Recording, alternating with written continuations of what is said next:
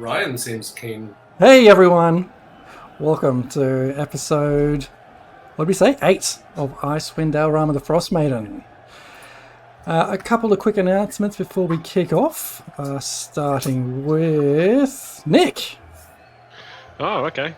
Well, speaking of okay, it's Are You OK Day. So it's wrapping up up in Australia at the moment. But if you're concerned about someone or you fear that they've been down, maybe just ask, are you okay? Simple as that. Absolutely. The time of year we all need to bring attention to it. We've all been through a shit time over the last few years with COVID. I completely support this, 100%. Just ask a question. Anyone who in chat who feels like wanting to have a chat, ironic, find a friendly ear and let people know. Dan, what have you got to share today? Yes, as some of you may be aware, this month is September on Twitch. You can save up to 30% on new subs until October 1st. Now, this isn't like a sexual thing. It isn't. Like we were talking about before, and I was made aware that apparently, being a sub doesn't mean that you need a dom. You can just be a sub. But that's my bit. Wah, wah, wah. It's down to personal preferences. Bow down. Exactly. Whatever floats your boat. Whatever floats your boat. Hey, we don't kink shame here at Raging Knowles. Now shut up and sub.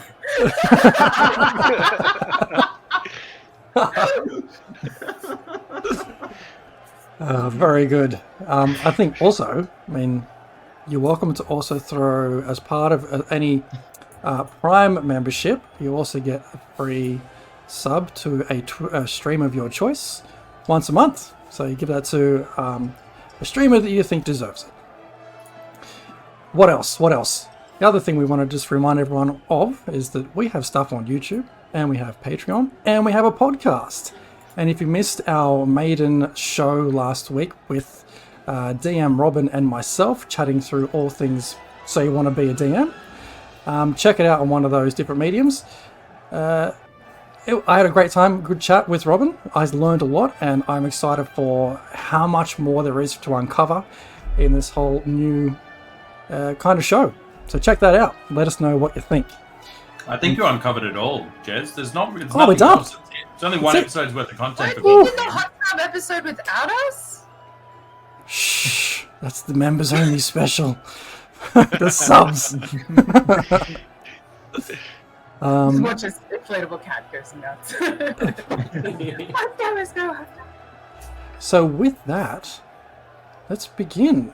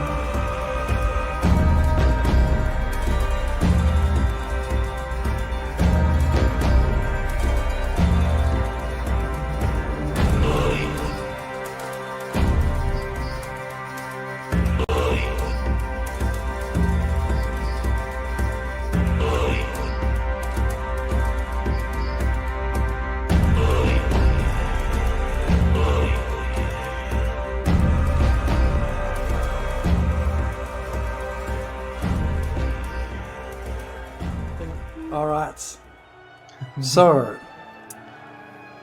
after talking for a while with Heavy Hands and Pops last time we were in a session, you left the Trip and Shuffle Tavern, aiming to return later in the night. You made your way towards the docks, passing by a man tending to his dogs. He seemed pretty eager to seek adventure with you all, especially outside of Targos, and was readying himself for when a band of adventurers would return and join him on a hike up Kelvin's Cairn. Carrying on, you made your way to the Luskan Arms, an old and decrepit inn where you'd learnt the town speaker has taken up residence. You asked about his knowledge of the one that wears the spiked collar. You informed him of the situation at Bremen, and this caught his interest. Suddenly he seemed eager to discuss the opportunity to place one of you as town speaker for Bremen. An agreement was struck to meet the next day to discuss the matter further. Next, you secured 2 rooms at the Wolf's Pelt Inn, where Beatrice and Tali made themselves comfortable, while the rest of you returned to the Trip and Shuffle, hoping to release some frustration from the last few days, while Greykov wanted to keep a close eye on Heavy Hands and Pops.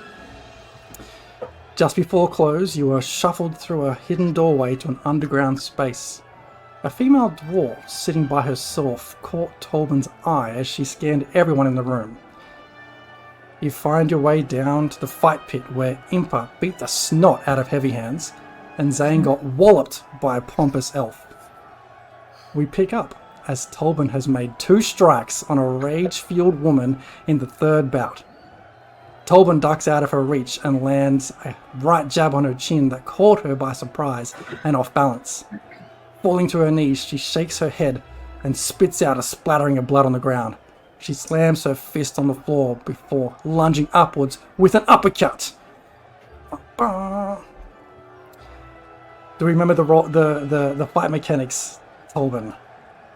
Yeah, it's a contested roll, right? Contested roll, you may use strength or athletics. Okay. I will use some athletics. Let's do it. Is a 15. Solid. Versus her 15. Oh, it's a struggle. That one evens off. Ooh. As she goes for the strike, but you dodge out of the way, and as you go to strike her, she manages dodges as well. It's good. Lighting good. up. Less rage, more power. Gotta get in close. Gotta get in striking range. Don't get distracted. She just calls back. As I say distracted, I'm just gonna throw like a really average jab, just like punch in the air. Oh. With a 19, as you go for that punch in the air, she kind of blocks it out of the way and just smacks you with a massive right hook across your jaw. The whole spit, a kind of cinematic spray of sweat and shit goes flying off your face. 2-1. Good. It's good. It's good. You're starting to understand. It's not about the rage. It's about the power. You take a beating well, my friend.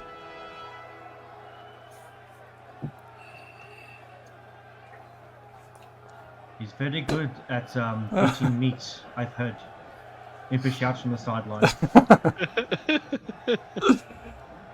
Anyone watching would swear they saw Torben's arm get really hairy for a second as he threw the last punch. But as he's like, it's not about rage.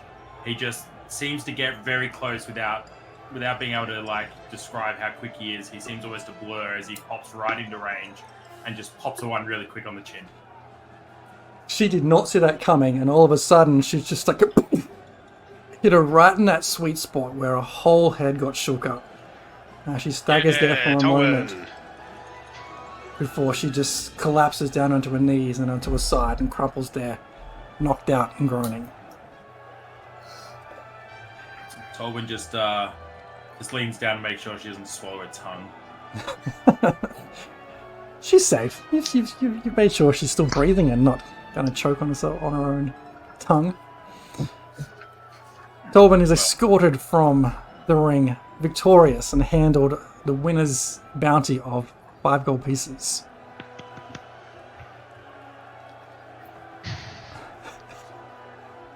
So You I made put up- 2 gold pieces on Tolban to win. Yeah, if you did, then claim your winnings. So how much do I win? You double that. So you take Double. an extra 2. Yeah, but I will win. No, it's 4. Yeah. And I can't remember if I gave Greykov back his money last session or not. Greykov is But currently I will. not in this room, I don't think, right? No, looks like I'm. I left. Looks like I'm 12 gold richer. No, I'm kidding. Alright, I'll just hold on to it. Well, no. No, it's little throat. As Tolvin comes in. That was well fought, Tolvin. How are you feeling? I'm surprised she got that one in on me. It was, I didn't think she had it in her, you know. But fighting bears has taught me a thing or few about taking a hit. I might not look like a big man, but it's been good. It's been good. I'm feeling fine. That tooth will grow back. Well thought, and I'll hand him an ale that I just grabbed off a random person in the crowd. As you do that, you hear Russell call out, "All right." Oh no, what was Russell's accent again? Shit. Go on, let's hear it first. If you can't remember, it has to be Nessie the second. Nessie the second. Roll for accent. I think it was it very French? I think it was very French. It started off as like a rough European. A general European accent. Rusty European sounds like some sort of bedroom move. More Scandi, I guess, or Yeah. sort of like a knockoff Greykov mixed with a Scotsman, and then on Holy his shit. pre-visit, he merged more into a Frenchman. All right, great. He did evolve over time. Let's go with the latter. It was a whole journey. But with some Belgian flair. You hear Russell call out that it's last drinks. Thanks for coming. The fight is now over. And please could you all get the hell out of his tavern. And as the night starts to wind down in the fight pit, you see several people start to leave. You see Pop's kind of propping up Heavy Hands and helping him up and out the stairs, up the stairs. You see another couple of characters exit before you all, leaving you four the last to exit. I think four? Yes. So I'm not sure. I've lost count of who's specifically there, but so Greykov left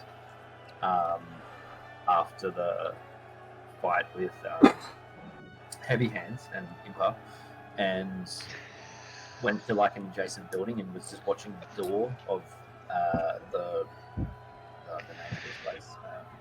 Trip and Shuffle. Trip and Shuffle.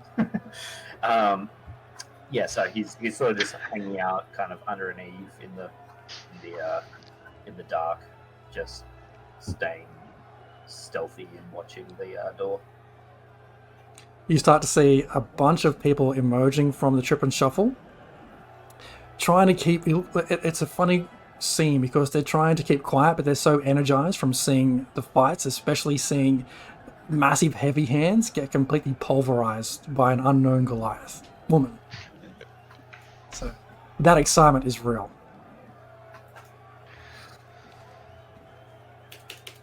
Eventually, the rest of the party make their way up and out of the Trip and Shuffle. But before that, give me a perception check, Greykov.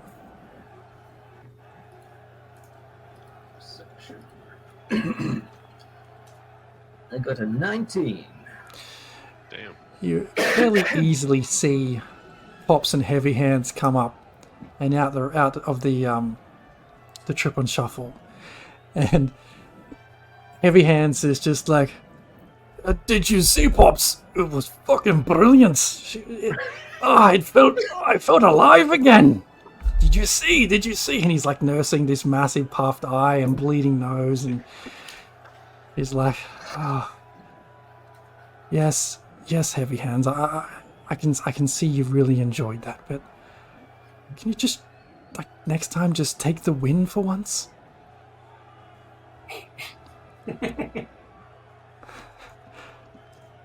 And you watch as they make their way off towards the outskirts of town, towards the west, roughly in the direction of where the burnt out house was. Cool. I'll follow him and be stealthy. Okay. Roll stealth. It is a 22. The night conceals you. You follow Is the them night. completely stealthily as the rest of the party emerge, and anyone who wants to give me a perception check to see if they can beat that 22 is welcome to. Good luck. It's a +3. At the same time as you all exit, while those are rolling, as you exit, you turn to your left and right to see what's happening on the outside world, and spot Jorgen, just leaning against the outside of the tavern, seemingly waiting for you all to exit. Just sharpening a dagger. Oh, the kitty, Jorgen. Oh, it's very kind of you to find us and catch up. Should we ask where you've been, or? I don't like arriving in new destinations without knowing my exit plans. So I got familiar with the town. Found all the tables, pushed off all the glasses. Just scratched at someone's front door, reduced it to wood chips. Something like that. You missed Impa putting on a lesson downstairs. Oh, So it was we don't great. get anytime soon. Could hear the cheering from the outside. Hope you gave her help. Him help. I just get a little bit closer to Jorg, and I go, "There's things afloat. This town isn't everything it seems. Let's find somewhere and we can fill you all in on what we've been hearing." Yeah, it looks fairly vanilla from what I've scouted. But yeah, mine was more just getting a lay of the land more than township. At least if I need to make a quick exit, or we need to make a quick exit, yeah, we got options. Good to know. Breakoff, you managed to track at a distance both Heavy Hands and Pops back down the same roads you were only that morning, past that burnt out house. And as you pass it, you can sense that same familiar feeling of like fear and dread going past it. You see them 30, 40 feet in front of you approach a very, very small house on their left. And you can tell they're talking to each other, but it's impossible to make out exactly what they're saying before they open the door and just step inside. Is it just single story? Single story house. Just 4 walls and a roof. 4 walls and a roof, spot on. I'll circle around it to sort of scope out, like if there's a window or 2 or whatever. Look for an entryway, but won't go in or go up to the building just yet. Just sort of stay pretty far away and as stealthily as I can. Yeah, I mean, from a distance you can make out a couple of windows on each of the wall, a front door that they all went in, obviously. No other exits or entries that you can see. Give me a perception check. Perception. Oh, it is not so good. It is 9. Yeah, I mean, it's very, very dark and late at night, and the windows are well frosted, so it's hard to see anything else that's going on beyond the windows. At least from that distance. Cool. And what time is it? It is currently 1:45 in the morning. Okay. I'm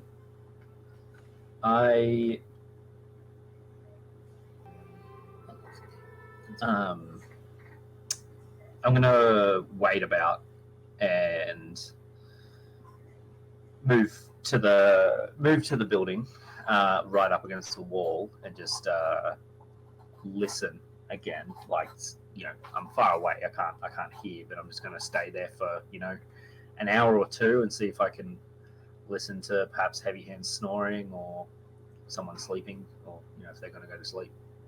Okay, so you're going to stick around for about an hour, or two. Okay, we'll pause that for a second. The rest of you have just left the Trip and Shuffle. What would you like to do? Hey, has anyone seen Greykov? I do have some of his winnings. No. I seemed to lost sight of him when we went down into the 5 pits. Maybe he didn't come down. Maybe he just went back to the tavern. Beatrice, have you seen Greykov? I'm not there. I'm back at our own tavern. Yep. Oh, you're the okay, well spelled. Okay. It's been two weeks. I forget where people are. Okay. Maybe he went back to the tavern. Maybe him and Beatrice have decided to warm each other this cold evening. I don't know what their relationship is. I'm sure he's fine. Yeah, he was insinuating. She was insinuating that Greykov and Beatrice were a thing. Yeah, sorry. But yeah, cool. No.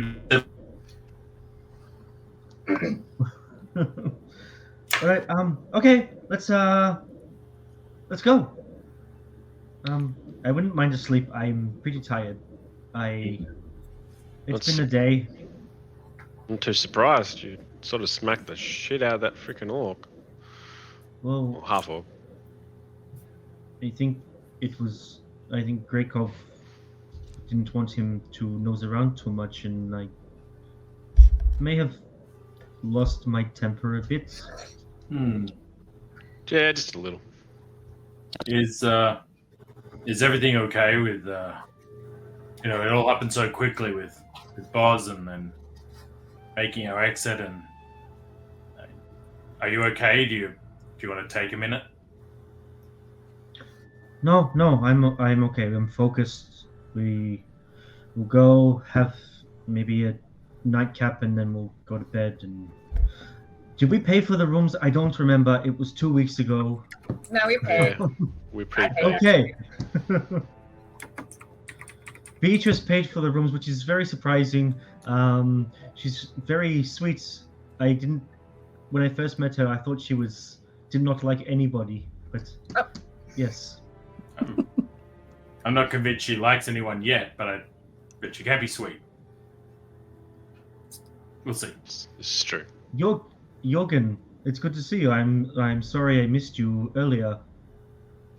Sorry, I missed the fight. Sounded like it drew quite the crowd. She looks at her knuckles. Yes, I suppose. Is there snow on the ground up this? Of course there is. It's not on the ground. Place is covered in snow and ice. Yeah. The roads are pretty muddy and mushy and like gross snow, but towards the edges of the roads there's some fresher, untrodden snow. Yeah, can I sort of pack a snowball and just, if I've got any rags on me, just like wrap a cold compress on there. Yeah, absolutely. What did you think I was going to do? Hold a hell of a face then. I was like, is he going to Throw a make snowball? like a snowball Molotov cocktail type thing, or like pee in a ball sort of thing? I don't know. I maybe pee on it first. Anesthetic. Antiseptic. So you'll make your way back to the Wolf's Pelt Inn for the night? Cool. Absolutely. DM, Get out of rest. Yes. I have a question. Hmm. What was Tali doing? Tali was hanging out with you. She went and had a rest. Oh, was she? Yes. If you want to have a conversation with Tali before you guys went to bed for the evening, you're welcome to. Absolutely. Let's go. Okay, let's just rewind a couple of hours. Flashback. So, Oh, Charlie, tell me more about your work. I apologize for the nonsense earlier with Impa and the rooms and such. She can be a bit blunter than myself even, which is surprising. Yes, I think I know what you mean. Yes, well, what can I help you with? Tell me more about your work. My Given work? we're traveling together for some time, we should know more about each other. Well, this is fair. It's just the study of academics, really. I find it fascinating how flora and fauna adapt to their environments, and when I was learning more about this frozen lands up here in the north, I thought, how have the fauna adapted and survived, and what kind of creatures are around and surviving it, and have any changes occurred compared to elsewhere in the realm that I've been? So that's why I'm here, to see how the environment and the creatures and the plant life in this region differ to that which I've studied and seen so far. And traveling out here by yourself, the danger doesn't bother you? Oh, this gets brought to my attention from time to time, but honestly, when I get fixated on my studies, it's like everything else just disappears from view, and I don't care for the consequences, because I'm here for the learning, the education, and the intelligence I can receive. I can definitely admire that about a woman. You don't ever find that, well, if you lose yourself in your studies, that you get lonely on your travels? Oh, no. My books and my words and my this information here is enough to keep me company, and has done on many a long a quiet night. It's those kind of moments, sitting under the stars when, well, what used to be stars, where I can really get my thoughts in line, when all the noise of the world is gone. Do you know what I mean? I absolutely do. I am quite favoured of learning and studying myself. Oh, yes? It's very nice to meet another intellectual out here in the frozen wastes. I didn't think that I would find one. Me likewise. What is it you've studied? Just a few magic tricks here and there. Only sort of just beginning that journey when I had to leave. Hoping to pick up more knowledge along the way, though. Where did you come from? I was sort of further south and then a bit east. I've travelled a way to get here. I'm just hoping to escape the troubles of my past, really. Oh. They don't catch up here, but might not be so lucky. Is the troubles of your past related to your studies? Not quite, no. More proximity of just life stealing, troubles of the heart. You know, we've all been there. I'll take your word for it, Beatrice. I don't know of any real troubles of the heart yet. That kind of thing hasn't fallen to me. Surely not. Well, Someone it's as true. bright and beautiful as yourself. I just find a lot of people just really, really boring and just stupid. Oh my gosh! That's hard to have. You're a rare find, Beatrice, to have this kind of conversation. The people that I've met along my travels, they have their uses, but they're not really the company that I need. Oh yes, I've spent many a month traveling with our good companion Grekov, and yes, the mind and heart ache for so much more than what simple folk have to offer. If there is any time you'd like to converse more, my door is always open to you, Tari. I would love to share any findings that I might have and get your opinion on them. Absolutely. Great. That'll do. Okay. And Start As we- buttering up that biscuit.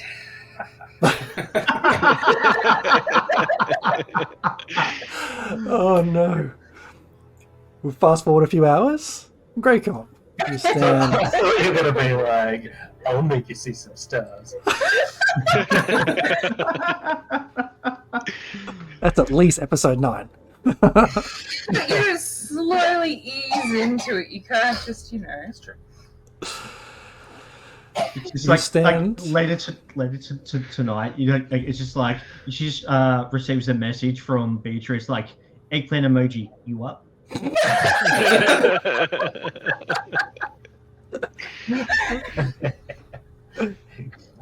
I do have whisper.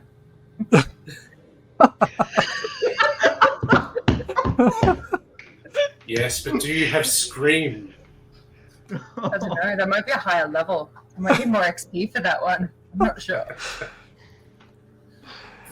We fast forward a little while and find Greykov standing across the street, still watching the house that Heavy Hands and Pops entered earlier in the evening. What would you like to do?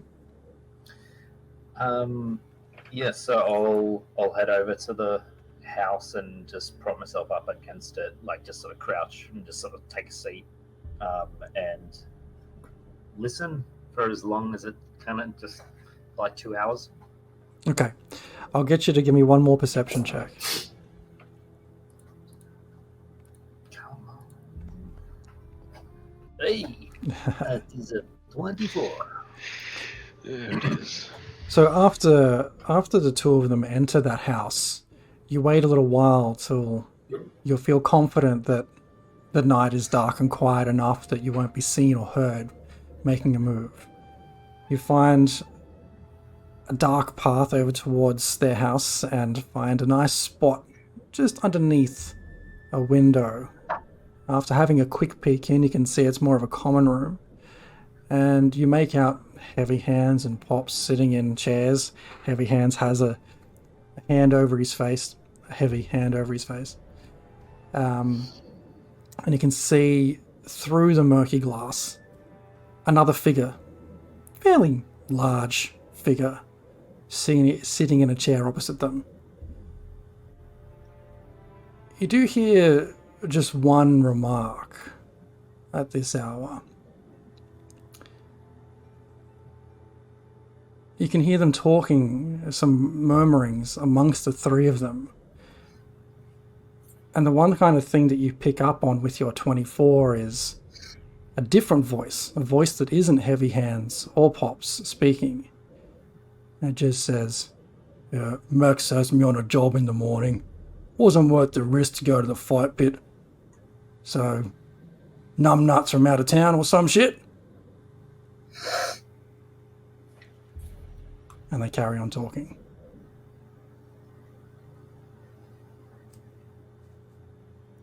I see.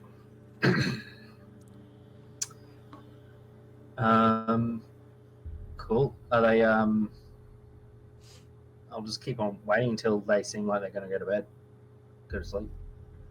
Yeah, you can hear them continue kind of murmuring for about another, feels like another 30 or 40 minutes before you've just suddenly noticed it's gone silent. I'll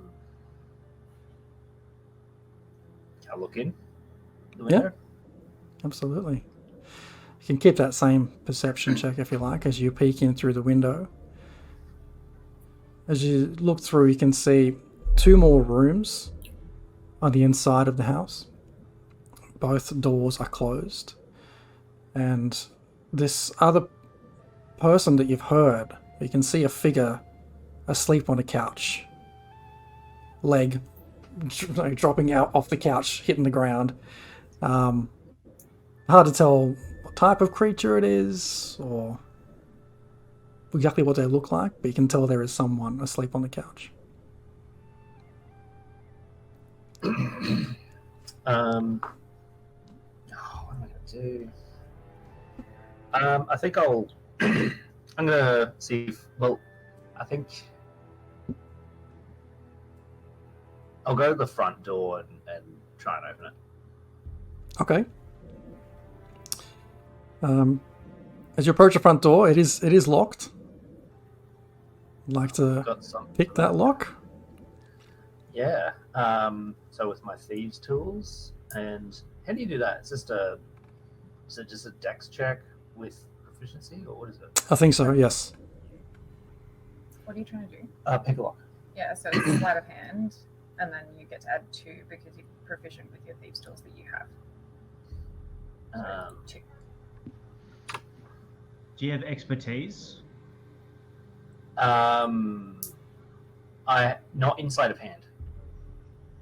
So, no, but do you have expertise in your thieves' tools though? No. Just proficiency, I think. Yeah. Oh, shit. 11. Snap.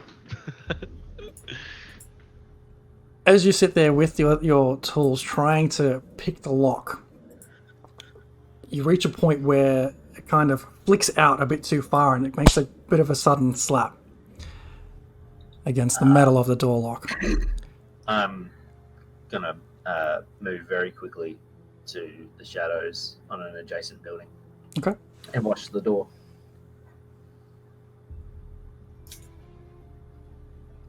And hide. You wait in the shadows and hide.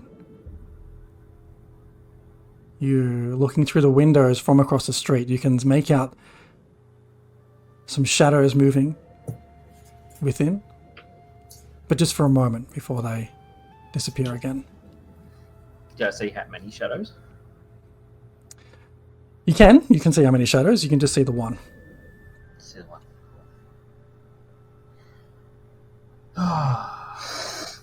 Damn it. Someone's awake. I'll wait another like 15 minutes and then head towards the... So there was 2 rooms. If I could... Are there a window for each room? Yes. I'll see if I can look in both windows. And I'll look in the first one that I come across and see who's in it. Okay. So you make your way around towards the back of the house where the 2 rooms exist. Give me a perception check. Or investigation, your choice, given you are looking for something very specific. Is an 11 for my perception. Looking through this window, you can tell this room has not been cleaned up for a while. Looks pretty messy inside, and you can just see a bed there, but the mound of blankets and things chucked on top, you can't make out anyone that's actually inside that room. Alright, can I try opening this window? Of course you can. Very quietly. It is Yeah. locked again, so you might need to use those lock picks. Yeah, I'm going to do that. Alright, sleight of hand +2. Gonna have to suck this time. I will do my best. Hey, it's not too bad. It's 22. So this lock is a very different lock than a door lock, and you're able to pick that without really making a sound. And it shifts up a little bit, just enough for you to get your hand under, and if you want to keep pushing it up, you're welcome to. Am I able to see anything more? Just give me a quick look. You That's see like my thing. you see a high resolution, clearer view of a messy room Yeah. and a lumpy bunch of blankets on top of a bed. Alright, I'm going to open the curtain. Open it more. Okay. The blanket stirs as you open it wider and let the cold air in. I'm gonna. Oh, they're stirring. Yeah. I'm just gonna open it, jump in, and stab at the blankets. Blankets and stab at them. Jesus. Oh crap. Okay. This is escalated like. Hopefully it's not someone's baby. So Blankets. Too late. He's already called it. Anyway, Greykov killed a unicorn. Roll, let me get this roll right. a d20, determine age. I will rip up the blankets to see where to stab first, so I'm not going to just stab blankets. So okay, rip blankets off, then stab wildly. Correct? yes, Okay. with my short sword. With your short sword. Great. You rip off the blankets and you see the hulking figure of Heavy Hands there. Give me your attack roll. Yeah, see you, bud.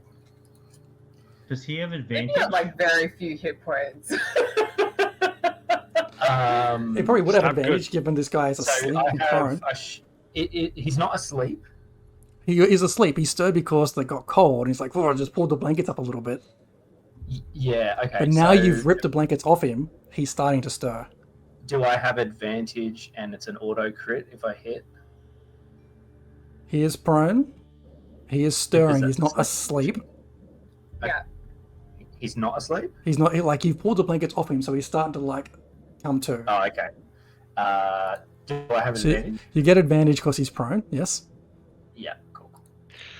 Did that work? Yeah, so you have to go over to Foundry. And then Oh, click sorry. there. Yeah. Alright. Attack advantage. Mhm. Go, man. Oh, double 14s. A 20 to hit. 20 hits. I don't know if it's a crit because he's He's not asleep. he's not asleep. So Not asleep. Um, Does he get sneak attack damage? It's Oh, remind me how that in the works. space of a second, though, right? Yeah, but remember, the Yeah. window opened before, Well, so the cold because is he like... had advantage. Sneak attack damage. yeah. So Because he had advantage. He was at advantage, yes. sneak Now. attack. Yeah, that's the one. Click it. Has Heavy Hands been drinking? No. So you do a total of 9 plus 4. 13 damage. 13 damage. You sink your short sword into the abdomen of Heavy Hands, and you can see his eyes go wide. He's like, oh, break off! Roll initiative. You didn't take him out in one go. Roll initiative. Yeah, I know. Oh, hang on. If, Let me that was start. with- if I was doing that with one hand, can I use my offhand to use a dagger? Whoops. Were you doing it with one hand?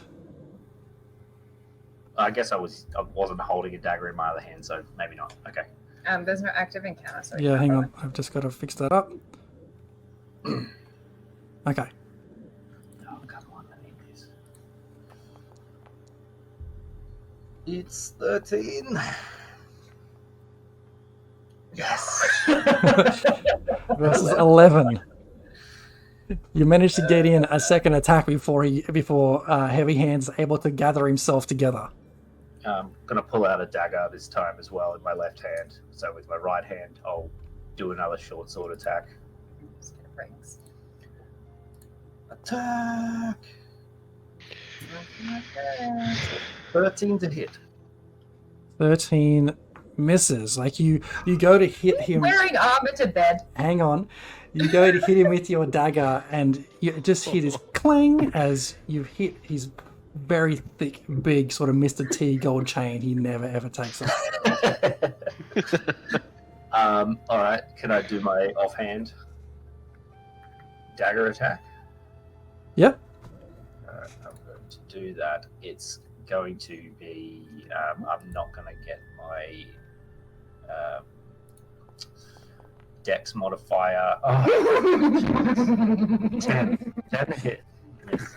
And this is how you die. The same thing happens because as you hit him the first time, the chain moved a little bit, and the second hand was already coming down, and clunk, it hits the gold chain again. Alright. He oh yeah. Oh yeah, I'll I guess I'll just stay there. Okay. I'm dead. Not one of you is sure to get dead. He's got a lot of hit points. Open. As he's got this blade sticking out of his abdomen, he kind of like rips that out of him. Oh no, you've already pulled it back, sorry. He sees you, he's like, Greekov! Grabs you with one hand, reaches down next to you with his bed to grab his mace, and starts to bring it up in front of your face.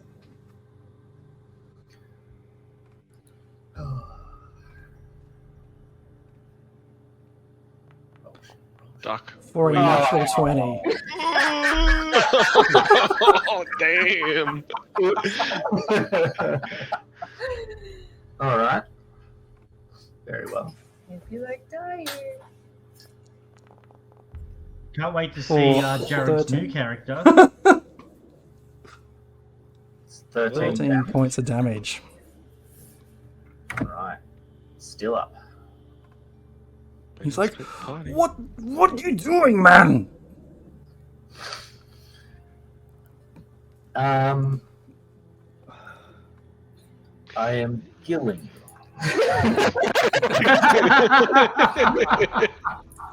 Softly, with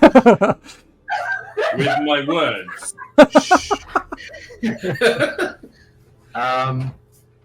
Oh god. Yeah, that's when you. All right, I'll see how my first attack goes. So I will attack with my short sword. Attack. It is an 18 to hit. 18 hits. Oh, come on, roll good. Max. All right. 9 damage. So you manage to get your sword back out again and swipe at him and cut him in the abdomen again. Is that because that's the only part he can reach, or? Pretty much. Is that or the arms? Hey? Oh, sorry. I think I missed that. DM, I was just going to say I'm reluctant to mention this, but Operative Peanut gave you a destined to succeed in the chat. Oh. What does it do? Why would you tell him that? Oh, that's amazing. That's a does that lot of do? points. There's That a gives lot of me points, Peanut. an extra D8, I think. Of damage. Yeah. Or Oh, whatever. to- I can add a to- D8 to to- any roll I want. Yeah. What was it? D4, D6, D8, D12, I think.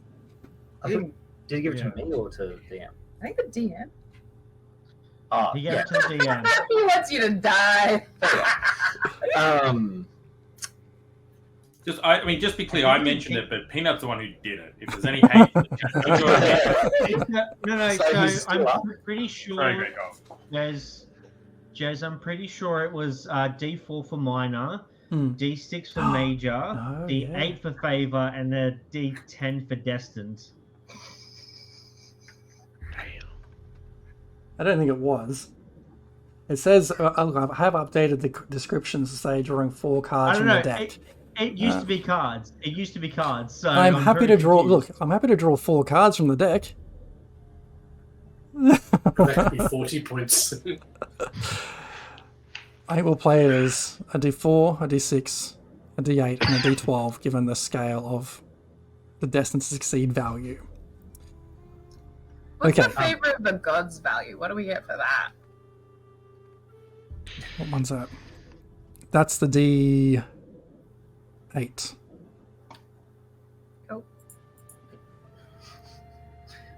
So I dealt 9 damage. He's still up. He's still up.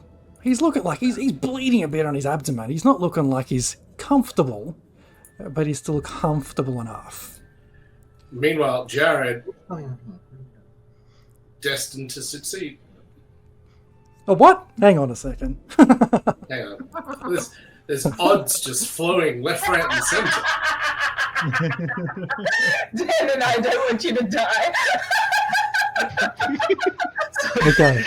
I don't know what's going on. Is that your turn finished, Gregov? Well, I've got an offhand attack ready, but I don't know what's happening with this.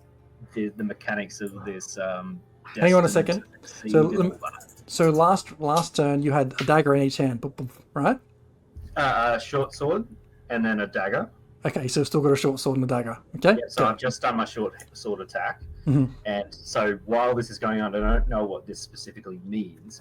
So we're cashing in tokens that we Yeah. accumulate via being participants actively in the chat. Right. And one of Operative Peanut gave Yeah. Jeremy Yeah. destined to succeed. So he gets to add a D10 to any roll that he wants Yeah. to try and make it succeed. Dan also doesn't want you to die, so he gave you a destined to succeed. So that's a D10 for your D10 side. for me. And then I also would prefer you didn't die because I have to live with you. And the bitch you die. So I gave you the one down from destined to succeed. Favor of the gods. I highlighted my message to say don't die. Do I have to use it now? No, you don't have to use it now. You can save it, but like I prefer to use it so that you don't die at some point in the foreseeable future. Yeah. Okay. You good? No, I'm gonna. So basically, if that's not working, he's not down yet. I can't take another hit or risk another hit. So I'm going to use my bonus action to disengage Okay. and bail out the window.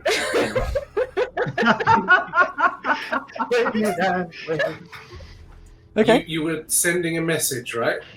That was the intent. Not to kill, but to The send a message very killing you. powerful message. Maybe this is why people are after you. I could kill you if you were asleep. Okay. So you managed to Ray was flee. like the worst tooth fairy ever. I will run. I will run and hide. Okay. You see that he's taken a few attacks from you. Still standing, you flee out the window, and as you kind of run and hide in the shadows, you turn and see this hulking figure's head sort of emerge out the window, and just look around. Can I get my bow out? Okay, he's going to have his head out the window for about 3 seconds. If you think you can get your bow out, load it, and shoot within that time. I know I hit a dragon thing. You did. Yeah, Sure, but cool, whatever. If you think- Does You can- Heavy Hands have extra cover though? Because it's just a head. Yeah, absolutely. So you're walking up a shot, but he will have 3/4 cover. I will take that. Absolutely take that, Grey Cock. Are you hiding? I'm hiding. Should I roll stealth first? Yes, please. Let's go. 13. All right. He gets Hold that thought. Oh, you could add the dice roll if you want. The D8 or the D10. 8. Sure. Yes, let's do that. It's going to be worth it. Okay, so over here. I'll add I'll save my D10 and do the D8, I think. Yeah. Roll! It is a 5 to 13. Okay. 18. So 18. 18 for hiding. Where is it? Cover. No, that's for the short bow. Oh no, sorry. We have to hide to get sneak attack. The shadows can see you. Heavy Hands is not the most perceptive character out there. It's hard for him to spot you with your 18 hack value. All right. Short bow with advantage, Unicum. It is a 16 to hit. You can use your You can use D10. You can use the D10 if you want to. Are you marking these off, Dave? As they're getting used? No? Yes? Don't Someone, roll one. please? I totally am. It's just going to roll what it rolls, man. It's a +5. So, 21.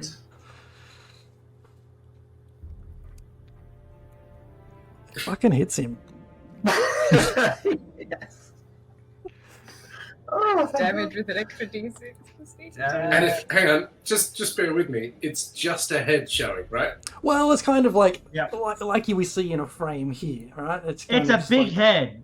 above your nipples and up. Please Hit him right in the take his nipple. eye 13 out. damage.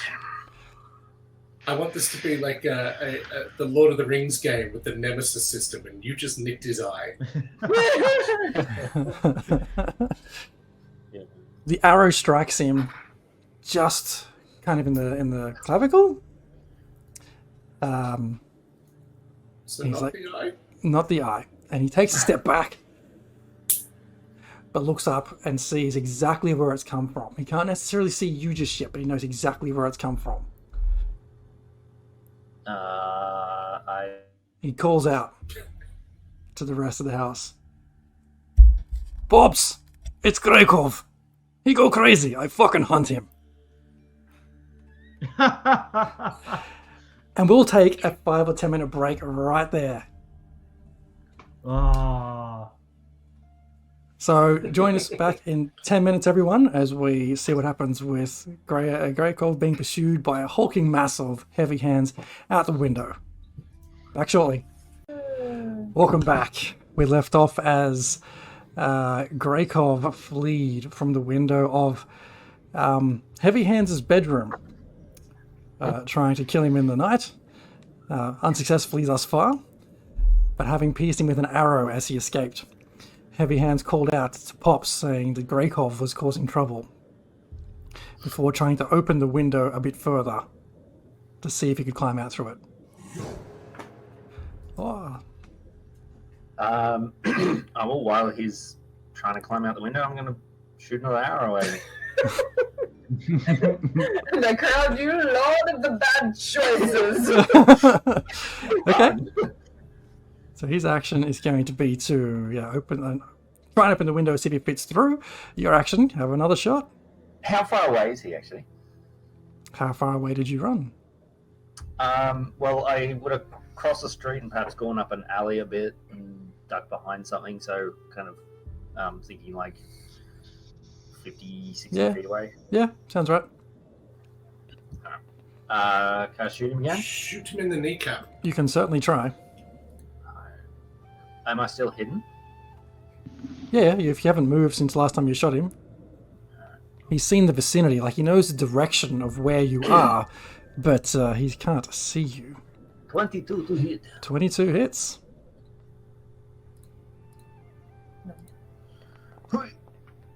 11 damage. You piece him this time right in the fucking eye. Right in the eye. This makes him stagger back. The window slams shut. You don't see any more from that window. I'm going to bail. The window in the room next door pops open. Bailing. Dash. I'm going to try and run sort of in the direction of our tavern. Are you trying to run? West side of the inn. Are you running out in the open? No, like through alleys and all that kind of stuff. Okay.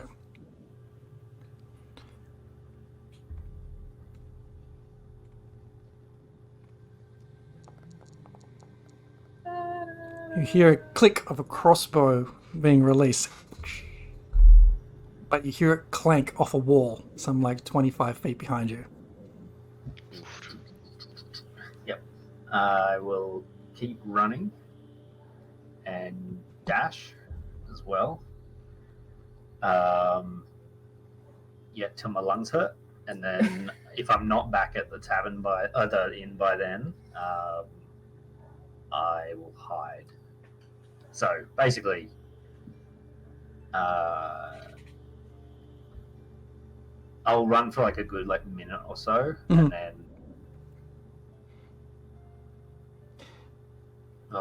it's snowing, isn't it? And there's footprints and everything. Yes? Is that right? Yeah, that's right. Yep. No, I'm just going to keep going all the way back to the... No, that's okay. You managed to, through the shadows and the lead you had, or jumpstart you had, you managed to find your way back to the Wolf's Pelt Inn. Checking over your shoulder quite frequently, you don't see any pursuers trying to follow you. Cool.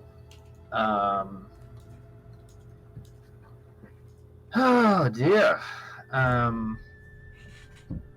will sneak under the bed of Beatrice and Impa Under the bed. And just sleep there Okay.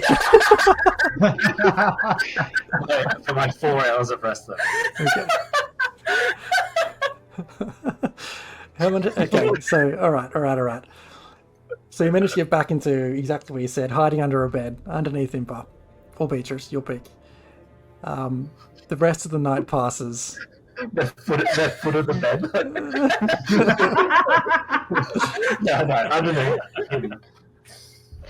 No, morning comes, and while you're a little bit groggy and slow to wake up, you all manage to find yourself awake. I meant to say roused, but not aroused. Canon. That's canon now every morning.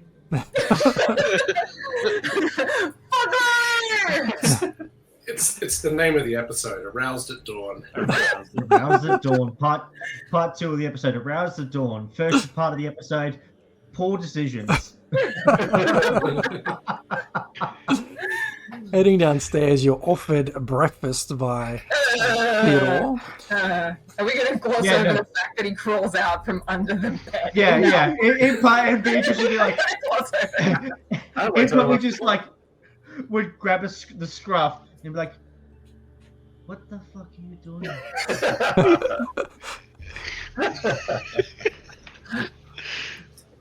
I didn't have a bed. Beatrice paid for it. Beatrice, and I like move him like so he's facing Beatrice. Does he always do this?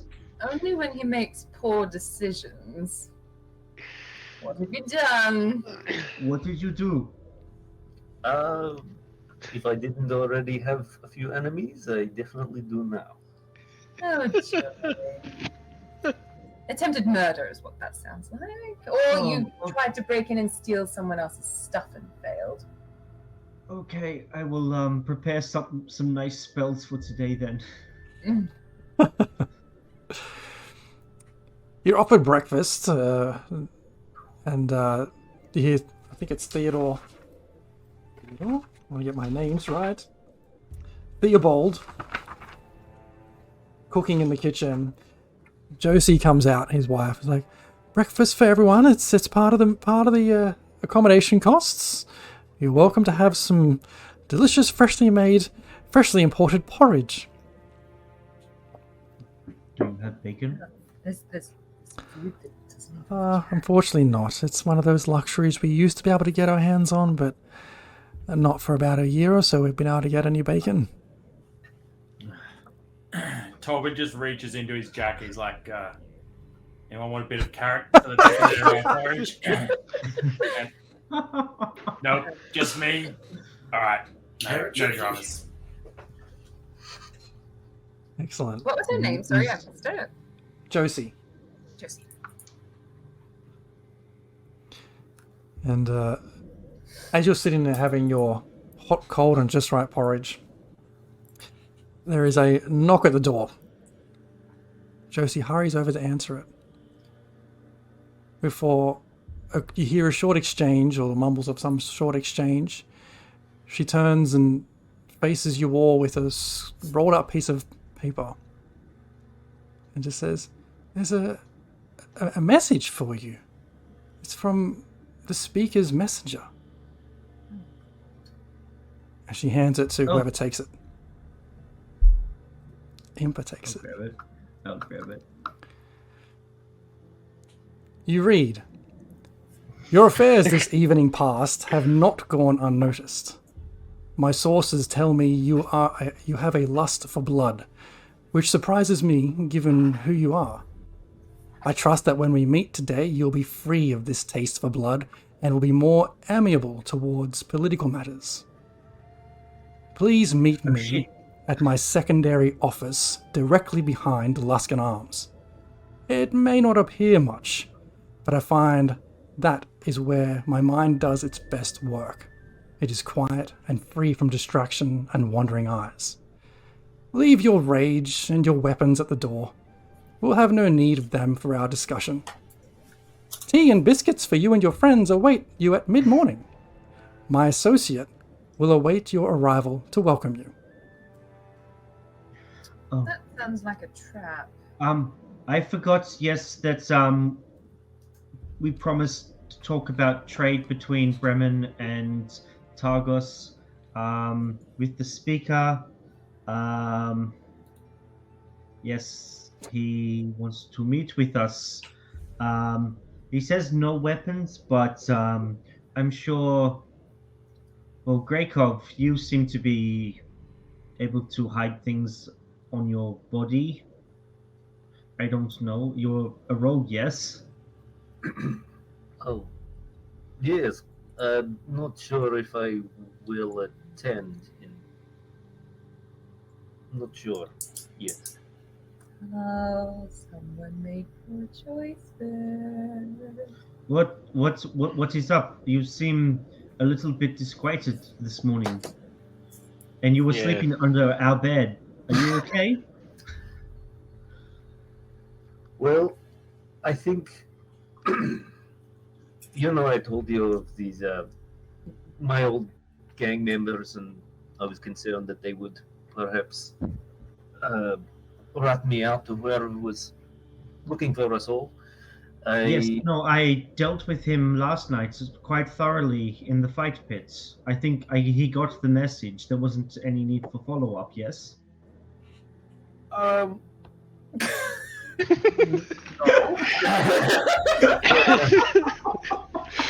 DM, my passive perception is like 1,000. Can I tell Grakov he's lying at this stage, or You can roll an insight check, man. Well, I did follow up last night.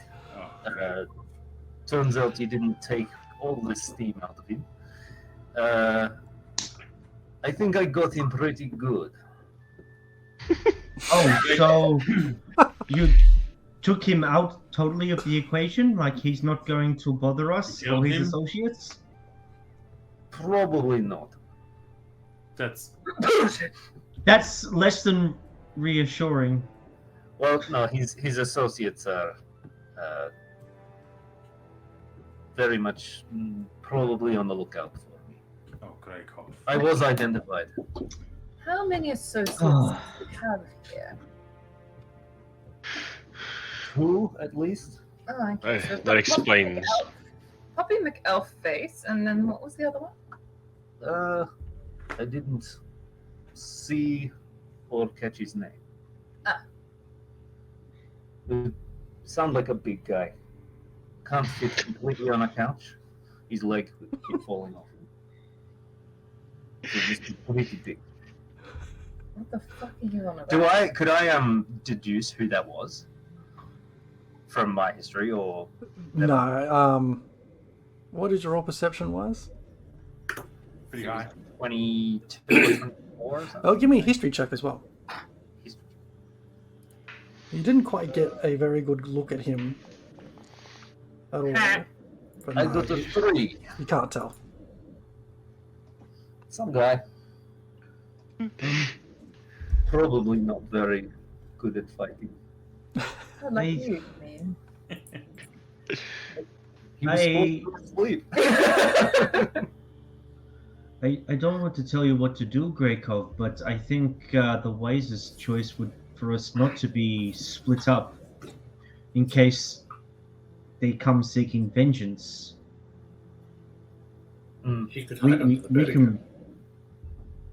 No, I don't want him to do that again. Like, what if I was naked, or Beatrice was naked, or we were naked? No.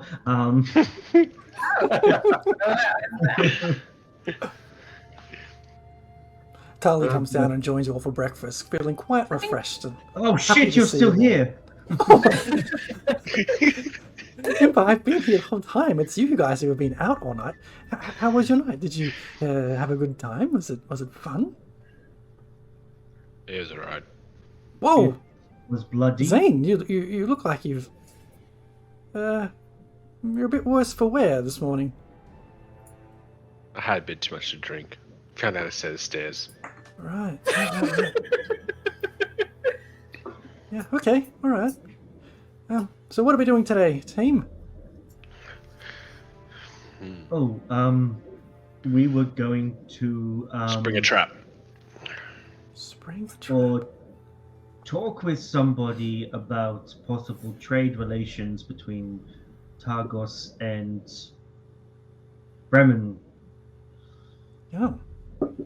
It's very interesting. It's like the entirety of the Phantom Menace. It's exactly what kids want to watch. Do you think we can head off to Lonelywood soon? Sounds like a plan. I have a feeling that by the end of the day, we probably will have to.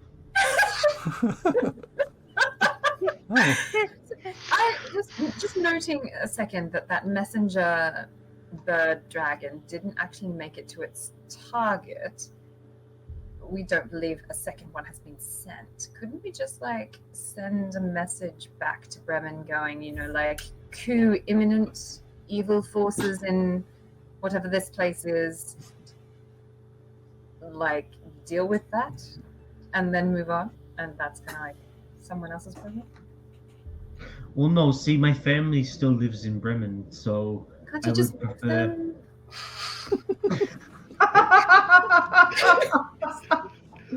God, your family's just tie you down, make things difficult. God. No, we could write them a letter to send off. I've been practicing, but I know that there is something that I can use to send word straight away in 25 words or less, but I'm not there just yet. Ah.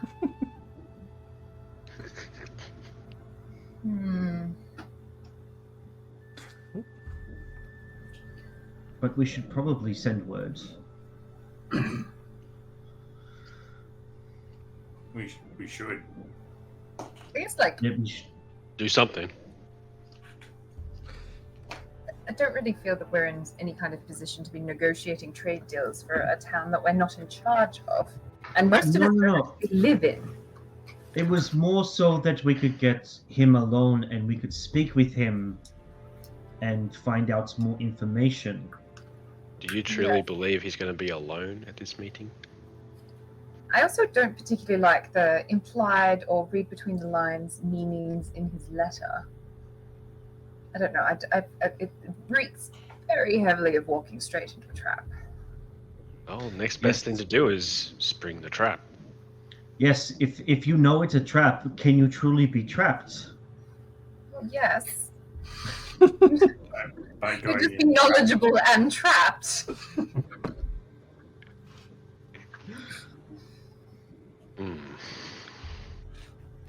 What if some of us stay outside whilst the meeting take place? That way we can still have weapons. Or we could go in guns blazing and capture him. But then, oh no, that could be bad because then we'd have the entire town against us because he's the town speaker. Oh, he's so in league with the tieflings. Mm. So he's in league with the tieflings, which are in league with the Frostmaiden, we assume. Mm. And he's like hella corrupt and is reading the supposedly random life lottery that they have, which is why the tavern keeper wasn't worried about his time being up, because he just slips some money on the side. Makes sense. We could appear that we are friendly and then capture him, get him to reveal his misdeeds, and then they could be proclaimed to the town, and we could arrest him, but also gather the information we need.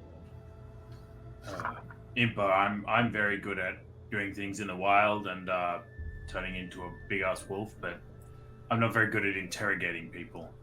Are you good at interrogating people? I could intimidate him a little bit. Once upon a time, I was.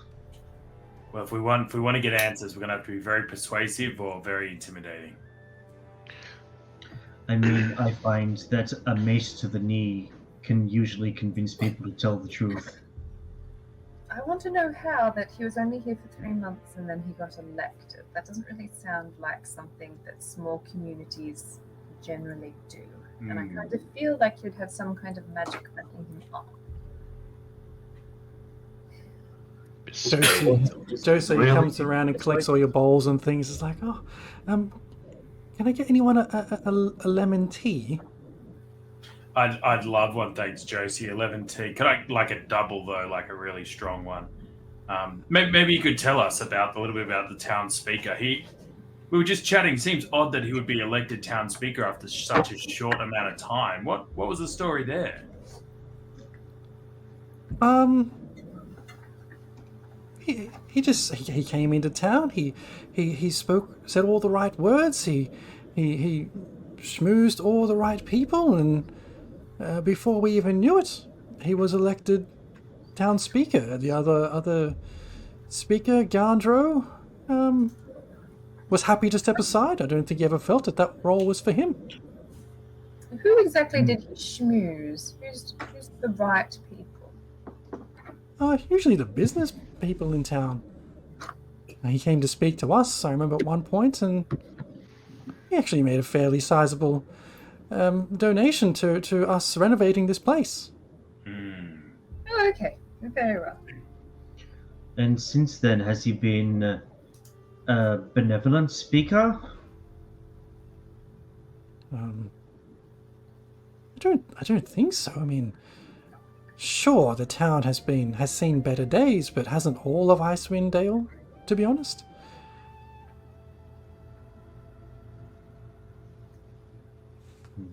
Do you feel compelled in any other way other than money to... Like, did you feel like you were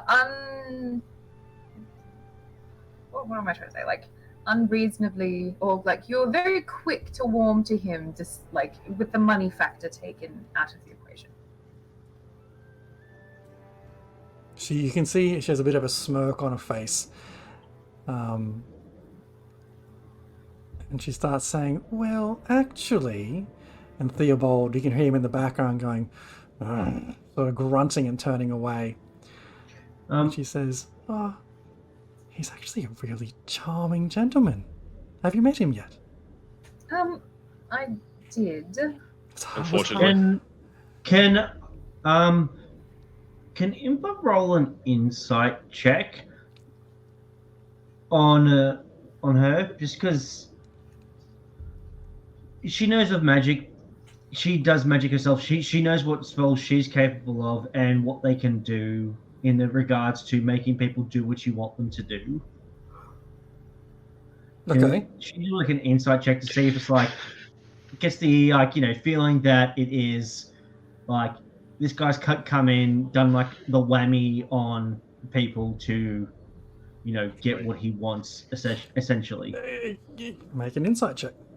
Objectively, how attractive was he, Jeremy? Like, He's a pretty sharp-looking dude. out of 10. Like, where are we going on the scale? Oh, I'm going to say an 8.5. That's a natural 20. That's a natural 20 on that insight check. And there's the Thomas. There's Thomas. There it is. You can really tell that she's not necessarily giving you the whole truth. She's feeling a little bit protective of something.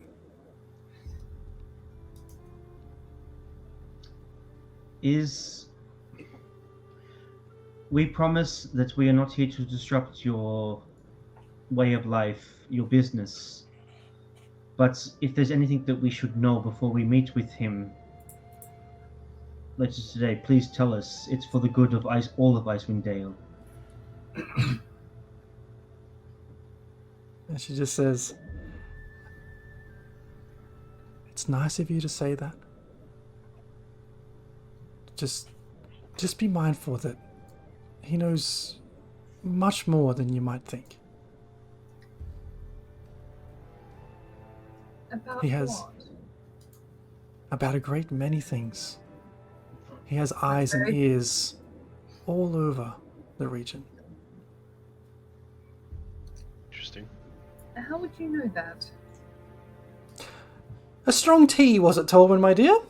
Very, very strong. Thanks, my dear. Fantastic. What deflection? While this is happening, DM, can I go up to like the windows on like all four corners of the building and just like look out and see if I can see anyone Yeah. that I recognize? Or Give me a perception check. looking at the place for too long. Come on, it is a Nice. 19. 19. It's not until the third window you reach, that comes after 2, where you see a figure that looked like the same kind of size and build as the one you saw on the couch, just sort of walking off down the street to the west, no, to the east. I slit his throat.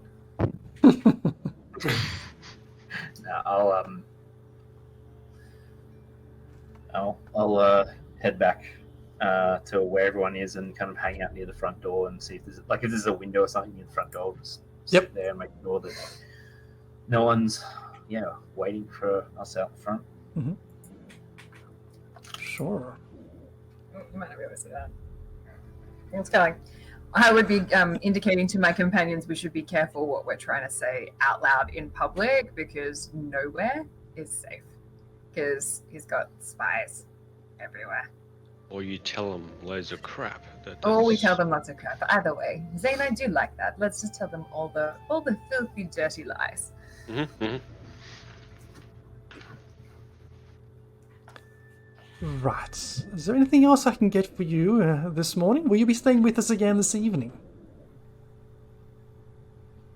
How many nights do they pay for? Just the Not one. too bad here. Just The the one. I cannot afford extended stay. Okay. Well, stick around as long as you like. I'm happy to keep bringing the lemon teas, strong or otherwise. And make yourselves at home. And she takes up the empty cups and plates and things and heads back to the kitchen. And you can hear her kind of murmuring to Theobald in the kitchen. Ooh. Does it sound heated? No. Is there Someone's being told off, or like? Make a perception check. is there artwork on the walls or anything interesting around the room to look at? Nothing I'm just that trying to really... look for an excuse to get up and get closer without trying to make it possible. There is artwork on the walls. I mean, you wouldn't consider it fine art or anything. It's like pretty crude looking paintings of sea and of some fish and so on. That's fine. That'll do it. Yeah. I want was- to get closer. Okay, what was your perception It's roll? a solid Yeah, 5. they are definitely murmuring.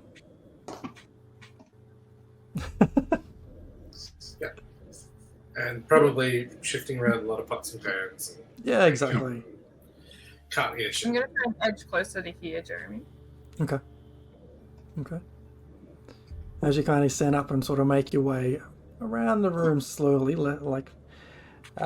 casual-like. Give me a perception check. All right. Come on, nuts Can I suckage. leave the room? Now, where we did kitchen. Well, no one's ever seen you yet. It's a 16. With your 16, you just hear her mumbling something quietly under her breath. But she's cut off by Theobald. Josie, not here, not now. And she goes quiet. Back it. Sort of make my way back to Grey Curve and go, that'd be a good... That would be some information that would be good to tell. That husband and wife, I think, would be good to listen in on to. I think they know a lot more than what they're willing to tell us. Maybe you follow someone and not try to stab them to death. And if you need some help, if you let me know what you're doing, I can give you a little D4 to help you. Well, Also do the same. I guess. I could see if I can listen in a bit closer now, or do we do what we are going to do? That'll be another time. No, They're not going to do it here. Quick question for DM: is the floor is it a slab? Like is it on the ground? or is it like It's the building on like ground. stilts? It's on Kinda like- stilts. Yeah. it's on Otherwise, the stilts. place would be buried. Okay, Yeah. that's it. Okay. I'd be very interested to go down and have a look down there and look for tracks to see if anyone followed me last night. Down. Hang on. Oh, underneath the building. Oh no, it's a ground level place. I mean, sorry, it's 2 stories. Oh, sorry. But it's Cool. not raised. It's like it's on foundations, maybe like Ah, 2 foot. that's good.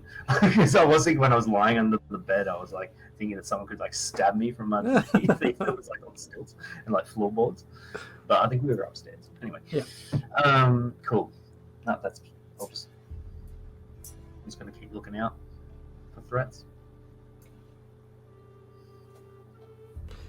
What do we do? The morning moves on. And what would you like to do?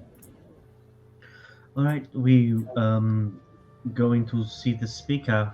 Yes, Jorgen, you seem to be very talkative. Maybe you should lead this.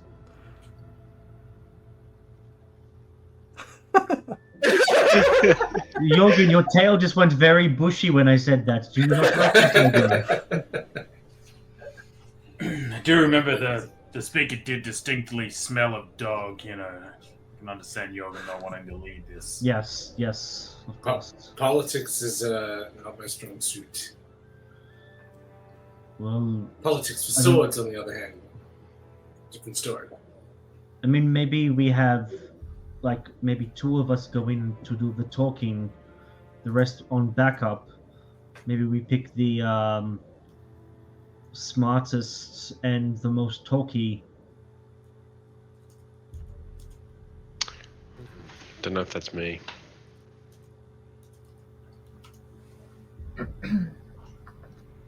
I'm not very talky.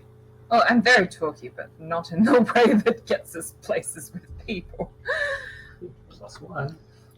+1 to my persuasion. And -1 on my charisma. Yeah. So Ah, I have a -1 to my charisma, but I do have a +1 persuasion. I think we just all go. I have Spring the trap. If it is one. Spring the trap. Okay, we will. I mean,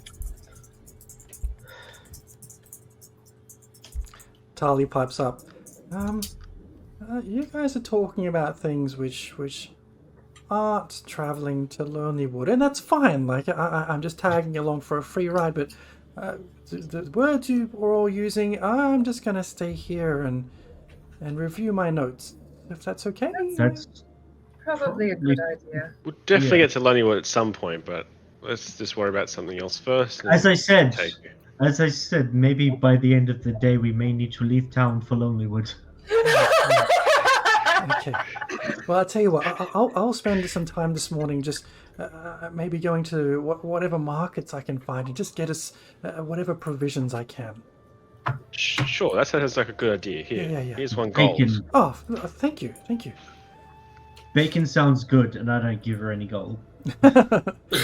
Okay, so you all make your way towards the house behind the Luskan Arms. Yes, we do. I have a Keeping bad an eye out for the orc dude that I beat the shit out of last night.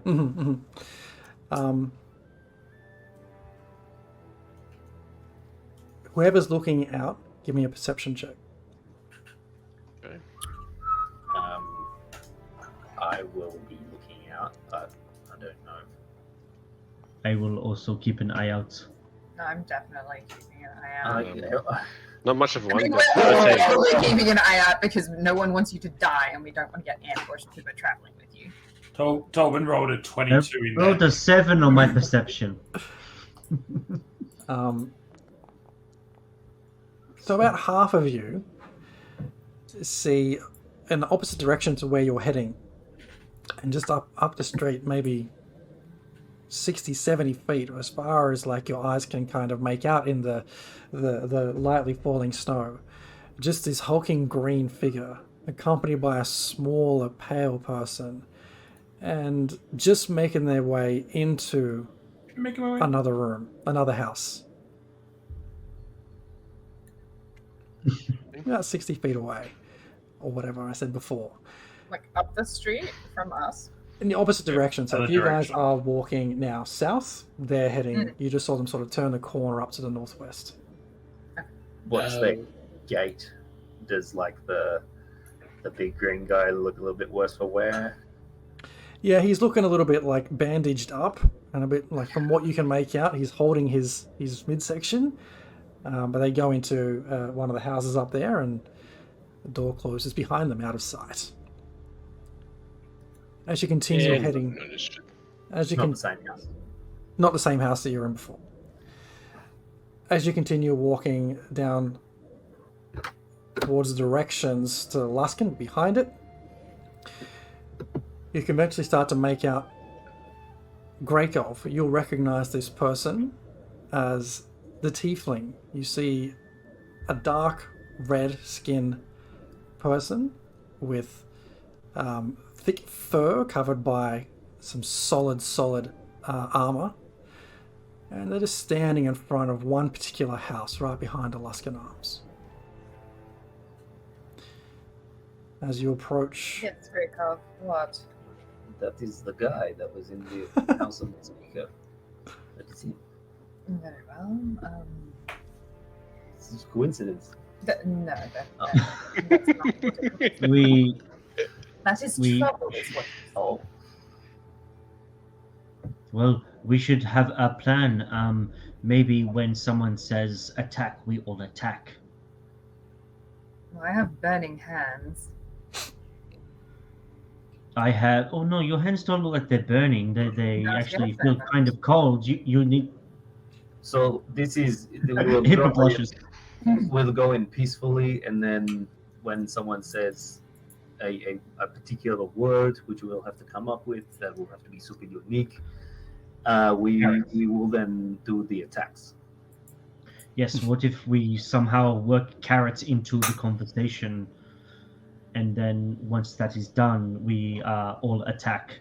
This is the best because also Dave isn't in this conversation right now because he's off screen. So he will bring up carrots at some point, and someone will attack, not knowing. But yes, I think when we say carrot, if it's working through a conversation, maybe the carrots come home to roost, and then Maybe carrots is not really a good safe word. maybe Somehow I agree cabbage. with this. Maybe something Eventually completely we'll just random have like pineapples. Yes. pineapples, buttercup. Pineapples. Pineapples could work because it's very odd to bring up pineapples in a conversation Yes. here this far north. And it creates a quite a prickly kind of situation. Oh. as you get closer, you can make out that this tiefling standing guard in front of this house, he's over 6 foot tall. He's tall even though he's in deep snow. When you get close enough, he turns and sees you all approaching, and he's like, "Ah, you made it. Thank you for coming. Speaker Max Ildenar is expecting you. Come in, come in, come in." And he opens the door behind him and lets you all walk in. And you Oh, So are- did you say this is the same house that Can't say we've we met. assume heavy hands? No, this is Or so. that's a pretty- No, that's a completely different part of town. This is the house directly behind the Luskin Arms in the southeast part of town. My name, dear, is Scarth, Scarf. That's Scarf. and you are? That's interesting name. Beatrice.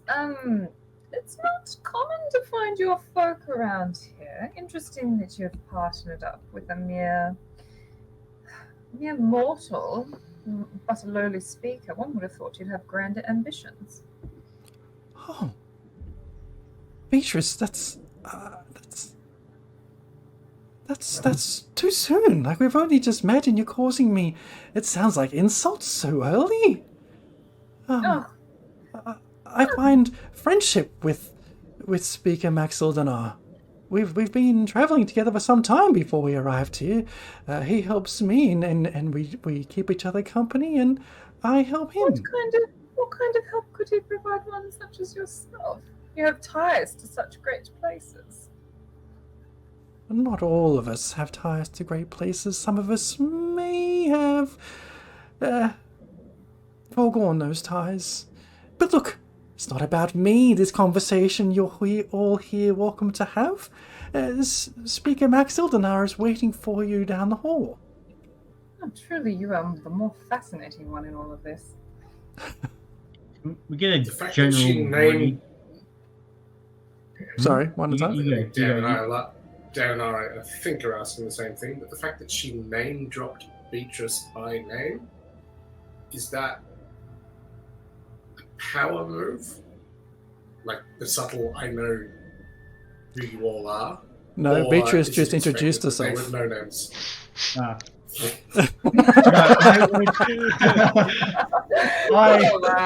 That's not what I was. Mic drop and go to bed, guys.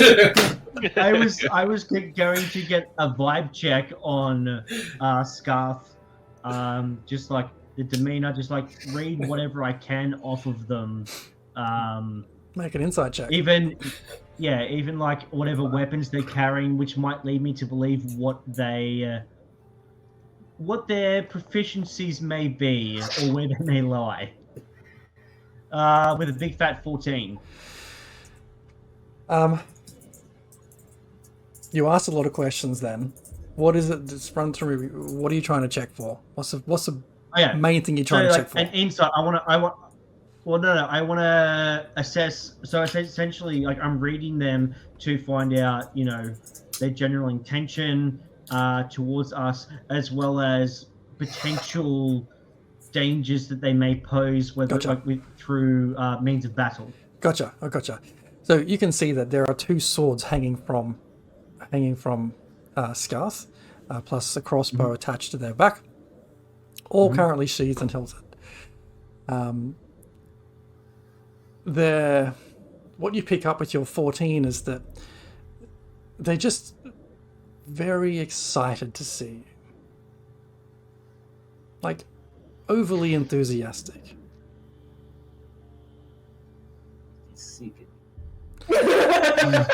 And as do you all start to enter, or are you still sort of standing out the front? Yeah, I will position myself with Jorgen between me and the tiefling. We're going to have to be giving up our weapons at some point, right? Shh! Don't remind the DM. No, I hadn't forgotten. Yeah, so as you all enter, Jorgen just ahead of Impa, they're holding the door open for you as you all go in. Is there any kind of sense of like arcana or runes or anything on this door or building? Or general dread? You can make a perception check if you like.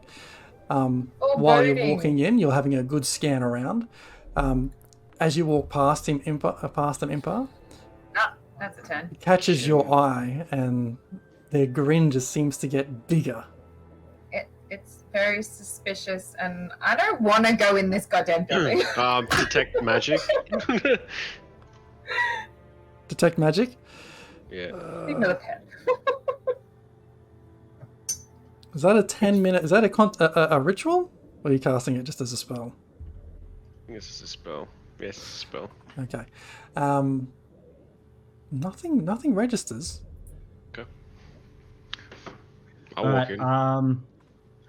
And what I will do as soon as if we get out of sight of this person, I'm gonna be as soon as we're out of sight and there's no one else around, I'm gonna take out a little vial from my component's pouch, and I'm going to sprinkle some holy water on Beatrice, Jorgen, and Tolben, and I'm going to cast Bless on the three of them. Because that lasts for a minute at least. So the next minute will be safe. Okay, as you all walk in, Scarth closes the door behind you and is inside with you. And they say, As instructed, if you could just leave your weapons with me, I will put them very safely in this chest here. And you may have them thanks. again on your departure.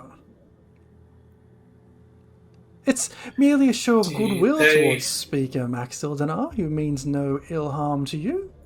And what about your weapons? Is that I am the Speaker's bodyguard, so to speak, sir. It is We my have no job weapons? to carry weapons. I am her bodyguard. does that chest have a lock on it? Like a visible lock? It does. What And- if one was their own weapon? What if one was their own weapon? Well, I don't fancy getting in the box. I think what she's trying to say is it sort of defeats the purpose if some of us have spells and some of us have weapons when others don't. look, my instruction was to remove your weapons and put them in this chest. You are welcome to keep the key once it's locked. I do not want your weapons. I'm just here to keep the Speaker safe. I don't like it. Insight check. Hey, to the party. Like, is this Okay, the nah. time when we start 7. saying pineapple?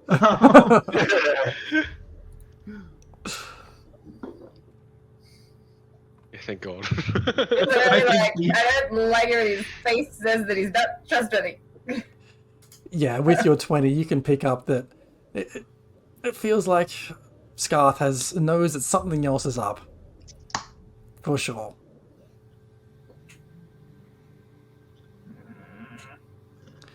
Perhaps Tolwyn, you hear some commotion at the end of the hallway, like a chair moving, and looking up to the end of the hallway, you can see the flicker of some kind of light up there. Could be torchlight, could be firelight, for example. Mm. You don't mean To to the, keep the speaker waiting, do you? Well, Tolwyn takes out his Schmidtma and hands it over and throws it in there and grabs old mate around the shoulders and kind of says, "Well, let's head down. I'll put theirs in as well. Come on." I try and distract him and get him to walk with me down towards where the sound came from. Distract who? Old mate who's just asked us to put our weapons in there. I put Scarf. my weapon in, then try and grab him around the shoulders to be like, "Let's go down the hallway." Okay. They resist. Like you can try and force the issue, but they say, no, it's okay.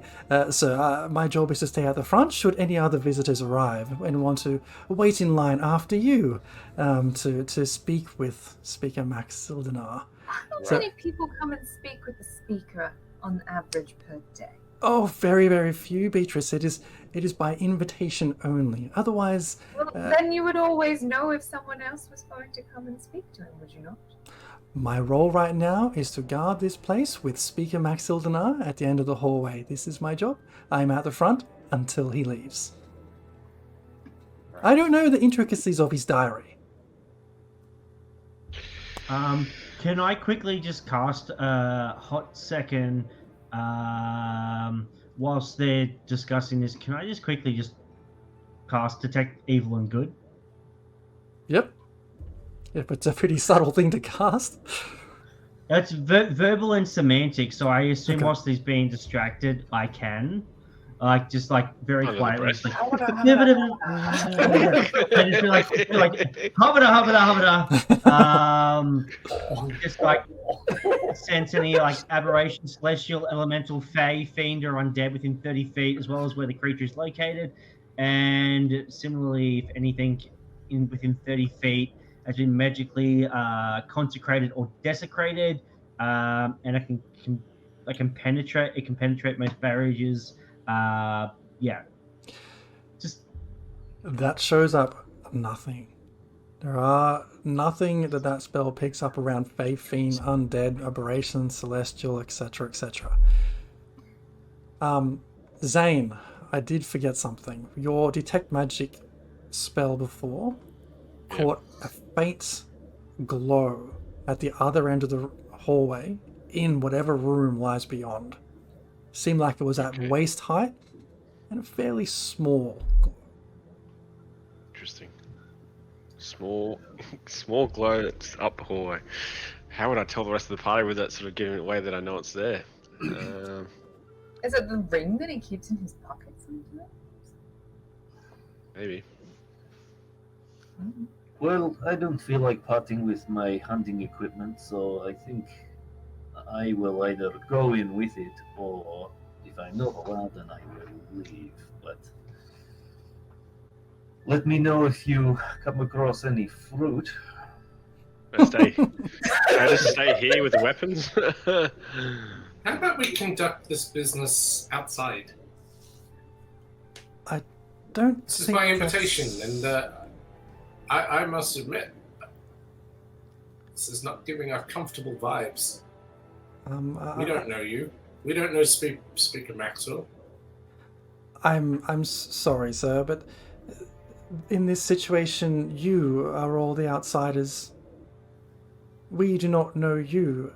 Speaker Max Ildenar has offered a conversation, a meeting with you all. It's not going to be he who takes your meeting out in the cold. He has welcomed you into the Right. warmth of his office. I say, give us the key. We will, if Greykov does not give up his weapons, I assume he will stay out here. If he will not be permitted past, we drop our weapons, we go in, we have a conversation, see where things happen, and then we go from there. What's Fantastic. the interior I of the will. room look like? Oops. Can I put my warhammer sort of Hang tuck on. it under my arm and put my longsword in the chest as I'll You- have my weapons in? Give me a sleight of hand check for that. Beatrice, good point. The room you're looking at right now is like a foyer. It's a smallish room. It's got a couple of waiting chairs on either side of it, to the left and right. Think like a doctor's office type thing. Some fairly aged artwork of the harbour in its heyday hang on either wall, and some low lit torches on either wall. But nothing in this room really stands out as being like significant. Is it like a stone floor or a wooden floor that's raised above the ground?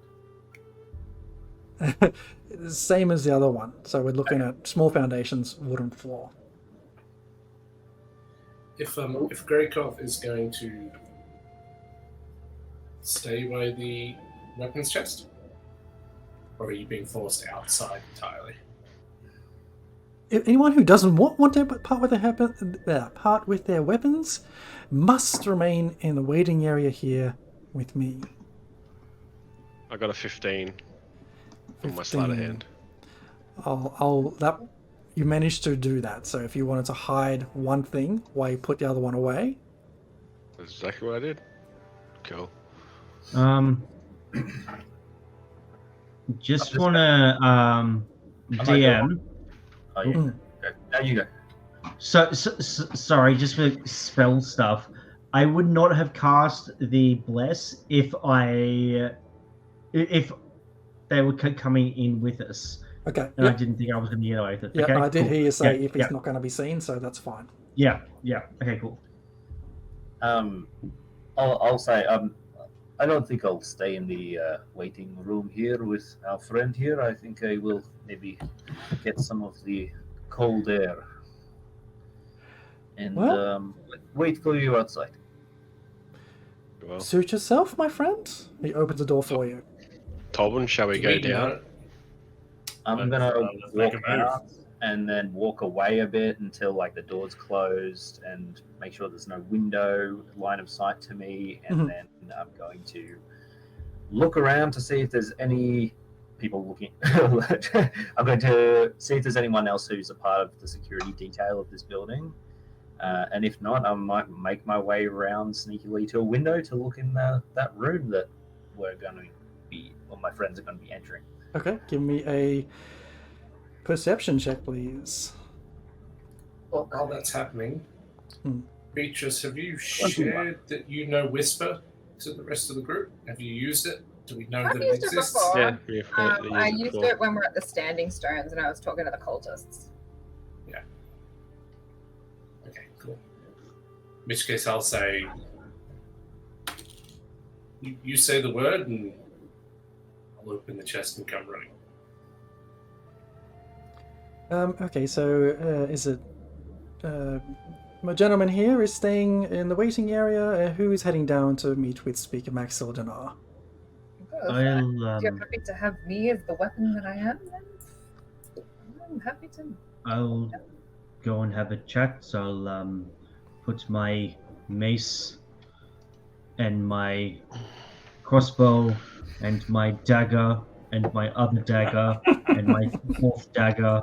Causing And my distraction. great axe. I actually have it. Once all your weapons are in there, I have a dagger. they lock the chest and hand over the key to someone. To me. To you, since you're going to be right there. Okay. Ahead of you is a hallway about 20 feet long. As you begin to journey into this hallway, you notice the tops of the walls all feature ornate wooden carvings of hunters, warriors, and archers. As you step farther in, you see tiny little archers suddenly move, swiftly drawing their bows. Anyone in the hallway needs to make a dexterity saving throw. What? We're being what? I had to take good and evil up as well. It lasts for 10 minutes, DM. Oh, plus the D4. It's a mechanical Yeah. trap. It doesn't care about good and evil, does it? No D4 because I didn't cast Bless. Oh, you didn't cast Bless. Okay, well then I just Because I wasn't going to be able to. 22. I got a But 5. why are they attacking if we were invited? Why are they attacking if we were invited? That's a 10. Okay. So Oh. who All big, Jorgen hears is hearing Impa screaming, "Why are they attacking you if they're not invited?" He hasn't said the word pineapple. so Beatrice rolled a 22, then we have Zane with a 5 and Impa with a 10. Is that right? Where's Tolman? And- Tolman with a yep. 5. Someone got a 5. Problem with the 5. Yeah. Okay. Here's to the 5s. Team 5. Holy shit. You take... That can't be right. Yeah. What the fuck, DM? 20 Holy piercing shit. damage. Jay, that can't be right. What the fuck? Ow. Is it split? Like, was there 4 archers each firing 1 arrow at 1 person? Is that the roll to hit? Is it or 20, that the 20 roll- divided by That 4? is damage. Is that the phone number? We just read this again to make sure it's right, but I think it's right. Why the fuck are they attacking us? Tolman's gonna get very angry. With Yeah. his 1 HP. 1, 2. Beatrice takes half of that. Fucking what? What? Shit. I'm going to send a message back to our good friend Jorgen back at the front, being like, we've been Fuck. fucking attacked Yeah. by the wall. Yeah, as Impa passes out because she has Shot exactly arrows 20 at hit us, points. Jorgen. Oh, Help. shit. Is anyone down? Like, I'm down. Yeah, Impa just went goes down. immediately down. Impa just goes, oh, fucking you're pineapple! Pineapples? Who's up? I am. Tolman has 1 hit point. Tolman's I'm up. on 2. busting Zane's the up. nearest window to me. You're sorry. Say again. I'll probably just bust. Like, I hear pineapples. I'm just gonna bust into a window. I look up, go to the nearest window, and see what's going on. You said you busted. Don't take back. Okay, You hold puss on. out. What's the first thing I can do? So the way this place is laid out, there's 2 windows. There's a window either side of the door where you were in and out of before. Yep. And then the next window you can see into and see something is round the back of the whole building. Try I to gotta start working on my next character. Fuck. Can I just Yeah, quickly so- go lay on hands on Impa? I don't know how much time passed and how much walking around the building I would have been able to do. 'Cause I reckon did you a- would have. I reckon you give it how long it's taken to get through that hallway and fire those arrows. You'd be able. I'll give you getting around the back of that place. It's not a huge space. Yeah, all right, I'll bust in that window. It's around the back. This building is wood, yes? Yeah.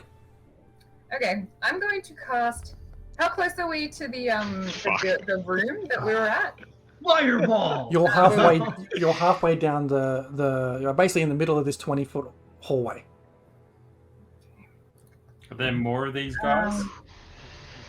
These are like just the statuette arches decorating the hallway. They just I'm attack going to- anyone for no fucking reason. No, that was no. That was set. Where is Cast Where burning is- hands at the ceiling Mhm. and set the fucking house on fire. Grab Impa and Oh, start yeah. dragging her, hopefully not corpse, back to the waiting room. That imp is up on 1 HP. She's on 1 HP. Yeah. Okay, Yeah, well lay then on- you I can did lay on drag hands. yourself, but I've set the place on fire. Okay, great. Where is our good friend the The what's the tiefling. name of the race, the tiefling? Yeah. He's still at the waiting area with you. I mean, this has all just happened right now. So he's like, you can see, he's just watching down the hallway eagerly as the rest of your party start to make their way down. And he's almost like rubbing his hands together, waiting for something to happen. As the trap releases and the arrows fly free, you hear them give out a chuckle. it worked. And then Beatrice stands up and fucking sets the place on fire. Oh crap. And you can hear them go, oh, that wasn't supposed to happen. Shit! And draw swords. I grapple Okay, before they try. give me a grapple roll. Yeah, this tiefling's about to become the party's fucking pinata. Yup. Absolutely. Strength. Grapple. Fuck. Help me out, team. Where's my thing? It's an athletics check. Athletics versus Athletics, yep. athletics. Athletics versus athletics. Oh, Plus 4. All right. Actually, I might rage first because I'm cross. I'm gonna short bow Yeah. forces bust through the window. And just So I'll rage first at the fact that we've just been tricked, and grapple. Okay. So give me an athletics check. At advantage because of Rajay. Oh, for fuck's sake, Jorgen. It's a 12. This is bad. I never die. It's 9. Against their 9. They start to pull out their sword and then just get wrapped up by you. It's like fucking That's a stabilizer. get off me! How far and I away is yell- Saf? Hang on, one at a me. time. How far, How far away is is Scarf from me? What was the order going in the hallway? Probably I would've Impa been than probably myself. Yep. Yeah, And then I would have Zane. been probably behind Impa, or behind Beatrice. Okay. And I think Tolwyn was behind me. If that's right? Is that right? Okay, so you've probably taken up a big chunk of the hallway. So distance between you, Zane, and Scarth is probably about 15 feet. Okay. I'm gonna do a sacred flame on that fucking tiefling. I'm holding it. Hold on, because Greykov has jumped through the window, right? I can just jump in. Doesn't know what window, but he jumped through a window. You can see some semblance of light in this grimy old window. As you jump through, give me an athletics check. See if you can just launch yourself through this window. to acrobatics. Yep. 24. Yeah, happy days. You almost do double somersault through this window, sending glass flying everywhere. And as you kind of land there, bow stretch, it's like, ha! You immediately face with two armed people who were facing the hallway before, who turn and face you. Oh, fuck. I'll show you what you see. Aaron's hesitating, but I don't think he would have. He just launch. Like, launch you know what? This is the wrong window. I just go back out. No, pineapples was cold. I'm just going to launch an arrow at him. So this is what you see. Once I put your token on the map. Oh, fuck. This is where we TPK'd. Good campaign. No, everyone. this is where they all fucking die. You Okay, could what's happening? double You jump check. in. You're aware of how danger sense. Is there a map, or is it just a blank kind of map with a grid? There is blank. There is a map. It's Oh, okay, Black, I can't see it. We just got grey, like with a black outline around the grey. It might still be loading. It's a pretty chunky map. Ah, cool. I just have black. Oh, yep. Yeah, you're not on it yet. You won't see anything yet. Weird. Anyway, can I just launch an arrow at the one to my right? That's maybe- Yes, absolutely. Have at it. Are they surprised? Are they surprised? 100%. They were not expecting someone to flip through the window and ha them with a bow and arrow. It was the ha-ha. Yes! Yes. Sick. Yeah, baby. 1d6 critical hit. Come on. Oh, yeah, because it's oh yeah. 23 damage. 23 damage. Fucking hell. Epic. That guy is definitely not feeling too well after taking that hit. Oh, that was cool. I can't see the furniture, but I will You have duck to straight refresh. behind a piece of furniture that's right near me, if there is one. Yes. Let me just turn off all the lights.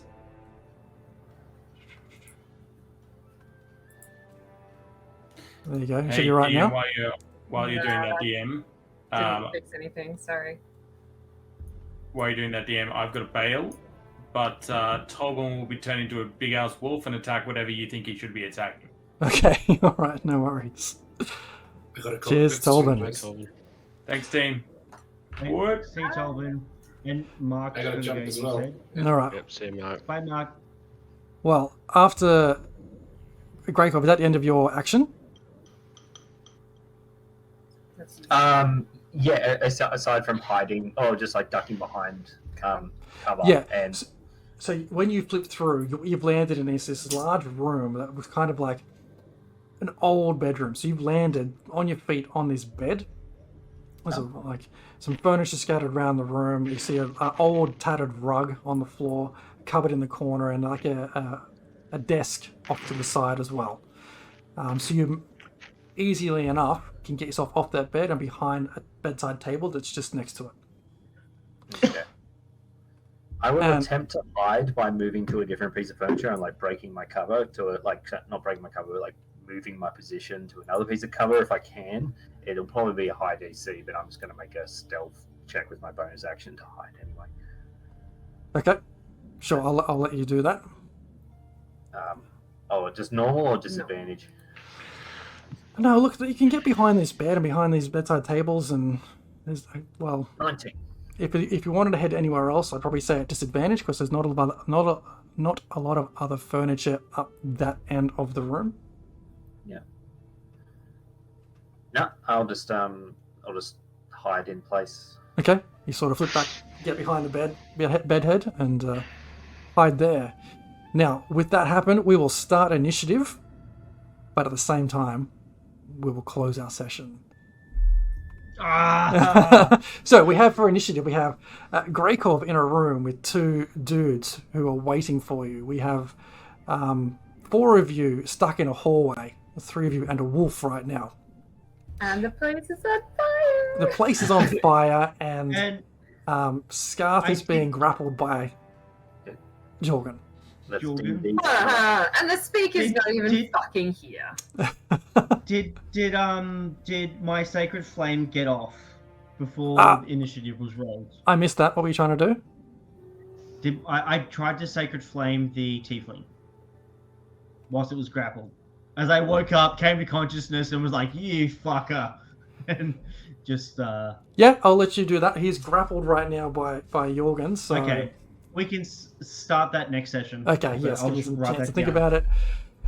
Well, that was a bit of fun.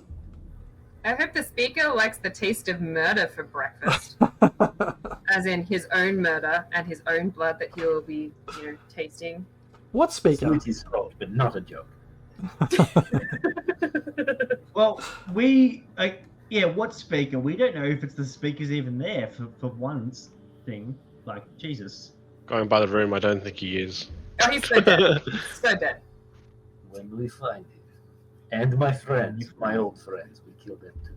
Because I don't really think you needed to kill them. You just acted very prematurely. I'm trying to feed off the momentum everybody has for the murder of other Separate people. issues, Greg. I thought we were just giving them a warning, but then you went and tried to murder someone. They're All right. really good friends with the speaker. We should kill them all.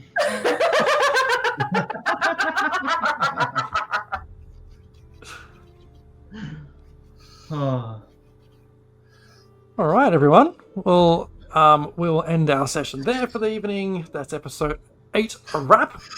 And we'll be back Oh, damn. again next Thursday, the 21st? 21st of Yeah, September. that'll be 7 days from now. For episode 9. See if this group of adventurers who have been together for about 3 days can figure out how to get themselves out of this fucking mess. Until then, don't forget you can find us on all the different things by hitting bio.link/ragingrolls. Catch this episode on either YouTube or Patreon in the next couple of days. Stay tuned for that. Obviously, subscribe on YouTube and follow along on the podcast to get notified when those things drop. Don't forget to sub here on Twitch because it's September and you can save money if you spend money. You can save money by spending money with a September sub. I like where your head's at. That's a great idea. And And it's not a sex thing, I found out. and don't forget, join us in the Discord too. Come and join us in the Discord. What? That's good, right? Come and join us in the Discord. I'll put up a bit of a session recap video shortly. That's a bit of fun. And yeah, let's hang out. Until next week, everyone. Maybe get some Okay. predictions going. Oh, yes. Take some bets. Yeah. Take some Yeah, bets on a who's going to TPK. fucking die? So yeah, until next week, folks. See you then. Bye. Bye. Cheers.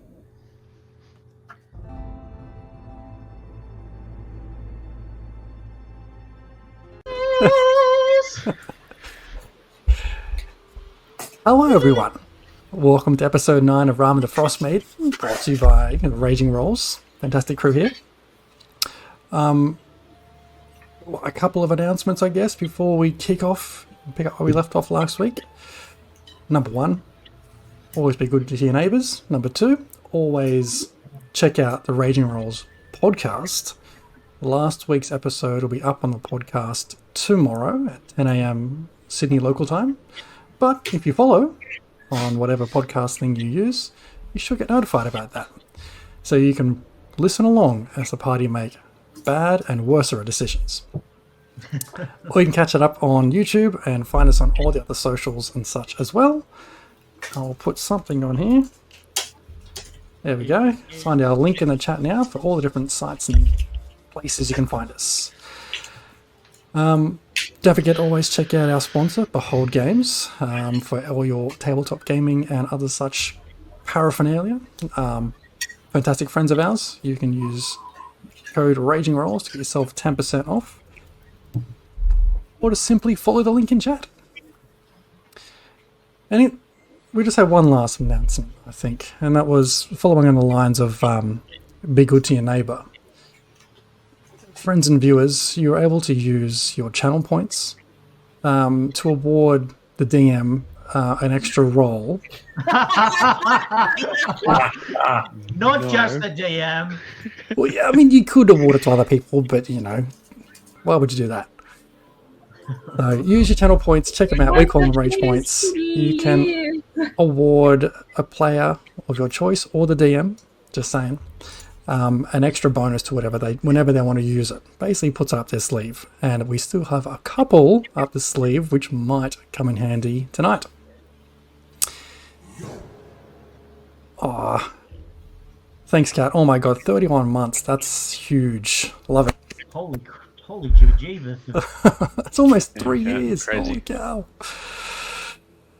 But unless there is any other announcements, shall we begin? Let's do it. I don't want to die.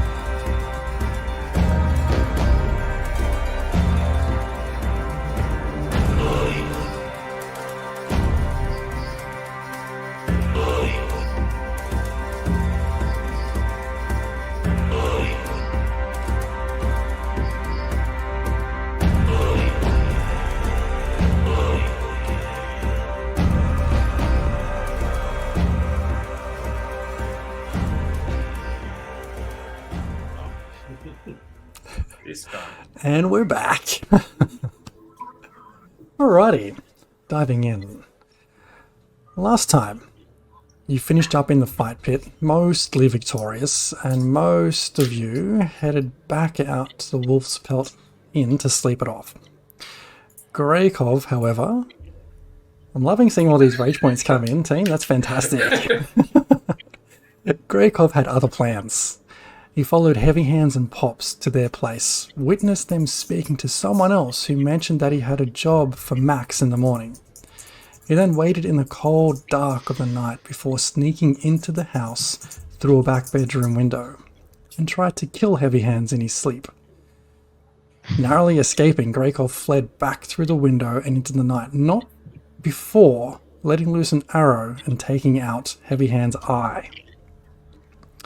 Eventually, Greykov found refuge under Beatrice's bed. Next morning, you received an invitation to meet with Speaker Nath Maxildinar to discuss a political partnership over tea and biscuits. At the mentioned address, behind the Luskan Arms, you were hastily welcomed by Scath, an armoured tiefling associate of the Speaker, who advised you to meet with Nath in the room at the end of the hall. Greykov leapt out the front. Greykov left out the front, and Jorgen remained in the waiting room, while the other four of you began down the hallway. It was at about halfway down you noticed mechanical arches near the ceiling that shot small bolts at each of you. Impa went down first. Beatrice reached out with flaming hands and touches the nearest wall as Greykov launches through a window at the back of the far room, seeing two guards ready and waiting for you all to arrive. Please, let's roll for initiative. Oh, do we get our stuff off before we go into initiative, DM? Your stuff off? What were you trying to do before? So certainly Beatrice got the burning hands off. My last thing, as I woke up, I was sacred flaming on the tiefling. Lay on hands. I'll give it to you. Have you set a combat initiative? Oh, that's Like too your combat? complicated. No, I haven't. Okay, you have Alright, I'll put it in. Initiative to roll. Yeah, you're still private rolling. Alright. Hey, these are good ones. Ooh, I nice. didn't roll, I just tried to do the Sacred Flames. Hang on. I didn't get too bad. DM, Yes. they need to make a dexterity throw versus save DC 13. Okay, hold the phone. Let me get them in. Need more dice on the screen. Holy moly. Why All the isn't it- dice. Where is my guy? He's already dead. You just forgot. Snooty's foot. The fact that those guys are named Veteran is upsetting. What's he One was making? injured. Dex save. Is that what you said? A dex save. DC 13. Yep, DC 13. That's a Oh, 14. fuck them. That doesn't work anyway. Also, it wouldn't let me roll my initiative. Yeah, so they save, so they take any damage. You roll initiative. I rolled initiative, but it didn't put me in the initiative tracker. Because it probably Weird. wasn't active at the time. Just try it again.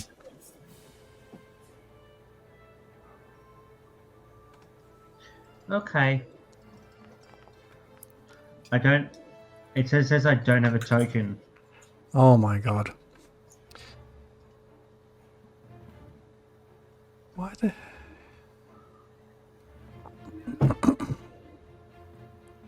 I don't know, For everyone some else. the screen that I'm seeing is where Grey Copy is. Yep, that's I'm not correct. seeing the other screen. No, everyone should be seeing the same thing right now.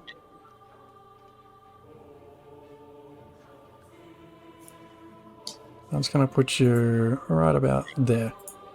Now try it. Okay.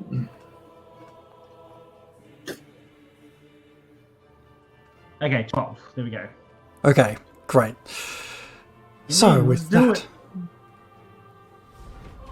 top of the round, we have Beatrice. Alright, so in the intents and purposes of what's going on for me, I can't see where I am. Let me throw you on the map as well.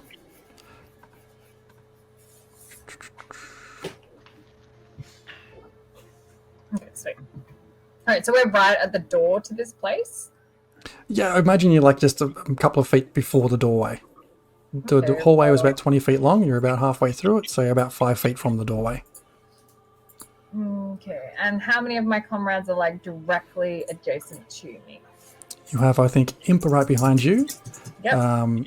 Zane, and Tolvin, Okay. So all within arm's reach. Well, I don't know, you guys tell me your order. That was too much the order, I think. So is this door locked? It is not. It is open.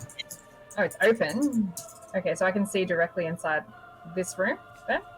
So do I have line of sight on like this guy here? Or not quite because the door's closed? Not quite. Look, I think you'd probably be a little bit further down the hallway than what I've actually put you, just so you can see what's going on. Okay, cool. All right, so then I will. Is Impa's up? Yeah, she's on 1 HP. She's standing. Yep. She's standing. Okay.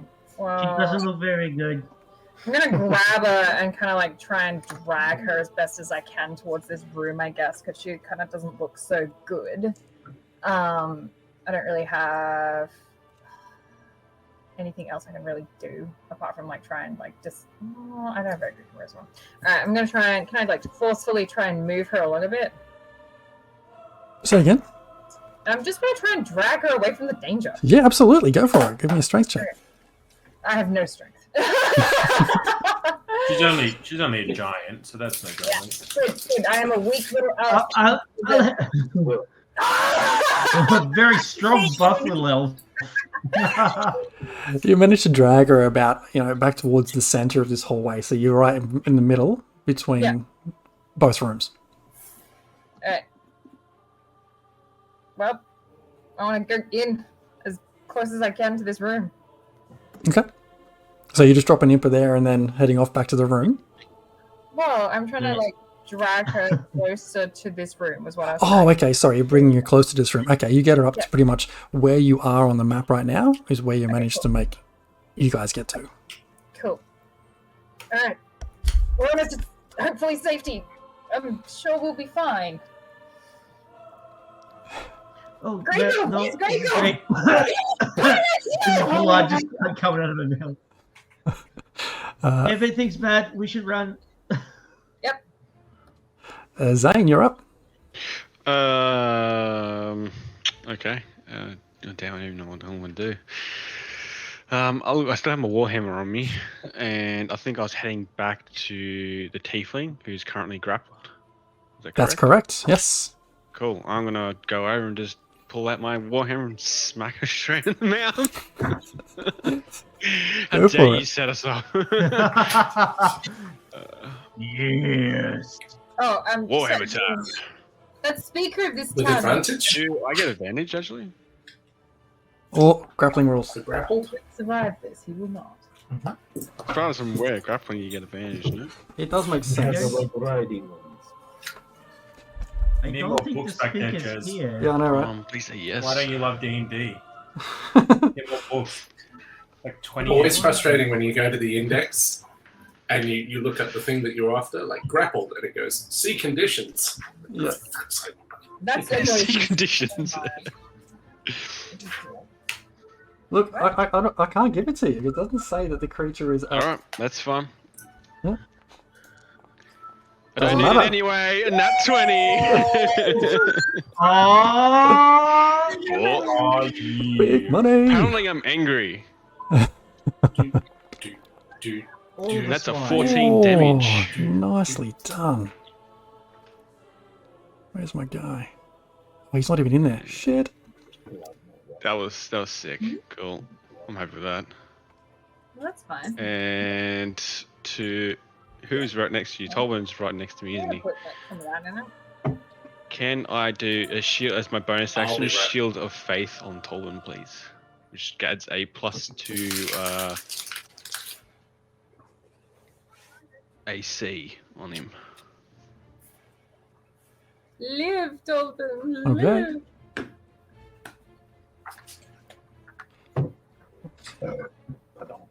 Whoops.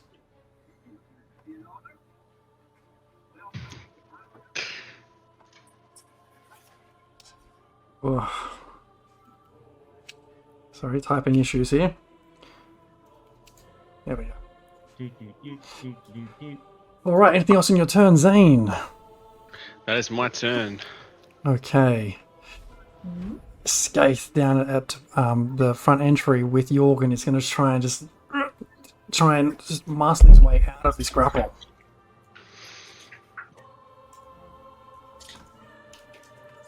I am still raging. Oops, that is not what I wanted to do.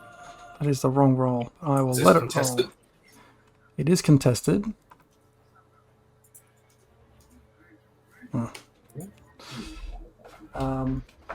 It is against your strength check, Well, please. I got told with that.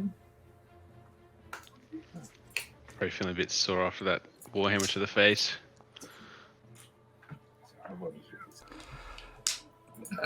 So that is a 14 with advantage. I'm going to use one of my bonuses here. Ah, Oh, good.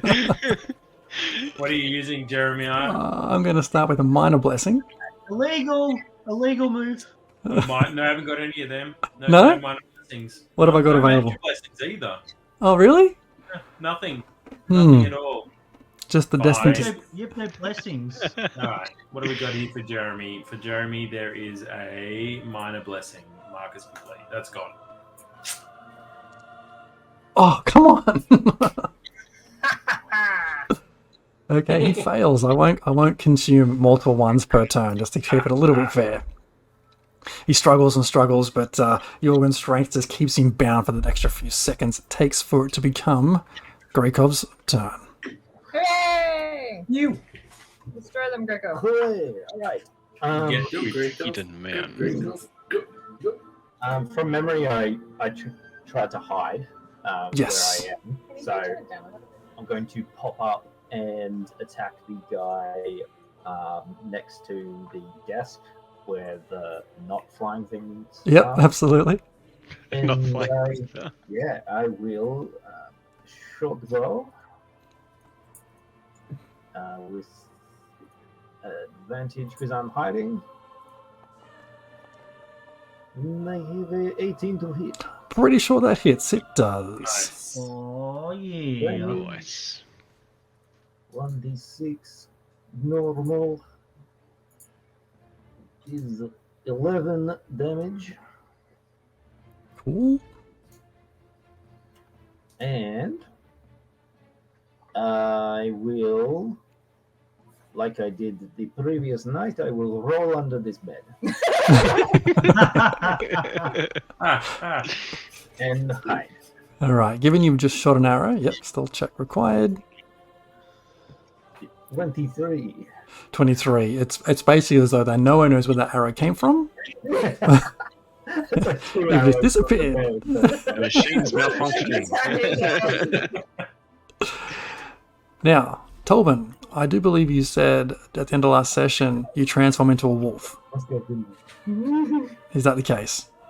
Tolbin does not like being on fire and shot by things, and he's not feeling 100%, so he is absolutely going to run straight ahead down the hallway and just rip off his cloth as he transforms into a wolf in a half dive and just explodes into the new room. Does he As think the it was getting a bit hairy? Let me just transform you.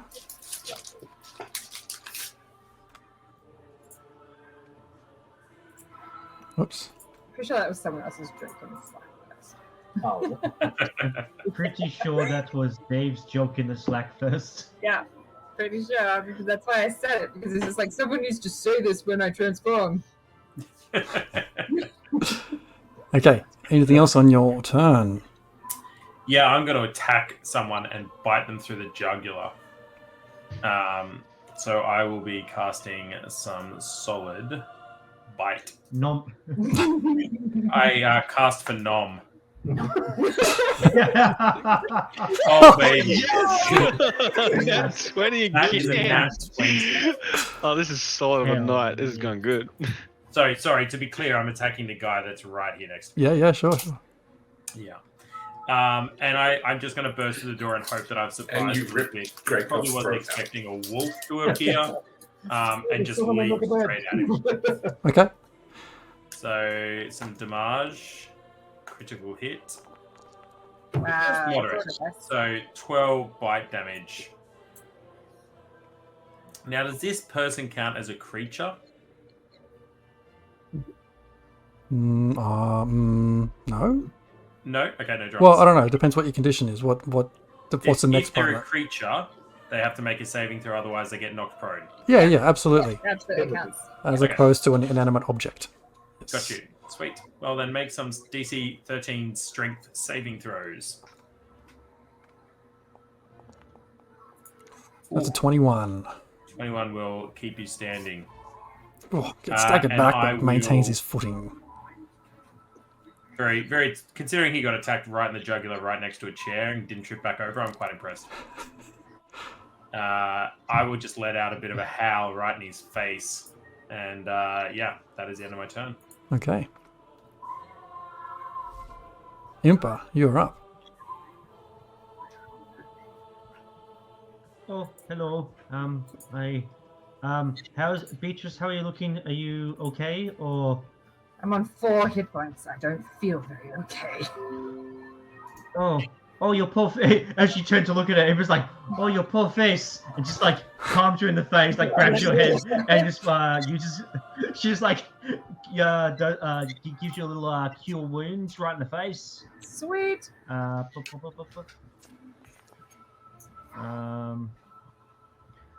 Oh, nice. 13 hit points of healing to you. Back up to That full was a health. good. That was a good freaking roll. Wow. Yeah. Solid roll. Wow. Oh, much better. Much Sort of better. like- Whack all the Okay. people. And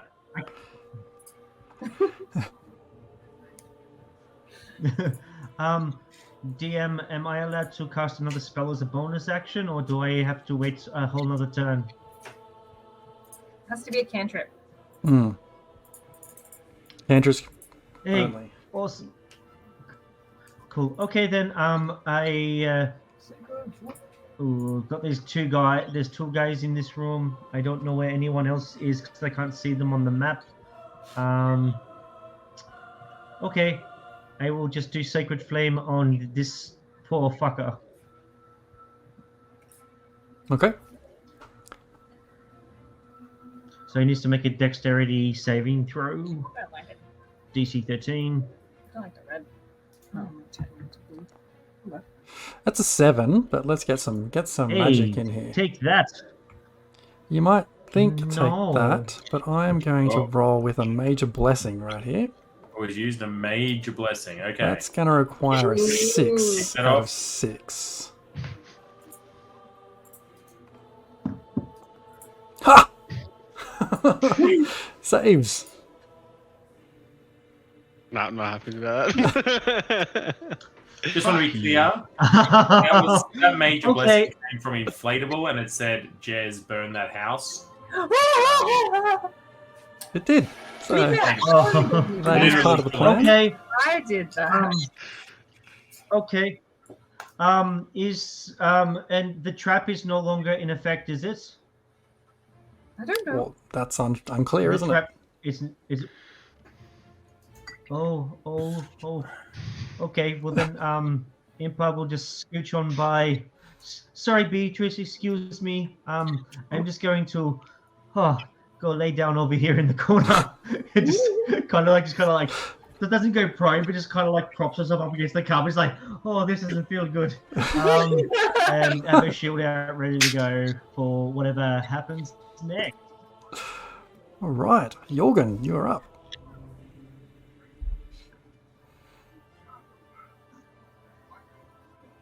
Jorgen, Well, he dropped out of the. is he going Jorgen frozen? has dropped out. Oh no, here he is. He's back. He's back. Yeah. My video is skipping a little bit. Is the door to the Chamber of Horrors still open? You can see both doorways along the whole hallway. And you can see all this shit going on at the end of the hallway.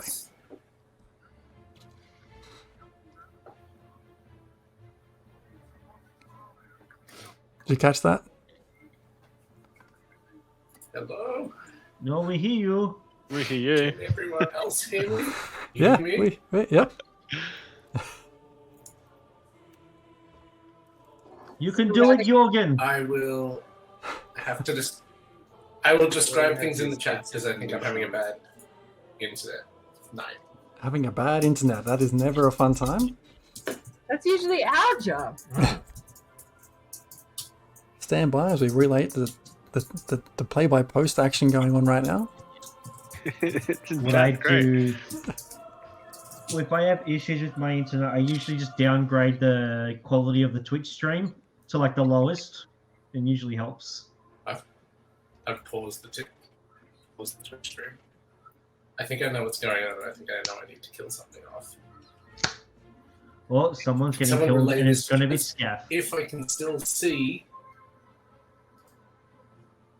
can still see the chamber, the hallway of horrors, and it looks like it's still loaded with traps, I would like to start maneuvering Scaff that way. But if I can't see that, then I will just Liverpool kiss him to the back of the head. So, but you're going to ask, Grapple headbutt. Jez, Huh? you're going to ask about grapple. If you're holding somebody, you can drag them, I think it's half your regular distance while they're grappled. Yes, excellent. That is good to know. Feline agility. So let's just make that normal. Speed is halved. You can certainly see the hallway of horrors, but make an investigation check. Let me reload Ninja. I'll see if I can get Jez back. Ninja. Stand by as Jorgen disapparates for a second. What's that? We all win? Beat the Frostmaiden. We're already done. Huzzah! Ooh, I can see Now we Jazz. can open Hello. our own cabin.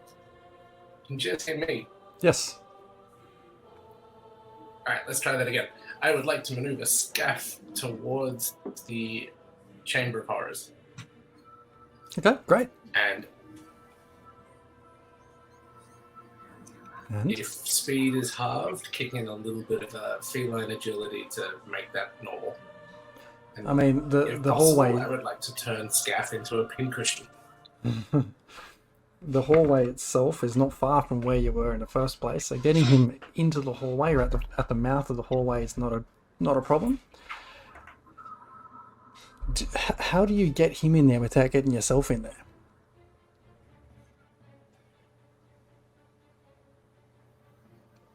Uh-oh. You can both fit, right? You can both fit. You can both get in there. Yeah. I wasn't sure if that's what you were Yeah. trying to do or not. I think the question mark is if you drag the bad guy in there so he gets hit with arrows and flames, you will also get hit with arrows and flames. Just arrows, isn't it? Not flames. Yeah, I'm raging. It'll take a little bit Healing of is hit. burning. Oh, the ceiling's burning. That's right. What's happening, Jorgen? The house is on fire. There's shit going down. All right. Now, fine. I'll just headbutt him with the back of the head. Give me an attack roll. I had elaborate plans, but forgot that the room was on fire.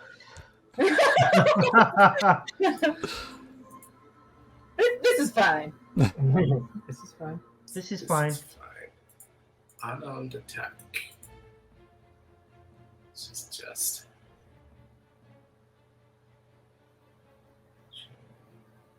To 1 plus strength modifier. Can I interest you in any of that? No. I mean, it would be a 6 to hit anyway, so that's not gone terribly well. A 6 to hit is not going to do it. Seems pretty low. Let's have it. Let's well.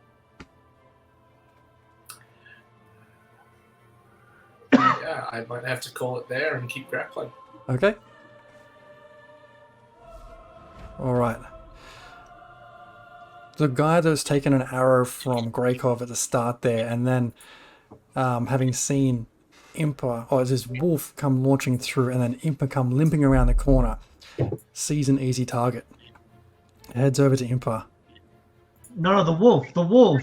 I'm not going to, rather not take the wolf on. And we'll bring out the longsword. Duck and weave, duck and weave. Brings that down on you, You are Impa. overcompensating for something.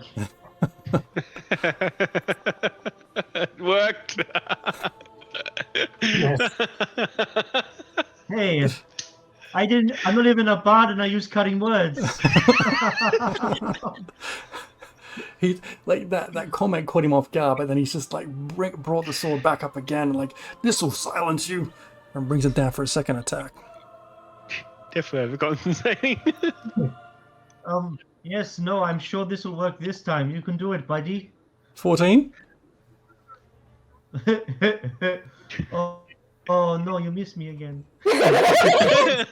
Oh, there, maybe next time. We better throw something doing a else at good that job. then. We better put No, you don't. You really don't need to. It's okay. we better put another minor blessing in there. Oh, Oh, doesn't matter how minor it is. It's let's have a it's look. not the size of it. That's how you use it. So I'm told. Making it a 16 to hit. You wish.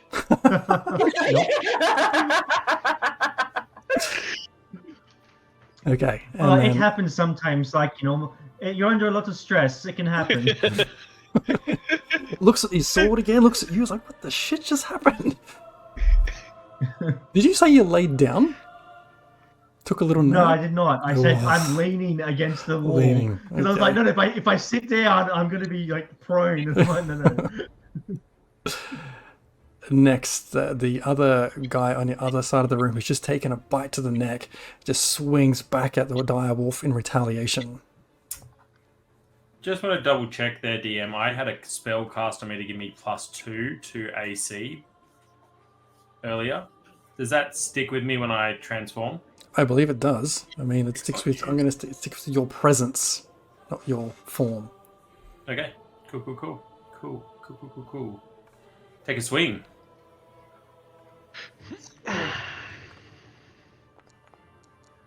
Oh, come on. Duck and weave, baby. Duck and weave. Growl. And the second attack comes down with other backhand of the sword. That's duck going to miss. And the weaves continue. But you know what? I think he's just been. He's pretty sure he's going to succeed. So he's going to use his a jugular is bleeding out. destined to succeed. Yeah, the blood is getting in his eyes a bit as well with all the spray. So he's going to throw a D8 on top of that with a bonus from someone in the chat. All right, hold on. What are you using now? Destined to succeed. Destined to succeed. You've got one from Operation Peanut from like 17 million days ago. Peanut, you peanut. Makes it a 17 to hit. All right. Well, the good news there is that's ludicrous, and it does hit. Let's just hope he rolls like 1. That's Damn. 8 damage. 8 Okay. slashing damage. Is that blade just finds a bit of purchase against your shoulder and neck. This is bullshit. Second of all, oh fuck you. At the end of the round, the hallway lights up with more of that fire. The fire is moving itself down the walls and up the walls at rapid pace. It's reached a point now where it's effectively cut off one room from the other, the hallway forming a barrier of fire. Well, it seemed like a good idea at the time.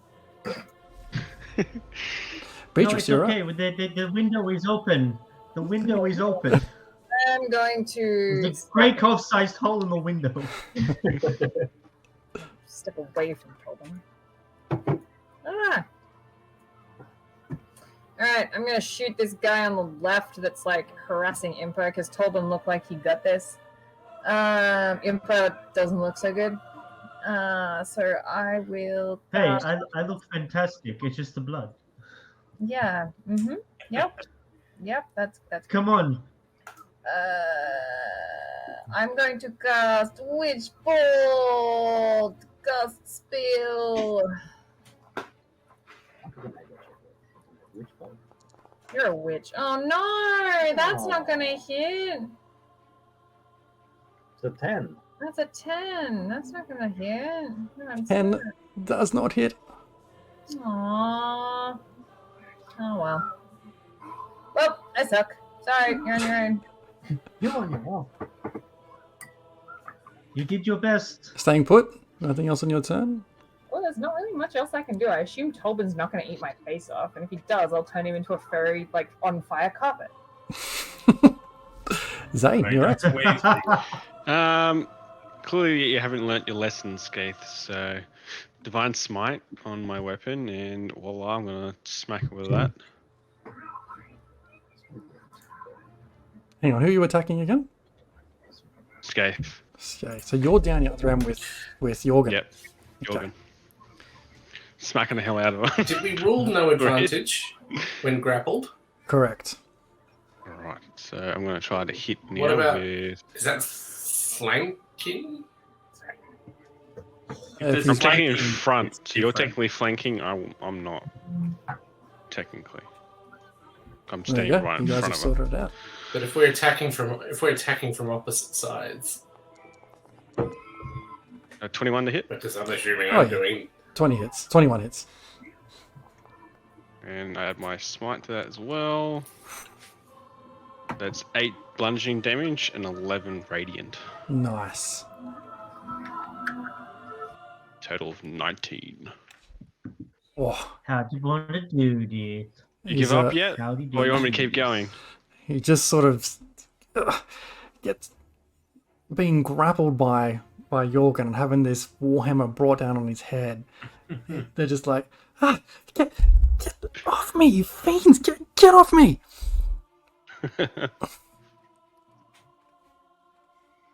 And that's my turn. You have the power to make this stop, Scafe. What is that? Had the power. I'm pretty sure Skate's turn was saying, "Get off me." Now it's Greykov. You shouted, "Get off me." That's an action, man. While he's being grappled by you, Jorgen, he takes out his short sword, because you're getting grappled, but his arms are still fairly free apparently while you're grappled, and just tries to just jam it into your foot. I wish I had protection right now.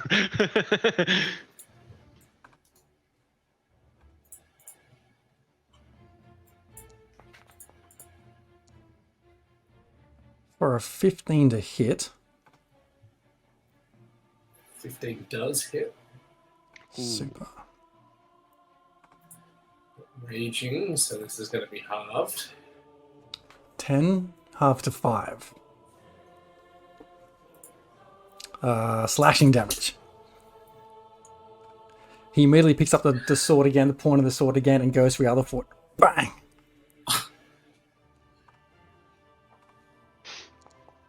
Is he disadvantaged? No. Grapple? I looked into this today. They're fine. They just can't move. For a natural 20, 25 to hit. Jesus. Yeah. God damn. This could be problematic. For 12, half to 6. Slashing damage.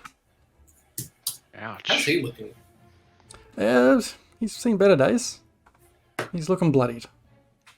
Gotta keep smacking So him bad. some more.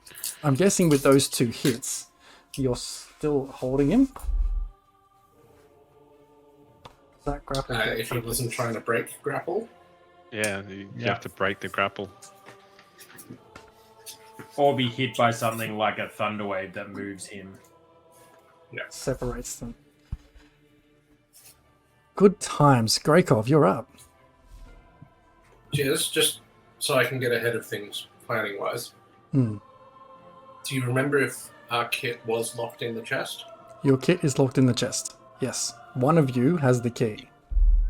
Actually, maybe you have it. You have the key, Jorgen? Yeah. Okay, Greykov, you're up. What I'm trying to remember is if I locked my kit in there. I will In there.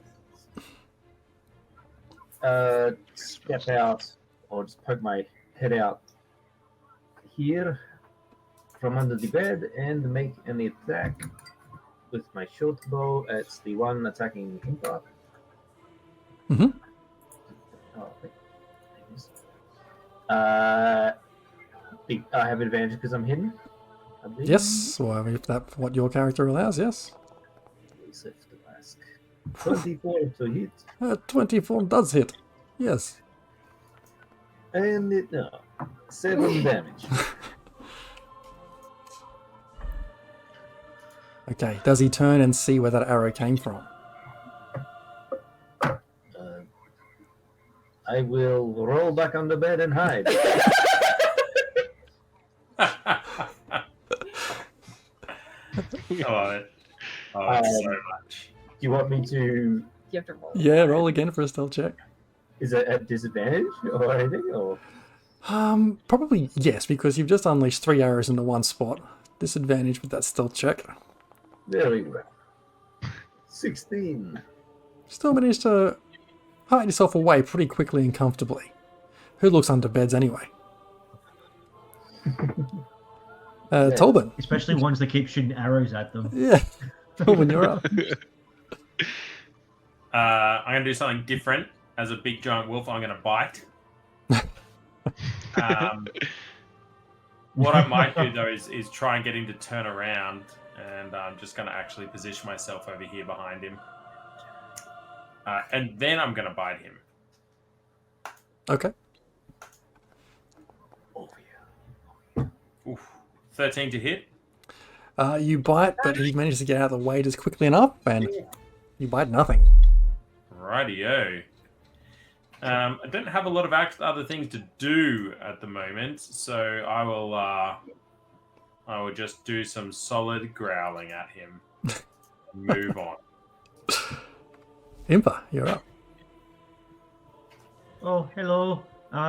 Yes, how's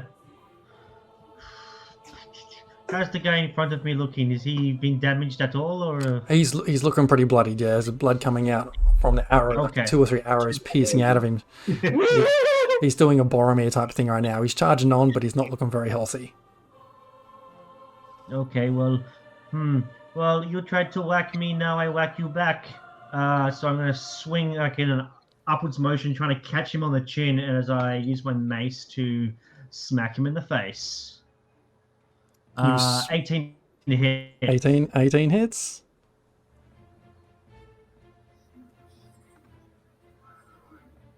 Sweet. Okay, that is for a big old fat 6 points of bludgeoning damage to his face hole. You bring your mace up and just catches him under the chin, and his head goes back. Staggers for a second, but he's still on his feet. Motherfucker! Oh, if only I could attack twice. Okay. Alright, well, just in case, I will use my bonus action on myself, and I will heal myself. I just say, oh, fuck, I don't feel good. And I heal myself for 8 hit points. Okay. Nice. Oh, that's a bit better. Okay, end my turn. Jorgen. You're up. I would like to attempt to disarm him with that sword. Okay. So, claws out, and I would like to ram them into his hand holding the sword to try and get him to drop it. Okay, I'd say make a strength check. Remember, you're using one arm to grapple this guy already. Well, potentially 2, unless you choose to let go of one to try and strike him with that hand.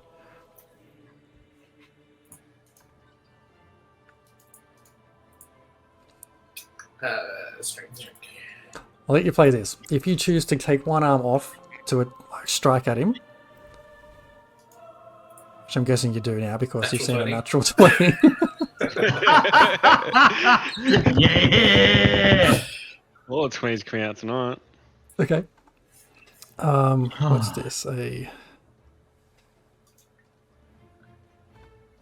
gonna do a strength check with him to see if he can hold his forgo sword. the damage.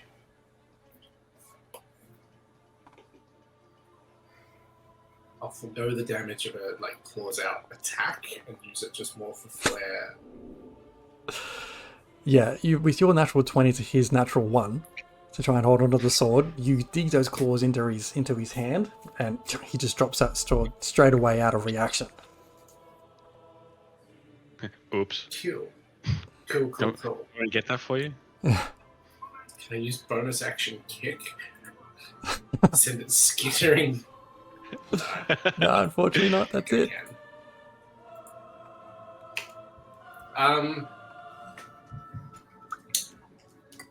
I would like to then use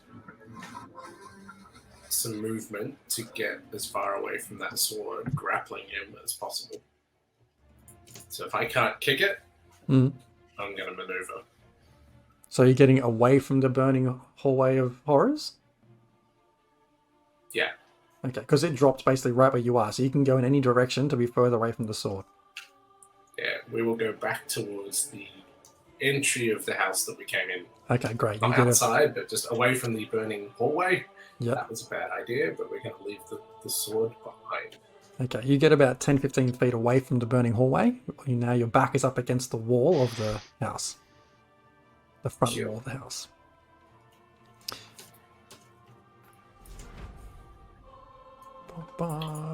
Where's my guy? DM. Sorry, I just remembered something.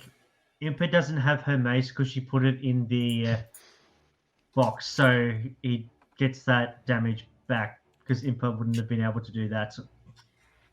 You didn't think the hard one? Yeah, I'll let you I reroll. punched him in the face. Reroll with an unarmed punched him in the strike. face. Yes, sorry. Oh, good. Good looking out. To be fair, Impa's arm is the size of a warhammer, so It's the same modifier. So that's a 22 to hit with 3 points of damage instead of the 6. the 6. Okay, great. Yeah.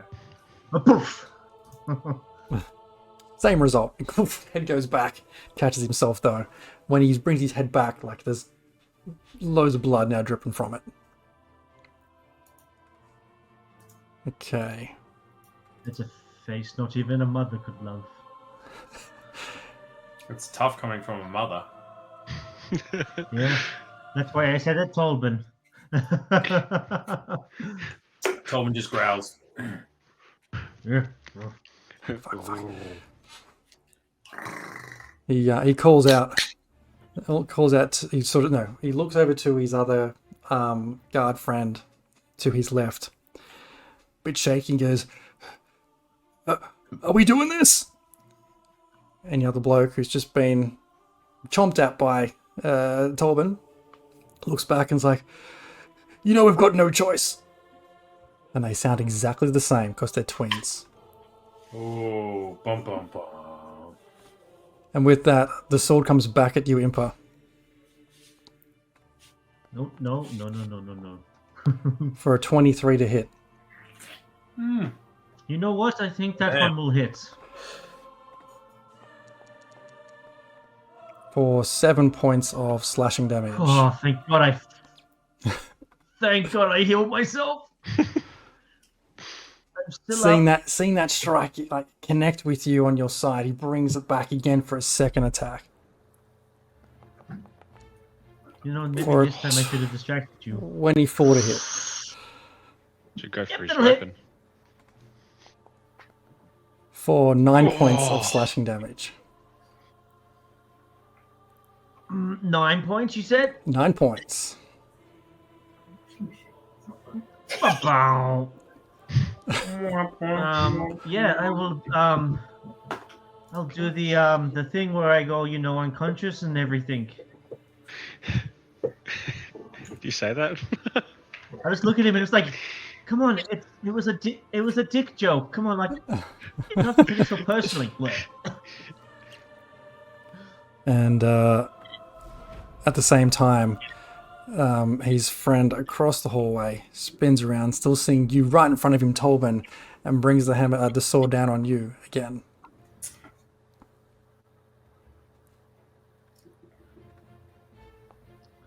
Hey, is the other healer in the party? One healer is currently a wolf, and the other healer is on the other side of the chamber of the hallway of horror. Yeah. Correct. You're the healer.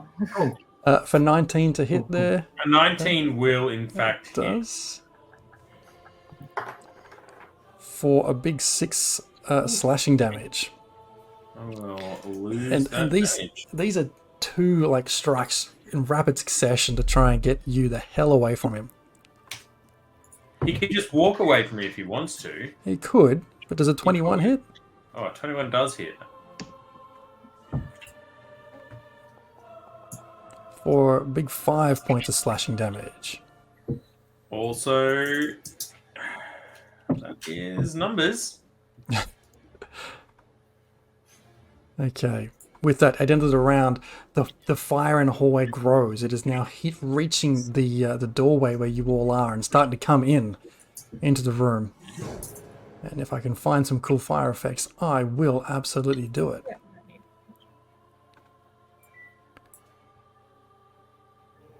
It's just that this is fine gift.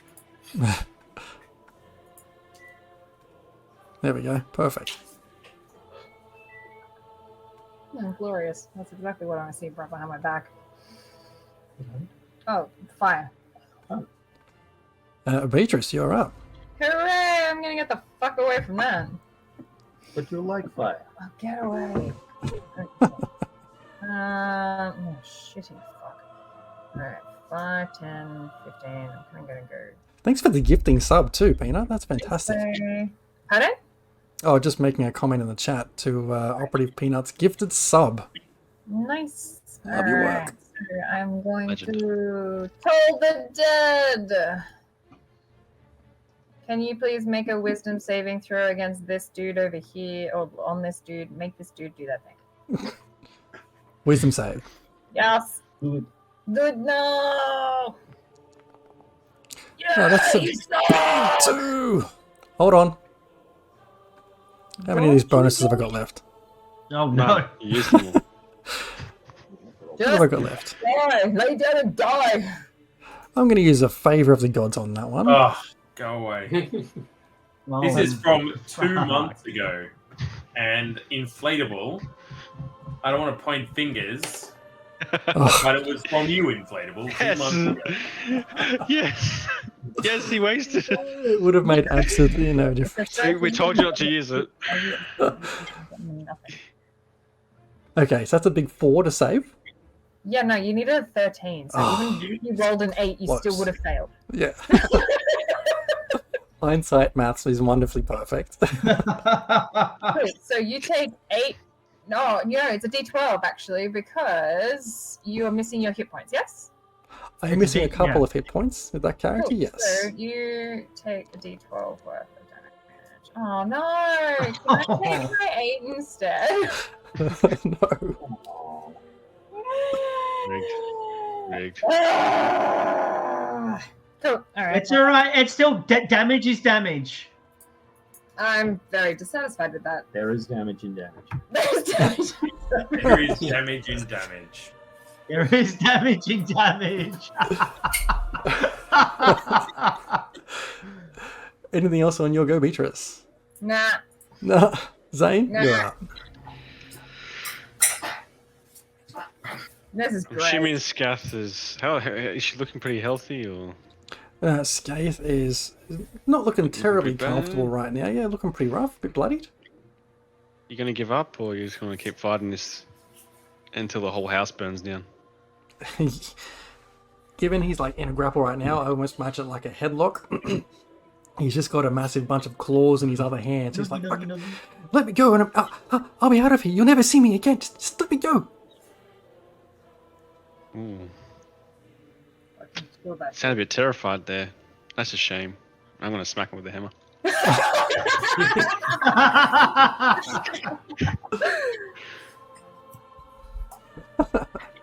I'm just wailing into them You can't do until anything. they just surrender.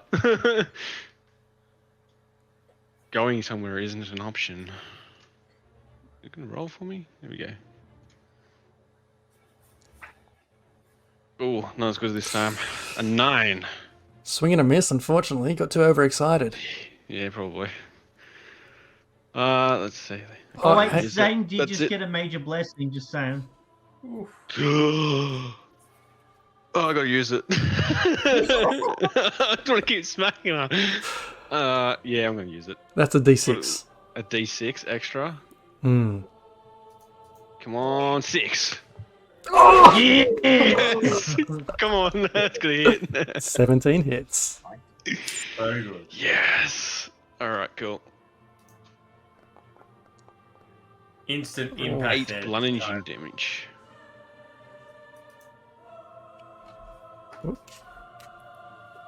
Oh yeah, you bring this hammer down. Like the first one was just a fake out. You bring the hammer down and then bring it back up, right in this person's face. And bang! Face is now sort of pouring out blood from several wounds all over it. I'll only take surrender. All right. Skaith stands there having just been completely smashed to pieces. Puts a hand up. It's like, no more. Stop. I'm done. I surrender. Just Very well. get me out of this burning inferno. I'll leave that choice up to Jorgen. Grakov, you're up. Oh, that's me. Well, I don't hear any of that, so I'm gonna go on killing. Killing. Yeah, I'm gonna pop out Killing every single night of the week. again and hit this guy because he's still with them. Which guy? Sorry. On which side? The one in front of Impa. Yes. So I've done another one at him. Oh, natural 20. Yes, another natural 20. Oh, another Yeah, one. yeah. Damn. Let's have it. 1d6 critical hit. Oh, Holy shit. What a sucky roll. is 14 damage. Yeah. Tell me how you take this one out. I forget what was happening just prior, but he's basically just in front of Impa and then just cops one in like the back of his neck, Yeah. right where Bob is actually marked, and he just drops. Yeah, he's all feeling a bit more pumped now after having just taken out Impa. Short-lived glory as thunk, back of his head collapses Oh, that's right. on top of Impa. Oh, yeah, I forgot about that. Oh. Does Impa have to roll for bad luck in case he falls onto it with like the pointy end and Of the arrow through his head. he's got giant longsword in his hand, you know.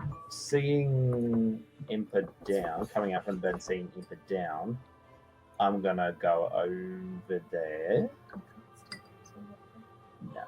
No. And I'm just gonna move over and teabag his corpse. Yes. Sorry, say that again. Don't say that again. I missed it. Shit. That's Catch it on the podcast. Nope, moving on. We'll move on. So I'll just stay there and I'll just wait out there. Okay. Tobin, you're up. Having seen the other guy fall, I'm now inspired to do more biting.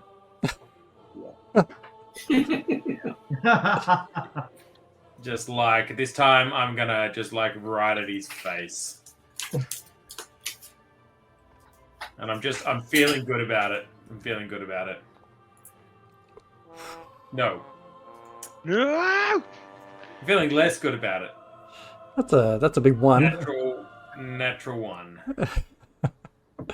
Womp womp womp. Yeah. Impa. Please give me a death save. Private GM roll. No reaction.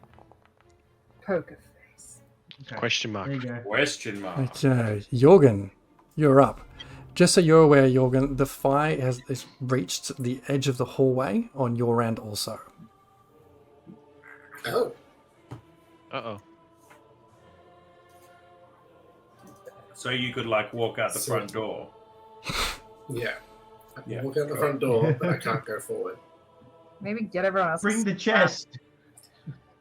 Yeah, bring the chest with all the stuff in it. Can I say to him, just get out and I'll get the chest. Throw me the key. I was going to say, I throw you the key, I catch it? and I haul ass backwards, and I squeeze in a cheeky headbutt. So choke or hold, knock him out. Just hold him like that. Noogie, noogie, noogie, noogie.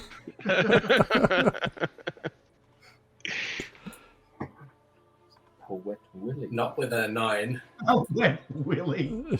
I can't imagine a wet willy from a tabaxi. Get the ear nice and deep like. Just, Blow an eardrum. with you holding this guy here, it was a bit awkward to try and get a headbutt on him at that angle. Have you tried it? It's not easy. Oh, maybe I connect, but it's just not very strong at all. It's just like he's just like, what are you doing? Get off me! In the morning. Maybe I do what cats like to do, which is just like rub aggressively. Aggressive headbutt. You need that's your character like sheet. to Aggressive rubbing, but not. Don't actually add it because that sounds wrong. That sounds great when you say it out So loud. wrong. So we are outside on the street. You've made your way out the front The if that's where you alleyway. choose to go. This is not in an alleyway. This is just on a street. in the edge of town, mind you. But you've Has made it out. anyone noticed that the house is on fire?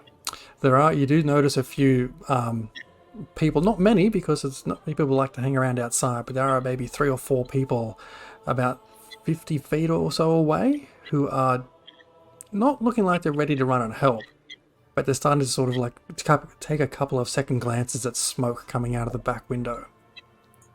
I look at that and I'm like, it's all right, I've got him. Stay with me, brother. Stay with me. A couple of them like sort of put their hand over their mouth and shuffle away, rather not be part of that. I aggressively rub him some more. Just for shits and giggles. Roll me a deception check. Yeah, I was wondering if that was coming. I believe in you. He's also raging currently, so this is gonna be fantastic. An aggressive deception check. It's a flat 12. Okay, noted. Well, your performance wasn't flat. I thought it was dynamic, Jorgen. Dynamic. The guy in front of you, Gravitas. Tolman, sees that this fire is getting a bit close to him, tries to shuffle around you a bit, not necessarily getting out of... Actually, you know what? Fuck it. He can't see what's going on. He's surrounded by you lot. He's just dropped his... Not dropped. He's got his swords in his hand, and he's just bolting for that open window. Oof. Them attacks of... Grab his leg and hold on to him. Grapple. Make that attack of opportunity, yeah? Yeah, absolutely. Attack of opportunity. Did he move within 5 feet of B or not? No, No? too far away. You sure? Definitely wasn't within 5 feet? Definitely wasn't within 5 feet. Well, that's 2 nat 1s in a Oh. row, so... This game's eating a turd sandwich. I want to see the wolf bite someone's head off. Yeah, aggressively lick his ankle. Yeah. You're just scooching on the carpet in the middle of a fight. The fire has I grown. got spooked and dodged instead of It's attacked. getting hot in here. Oh, that's What? Oh shit! The fire the grows fire? What? larger. Oh And shit! it's starting to get pretty shit. warm for Imper and Grekov right now as it sort of spreads out Does from that Impa door. take damage? We'll see. So We'll see. Impa is next to the fire. She's not in the fire. She's very, very close to it, but not in it. Yes, that's correct. Oh god. With Beatrice, top of the Okay. round, you're up. Far out, Brussels sprout. That doesn't sound ideal. So that guy is headed for the window. He hasn't gone through the window. He didn't make it through the window, or was it just a tad too far? Oh, he could have fucking dashed. Too late. It's my Too turn now. late, too late. Tracks. 5, 10, 15. No witnesses. Got you now. Oops. There. Maddie's gonna cast this. Can you make a Constitution saving throw, please? You know I can. If I can bring this guy up. Fail. Too bad. It worked. I love that he's just about Just to wait. jump out the window and you just body slam him. Just wait. Just wait. Makes the exit faster. So he takes 7 damage, and he gets pushed away from me, so he might get thrown out the window, maybe? I don't know. out the other window. Out the other window? I don't know. He just gets smacked into the wall. How far? He gets pushed 10 feet. Yeah, like And- you run up and thunder wave him just as he's kind of like about to leap in the air. And so what's he take? 7 points. You say 10 or 7? 7. He feels this Skewy massive voices. wave of energy behind him as he's kind of just gets thumped against this wall right here and then just hits the ground. Eat He's roll. impaled on the pair of decorative antlers hanging above the bed. You hear him sort of groaning like, what the fuck was that? Oh, he's still alive. Ugh. Oh, I was hoping he was a red mist against the wall. Yeah. Not quite. Cool. Well, that's all I can really do. Okay, Zane, you're up. All right. Since I now have the key to the chest, Mm. I'm actually gonna go into that room and grab the stuff. Is there a window in that room or not at all? There are 2 windows in that room, either side of the door. Yes. Cool. How heavy is this chest? Is it something I could probably lift up and throw through a window, or is it something I'm probably going to open up and get everything You else could make a out? strength check to check. See if you could. I agree. I'm gonna try to lift Hang up on, the chest and chest- throw it through the window. The chest is like in the antechamber, right in the front door, right? Yeah. Front door, antechamber room. Yeah, it's basically. So you should just be able to walk it out the front door. Well, if you can pick it up. But either way, it's basically, yes, it's not far. Basically, the chest is next to the door. Either way, I'm gonna try to lift it then. You've got to try and lift it. Check normal. What do I He's roll? very strong. And that one apparently it's very heavy. You Not ones. you actually what? So He you go gets to a you go to pick it up, and you're straining and straining. It slips out of your fingers and lands just on your little toe. and you Well, also swear to now God. have a hernia. Roll me a d4. No, sure, fuck it, I'll do What's the chest strength? You just hear a as you get a hernia. it. No, that's mean. I won't do that. You take 1 point of like bludgeoning damage from the thing landing on your toe, because nobody likes the thing landing on their little toe. Ow. Yep. Oh, that really hurt. Felt that one. And I'm gonna just lay on hands myself. Just because I'm quite low health. You've got to do the Peter Griffin like on the floor. Just be like,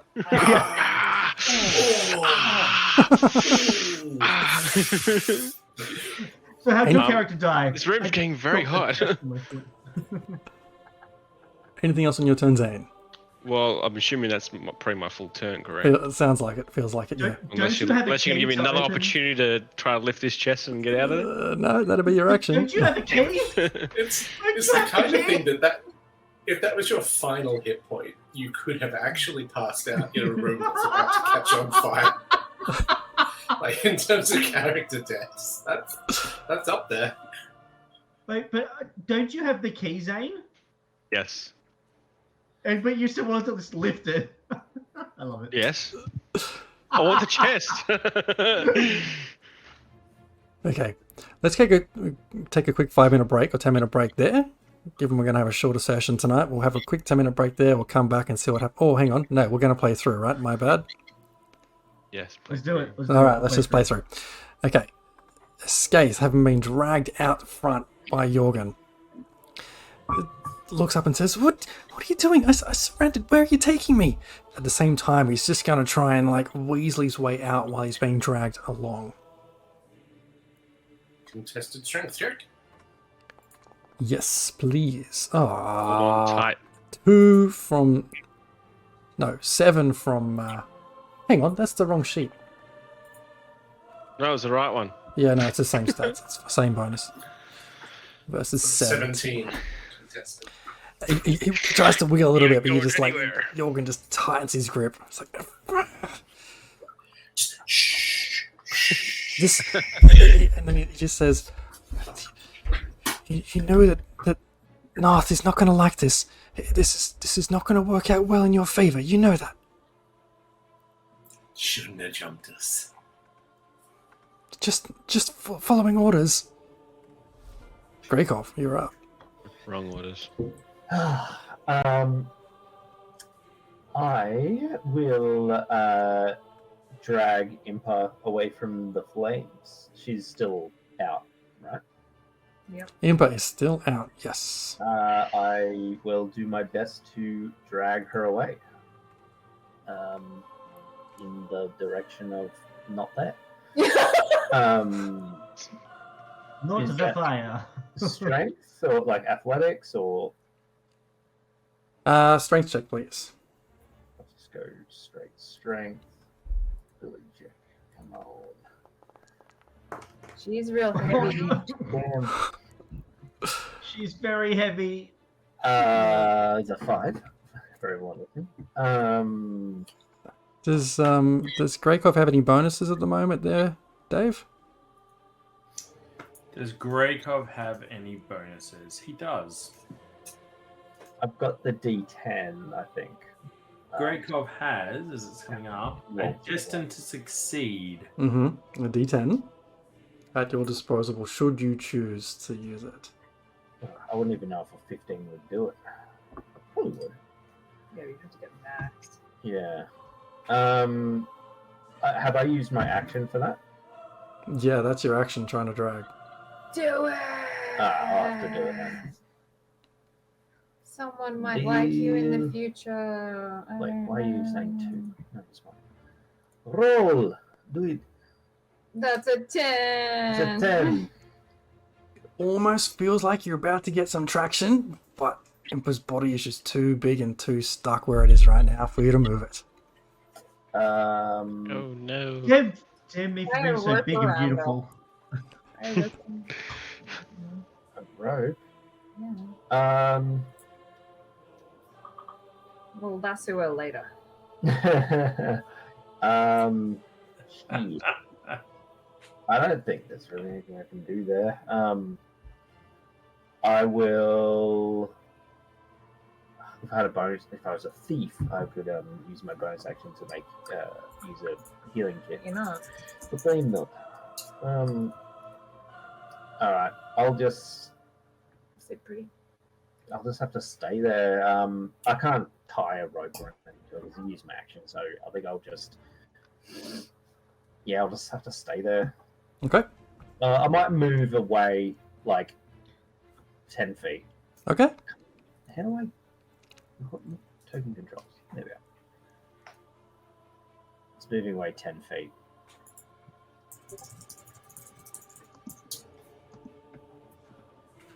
Okay, I don't know what that effect is that's been placed there, but we will figure that out shortly. Did I do that? Wow. What is going on? It's all whirly-purly. Tobin, you're up. Whirlpool. It's the Now- gate to the nether realm for Impa. Is that guy gone out the window or he's at the window? He's been slammed against the door. Okay. So he Law. hasn't escaped yet. He hasn't escaped yet. He's still inside, correct. And how's he looking? He is... he's pretty rough. Not gonna lie. He's Tobin. you wouldn't say he's on Oh, death's man. door necessarily. He's standing Oh. up, but he's not well. Okay. Bloodied. He is bloodied. Okay.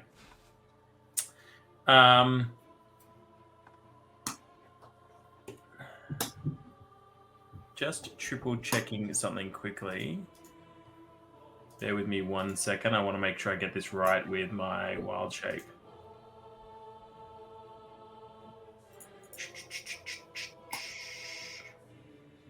Dun, dun, dun, dun, dun. How do I get rid of my wild shape? I'm just trying to see if that's I an will action. get rid of Bonus it action for to you. dismissals, I I think. think it. Standard action to turn, bonus action to dismiss. You mean your character sheet, or? No. I'm just looking at the conditions of getting rid of it. Oh, okay. It's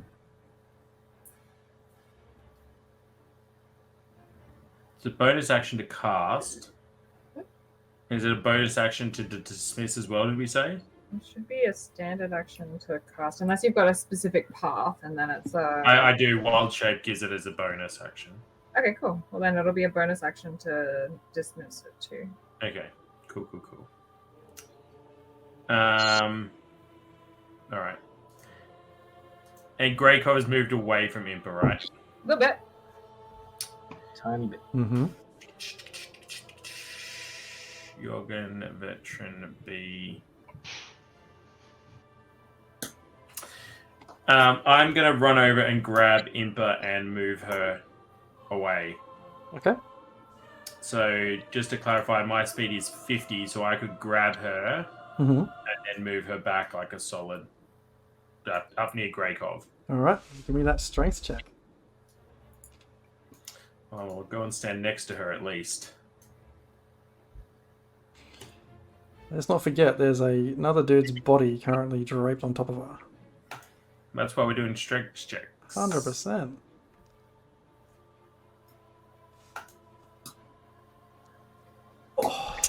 That's A heavy guy.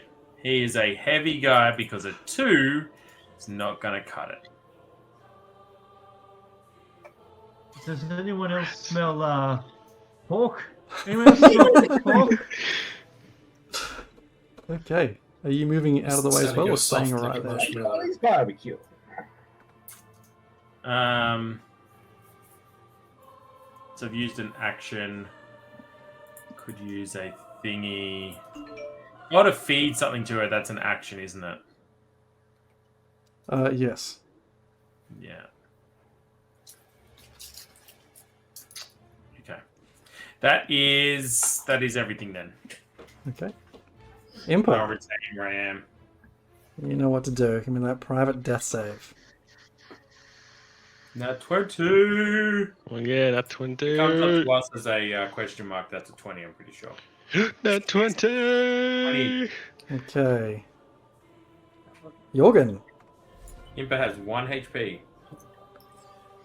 I would like to, as part of the same action, my turn. Yet? partly for flair,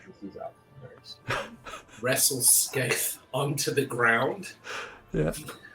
and look like I'm giving him CPR because of smoke inhalation, but Uh-huh. really I'm just doing it with the claws right into the fucking chest. All right. Let's see it. Give me like a I'll let you wrestle him to the ground. That's easy enough to do, given he's already grappled. Give me an unarmed strike on that. Actual claws for cats. Oh, all that. So, Actual claws. actual claws for an 11. It's just the claws can't quite get through the armor that's still on Skate's body. She's Makes got a good my sound face. though. It's like a chalkboard type sound. It's pretty phenomenal. But, And I'm still looking up at the rest of the crowd that still might be there, going, "Don't you dare die on me now!" Pick him up. Stay with me. Slam him back down again. some extra people start to appear around in the area, kind of watching the commotion. A slap for flair.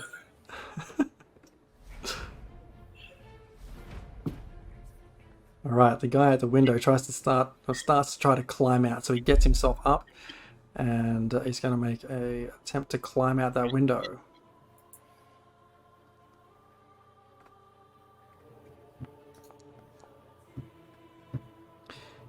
He manages to climb up, lobs himself, falls out the window.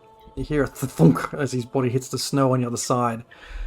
He pops up, and you just see his head as he looks back in for one last glance, and then heads off out of sight. Dang it. I will find him.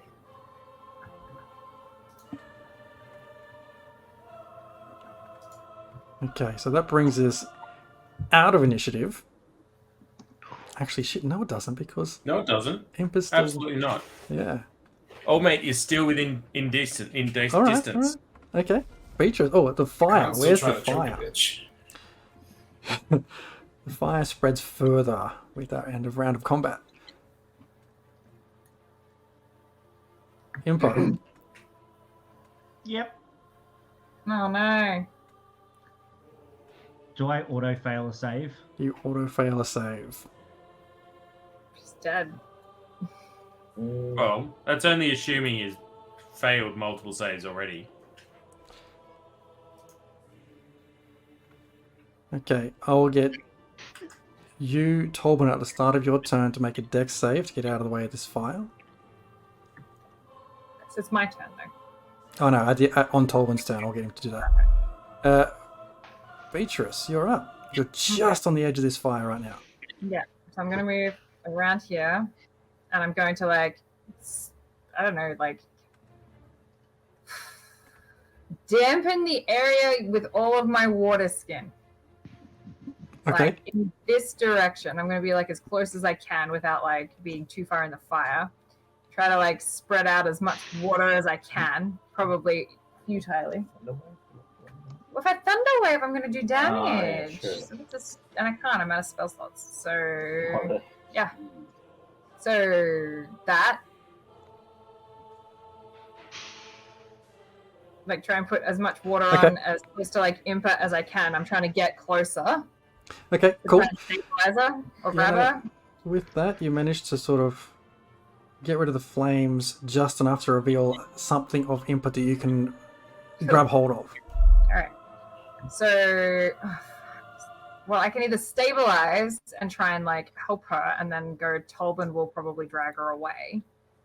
Or maybe Greykov can drag her away, or I don't know, but if I don't stabilize her, she's probably gonna die. more to say for that. So I'm gonna do I'm only got a +1, so I can't really do much. That's a 10. Does that work? That's That's a no, it's a 10. 10's a success, isn't it? I think 10's a success. 10 and Yeah. above is a success. With a here's kid. Yeah, Yeah. I'll pick those up. You- Hooray! With that 10, clutch throw, you manage to get, with the water that's hit Impa's face, you see her kind of just tilt her face side to side and checking her vitals and things and waking her up a bit. She stirs just a fraction, but still unable to move. Jacob, get this! Tom, Jacob! Help her, wait! Stabilizing a standard action. I would have gone, what? It was like 5, 10, 15, 20, 25. I've got 5 feet of movement. I'll probably just move back out of the way 5 Mhm. feet. Cool, that's me. Okay. Zane, you're up. With my critical fails of trying to lift this chest, I'm going to just put the key in and get the stuff out and Down your walk end. out this time. Yeah, down your end, the fire is getting much, much closer to your ass as well as you're trying to undo this lock. Yeah, I wouldn't trust a fart right now, that's for sure.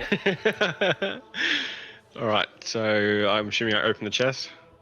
You managed to open the chest with that key, grab no all the dramas. stuff, All the weapons are and there. I'm gonna jump ship out and get out of there.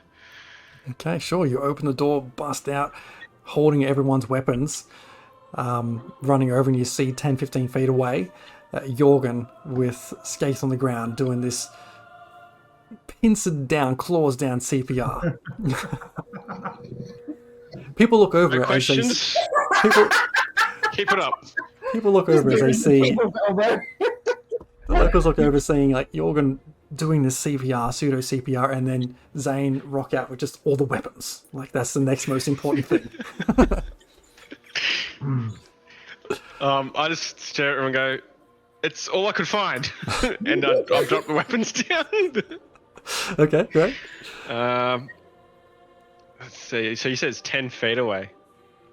Oh no, Jorgen is about 10, 15 feet away from Yeah, the okay, front I won't door, make so Yeah, Yeah. I won't make that. I don't really have anything to sort of put this fire out, so yep, I'm just gonna stand there, watch the house go down. Skaith cannot do anything right now. He's just going to be like, as you're sitting there trying to fake CPR, and he's like, "I'm not. Hang on. I'm okay. I can't do that.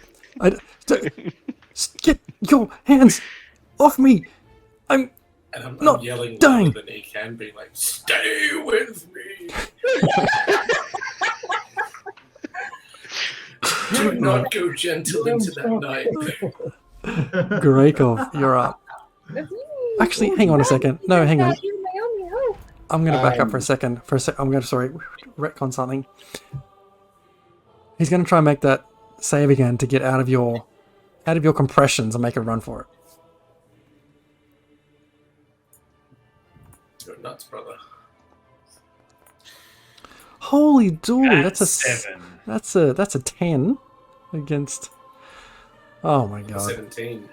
Yeah, he is not going anywhere. He just starts lifts a shoulder and next compression smacks it back down. Like, ha, I got out. Ugh, no, I didn't.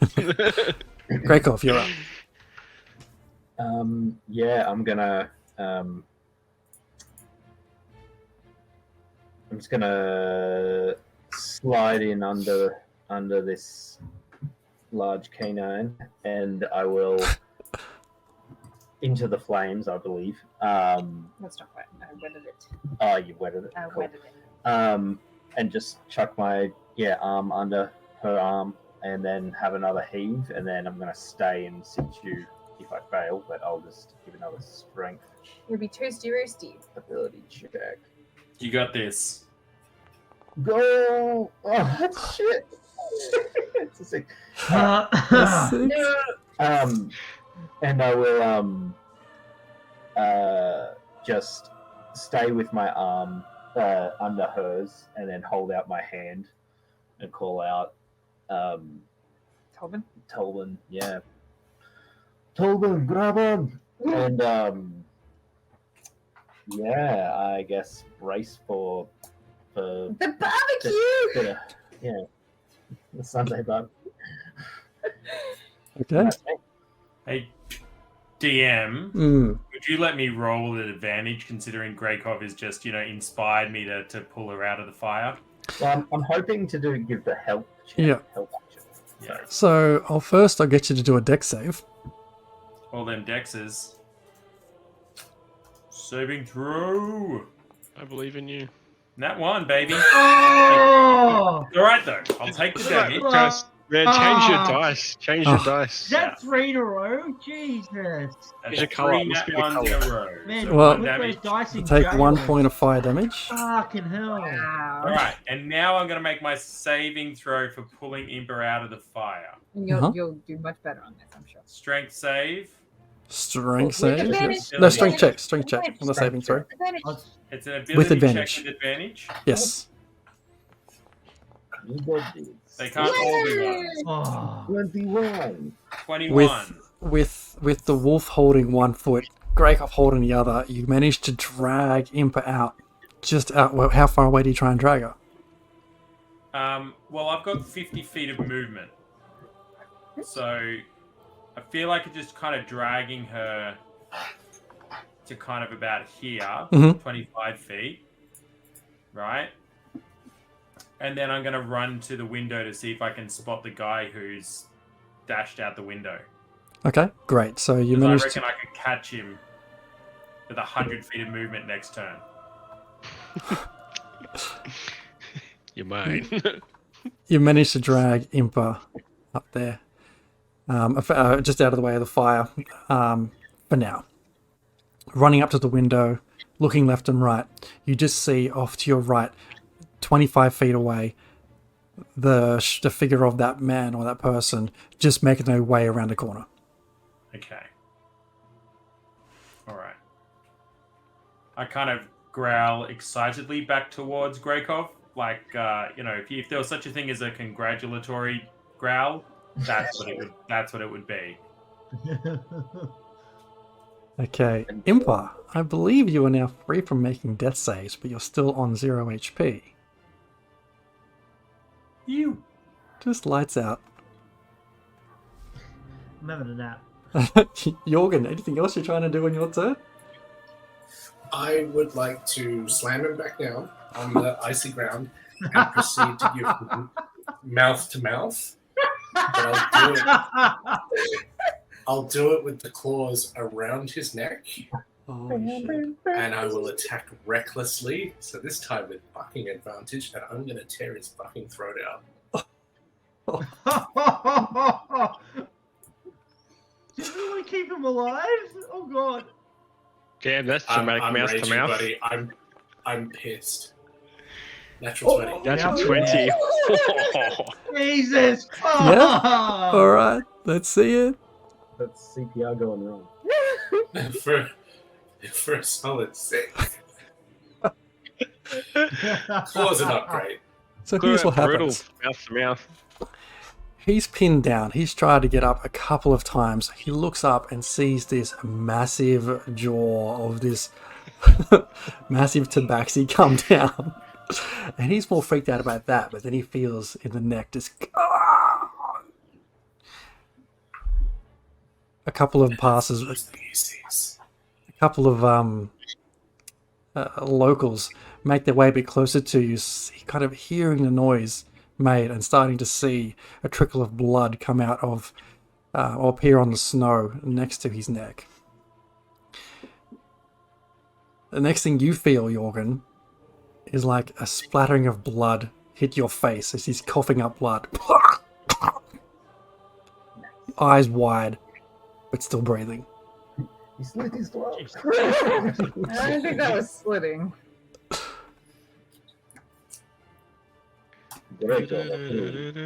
Draco approves this message. Beatrice, you're up.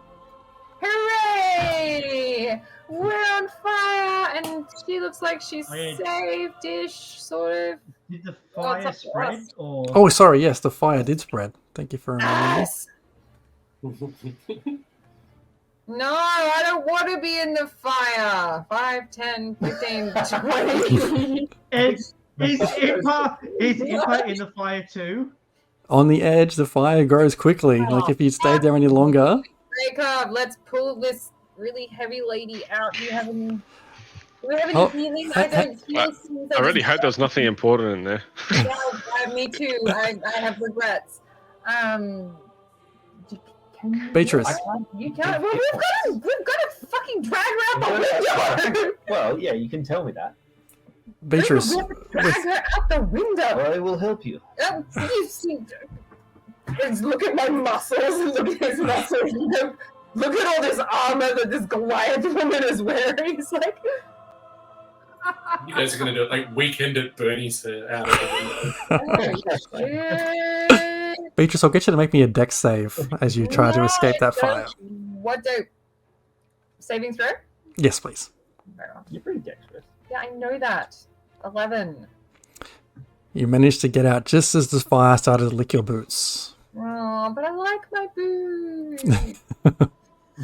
Alright, go.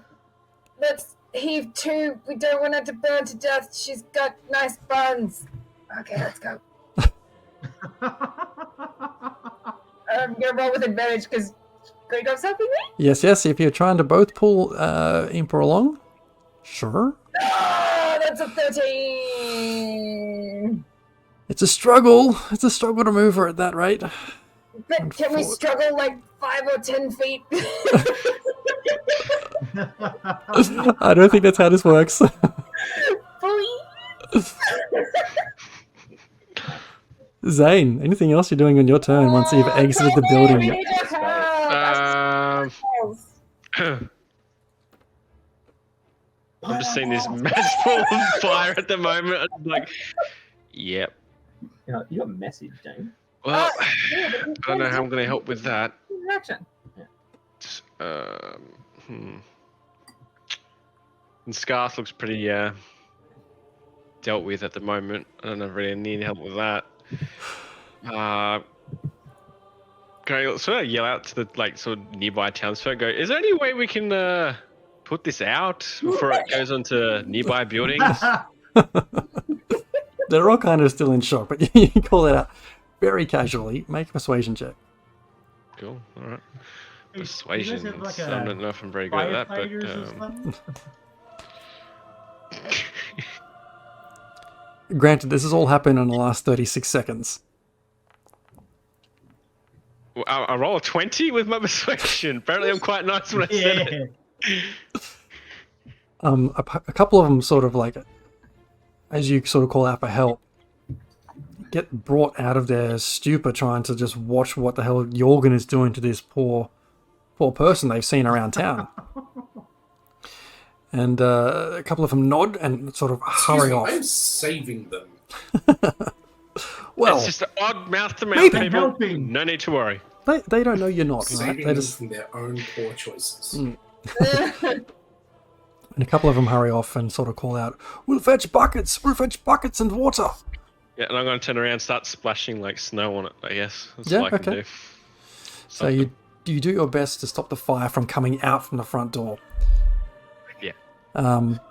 It's at that moment I'd like you to make a dexterity save, please, as one of those windows explode. Shit. Duck. Dex save, you said. Yes.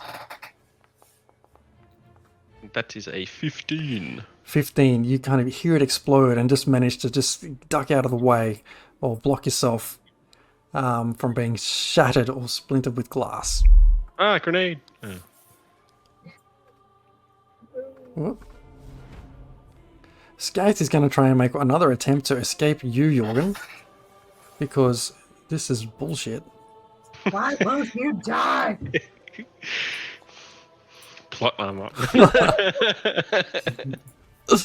Oh my god. Skates 11. You know what And from I'm the picturing? outsider's perspective, you just see like Scaife struggling. I'm like, no, just settle, don't try to move. I'm picturing the that scene from the Dungeons and Dragons movie of the owlbear and the red wizard just smack straight on the ground. That's what I'm picturing.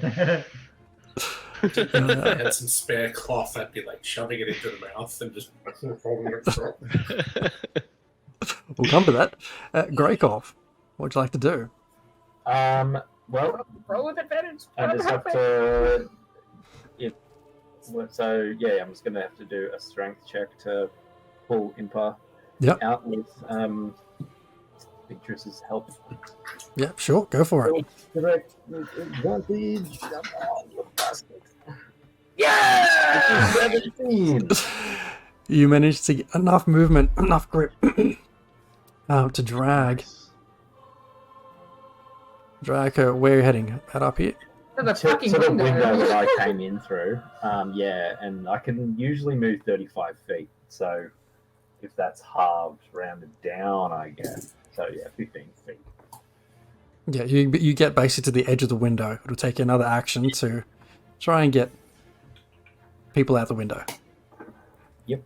Well, just gonna have to haul her out. Where's rope? I need Tolman, rope. what do you do after you spy this guy running around the corner 25 to 30 feet away? Well, now that I've seen them kind of all okay, and I feel like it's all good with them.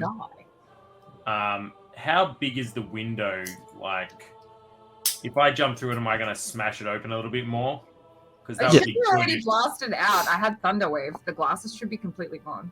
I'll rephrase. How big is the size of the total window, considering we're going to try and push a giant at it in a moment? It's big enough that you will all fit through one at a time Okay, without excellent. having to break any more walls. Well, I'm going to leap out said window and use my 50 feet to chase down old mate. Hmm. Am I close enough with him in 50 feet? As you jump out that window and bolt down to your right, you turn around that corner and you see him. He's now 15 feet away from you. You chase after him, making your total of 50 feet, give or take. Now what? You want to try and bite him or attack him? I fear. What time of day is it at the moment? Nighttime or morning still? It's 20 to 11 in the morning. Okay. I'm going to use my bonus action to drop my shapeshift. Mm-hmm. And at about just from like 10 feet from him, so that I'm not within kind of attack range. If that makes sense. Mm-hmm. Yep. Yep. And then I'm going to cast Mold Earth and trap his feet into the ground up to the Love knees. it. Love it. Love it. Sick. So I won't place anything because I can't see him. But Yep. yes, I stop him from being able to move by a decent amount, considering like his knees and thighs are buried in the ground. And that And I now can becomes... Sorry, go Yeah, ahead. so I'll stop just outside the 5 feet of movement. Okay, so this just grounds my character on the spot. Yeah. Is it? Yeah. Awesome. So cool. He's running away. He doesn't even sense this direwolf chasing him down before all of a sudden his feet are just locked into the ground. What the? It's like, what? He almost breaks his knees backwards with momentum of his body running forward. You hear him sort of go, ah!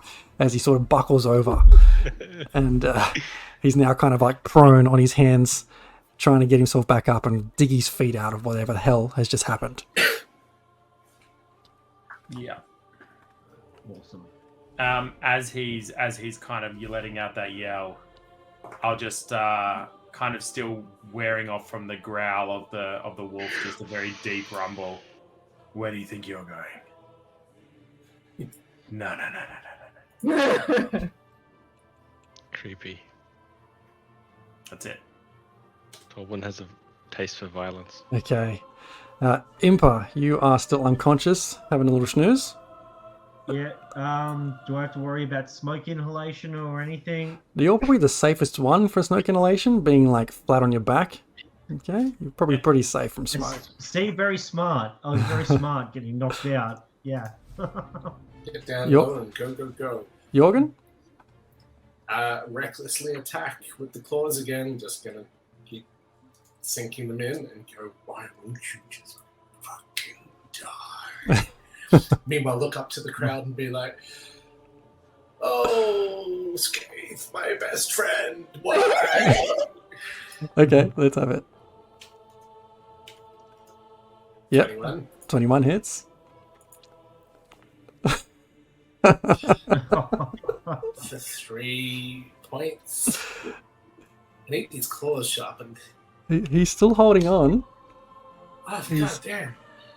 It's just these claws are just getting like a little bit, just millimeters further in each time, just millimeters and millimeters. And again, you Just cop need to another, lick a jugular. yeah, you cop another mouthful of blood. Sorry, face full of blood as he continues to cough it up.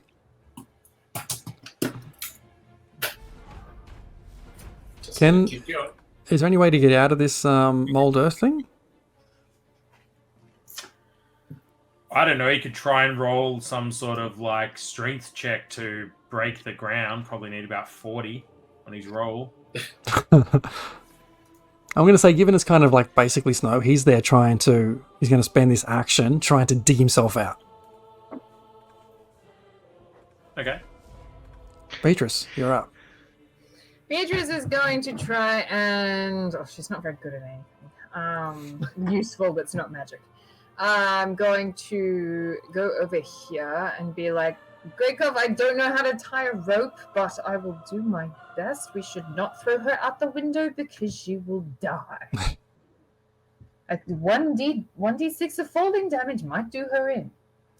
This does not make sense. I'm gonna try tying a knot in a rope check, and that looks like a 4-poster bed to me. Yep. Yep, cool. And I'm gonna try and tie it to my good old pal Impa, if possible. Okay. So do you want a survival check for that? For Yes, rope please. tying? That sounds appropriate. Minecraft, can you instruct me how to tie a rope? I really need your expertise on this. I don't know how to tie a granny knot, okay? When you showed me the other day at the camp, I was not paying attention. It was like the rabbit goes out of the hole, around the tree, and then back down the hole. Basically, I'm trying to get him to give me advantage on that check. I picked up on it. Yes, you can have advantage. Yay! I don't know whether that's solid not tying or solid instruction. It's probably my tying and not his instruction. It's very dim. Okay, so that would probably be like my standard action, and I'll be like, all right then. Can I do a quick perception check to see if there's like anything in the immediate area that might prove to be like, did they leave like their nighttime diary or something on the bedside table? Make a perception check. The convenient location to be like, dear diary, today I annihilated my enemies. Oh no, that's a 12. Now, with that, you look around and it almost looks like this room is just full of staged furniture. I see. Well, Fire. did you know that this is totally fine to get burnt down? Marvelous. This is fine. This is fine. I did just move the fire towards you all a little bit, given the next round. Hooray! We want to get out next turn. Great. Zane, anything you're trying to do? Seeing Jorgen's struggling a little bit, I'm probably going to walk over and just go, well, since it's my friend's probably most likely dead, I guess this is to repay the honor. Smack straight down with the hammer. Oh, love it. Where's my character sheet? There it is. We're just going for outright murder now. Yeah. That's gonna be it. So about that trip to Lonelywood, everyone. Damn it! Oh wait, I get advantage because they're prone, right? Yeah, absolutely. Oh my god! Thank God.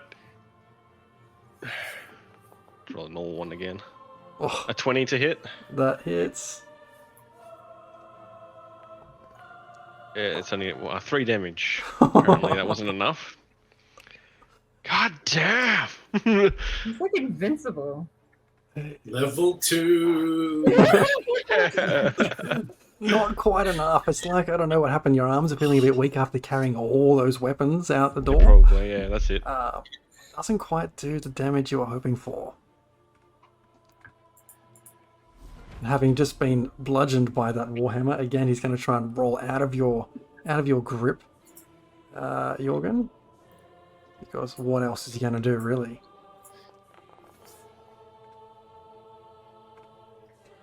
Ooh, 14. That's a- Oh, against a big 8.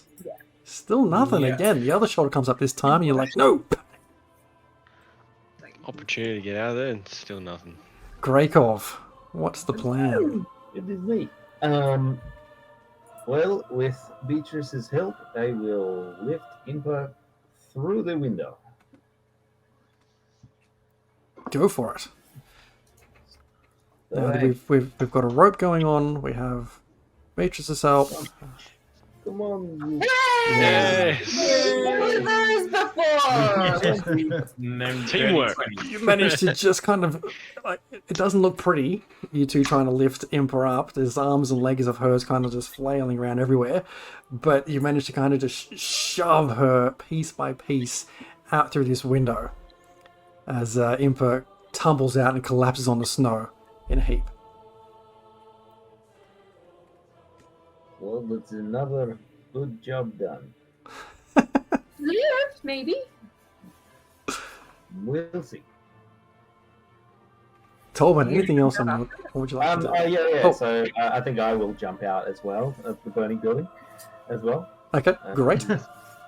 and join her there, and I will hide. No, we hide. And then I will wait to see if Beatrice needs help getting out the window. Me need help. How dare you? Okay, Tolman, you're up. I'm probably dead. Is old mate free at the moment, or what stage? So you said he was trying Not to yet. dig himself out. How did he go? He's still going. Like, it's only been 5 seconds so far. He's still trying to get one foot. Like, what you can see is like he's starting to get movement off his right leg, but his left one is still fairly stuck in there. Okay. I'm gonna cast Mold Earth again, and just pull up another 5 cubic feet of Oh. earth around him, so it's just like his head is just above ground. Oh, great! So he gets just consumed by all this earth, and he looks like a Jabba the Hutt thing now, where he's just like this triangle of earth with little hands sticking out and a head. Yeah. And I'm gonna walk up to him and just take a bit of like the earth and push it into his mouth a little bit, and just be like, "Don't make a sound. Okay. Don't you dare make a sound. You make a sound, and I'll take this last bit of your body and decapitate it from the earth you're buried in."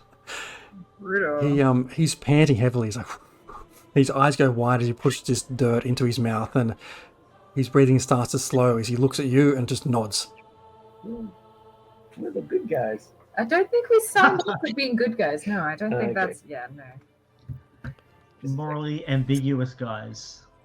With that, I'm just gonna duck back to like the corner and see if I can see, like, I said I came around a corner, right? I just, because he's kind of tied up now, essentially. I duck to the corner and just see if the others have made it out safely, and be aware of what they're doing. Kind of yell, I've caught him. He's alive, but I've caught him. Yeah, easy enough. As you peek back, you see a few of them starting to climb themselves out the window. Impa on the ground, underneath the window, still unconscious. Or close to. That is good. We almost died, but you know. Oh, good. At this point, the last thing I'll do is I've got like my hands kind of tied around my ankles so that when I'm as a wolf, they kind of just stay tied to me. I can put my pants back on, so I'm not pantsless. Excellent flavour. Put And my do weight I ask away. where you keep the carrot when you turn into wolf form? I drop all my carrots. Okay. I can see Jorgen, who's having a good time with our friend at the front. Apply a little bit more pressure and just try and nip that jugular. So you're still like really close to his face. You've got like one hand gripping his throat, right? And you just hear that Looks final. like I'm giving him a kiss. And Yep. going, just die, you fucker. And it's at that point you And just for hear 5 points. you hear that final snap you were after, as the man you've been pursuing for the last 30 minutes has given up on life and goes limp on the And snow. I fall on top of him and I wail. Why? Meanwhile, the tail is starting to work its way into pockets. Okay. The longer I can keep up the drama, the longer I'd like to pick him clean. Because no one's going to question me hammering him to the face. Yeah. It's a warhammer of healing. Well, Okay, they all run off to their houses. Remember to get stuff. that's true. In that Yeah, meantime, Well, we're trying to jumpstart his heart. It's like medieval. What do you call it? CP defibrillator. Yeah. Okay, we'll deal with that thievery and the hammering to the face scenario later. In our last few moments here, Beatrice, what do you do? Yes. If I'm 100% sure that there's nothing worthy of trying to save, then I'm going to try and like Tarzan out the window. I will point out that, well, actually, you wouldn't know this, so I won't point out anything because you didn't see Oh, it. there you go. I will do a final check. No, this was a thing which Zane saw last Yeah. week with the detect magic. And then you jump out the window. Is that what I heard? Yeah, Tarzan out the window, absolutely. It's right. If it's magic, it won't burn. You tumble out the window, landing. I said Tarzan, not tumble. Did I say that? You Tarzan out the window. Thank you. And completed with the tumble. Very much like Jane. Coming out, you land there next to Greykov and next to Impa. And Tolbin On walking Imper's back. body. Yeah, Tolbin walking back, shuffling, putting legs through pants. And I think we should go somewhere else very quickly. Would I pull out a blueberry from episodes ago that I found? Hey, Tolvin, is this the healing berry? Is it good? DM, I think it was a good berry. I don't know, do you? Do you think it was a good berry? I think it was. Good berries have a limited time on them for them to be useful, though. You I can think make they're an like 24 hours. you can make But an depending on how Arcana long check ago if you you're not found sure. it, it might still be within range. We're in the frozen north. These things are, like, Refrigeration! preserved. Can you heal her? Can I heal her? Can you? I walk over and just put my my hand on her and cast Cure Wounds. Oh, How close did it get, Dan? For 10 points of healing. oh, that's so good. I was on 2 fails. Is that including the fire? Mm. There was the fire they put me on too. I had 1 success and 2 fails. Yeah, right. Impa like sits bolt upright, looks at everyone, is like, did I you lose an win? eyebrow? did I win? Can anyone else smell pork? I give between the three of you. I give you each 3 berries each. I'm like, it's not a carrot, but I guess it'll do. And I give you 3 berries each to eat. And I'll eat the last one myself. Are they good much berries? does the berries heal? They are 1 HP each, but they make you feel full. Oh, I don't need any. I'm good. You've still got them. I will. Oh, Donate them if you want to. I will donate I them will- to whoever looks like they need them most. Probably Impa, because she just like fell out a window unconscious and got licked by fire. How did I get out of there? What happens?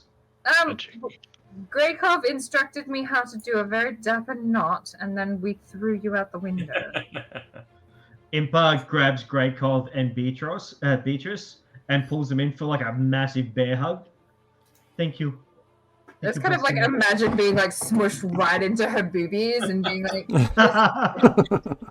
Very erect Was nipple, it- giant nipple. was it in- Minus 1 HP. That wasn't intentional. Thank you both. see, I knew she liked it. And we will pick it up there next week, as you guys have just managed to find your way out of the burning hallway of horrors. Hooray, we Jez, lived! You We all did feel it! like Jezza, Level 3? Jezza, Yeah. any chance we could loot that body now? Just because I have plans for what comes next. You loot the body now, and I'll tell you what you find between now and next session. Okay, cool. And we're also level 3 now because we fucking survived. I'm specifically, like, whilst also looking for valuables, I'm looking more for anything that was like instructions or plots. Instructions Anything or... that was instructing them. Gotcha. Okay. We'll make a note of that, and I'll let you know what details come of that before next session. And level 3. You level up when I say you leveled up. I almost died! He's the dom and you're the sub, remember? Speaking of, everybody remember to sub! Oh, love it. Absolutely. Jez is loving having squishy players. Well, you did pretty well. Honestly, I wasn't sure if you guys were going to make it out of that situation or not. How much Oh, HP no. did those guys have? How much what? HP did those guys have? I can't remember. Oh, okay, cool. Alright, holy shit. A lot more than you guys. Yeah. Yes. Yeah. We'll pick it up again next week to see how the party fares, given we have a bleeding out tiefling in the middle of the street, a pile of weapons that Zane just dropped on the floor, and a guy massive trapped fucking to his fire. neck in a pile of dirt out the back. Join us next Last week for our time. adventures in Lonelywood. It was really nice in Chicago for all of half a day. So we'll see you guys again next week. Don't forget to check us out on YouTube. This episode will be up next week, and next Friday this episode will be up on our podcast. But tomorrow you can check out how the party got here on the podcast, releasing at 10 a.m. Sydney time. So with that, don't forget also check us out come and join us on the Discord. Find us all the places. We're happy to chat. We want to engage. We're here to have fun and never check for traps, right? Yeah, live up to that. That's how we got Live into up the to that. situation. So well. All right, we'll see you next week, everyone. Bye. Bye. Bye.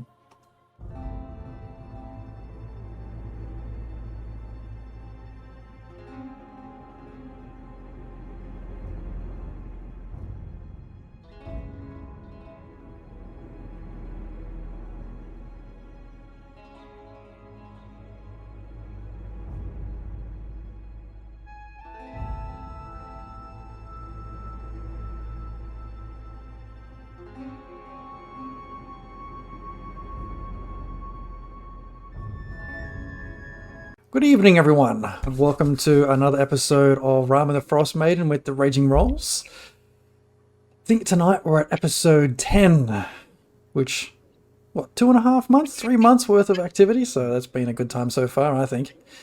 And plenty more to go. A couple of quick announcements before we kick on. Don't forget to check out our good friends at Behold Games and save yourself 10% off some things you might like to buy and play over there, especially potentially the new, what's it called? Foundry and Below. The Shattered Obelisk. The Shattered Fun, Obelisk, looks that's pretty, right. Yeah, it's pretty fun. I am super pumped for the Book of Many Things. That is going to be awesome. Yeah. Looking forward to that this Christmas. Also, don't forget you can check out our podcast, our Patreon, our YouTube for previous episodes. Follow along, catch up where you might have missed out, because there's all sorts of chaos going down every single week. So check all that on our site. Our bio link is now in the chat. Or for those listening along at home, that's bio.link/ragingrolls. I think, we have one more thing, right? One more thing. It is the last couple of days of September. Save yourself a few dollars, support the streamers of your choice in September. Sub along, you get a bit of a discount. He means us. You're welcome to sub for us if you want to. And all will be well in the world. I think that's it, right, team? Any other announcements we need to be aware of before we kick on? Jez, we like you very much, and I'm not saying that just because I really want to level up. I think you saying that because you didn't want to die, because we all came very close last time we played. Impa will never die. Never say never. That's just paint.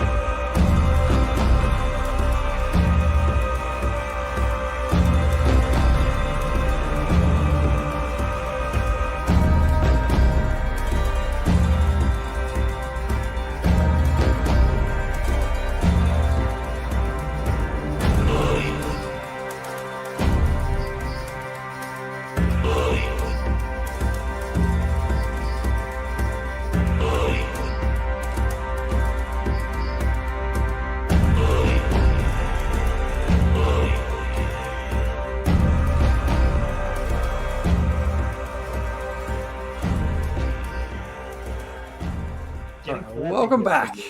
Caught the team by surprise there. All right. Shit. From last episode, bit of a recap. Clinging to the last threads of life, you fought your way through a burning house, resulting in Jorgen killing Scath in the middle of the street, with Zane looking on. Beatrice, Tolben, Greykov, and Impa managed to escape out the back window of this burning house. Tolben chasing down one of the combatants and encapsulating him to the chin in a mold earth spell and then shoving some extra dirt in his mouth for good measure.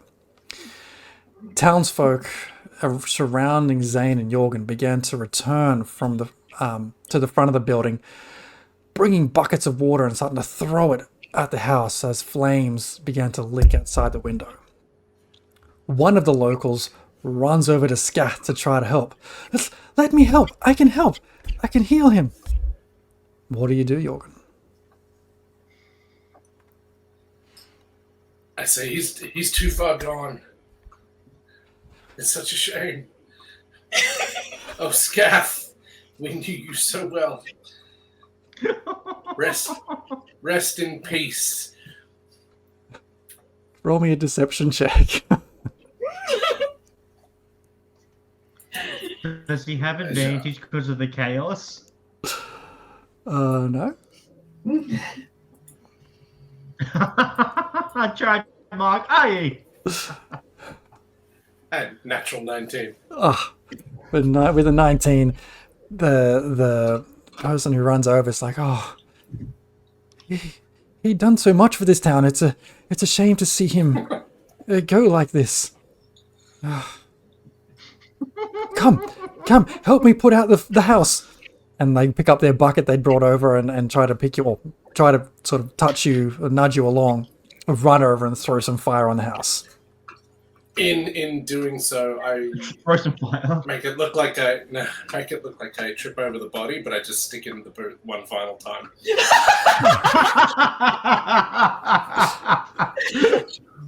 As you you kick in one last time, this limp corpse, you just feel the entire weight of it on your foot, but at the same time your tail, as you stand up, reaches into any kind of pocket you could find with your tail and retrieves a small piece of paper and a light coin pouch.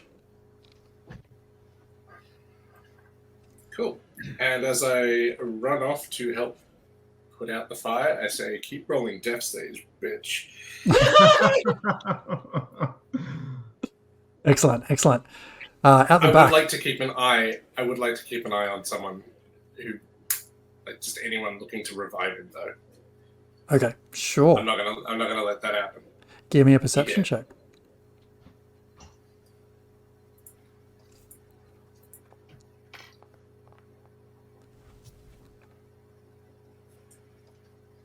$20 Big Nice. rolls. Natural 20. for a 21. I know. Compared to last week, which was just all shithouse. The dice Okay. gods are in my favor this week. Very good. Say that. Your next roll will be garbage. I know. I'm tempting fate, aren't I? I'm tempting Cat to just turn around and be like, "I give 1,000,000 points to the deer." It's been known to happen. Yeah, I'll take a million. It's very true. Cat, don't you fucking dare. Do it. Zane standing in front of you, Jorgen, as you run towards the house, trying to keep up the charade, sort of picks up your weapon and says, "Here you go. Did you need this back?" Oh yeah, that would be handy. I kind of like that. Great. Do you know where everybody else went? I've got this armful of weapons here, and are you going to try and put this house out, or are we just going to get the hell out of here? I think just make it look like we're participating, but yeah, I kind of want to be seeing who's really paying attention. Okay. And try and reunite with the others. If you're trying to sneak away, you can give me a stealth check or a deception check to make it look like you are participating, but not. Natural kitty cat with a +4 to stealth. That is a natural. Sorry, an unnatural, a dirty 20. There you go. Your, soft padded feet make it look like you're trying to help while swinging her arms around wildly, not really doing much help at all. But you grab Zane by the collar and slowly kind of shuffle around the side of the house to regroup with... Look over there, that's on fire too. Regroup with the others. At the back, what would you like to do? How far away is the Luskan Arms from this back out building?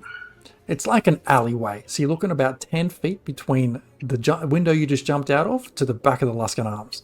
Well, I think it's very unfortunate that the fire has jumped the building to the other side, and the Luskan Arms is also now on fire. Wasn't the Luskan Arms the nice place? No, that was the shithole where Maxil is living. Yeah, the nice place was the Wolf's Pelt Inn. Yeah, that's now. Oh no! How terrible! I create bonfire in the like there's probably debris in the alley, like not in the alley, but like maybe like on the roof in some shingles where the fire's kind of catching out the window in line with it, and make it look like, oh no, there's been a spark out of the window, and then the sparks travel across onto the opposite side onto the roof, and oh no, a fire goes. Whoa. It's such a shame, everyone. Should we put it out, Beatrice? I'm a bit worried. It's a lot of fire in this town. Maxil lives there, Emperor. Do we really want to put it out? Oh no, I would That's very the much like to speak to Max. I would Yes, very well, much maybe like it to might speak to flush him. him out. So you used just to let me get that straight. You do use your burning hands again, or just try and guide something over to those? No, so it's create bonfire. Create bonfire. So it's a Even cantrip. better. So basically, you just create like a whoosh of flame, and if there's anything that's flammable around that area where you cast, like in that immediate area that you cast that flame, it will ignite that stuff.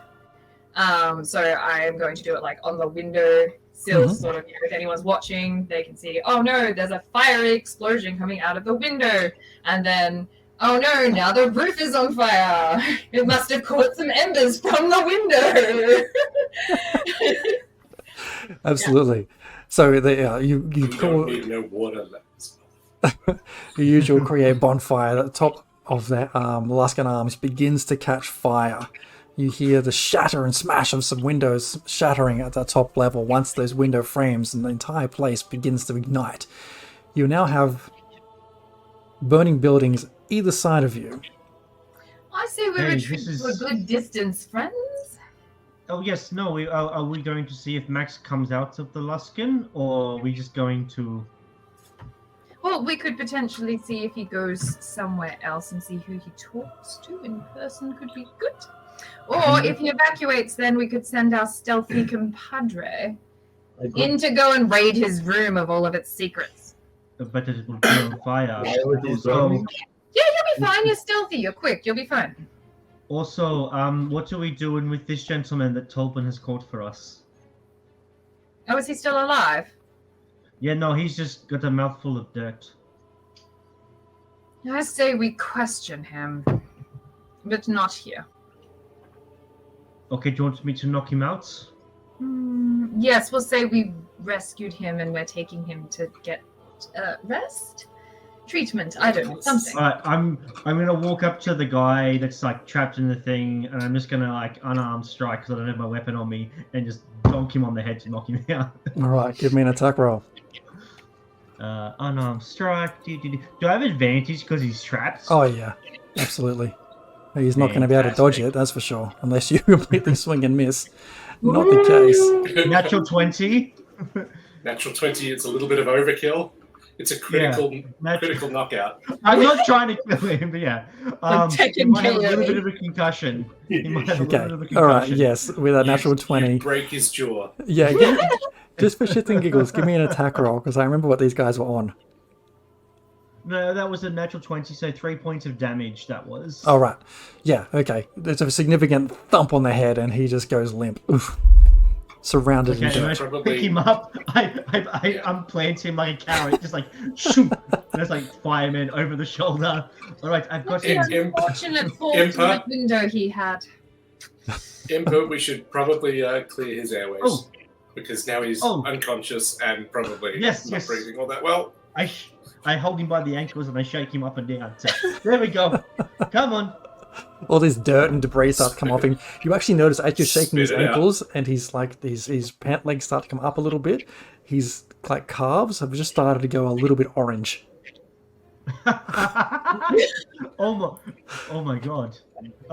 He's like a carrot. Okay. Also, hi Yogan.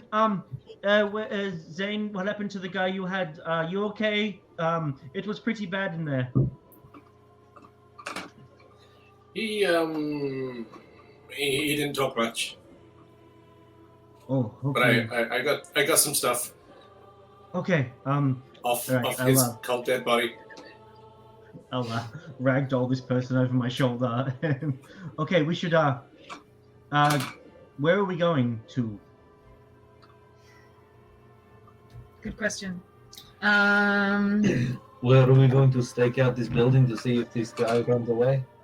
Is there any kind of cover nearby, DM? So let me bring up the map and show you where you are. Yeah.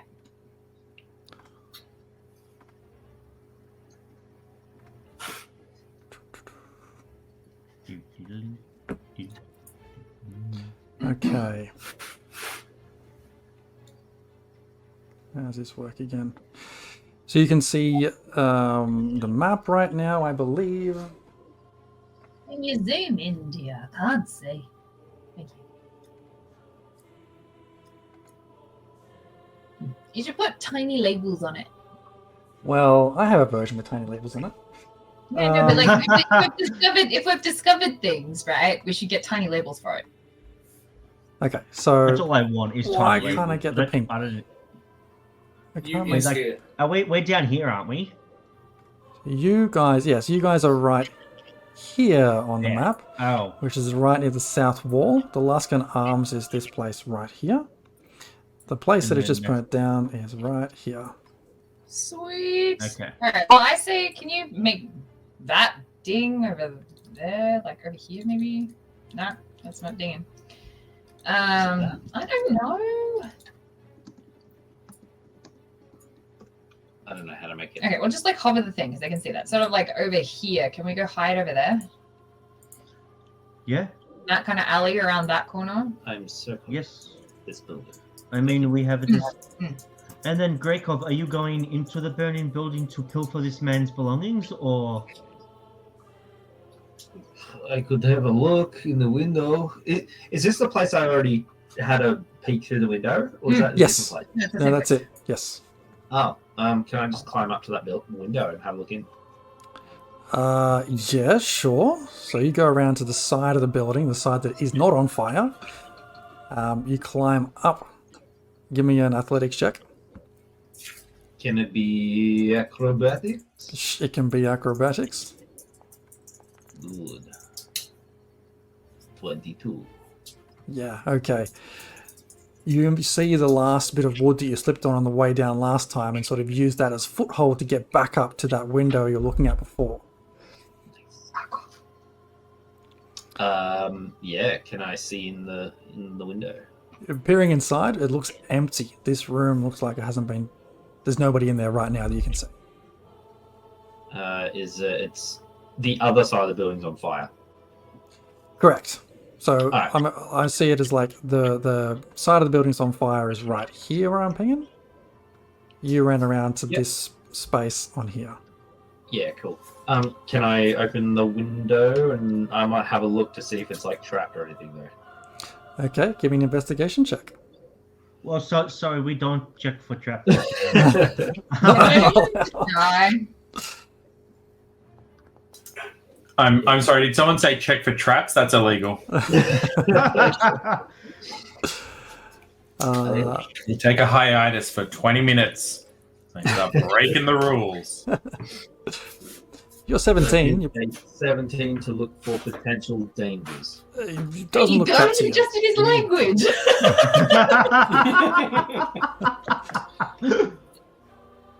No, the window doesn't look like it's trapped from what you can tell.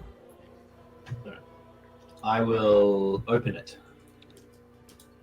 Okay. It is locked. I will pick lock. Okay. I want you to give me a lock picking check at disadvantage because you're trying to hold onto the side of a building right now. Okay. That is a... What skill check is that, Maddie? Do you remember? It's a sleight of hand check, you doodle. Sleight of hand. I can do that. With disadvantage. Oh, that's not But too do bad I get actually. to add anything to that? It added a So bunch of stuff. you should be able to. Yes, you've got If your you look D20 in plus 4 for the dexterity plus 2 for the proficiency, so you're all good. Okay. Yeah. It's Nice. 15. Even though you're using one hand, you have that experience that you do manage to pick the lock and open it just a smidge so you can get your fingers on there and lift it up somehow. It's at that moment you hear footsteps to your left, maybe 3-4 sets of footprints kind of running past, Outside, behind me. outside behind you. I'll Seemingly coming from your left. Alright, I'll just slip in the window. Okay. Give me a stealth check. Good luck. Oh, Not a bad stealth check still. As you start to like get through this window, like just the bit of your heel collects the window on your way through and just goes clonk, and you just end up tumbling into the room after making a fair bit of noise trying to sneak through. And for those on the podcast, that fair bit of noise came from his 11. Yeah. And meanwhile, Impa just turns to Beatrice as we watch Greykov just like eat shit going in the window. Like, should we have gone with him or someone at least? I mean, like, we should probably go a little bit closer. Probably you, because you're the most intimidating, and I'll trail behind in case I need to. I don't know what I can do, actually. I'm pretty tapped out. But yes, Okay. we shall maybe try and distract from people pursuing him or something. I don't know. Okay, I'll move a little bit closer. I expected him to be more competent.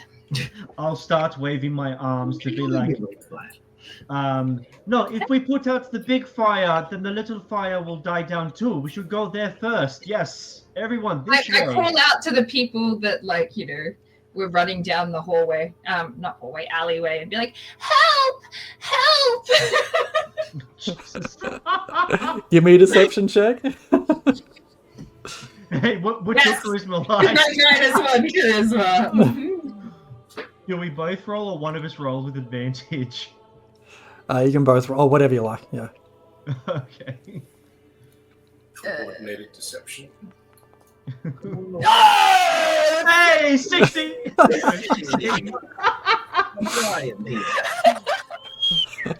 We are the most deceptive people here. We are all that damsel in distress. Yeah. So 2 of the people who are running past stop and start to make their way towards your direction, Beatrice. Great.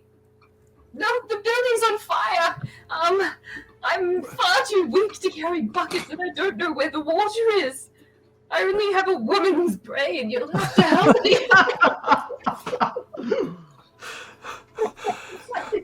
Self-burn. I might as well charisma. It's all I know. And remind me, what was Impa trying to do? I was trying to get Get people to go to the big fire first. Okay, and where were you? Can you Little ping yourselves on the map? Because I just missed that.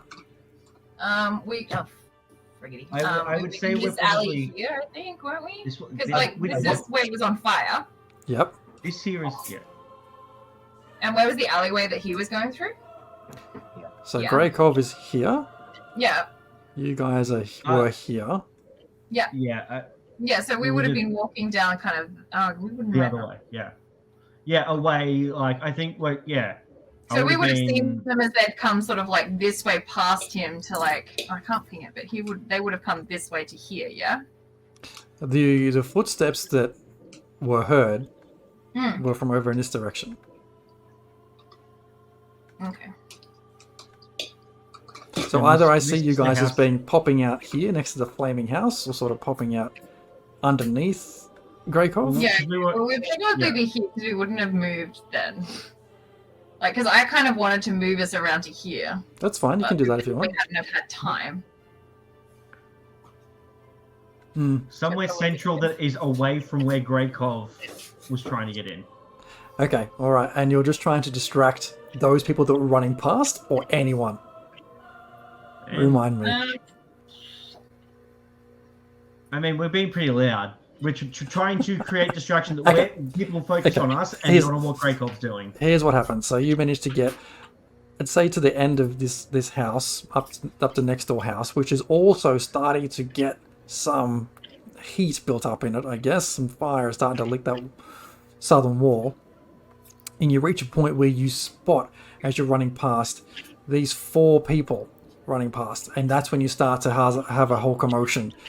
2 of them stop right in this point here and turn to face you. And says, "Are you safe, ma'am? Are you safe?" Did we leave anything? There's fire! Yes, there is. Please, make yourself clear of the fire, yes? Get clear. Find safety. My poor cat is trapped inside! Forget cat, ma'am. Head out of fire zone. You don't understand! My poor pussy and I have been together for as long as I can remember! Where is your cat? Where is your cat?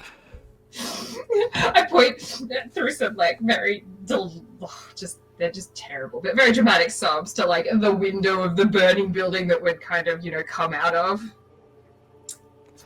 back to the point at the building you came out of. Yes, that's what I'm just confirming. Hold on, is the one that we're next to kind of on fire as well? It's getting close.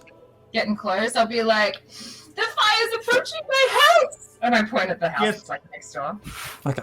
And then Impa shouts out, "Yes, please save her pussy. She loves her pussy. Please save it." The two guards kind of look at each other and sort of. All right. And they sort of walk off together towards this house, kind of like laughing at each other. I'm gonna wail, being like, I don't know why they're laughing. This is so serious. All right, they enter the house, and you hear them start to rummage around, looking around for things. What do you do? I'm gonna set that house on fire too.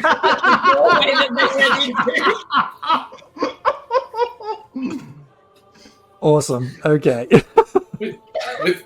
Just out of interest, with all this fire, is anyone referring to the Frost Mother as like, oh no, what will she think? Not heat.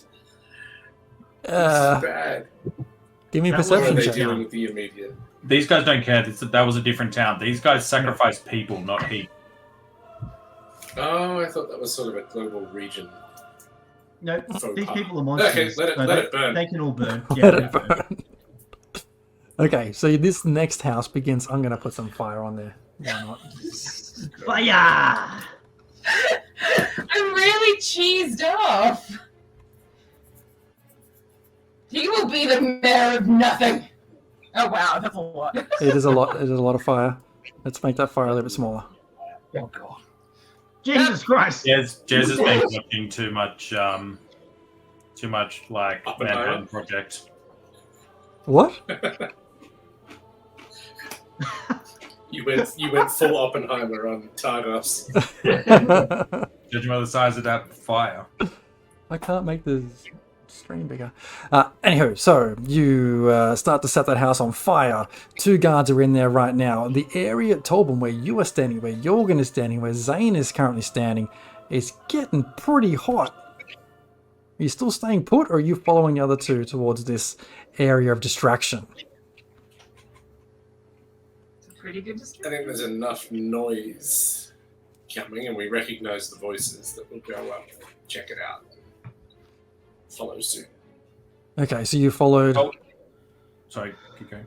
No, that's it. I'm just asking you. Just confirming you followed Beatrice and Impa. Tolbin's ran back around the corner where the guy was caught up in all the dirt. All right, Trapped. so... I'm going to kind of go babysit him. well, he's been He's, reaped out of the on ground. his shoulder. Oh, right. Okay, Yeah, he's on then your- I will follow. If he's over a shoulder somewhere, I will follow. Okay, great.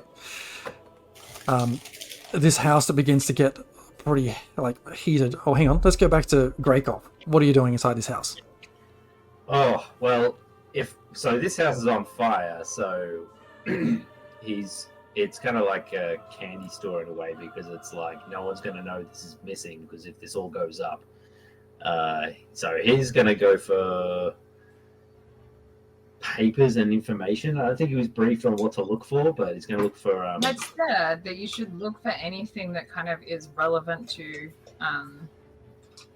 like his traitorousness. yeah, so Which paperwork, floorboards? letters, money, Which floorboards? anything of value. Yeah. Roll for treachery. Okay, cool. Roll you do, for skullduggery. yeah, give me a investigation check. Wish I had. I could almost say disadvantage because you can't read. But no, I won't. That'd be like official seals and shit. Yeah, I'm more looking for I don't have time to open things up and read Yeah, them. I But get it. it's like if I can stuff it into a bag, I will. Oh, goddamn, 6. Oh, fuck. My mind is You're the most useless rogue ever. I'm good at sneaking and the killing. Well, not the killing. No, you're not good at that. Not even that. I have redeeming qualities that haven't come into play yet. I mean, like you can kill a like an animal. What was it? Like that elk or whatever it was. Yeah. That's all you got going for you. Hey, better than people. It's hard to make out exactly what you want to look for in this room. You know that your foot just made a bit of a loud noise coming into you. A bit distracted by that. Looking around, you just see like a nice comfortable looking bed, a nice chair, a desk. You just see the standard kind of furniture, which is pretty like wealthy looking given other things you've seen in Bremen and in Targos. You can't really seem to find anything else of value that you think is worth taking. Yeah. It's instead of like trying to be like careful, can I just like ransack the place and like don't care if it makes noise? It's because he's kind of like still hyped up on like the adrenaline from the previous combat. There's fire. He's already tried to kill someone. One of his team members, he reckons, is a bit sus about whether or not they killed another person. So he's just like, we're just fucking loose here. So he's just going to... I don't know if it gives me any more chance to like get a closer look, but he'll just rip drawers all the way out. Okay. Open reading. Can I add some flavor, possibly? You can certainly try. In as long as we're not being terribly disturbed at the moment, I'd like to try and read that piece of paper, and specifically if there's anything that I learned that really does point the finger at this guy, then like reaffirm to Greykov that he knows shit. Okay, so Greykov, give me another investigation check. Now, Jorgen, the piece of paper you pull out of your pocket in a bit of a haste. It's fairly small. Small note on it that says, "The tall one is a harper. Find out what they know." And that's it. Ooh, I know what that is. Beatrice doesn't, but I know. Sounds familiar. I watched the D&D movie. I know as well. But I don't think you'll I know what that is as well. Okay. The tall one is a harper. Find out what they know. Interesting. That doesn't resonate with me, and therefore, I won't yell anything at Greykov. Okay. Greykov, with your 16, you managed to find a small coin pouch. You find like a logbook or a journal. And you find the weirdest bracelet tucked away at the back of a drawer that is like a charm bracelet with 10 ducks on it. Nice. Oh, interesting. Now, you then hear a voice. Who's up there? You should get out. The place is on fire. North Maxildenar, is that you?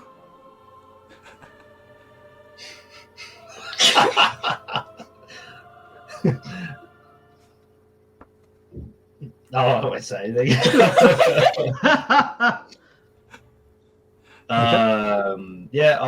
If that's all I reckon I've got, I'll just head it back to the window. Just walk back over the window and have a look to see if anyone's there and jump on out. Okay. Give me a perception check as you look out the window.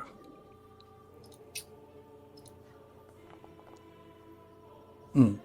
22. With your 22, when you look out the window, you do notice one of the guards has come back having heard you smash your foot on the window. And it's just looking around up and down the alley where you came through.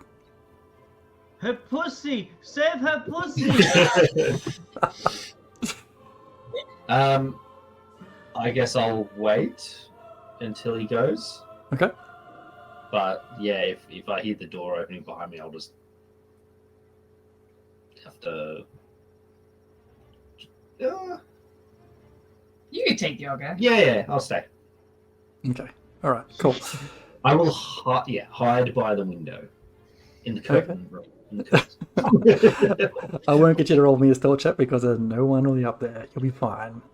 The two guys who were in the burning house now that Beatrice has set the third place ablaze. I'm gonna yell out, "Be careful! The house is now on fire! You're in terrible danger!" They come running out, spluttering and coughing, and they come and find you. There's nothing there, ma'am.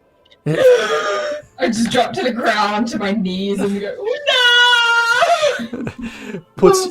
One of them puts their arm on your shoulder and is like, let's just pray that your pussy found escape and got free.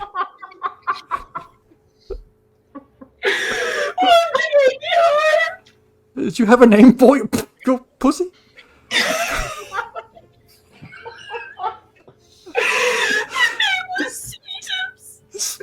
Sweet. They just turn to each other and just sort of like, I'm sorry, ma'am. Just sort of start to walk away. You can see their faces are bright pink.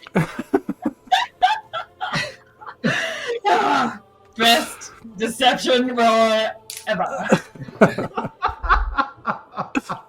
Impa, where did you put the guy that was on your shoulder? He's still on my shoulder. He's still on your shoulder. Okay. I don't know where to put him, so okay. still there. So were you next to Impa? Sorry, Beatrice at this time? You know, I am still next to her. I was if they're there, I will pretend to I'll put him down and make sure he's breathing and everything, and make it look like I am trying to revive him, but not quite. Like I'm not actually trying to revive him. Okay. As you put him down, these two guys who are about to wet themselves laughing see you do this, and they're like, "You found Steve? It's Steve!" And they come down and try and see how he is. Where did you find him? Oh, I saw him in the building that was on fire, so I saved him. But he's unconscious. I'm a cleric, so I'm trying to revive him. Please give me space. You should go. Try to put out the fire. The smoke. It's not good for the unconscious man. Give me a deception check. Do I have advantage if I flash the symbol of saloon?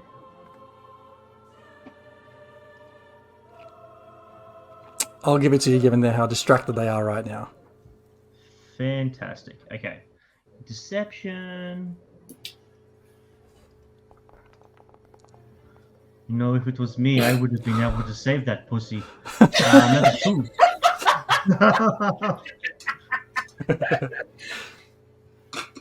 They look at you again and go, oh, wait. He's covered in dirt.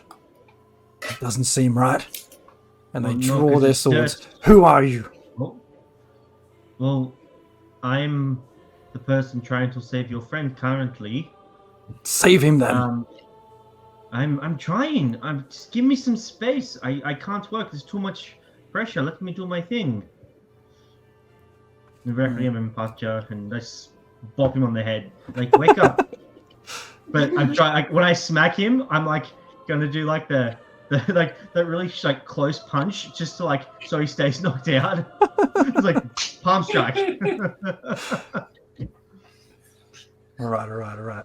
They can see that he's roused a little, moves a little bit before you smack him down again. But they say, we'll take Steve from here. You've done enough. We'll take it from here. And they go to pick him up. I think he's in the best possible care he could have right now. We can take him to good care. It's fine. You've done enough. I am very good care. I think that he could benefit from my care. I mean, you couldn't even save a pussy, so... And roll saying an that she's going insult to lose check. an insult check.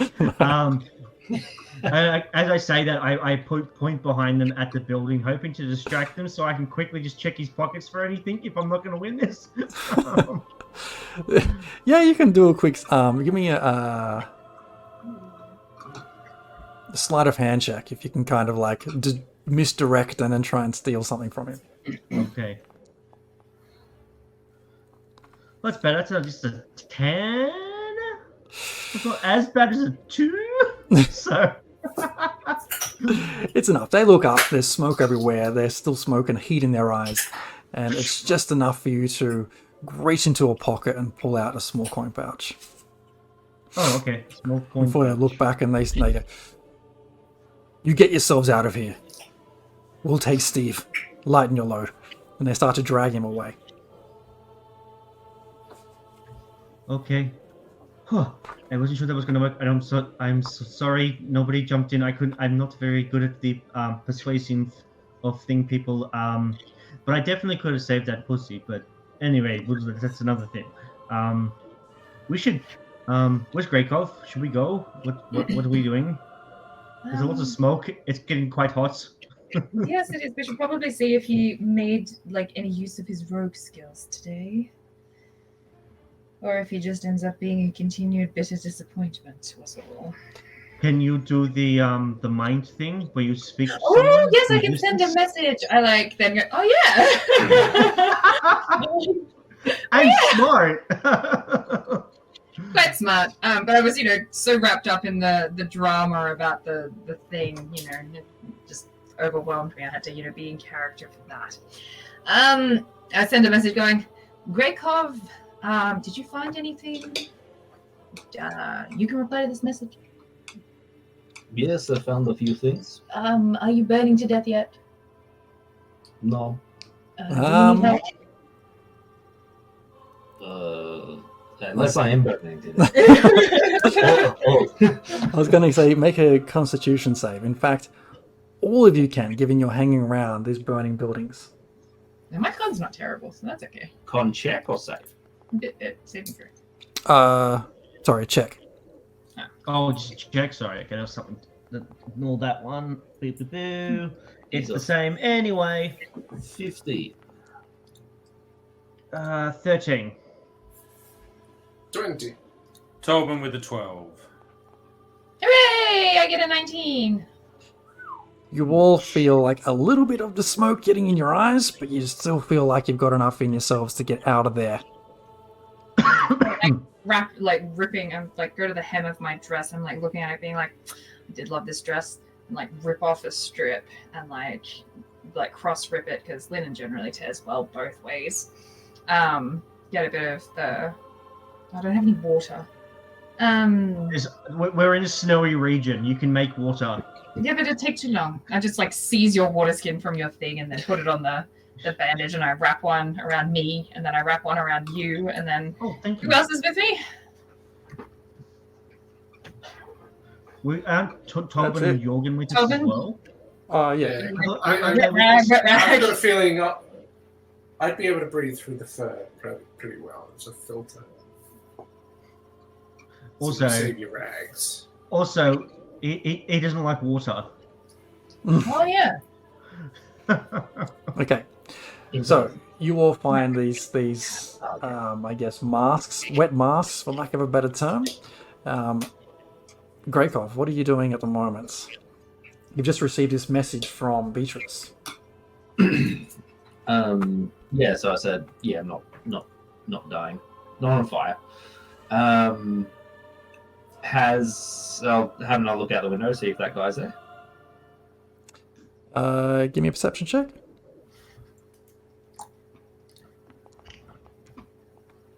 Is 10.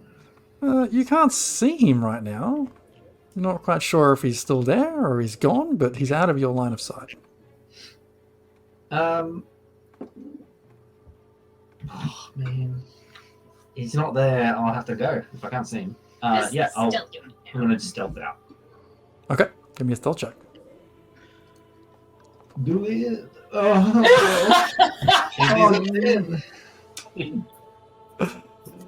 And he was the worst rogue.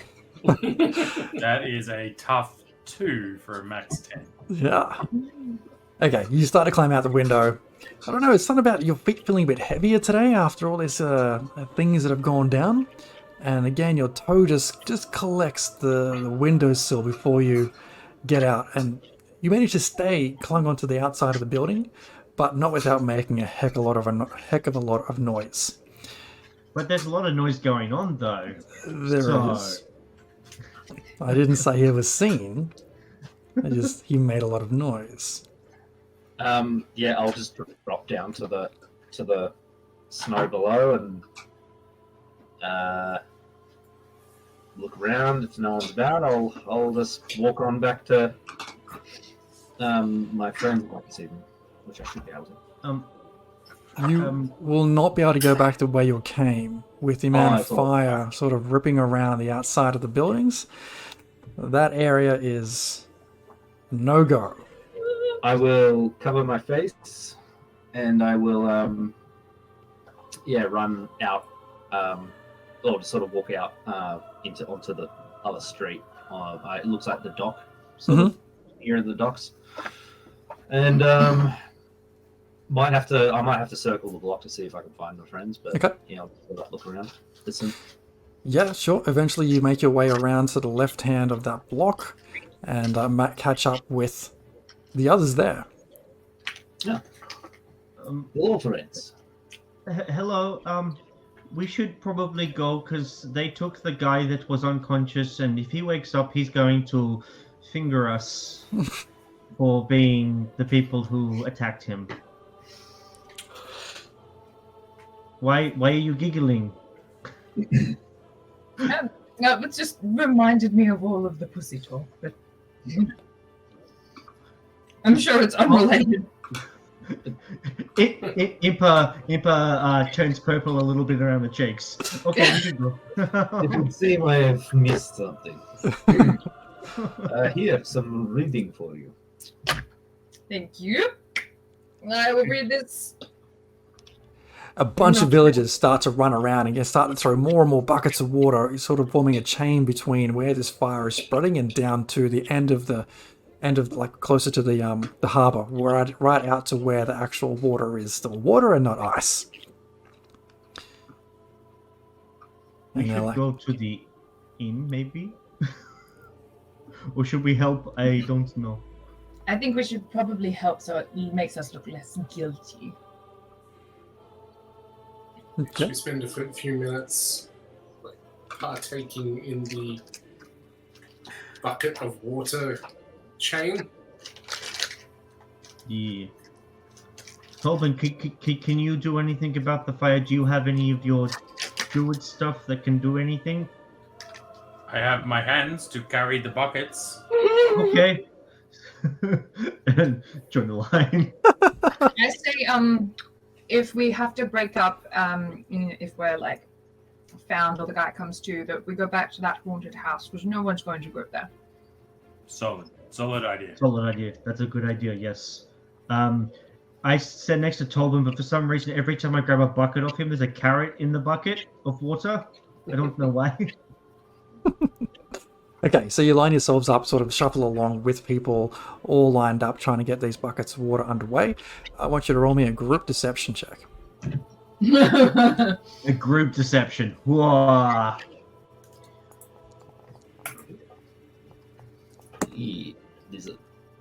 Did I roll stealth? No, you rolled deception. Oh man. This is great, guys. We're the best. That's the deception and the stuff and the guards are going to come back and just be like, 16. it's them and them and them and them and them. Just pick us out of a lineup. You got Grey Cup with a 9, Jorgen with a 6, Impa nailing it with a 16, Tobin with an 11, and B with an 11. Do we like all have +0 or -1 to our We charisma? are not a. I have a -1. Yeah, we're not great here. Yeah, not great with the deceptions. But nevertheless, you stand there within this line trying to make it look like you're really keen to get this fire put out. And the fire does start to rescind a little bit. I'm just going to get rid of this flame now because it's driving me crazy. I'll keep an eye out for any approaching townspeople or any of the 2 people who took the unconscious guy. Like if any, like the guards or anything, just specifically looking for, like eyeing us suspiciously. So, I mean, they should be looking for a giant wolf, right? It was a giant wolf, yes. what happens is that once the fire starts to go out, sorry, give me a perception check, Impa. Perception. Hey, I have a bonus to that, surprisingly. Here we go. Oh, it's almost really good. That's a 10. Yeah, I mean, nothing really seems like it shouldn't be there. You don't really notice any, I guess, guards making their way towards you.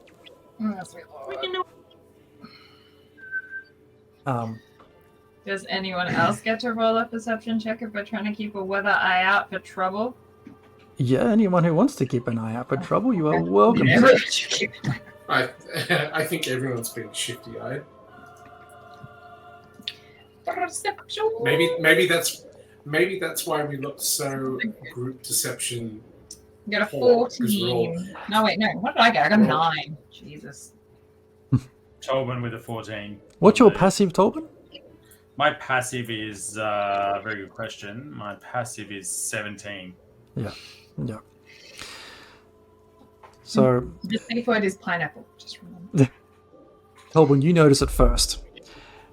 You feel like a massive presence starts to come along behind you. What the hell? You got a pet pineapple now?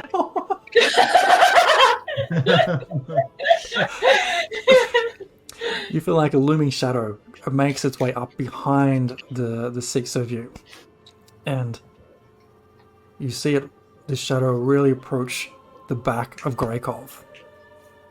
Greykov, you feel a tap on your shoulder. You turn around and see Heavy Hands there. He says, Greykov, why you do this? Why? He's got now a patch over his eye with bandages and stuff underneath of it from where he took his eye out with an arrow the night before. I think, Greykov, you have some answers to questions we need to ask you. You and your friends. He grabs you by the shoulder.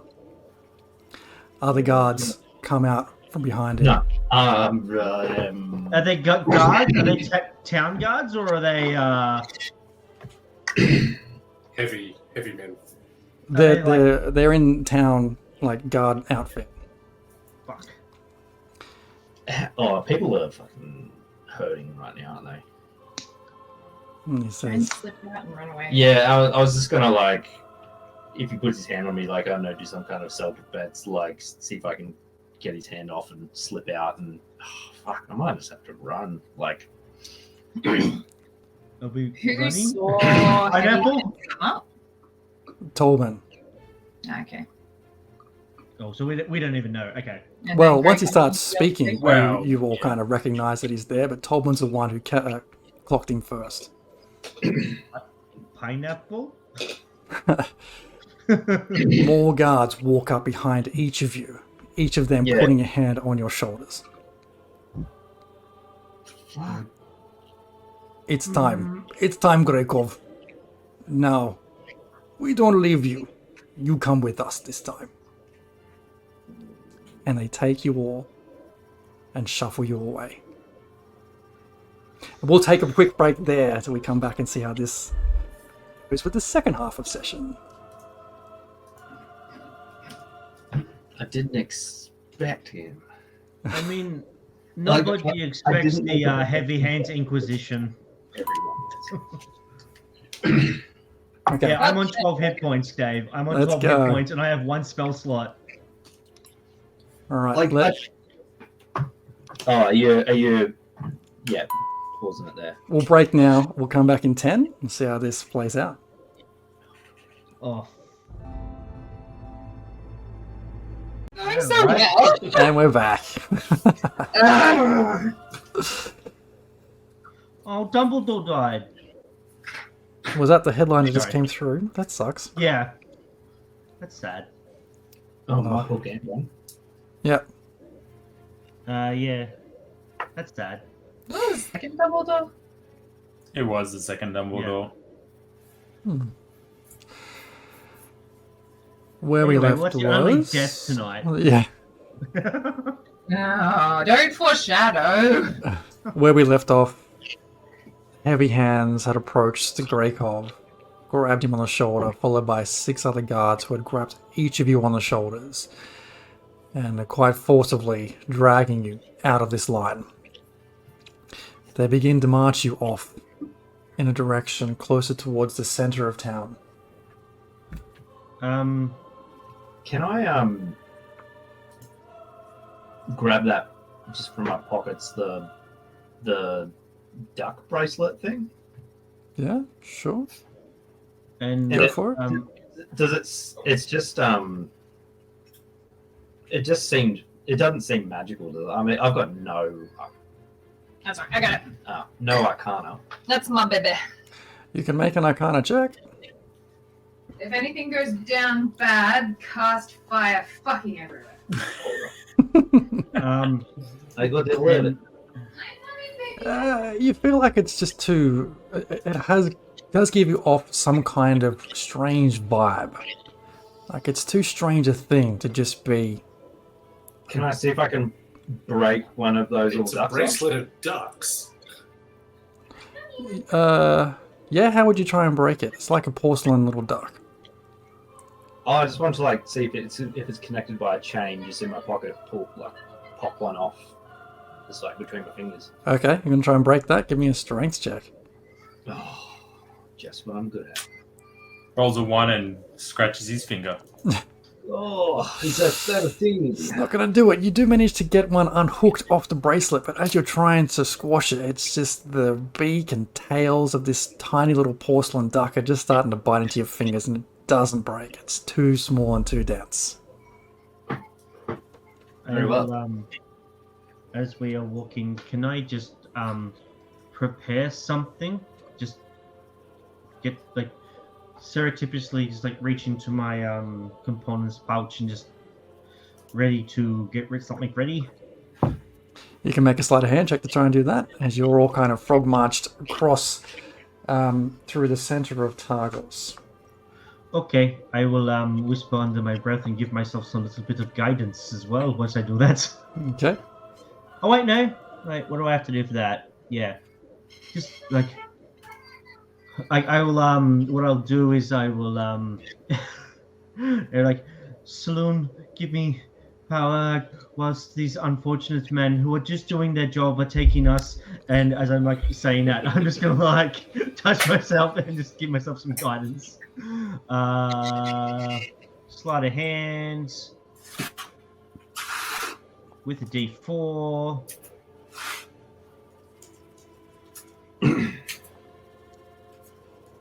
So 11 for that, all up for the guidance, and slide it with the guidance gives me 11. Yeah. Okay. As you reach into your pocket, the guy holding or Carol marching you along sees you reaching in to your pouch, grabs your arm and grabs it behind your back. It's like, just keep your hands where I can see them, please, and everything will be fine. Everyone will get along. But I was just itchy in an unfortunate place and I didn't want to do it in public. that's unfortunate. I can understand that. And now that you've mentioned the word itch, and he starts to walk along a bit funny, trying to scratch without scratching. No, see, if you don't itch it, it makes it worse because then all you'll think about is the itch. Just stop talking about it. But if you don't scratch it, it's gonna. What if there's something there and if you don't get rid of it, it bites you? Just deal with it. There's nothing there. Oh. There's nothing there. What if It's the spider? crabs. What if it's a spider? Don't try and play tricks on me. And they There's no march. tricks. I could be a spider. I was talking to Maddie before. Beatrice, I think, will create bonfire at this guy's feet. At the guy's feet. Okay, right now you guys are about halfway sorry, not halfway. You're right kind of in the center of town here. Having come from where were you? Oh, okay. So we've walked away a fair bit. You've walked away a fair bit. Yep. Does she still want to cast bonfire, or just pause that thought for a moment? I'll pause it, I think. Okay. Getting marched along, you eventually reach the front door of another place. It looks fairly, I guess, nondescript. Apart from the front door area just being well worn with a lot more foot traffic than, say, the houses surrounding it. Heavy Hands leading the way gives a knock at the door. try and do a knock.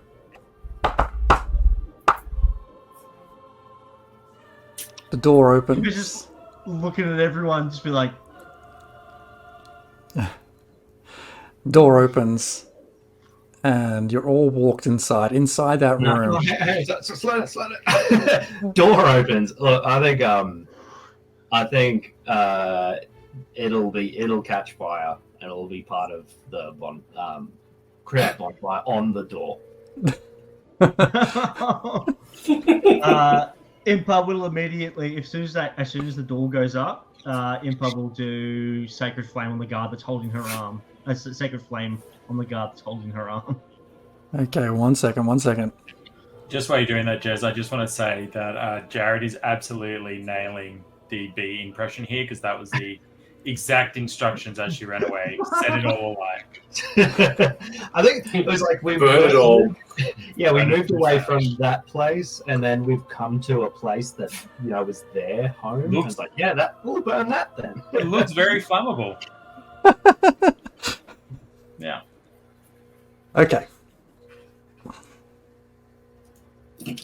Sorry, Impa. What did Impa try and do at the same time, just so I can get a picture of everything that's going on? As the door goes up in flame, as soon as she sees the door go up in flame, because she's waiting for a signal, because she's like, we're not really gonna fucking do this, are we?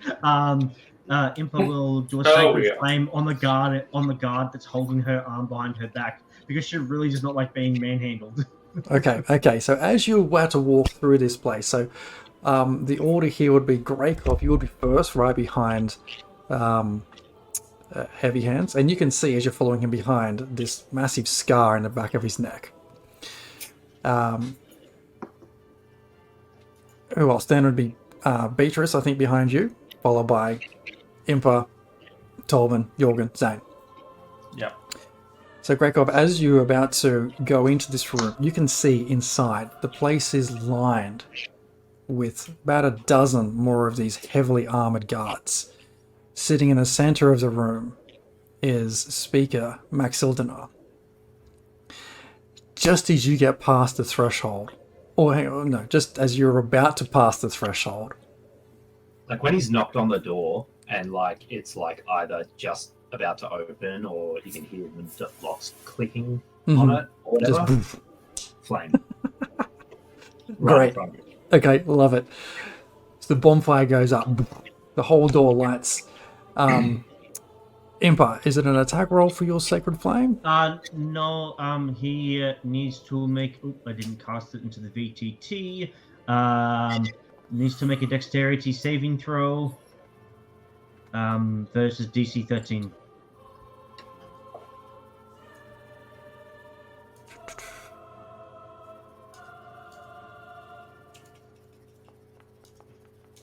Oh, that's a 12. Oh! So he takes 6 points of radiant damage, which I assume would let go of Impa. Yes, immediately he's like, what the hell?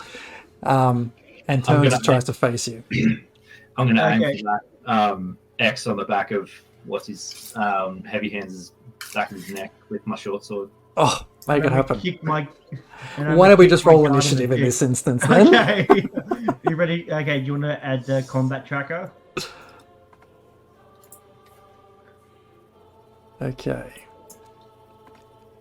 I'll put everyone on the map just so you can get a feel for what's going there's on. a map. Well, no, there's not a map, but there's this space here. Yeah. Just so we can add ourselves to initiative. Prepared one earlier. Is this in the is this stuff happening in the initiative order or is it not started yet? I think it's Hasn't started starting now. Yeah. I think it's starting now. Okay. So is my attack part of the initiative order or would I get one in? I'll give the crepe on fire, the Sacred Flame, and the attack on Heavy Hands as being the opening. Right, so you'll get that off first. Okay, here comes some initiative. Is the is that a sneak attack or like would it be a surprise? Fuck. It'll be a surprise attack. So I have so think of this entire round actually as a surprise attack, so you all get a free hit because you kind of just got the jump on them. I got a 12, which is shit. And just clarifying, we're like at the door still. You're at the door. Okay. We are running, yes. As Impa turns around to face her guard. Okay, the screen here is a little messy. Bear with me. I wasn't prepared for a map for this. The best kind of fight. Hey, that's, He's like, that- they couldn't possibly be this stupid. Okay, now I've got to get all my guys in initiative.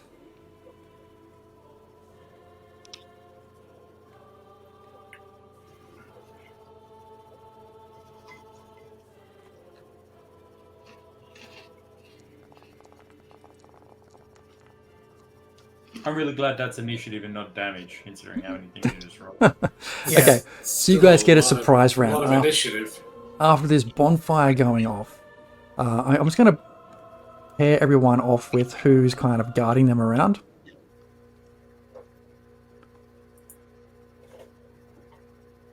Just so you know who's fighting who. Oh, that's right. Also, DM, you're not allowed to kill Nick's character whilst he's not here, just saying. I'll do what I must. Greykov, check your text. Okay. Does everyone understand what's going on here? So you are paired up with one particular character. That character is the one kind of frog marching you towards the doorway. And Impa, you got some damage off 6 points on your guy, Yeah, 6 points, yeah. which is this guy here. Okay, let's go. Surprise round, go!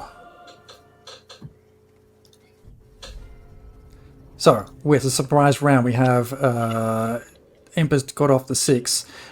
Greykov, you're going for an attack roll on heavy hands. So,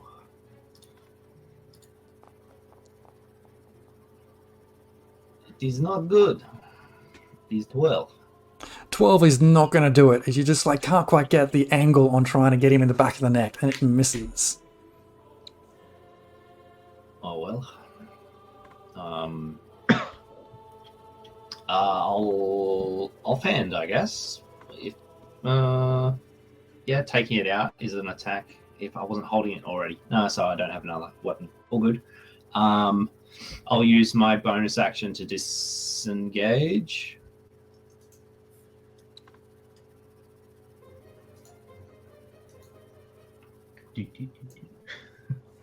That wasn't the fitting music that I wanted. And neither is this. Okay, bonus action disengage. Who else wanted to do an attack? Surprise thing. That would be. Do Go. we all get a surprise thing? Yeah, you all get a surprise Oh, attack because great. this is confusing. So Jorgen, I'll let you do the next attack.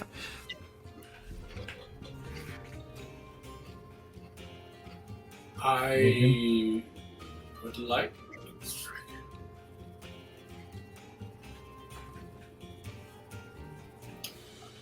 I would like to put my hands behind my head and kneel down Okay. and hold my action This is a for if this guy whacks me. Okay, gotcha. All right, so you kneel down kind of in submission. Gotcha. Tolban, anything on yours? But Yeah, I will hit back if, Okay. if hit. He's still holding you. He's still holding you tight. Right? He's not letting you go. Seeing everything that's going around right now, he's kind of got a better, stronger grip on you. There's a door that's on fire, right? There is a door on fire. Yes, that's the door there that you're all in front of Okay. right now. Cool. And like, is the door open at all, or it's just like still closed? It was started to be open when Beatrice blew the whole thing up. Okay. Cool. I will use mold earth, and I will draw up a 5-foot cube in front of the door, making it impossible for them to kind of climb out the tiny gap at the top. it's So like let me be clear. directly So- in front of the, So Greykov is like on the threshold right now. he's going to get thrown back. Okay. Yeah. All right. Do it. Ooh, can that help with his Disengage. breaking away? Disengage. Yeah, so I was going to, with the rest of my turn, I was going to bonus action disengage and then move. This is back not to if I scale. can- It's okay. Yeah, I'm struggling a bit with specifically where people are, but basically, if it's like we're in a bit of a line, I'll just run off to like the right side, 20 feet. You know what? Let me take everyone to a better map because it makes more sense. Can't find a better map. Hey. Yes, so my main plan is, while you're bringing up the other map, if there is a fire happening in this house now, I'll use a 5-foot cube of dirt in front of the door to stop them being able to get out. Gotcha. Let me just see what's going on here.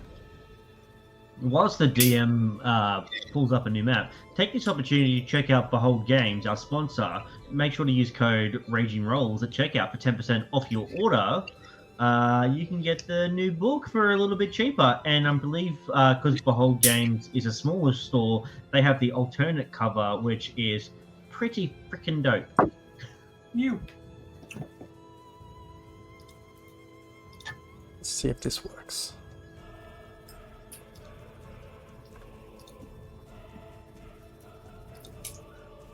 DM is loading stuff, as is Foundry. But how good's Foundry? It does work. Foundry is very good. You should also check out Foundry for all your virtual tabletop needs. In this time of playing D&D, you can also play it online instead of in person. I mean, who needs to see people? Who needs to smell other people?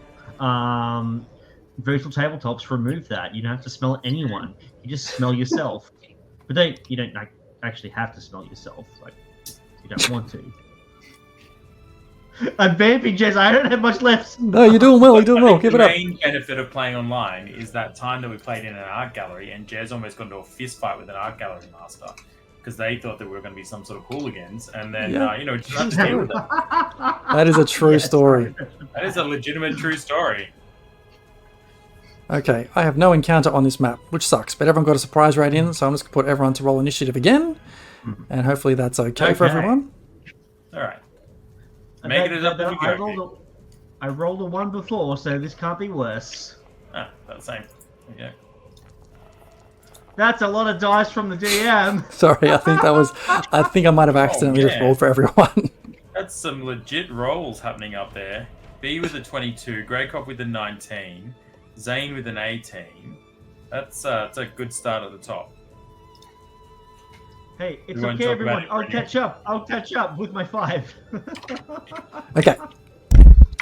Alright, so where are we at? So Beatrice did this massive fireball on the door. The door's on fire. We got to the point where Tolbin wanted to do a mold earth on that doorstep, just in front of Heavy Hands and Greykov. Okay.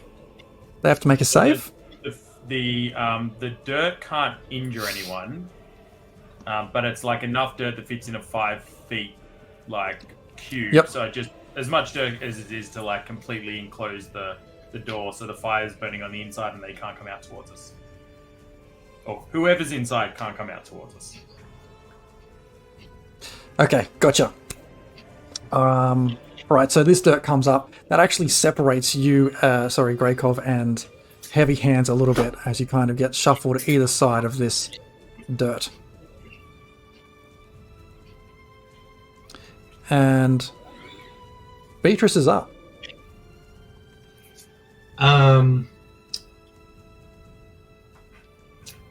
don't think she said she might do Toll the Dead, but he hasn't taken any damage, so it's not going to be as great. But she might want to just keep casting Create Bonfire. So if there's a choice hole in this bit, like a window that she can see through, what's the range on this thing? 60 feet. Holy crap! All right. And you just have to be able to see it. All right. Yeah. If she'll It just is. look at it. It is concentration. Oh, okay. Oh, okay. But has it caught the building on fire yet? Well, not quite. It's been about 3 seconds. Oh, okay. Yeah. Oh. And that fire's burning quite fine, just like on the other side of this dirt. It's just on the other side of the dirt. Yes, it's starting to get bigger, but it's not quite caught yet. Like the dirt would have dampened it out a little bit, but it's still there at the moment. If she's still concentrating on it. I think she will. She will use her action to disengage from this guy that's holding her. Mm-hmm. Is she grappled by him? Yes, everyone's kind of held, but yes, Yeah. everyone's grappled. Yeah, fair enough. All right. Oh, yeah, I think Maddie's coming. Are you coming, Maddie? Yeah, I'm coming. She's coming. You're like, I don't want to make that decision. It's gonna go. Help me. It's gonna go either way. I'm putting like writing in the chat going, well, I wouldn't be able to do Toll the Dead if you'd sucked less. Okay, so from what I heard, Heavy Hands didn't take any damage because Greycoat sucked ass. I'm grappled, so I can still like attack, but I can't necessarily go anywhere unless I've done standard action. I haven't done anything yet. You haven't done it. I will disengage. Fuck you, Well, grappler. Well, You yeah, are you grappled. Roll a strength check. strength checked. I think that'll be your Your action. Can I Your- is it strength? Can I do strength or dexterity? your athletics or what is it? Acrobatics. No, check. Grapple. Escaping. Buddy. Good to go. Athletics or acrobatics? Yes. Give me an acrobatics because that's slightly better. And pray to the hypno. Go, Hypno Dog. It has abandoned me. That is 13. Oh. It beats your guard's hand grip with a 10. You disengage. You get free as your action.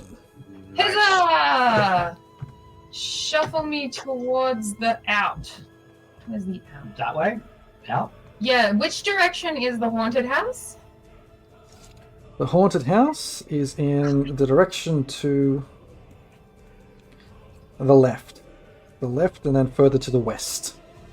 Ooh. To the left. This way. What's my movement? 5, 10, 15. I can move through this way. 5, 10, 15, 20, 25, 30. I'll go to... Oh, God. I'll go to there. You will cross through that person's.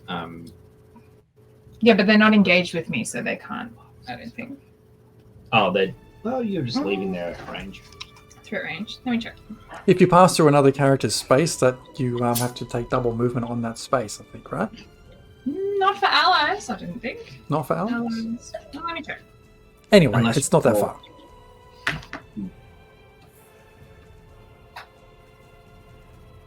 Well, you can move me back once.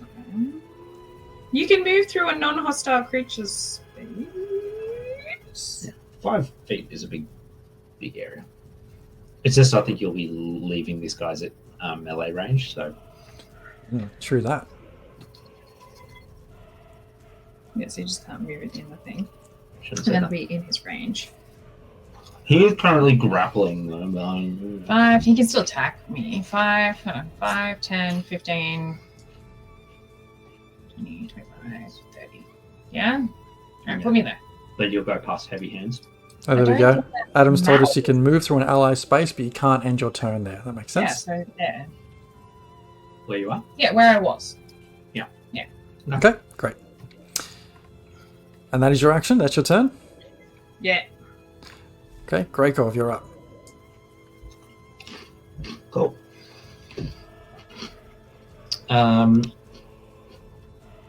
I will seeing 5, 10, 15, 20, 25. I'm gonna run through this gap here. So from here, 5, 10, 15, 20, 25, and I'll be like, "Get up, man! What are you doing?" And then I'll attack this guy. Yeah. Okay. Go. I don't. It's not an advantage, or it is. Oh no, because he's within range of. He's engaged. Yeah. I'm not sure. Is that an advantage or not, fellow DMs? Where? So I've gone to attack this guy. No, it's not advantage. No advantage. I didn't think so. Well, I'd So say he's he's holding in on to 5 me, feet. right? He's also so he would And- still get sneak attack, but not advantage Oh, because okay. he's within 5 feet of an ally. Okay, cool. Anyway, that hits at 25. And a d6 for the sneak attack, and I will roll. Oh, it is good. It's 15. Excellent. And I can't move anywhere else. I will have to just stop there. Okay. I think that was incorrect. So it's like, so if you moved through a threatened square, Mhm. then they can attack, but it has to be like out of their entire reach. So if they have reach of like 10 feet. Or whatever, Yeah, once you leave their range, they can use an opportunity attack. With this, your grappler, Beatrice, seeing you flee, they immediately give chase. Nah, fuck you. But they'll get an opportunity attack. Well, we will. Yeah, so you should have had an opportunity attack against me from the one that's south This of guy? Beatrice. Okay, South well, of- I will take that opportunity attack. But again, is he engaged with Impa trying to restrain him? You can still attack whilst but- you're grappling someone. Yeah. It's just Well, no, my guy's not grappling me anymore because he got sacred flamed. That and is true. DM said that he let go of me. Okay, for that opportunity attack, does a natural 20 Yeah. hit? Oh, fuck. 80. That does seem to hit. nope. Nope. No. Hey, Chad, if you want to help us here, The 13 damage. 13 slashing damage. Oh, sweet lord. Ooh, 1 hit point. That's great. Yeah, that's exactly what I want. And this You other... still have that good berry. I would have changed what I would have done if I saw that. We can retcon that if you want, because you didn't...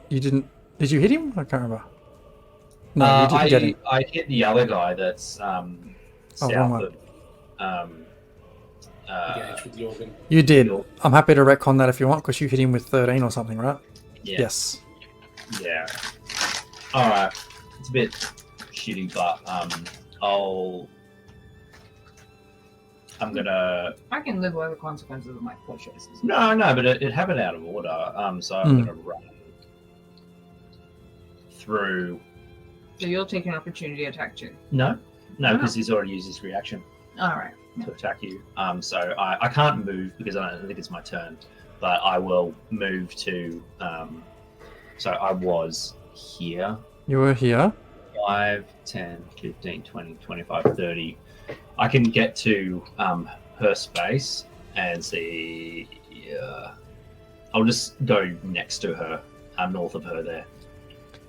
Okay, so just so I'm clear, you were going to travel along this line here, yes? No, I was going to go through, go one south, yep, and then, yeah, that way, yep, and then through.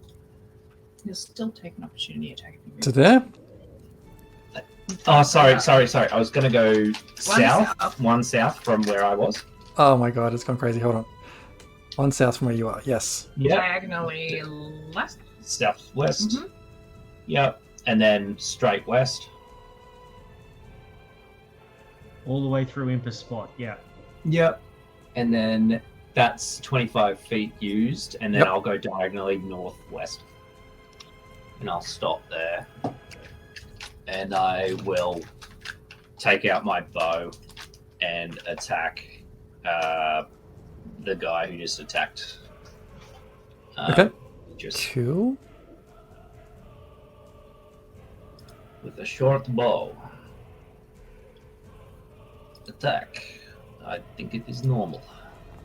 Have a look at that. Is a 22 to hit. Oh yeah, that'll hit. And with sneak attack. It is 12 damage. Great.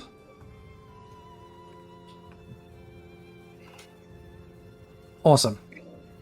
Oh, that's right. Hang on, let me think. 6. Yes, that's right. Okay, great.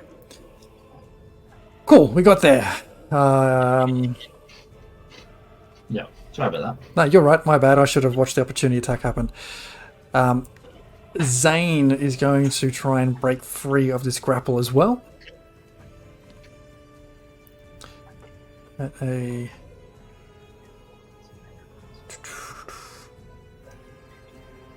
We are fucked. Athletics versus strength. Zane with a 16.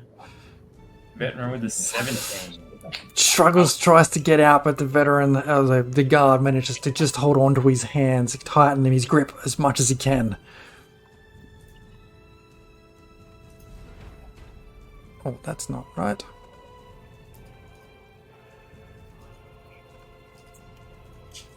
Nope. Heavy Hands sees you sort of slink away there. Grey Coven comes chasing after you. Very well. And then will bring down an attack with a mace. That mace that you saw so clearly the night before.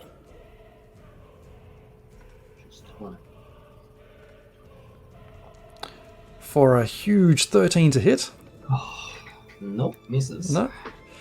Great. It's okay. He's going to have another swing at you. Same mace back down from the top.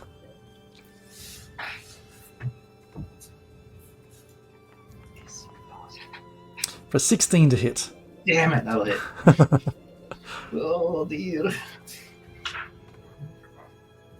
That mace collecting you for 10 points of bludgeoning damage. Oh, I don't get like that evasion. I wouldn't Ooh, work for you've this got anyway. uncanny dodge. No, not yet. Not until I not until not until 3rd level. You suck. Yes. Do something so we like level. Yeah, I know. I don't think we've suffered enough. Well, Tolman, you're up. Can you see anything in this street, Tolman? Do I what? Can you see anything in this street? I can. Okay, great. Yeah, I can see. If I were to, shape change into a massive wolf, would that stop the grapple? Oh, fuck, that's a great question. I'm going to say yes, because that's all sorts of changing madness going on. That'll probably get rid of someone holding onto you. Okay, cool. I go wolf. I go wolf, and then I will just leap out towards the dude holding Impa and attack with some advantage. That guy is currently not holding Impa. But No, up to but you. he's engaged with Impa. Yep. He's Okay. engaged. Oh, I'll let you move yourself. You can actually do that now, I think. Cool. I can. Sweet. And you can cast Bite on that if you like. I will. I will be doing some bite action. That just Let's just to be clear, 3 nat 1s in a row last game is a 1 in 8,000. I think was the yeah. Let's see. May Alright, the come odds on. be in your favor. Please be a fourth. I need to get those back. oh shit, that's big. What? Roll Good job. good, you can do it. Doge. Took me a moment, and I get advantage on it because she's within Impa's Yeah. within 5 feet. Yeah. That's the bite. So a dirty 20 to hit, It hits. and then needs to make a strength saving throw as well. If it doesn't make the throw, it goes down. So 13 damage and a strength save. Yeah. Is that right? Yeah, 2d6 plus 3. Nice. That's a 21 to save. So that Jesus. saves, Yeah. but does take 13 damage. Cool, sweet as. The person who managed to let go of you as you transformed will take an opportunity attack as you gallop out of range.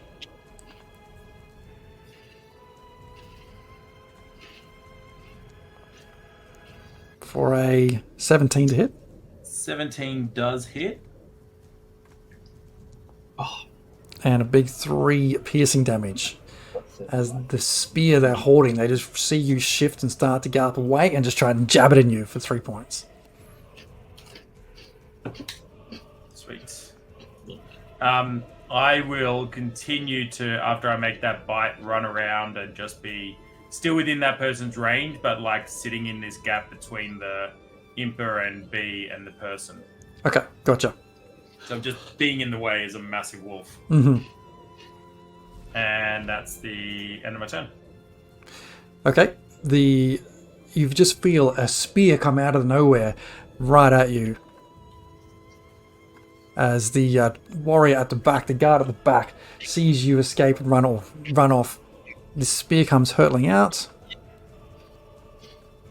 All the spears. For a 19 to hit. That also just clips the tail. Yeah. For 5 points of piercing damage.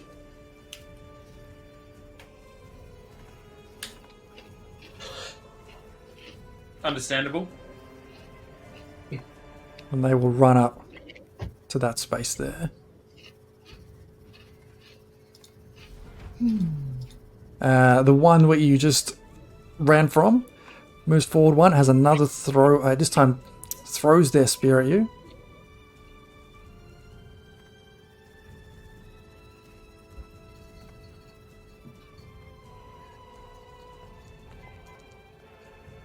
For 15 to hit. Does hit. Oh. What did somebody cast something on me last game that I had +2 to AC? Is that Oh, the same? shield. Was that a shield of faith? How long does that last? I think so. That would be gone by now. Yeah. Okay. And it lasts for 10 minutes. Cool. Okay. Cool. So that's another 3 points of piercing. Well, just The veteran, the guard that's currently holding you, Jorgen, just tightens his grip, pulls out a long sword and puts it to your throat. Just like, don't try anything. That's his move. Impa, you're up. He's clever. Okay, okie dokie. I'm going to survey the battlefield, see that my good friend Beatrice, who saved my life last game, is not looking so good. I'm going to go up to her so I get an opportunity attack from the person. Wait, no, he doesn't have his reaction back yet, does he? I'm also adjacent to you, I don't Jake. think so. No, it doesn't. It's still the same round. Okie dokie.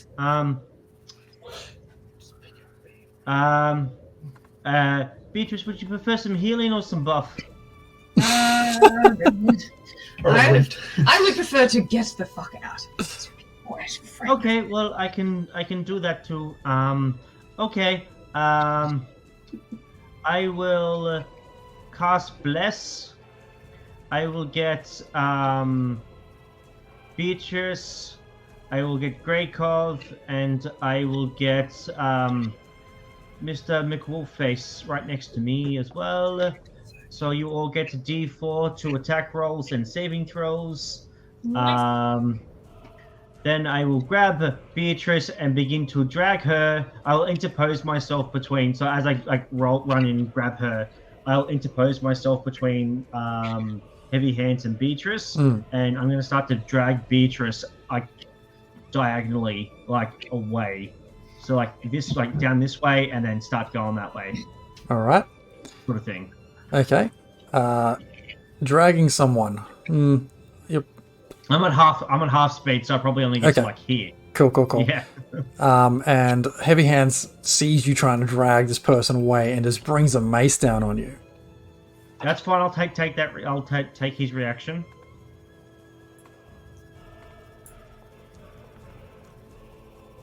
And he's just like swings down. No, come back.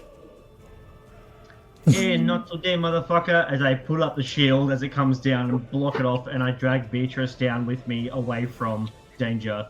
Sweet. I'm just like, pineapple!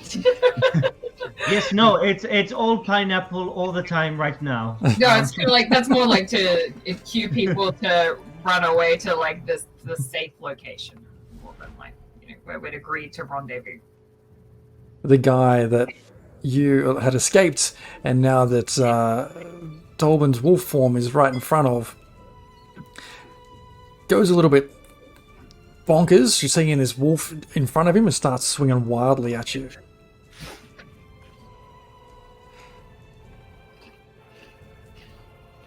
So many clicks. Oh, the first one just goes completely wide with a natural one. Feels like his sword almost just gets stuck in the ground. But he does turn put... and growl at him. He manages to pull it back out of the snow with an upward swing for 12. 12 does not hit. Just Oof. agile and kind of dodge as I'm growling. Can see him just. I put him off. Yeah, and the terrible swings of his sword throws him off balance a bit, and he staggers across to his side one step.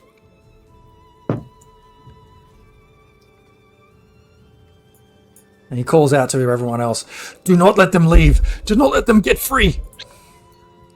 Jorgen, you're up. Currently grappled with a sword at your throat. Currently. What I got in my inventory? I think you're I going would like to admitting in the look him in the eye, It's submissively, important, Dad.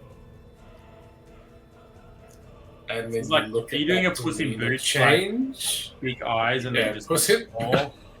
Yeah, pretty much. Pretty much. Okay. Look at him submissively, and then you see the demeanor change. And I snap into a rage as a bonus action.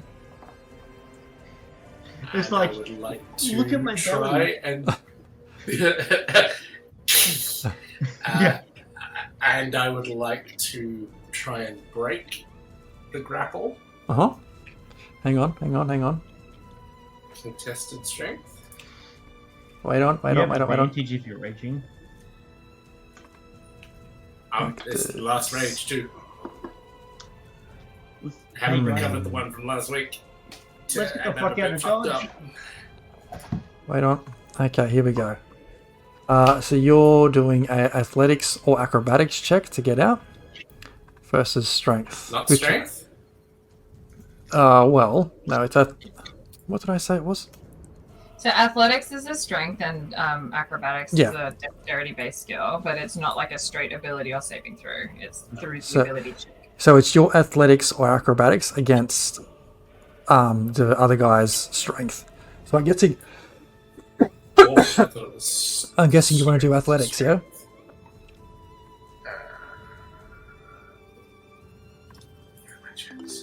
Yes. With advantage because it's strength based. Oh, I don't think this Joker is 19. going to hit. 23. So 23 Oh, hang on. to break the grapple. No, that is a 19. So good effort from him trying to hold on tight, but the grapple is free. So I'll wrap my arm and like do big windmill. Just trying to kick the elbow off, and then feline agility. I'm gonna piss bolt. I cast piss bolt. Yeah. Whee! That's a lot of running. And he will just, after getting flung back, just swing his sword wildly as you flee.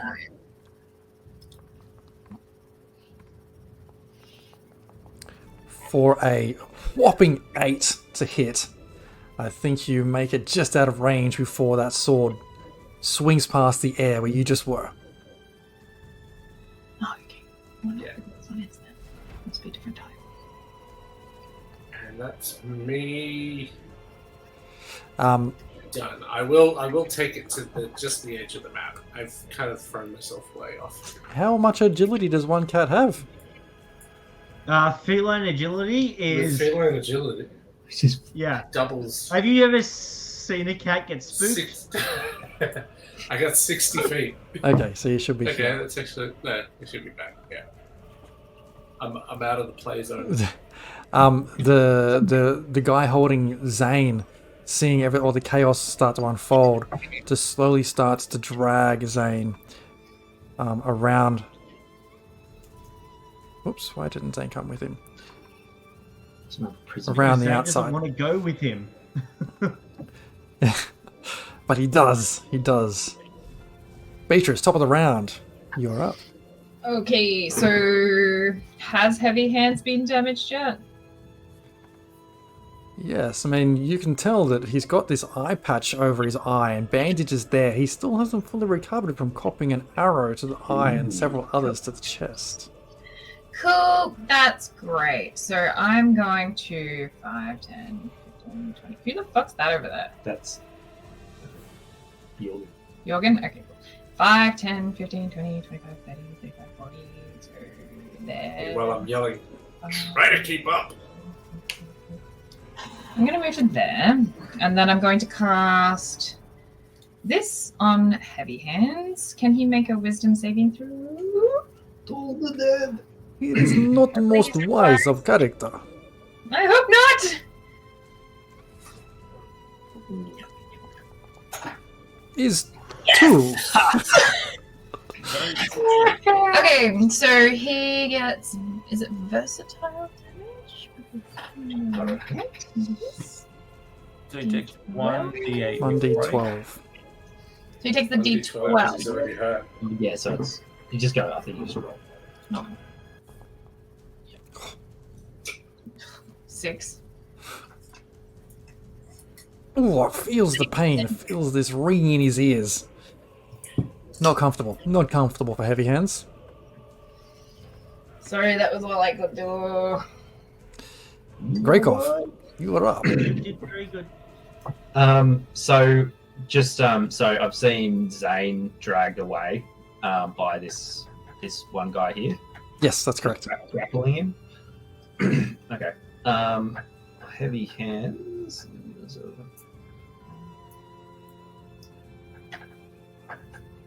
I will run to here, and I will.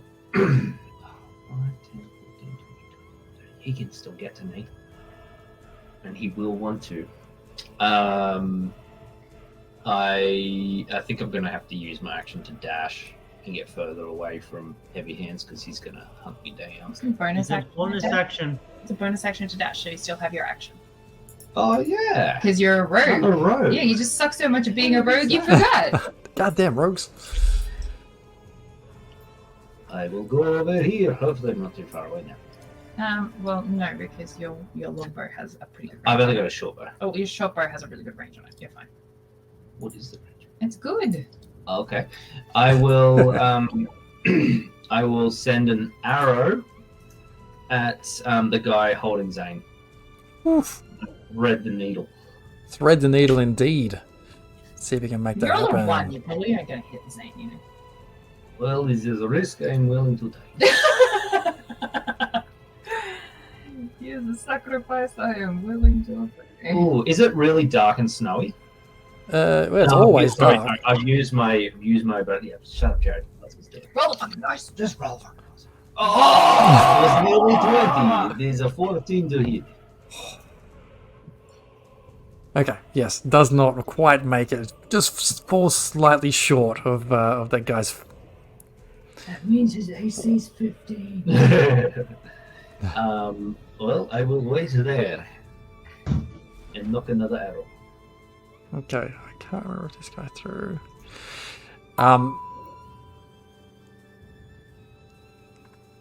This particular guard stands grabs his spear out, starts chasing straight after you, Tolbin, since you're in the way of everybody else, and just starts trying to jab you with the spear.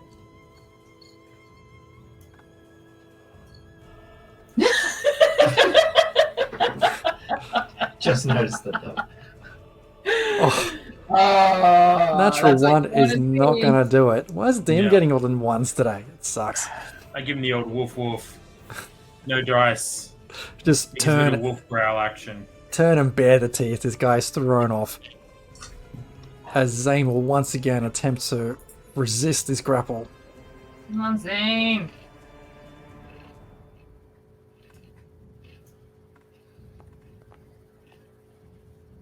+5/+2. Zane's in trouble. That's not ideal. Oof. Nat 20. Does Not not manage gonna- to break free.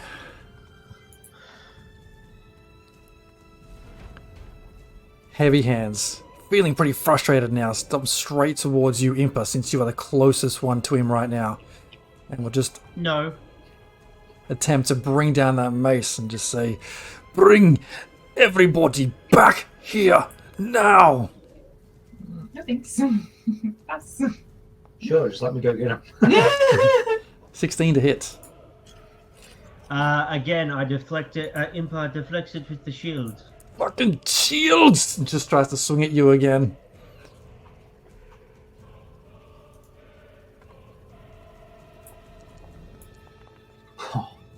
Natural 20.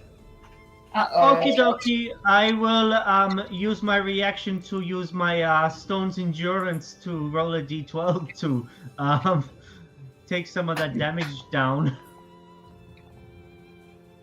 Is that So off the I take- damage I take die? 7 Yeah. Off the damage die, yeah. Oh, so 11 reduced to 7. So you take, reduced to 4. Take 4 points of Okay. bludgeoning damage. Okie dokie. Ouchie. No, not heal. No, not heal. Damage. D&D Beyond. Rude. Okay, cool.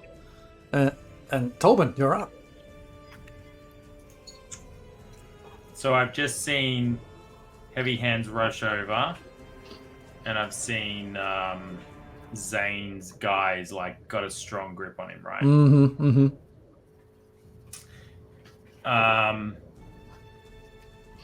If I leave this location, there's going to be 2 attacks of opportunity, right?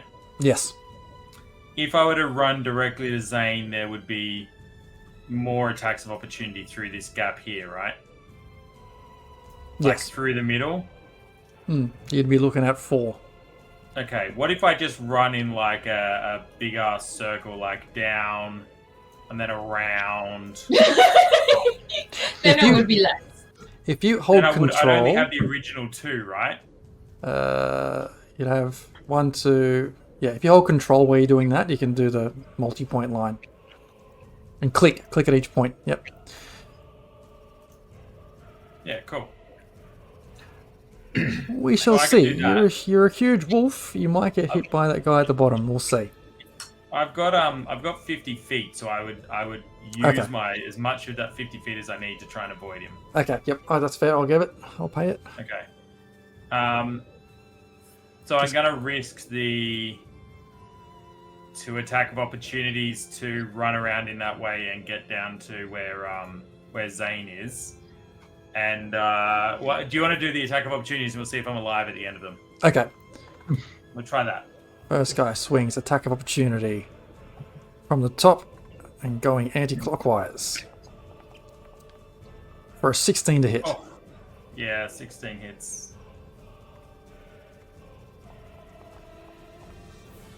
8 points of slashing damage. Okay. Next little guy.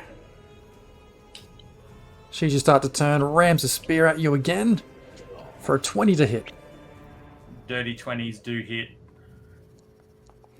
For 5 points of piercing damage. Alright, things looking a little bit less exciting at the moment. Anyway, I'm gonna do my running thing, and I'm gonna run down around the bottom here. Mhm. Around And then my plan is to essentially leap in and smash this dude in the chest with some sort of like athleticsy jumping and smashing him to break the grapple on Zane. Go for it. So I don't know what kind of A push. just some sort of strength check to like push him or Okay, so you're not right. Sorry, athletics check of some sort? you're not going for the jump on and the bite. You're going for just like the shove off. Right? Yeah, just like I'm using kind of like sprinting around in a massive circle, building up speed, like a dog with zoomies. Except I'm a massive wolf, and I'm just gonna leap at his face. So he's just gonna see he's a massive wolf reaching. I'll give you a contested strength check and advantage Right. because you are running. Okay. It's not great. Even with an 13, yeah. Oh. Against the guard Yeah. 6. 13 versus a 6. You just managed to knock him off his balance as he lets go to try to steady himself. And then now that Zane is like free, I'm just gonna run back. Like I imagine he've used almost all of my movement, so I'll just kind of duck back this way a tiny bit. Okay, sweet. But that should break. That's broken the grapple on Zane. He should be able to run now, right? Yes. Okay. Cool. It'd be a little bit bad to go to Nick next week. Sorry, mate, your character got trapped in prison. Yeah. Good luck. I mean, it was you versus 6, but we all ran, so you know. This guy runs up to where the wolf was, picks up his spear from where he'd thrown it, and then throws it at you, Impa. No, that's rude. No. For 14 to hit. Impa catches the spear, just plants it in the ground. Do better. The other guard right next to Zane, seeing that he's now free, attempts to try and re-grapple him.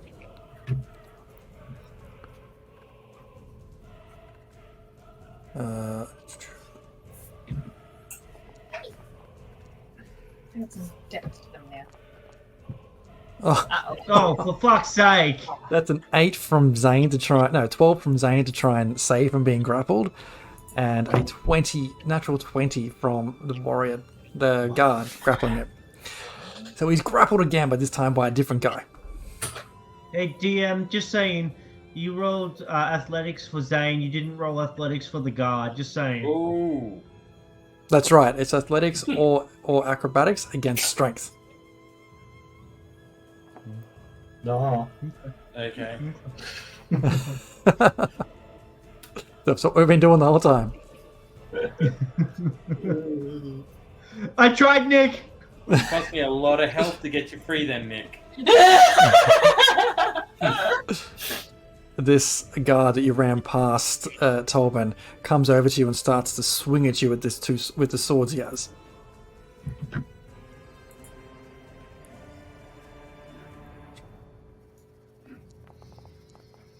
For 11 to hit.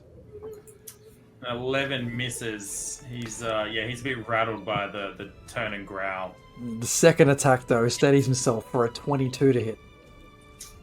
A 22 will just clip the tail. Just the tail again. Your tail is going to be diced for 7 points of slashing damage right along the edge of the tail. That tail is looking a bit bloody. I now have 6 tails. Impa, you're up. Stumpy. Oh shit. Okay.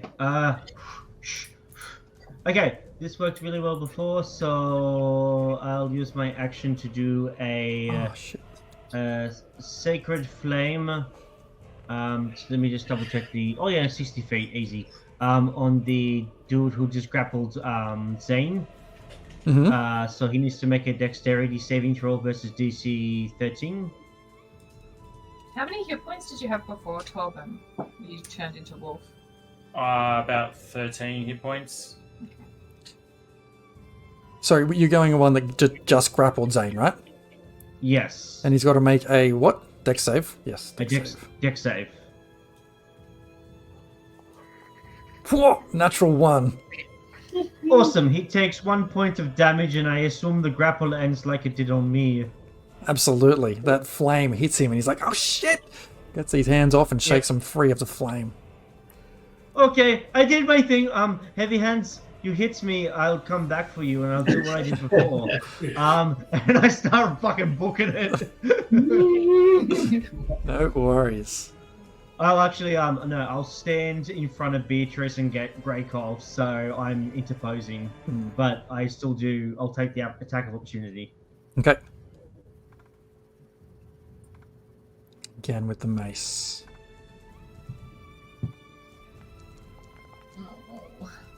Oh, 15 to hit. As I said, Heavy Hands, you try to attack me, I'll come back for you, and I'll finish what I started.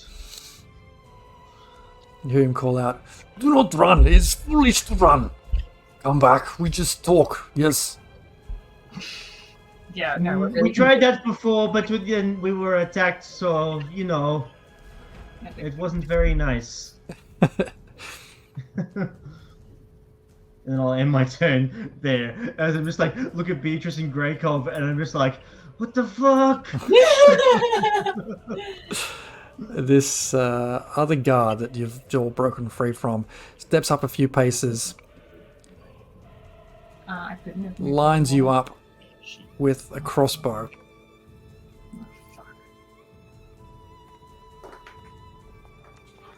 And Impa, that's a 10 to hit. Meat shield! Impa sees it coming and just like Massive moves to the dodge. side. The slow It's dodge.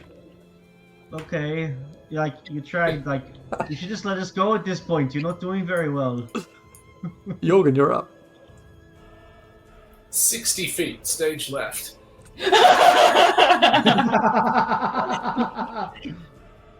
Just go on. Let's be clear. On the way, he sees like one of these tables has a glass, diverts 5 feet to get the glass off the table and continue. Okay, that's your action and everything. Just get the hell out of there. Get out of dodge. Alright. Well, then you are off the map. Oh, my last veteran guard friend here is going to attempt to grapple Zane once more. No, leave him alone. Fuck's sake.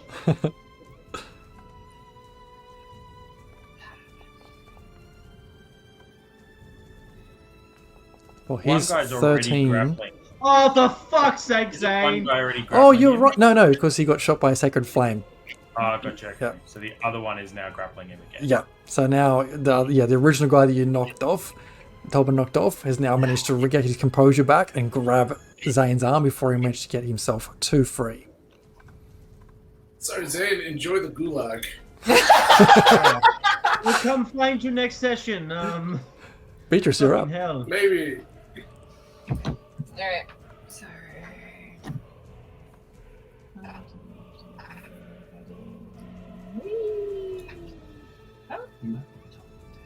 Yeah, no, I've got 60 feet of that, absolutely. I'm going to do Toll the Dead again on that fucking stupid heavy hands that doesn't have a good sense to die!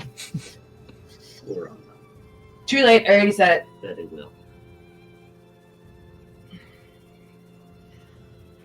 Don't forget you. Oh, no, that's not an attack. Oh, I have, wisdom save. It's a saving. throw. It's a saving throw, so wisdom saving throw for that guy, please.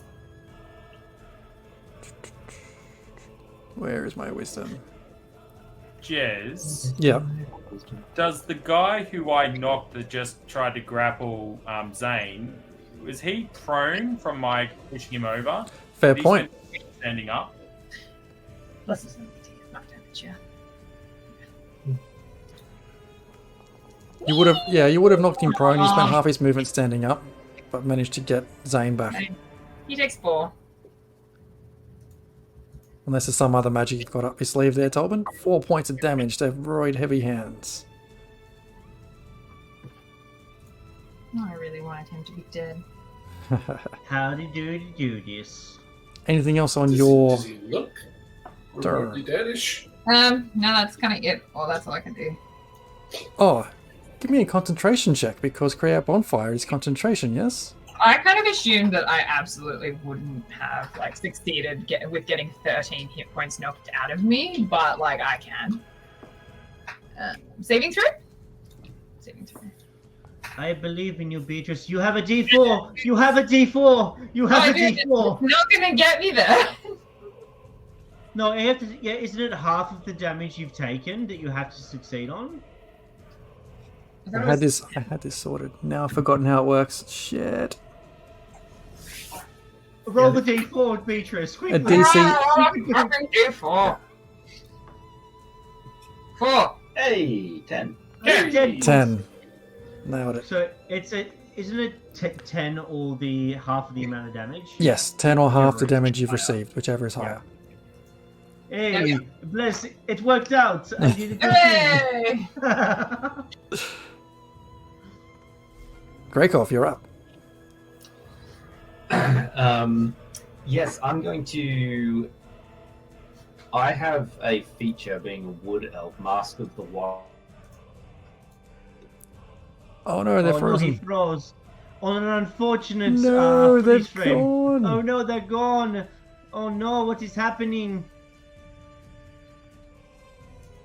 Well, give us a Oh, second, viewers, as we seem to have lost 2 players simultaneously because of the woes of Australian internet and the not broadband network. Oh no. It's okay, we win. Everybody is okay now. Hello. Hello, they are back. You're back. Sorry. Did you hear any of that? No.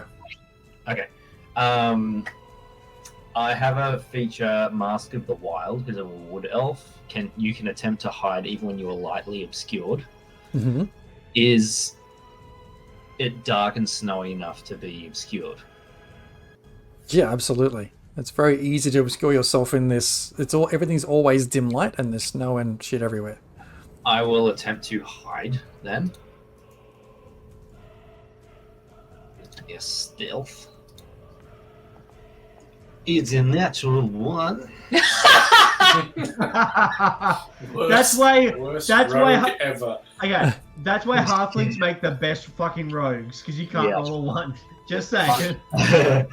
I will get that crappy roll out of the way, and feeling the guidance from sorry, not the guidance, the blessing from Saloon, I believe it is. I will line up my bow and I will grace it over Heavy Hands and over to the guy again who is grappling Zane. Sure. Let's see if I can thread that needle again. You How can far do can it, you- oh. Greykov. Right? I very much believe in you, and I don't think this is the consequences of your actions biting us in the ass. You're nicer to him than I am. 4. There we go. roll a deception check, Dan. It is 19 to hit. 19 hits. Okay. And I get... Oh, I have a buddy within 5 feet, so it will have sneak attack damage. All right. Let's go. It is 10 damage. Great. And I will... You're right next to me, is that right? Yes, I am. I have 35 feet of movement. Can I see if I can drag her? It'll be half my movement, so I guess 3, 5, 10, 15. 15. Round it down, I guess. Yep. You Away. can head off map. Yep. Yeah, I can't move. You can't. Whoop. Feet. I can. And that is my turn. All right.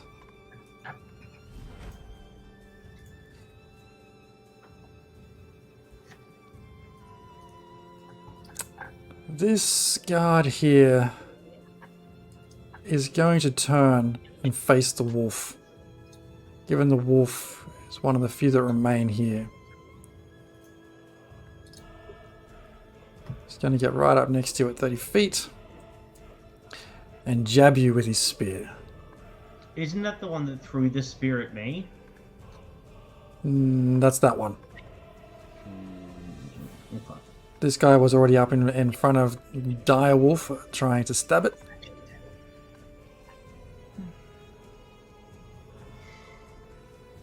Maybe he's tired and he's going to stumble. Let's find out.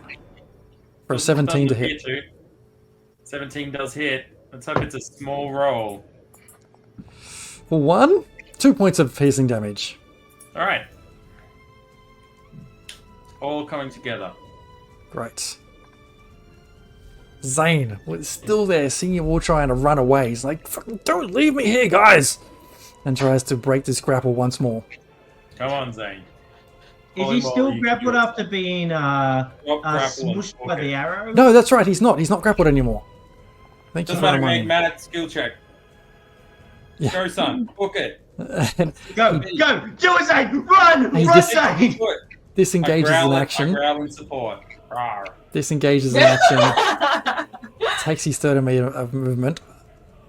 And he will take an opportunity attack from this guy. Is it 30 feet or 60 feet? Because he's His, dashing. his action was to disengage. He's Okay, disengaged. Well, no, if he's disengaged, he doesn't take an opportunity attack, DM. No, because his grapple, breaking the grapple was his standard action, so he can't. No, he wasn't grappled. No, He wasn't grappled.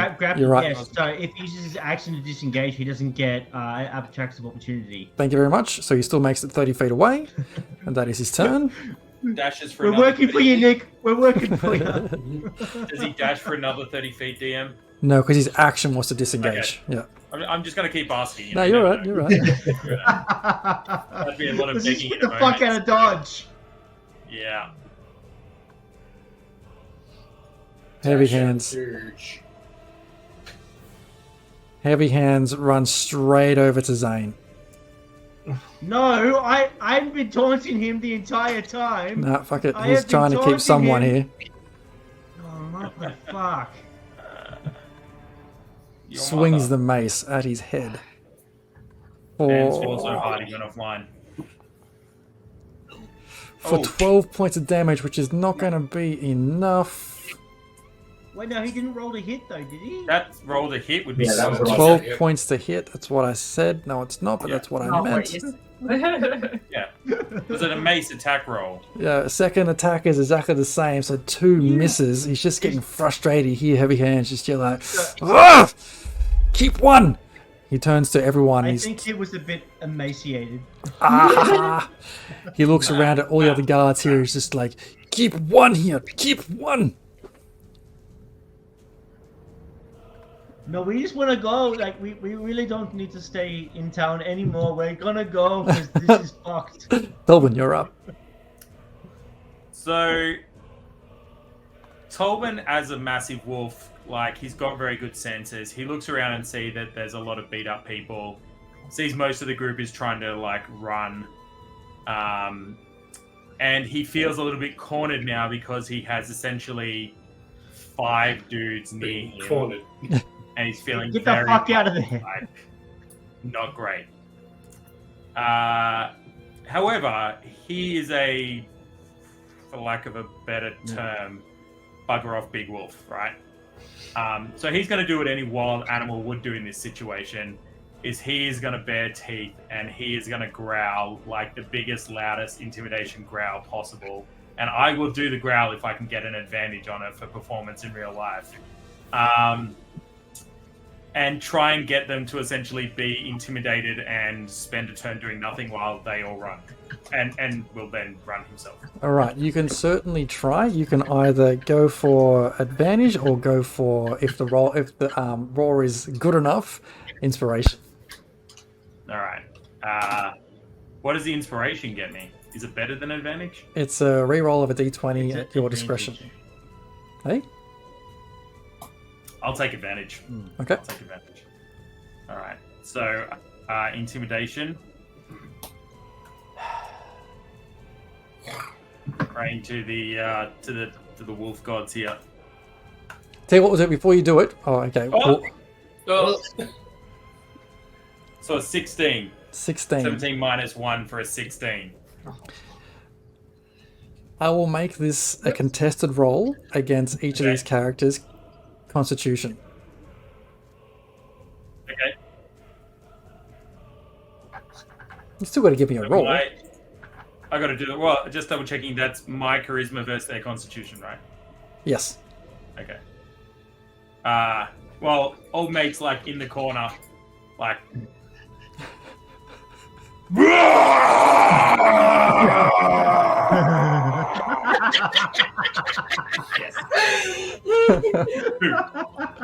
Alright, let's see it.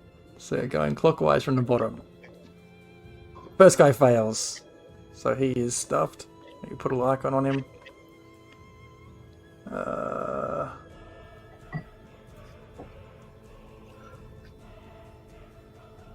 What is it to be scared? What is it called? What is it called?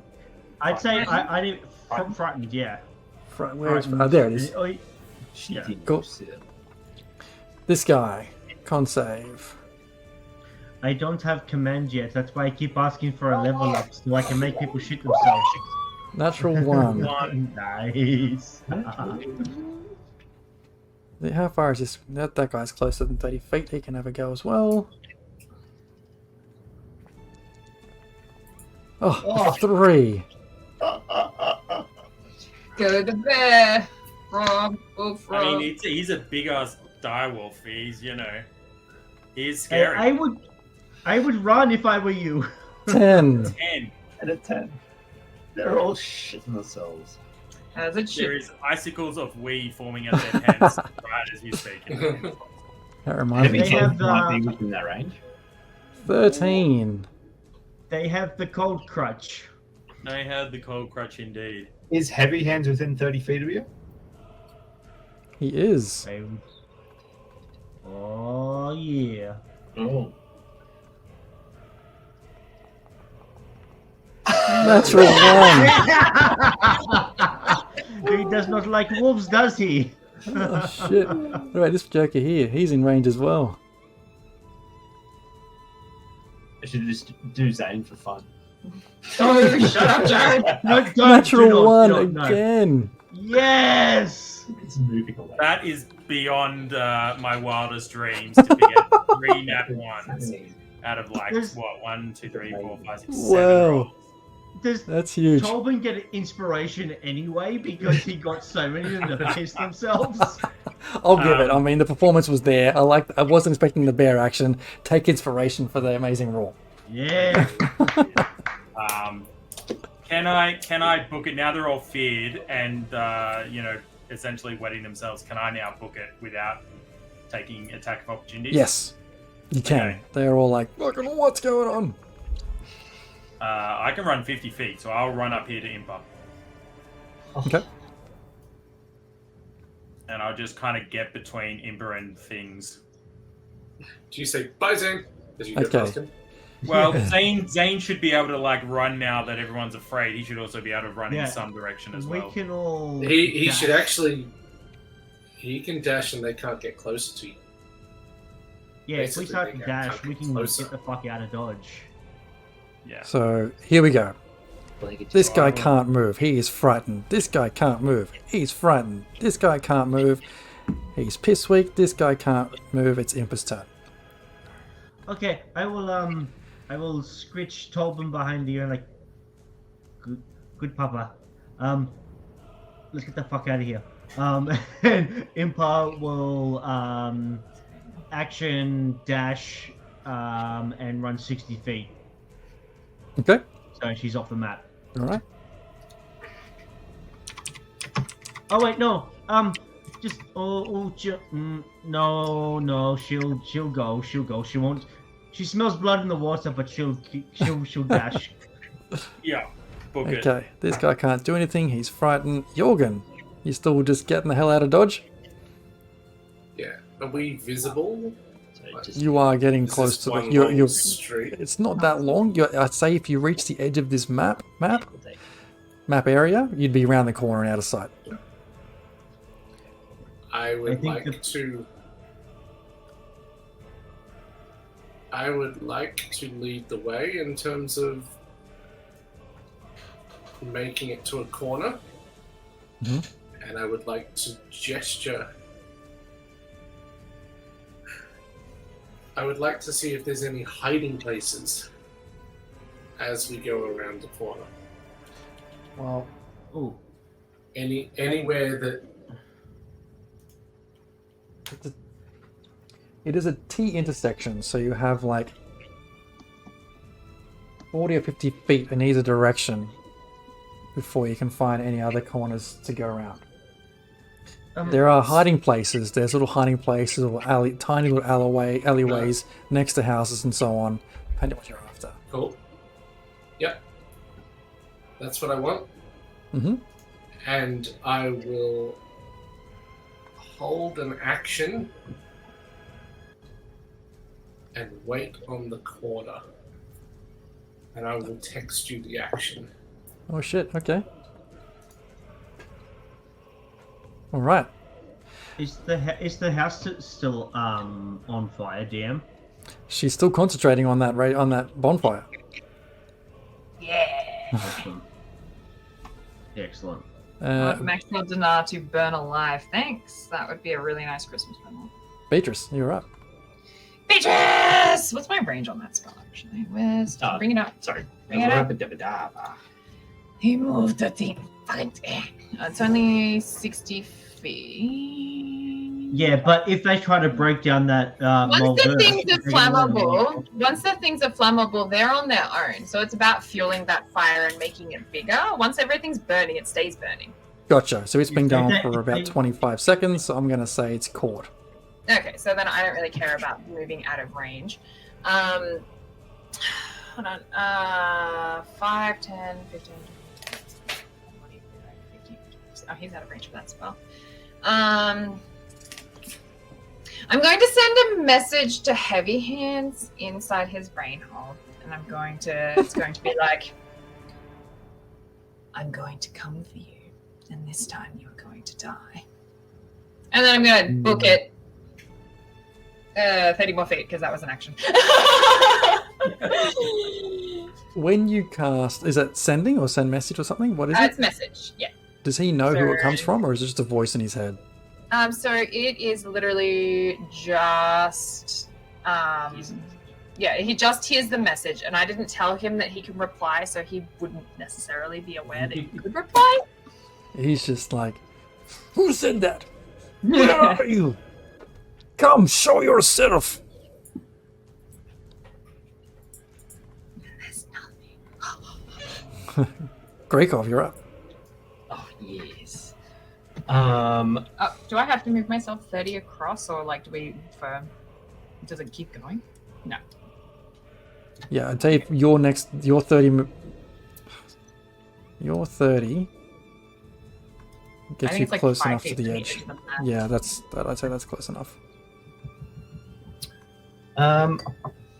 Sweet. I'm gonna hide. I feel like I was already kind of hidden, but then I did attack, so I will just for good measure take a knee and hide. Oh, A 16 to hit. Not to hit, to hide. And then I will aim my short bow at Heavy Hands. all right. And I will take a deep breath. And I will attack while hidden. So 1d4 bless at advantage. It is 27 to hit. That is a solid hit. Okay. And it is 1d6. Excellent. Attack. Is 11 damage. Oh, hang on. Shit. He is not looking very pretty right now. Good.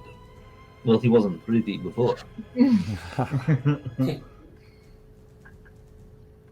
And then I will move 30 feet up with Beatrice. Cool.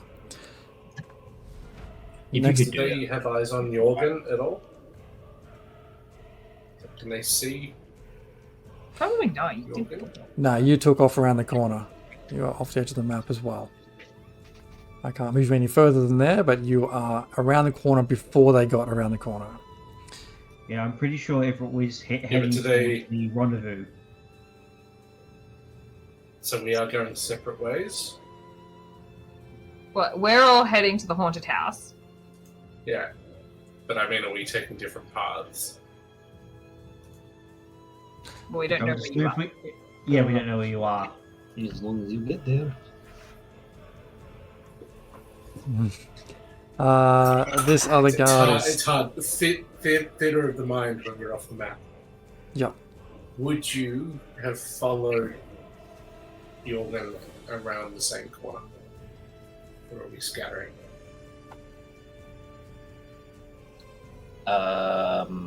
I'd just be taking like the least like obvious routes and avoiding like the main streets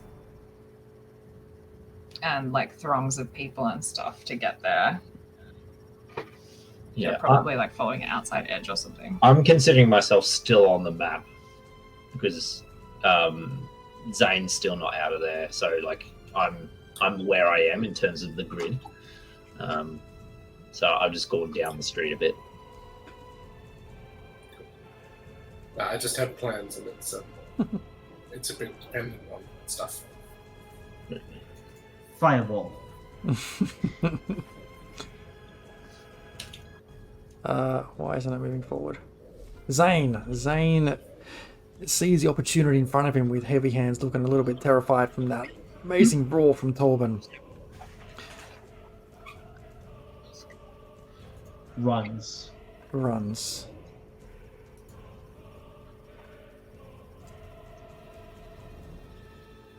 Hey, nice. Heavy hands, still terrified, can't do anything. Torben, you're up. I'm just gonna continue to like growl and bare my teeth and just like take that, fake a step towards them, I often spend a lot of my time being intimidating, as you can tell in real life. I know exactly what intimidating people do. And so I'm just going to slowly just very slowly move back, like only half my normal speed, which is still, just to where just kind of keeping myself between them. I can't move myself anymore. So just keeping them between me and ending up here where, because the game's paused, that's what it is. Oh, why the So hell is yeah, it paused? just keeping myself between them and the party until the party has a chance to run, just knowing that they're not going to follow if I'm kind of between them all. Cool. This guy is no longer frightened.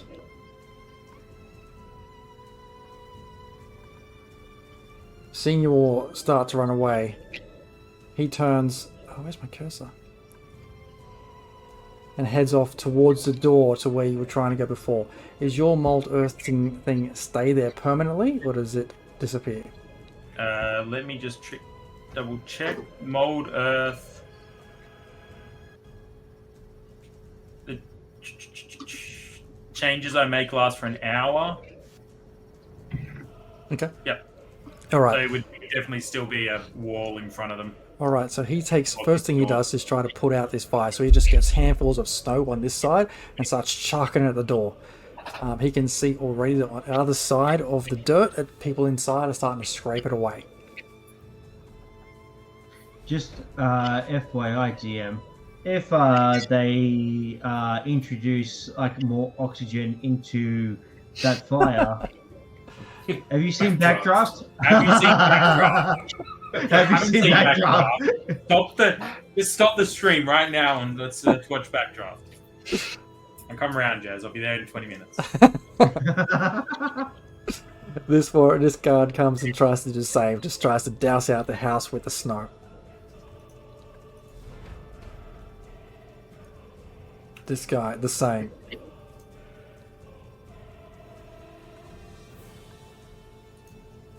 How far have I just gone then?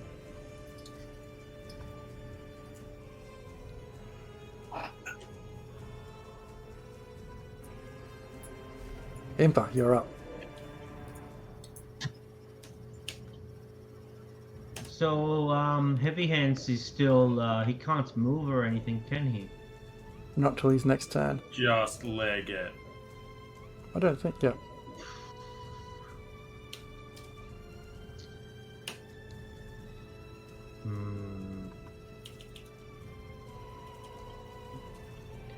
Can I stay? I'll start to leg it, but I want to stay within 60 feet of Tolban and Zane in case Heavy Hand comes after them. And I will be ready with a Sacred Flame. Okay, sure. So I'll take some cover. As I run, I'll like aim to like have some cover behind like a corner of a building or something like that. But I want to lay down literally covering fire with the Sacred Flame. Gotcha, okay. If anyone gets too close to them, yeah. Yep, gotcha. Other guy here turns. This guard, no longer frightened, also heads over towards the house. Calls out. Gets dizzy spinning. Calls out, Heavy, we'll deal with them later. Put this out! Jorgen. What do you do?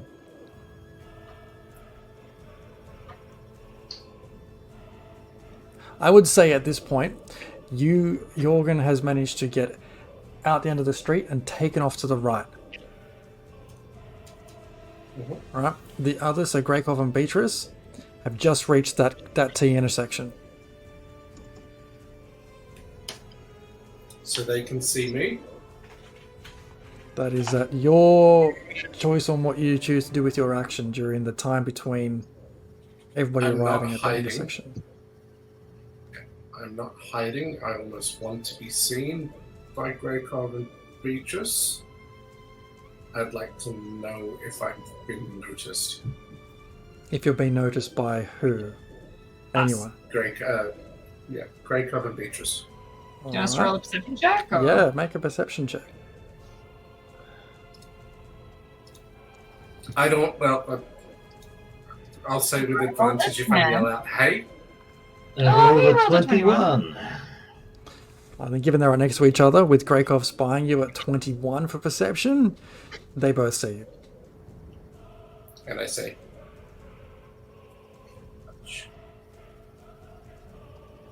and I polymorph into the image of the bartender from the most recent place. I skipped that session, so I don't have his name, but the one where there was a bar fight.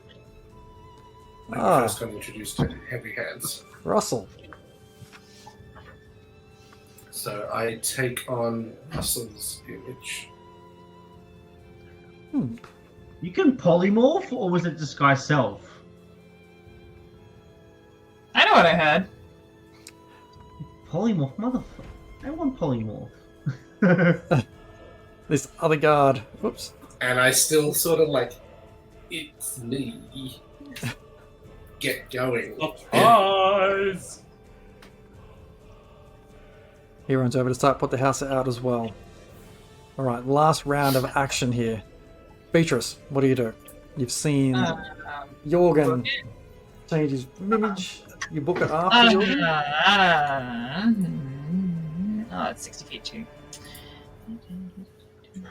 Yeah. How do I measure? Is that this? Yep. No. Hold down control. Yeah, no, that's way too far away for You anything. can still heckle Heavy Hands. Mm, He looks yeah, okay, I'll do that. Don't mess up whatever fear he might have, though. Oh, yeah, that is true. Okay. I don't know what will stop fear, but now is not the time for that to No, stop. no, I'll just book it. It's all good. Okay. Okay, you take off following Jorgen? Well, like, I didn't see it, but Greykov did, so did I he pointed point it out out to to me? Yeah, yeah. Oh, there's Yeah. your. As long as someone saw it. That's not Jorgen. Hmm? I don't know what you're talking about. That's Russell. That It's too hard to explain. If they're close enough, I'm like, explain on the way. Yet. All right. I'm just like looking at him, being like staring down. At him. It's the pussy. It's like, yeah. Okay. Okay. Greykov. I'm gonna get another arrow off at heavy hands. Mhm. He's beyond my normal range, but if I'm hidden, it'll be at disadvantage. But if I'm hidden, that'll cancel out. So I'm assuming I'm hidden. Like, do I feel hidden? Otherwise, I can feel check. hidden. Give me a stealth check. I'll use the bonus action to hide. Oh, it's not that good. It's not that good. You feel hidden, but whether you are or not is a different question. Very well. I will. Get the other eye. Get the other eye. Short bow with a D4. 1d4. And although I don't know if it's an advantage or not. It's straight roll. Straight roll is 19 to hit. 19 hits. It's just going to be normal. There's going to be no. It is 6 damage.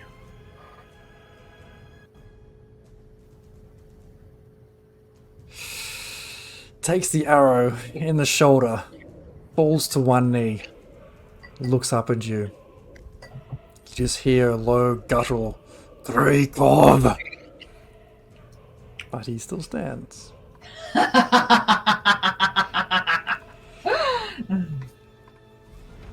Alright, last. This guy here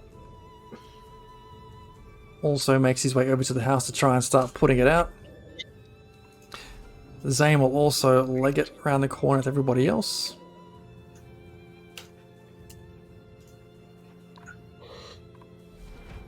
Heavy hands. No longer frightened, stands back up to his feet. Eyes down at the wolf in front of him. Looks at all of you as you kind of disappear around the corner. Turns in a huff. And heads off back towards that house.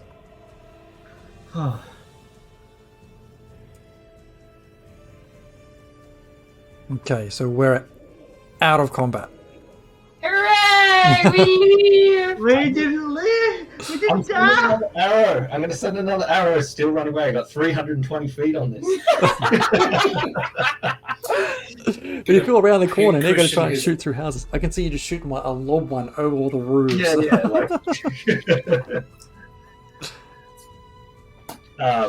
Can I do that?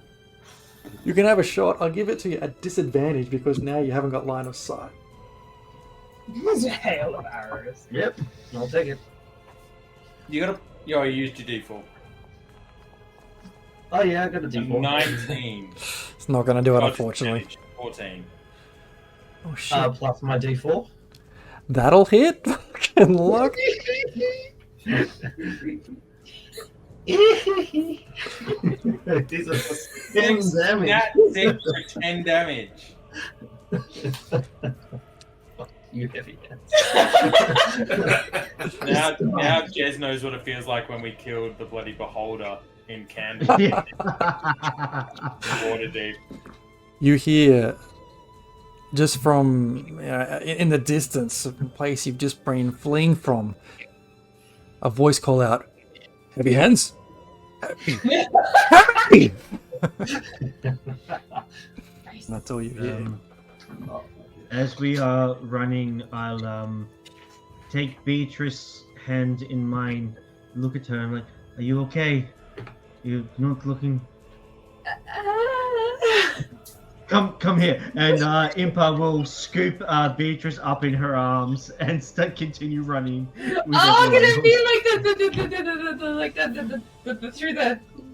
Like Yeah, like I bodyguard just style. nuzzle right?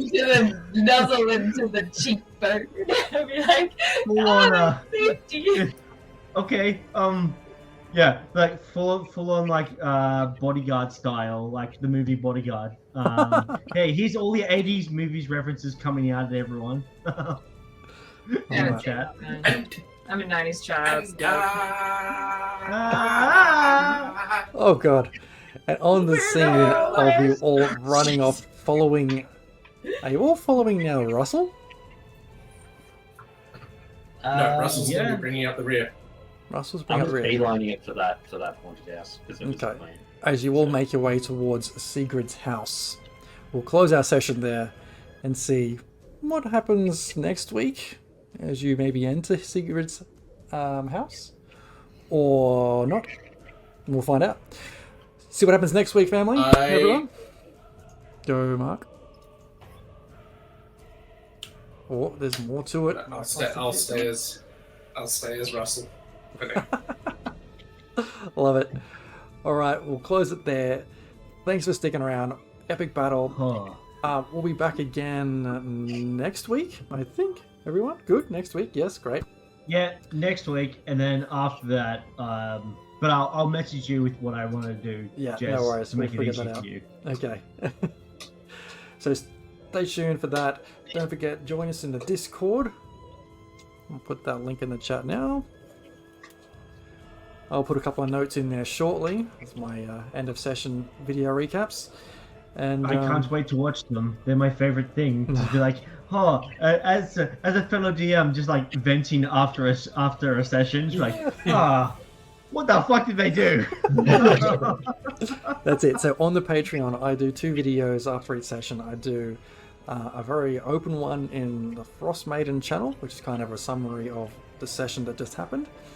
And in the Patreon only channel, it's more of a like, what the hell just happened kind of situation. So as I kind of recap how I prepared for it, what I've expected to happen, what actually happened, and how to deal with those kind of things. So do join us. It's all good fun. And we'll be back again next week with more Raging Rolls. How off rails was this, Jez? Hey? How off rails was it? How off rails was it? Mate, there are no rails. Just Where we're going, we don't even need roads. Another 80s reference. All right. Yeah. Cheers, everyone. Bye. I love you guys.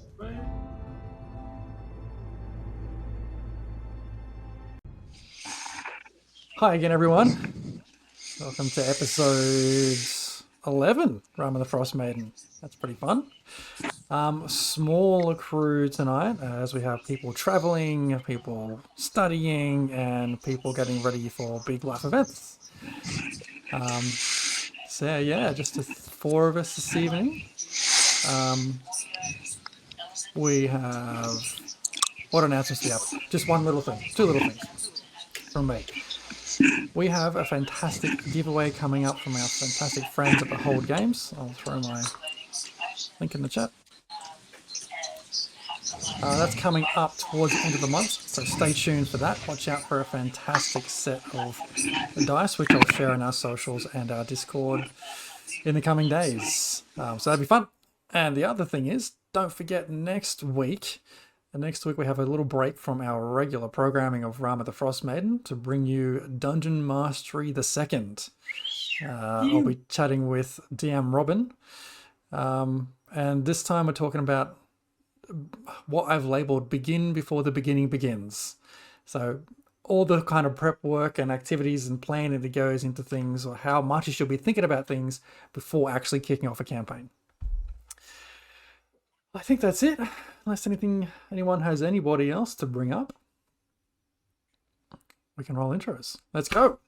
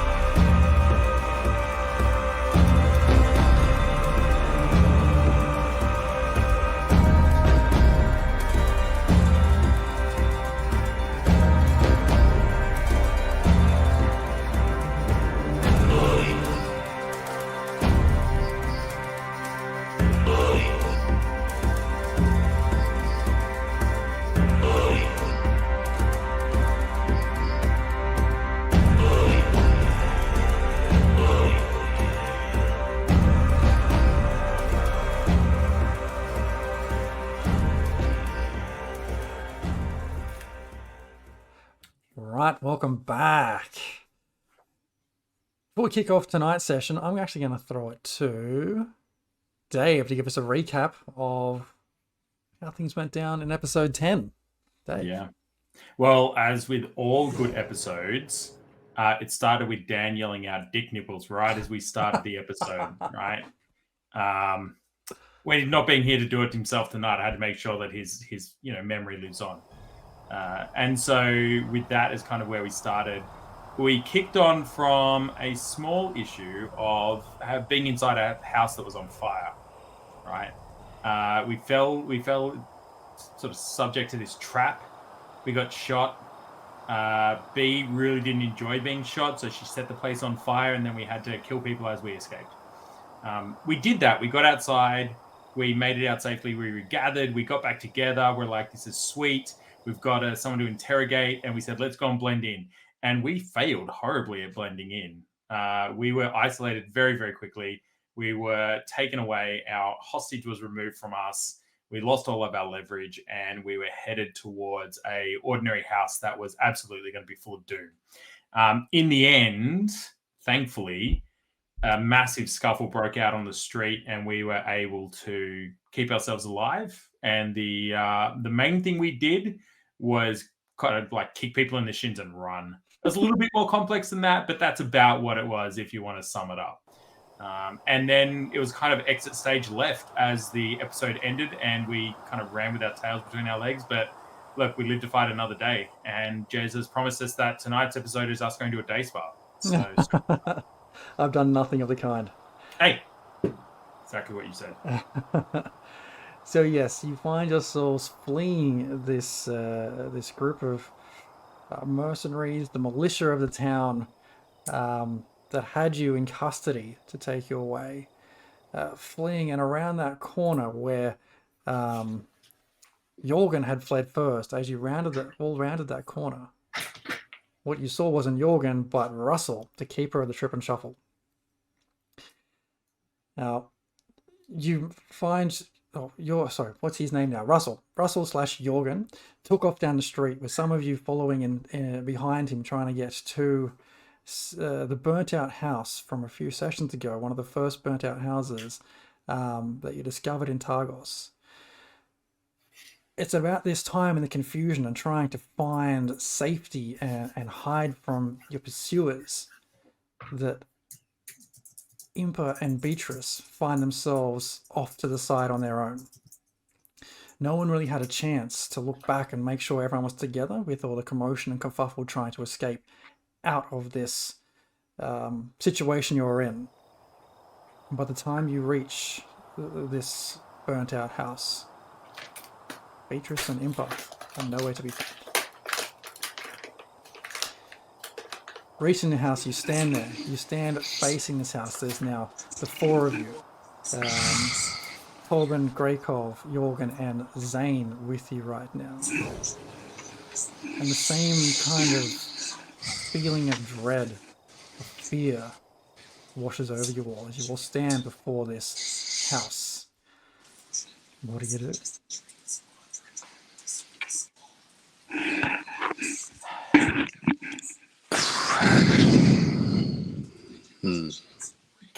Can we move towards the house, or are we like, is the feeling of dread like fear and we can't move towards it?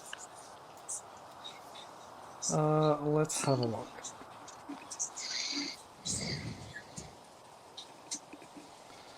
Oh my god, my machine right now, just a quick tangent. You know, I have a situation where I'm trying to scroll my mouse and it keeps scrolling to the bottom of the screen every time. So I can't scroll up right now. You can... So as you start to approach the house, that feeling of fear, like something is not right with this place, like it is a place of darkness, really, really gets under your skin. You can try to push through that if you wanted to. That is your call. Well, is this close enough? Tolvan's gonna growl at that comment and then turn back into a human being. Pull his cloak up over him. We kind of need a place to hide. Because half the town is looking for us. Look, But great what do you think? I mean, if they're looking for us, they won't want to come here. If we can brave this and push on for a few minutes, we can rest the night maybe. yeah, it's a definitely horrible place to go into, so it's good for us, I guess. I suppose if it's giving off these sorts of fuck off vibes to us, it's probably giving that same vibe to the rest of the city. It's just whether we want to chance it against anything that's in there trying to keep us away. Tolman, with your keen senses, you pick up some commotion back in the direction you've run from. You hear some voices shouting, "Go this way, we'll check the other, go!" In, Let's go in, sure. Okay. Is the door open? It's just got a symbol on it, right? But we can push the door in. The door has been thrown over the fence of the town, over the perimeter fence of the town, with Impa running down the street with the door and just yeeting it over the fence. Yeeting it. All right. Well, then I'm going to run. Tolman's going to run inside and encourage Greykov and the cat to follow. Okay, you all head in the house? Yeah. Yeah, well, we'll head in. I just wanted a quick question about how dilapidated or how much of the house is left. Is it like charred remains, or is it somewhat a house? Let me show you. There was an upper story, wasn't there? 2 stories. Okay, theater of the mind style. If you're looking at the shell of a house, right, where you can walk into the ground level, and there is some like remains of walls that used to be there. Looking up, everything is kind of collapsed in, as though the fire has raged through the middle of the house and just burnt it from the inside out. There is snow falling inside this house.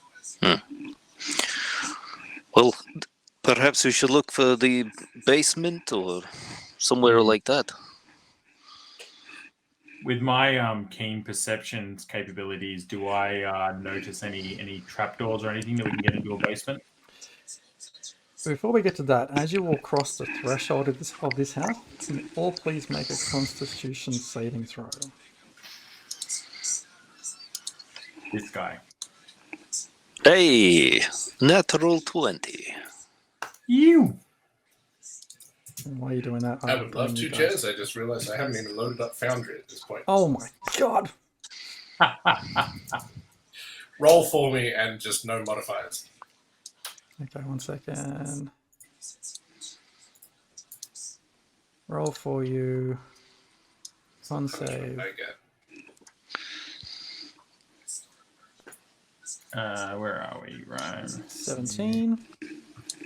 17. Okay. And same. Roll with disadvantage for not being prepared. Jorgen has a +2 to con, I believe. Jorgen has a +4 for con, so it's just 17 in total. All right. I will roll now myself. Saving throw? Saving throw.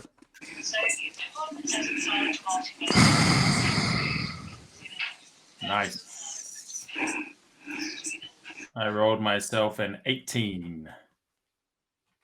As you sort of enter this house, you all kind of feel this moment where you just become more overwhelmed with fear and concern, like almost this petrification before you realize it's just a house, and you're able to walk through that and shrug it off. Yeah, absolutely. Just a house. And I will now show you where you are.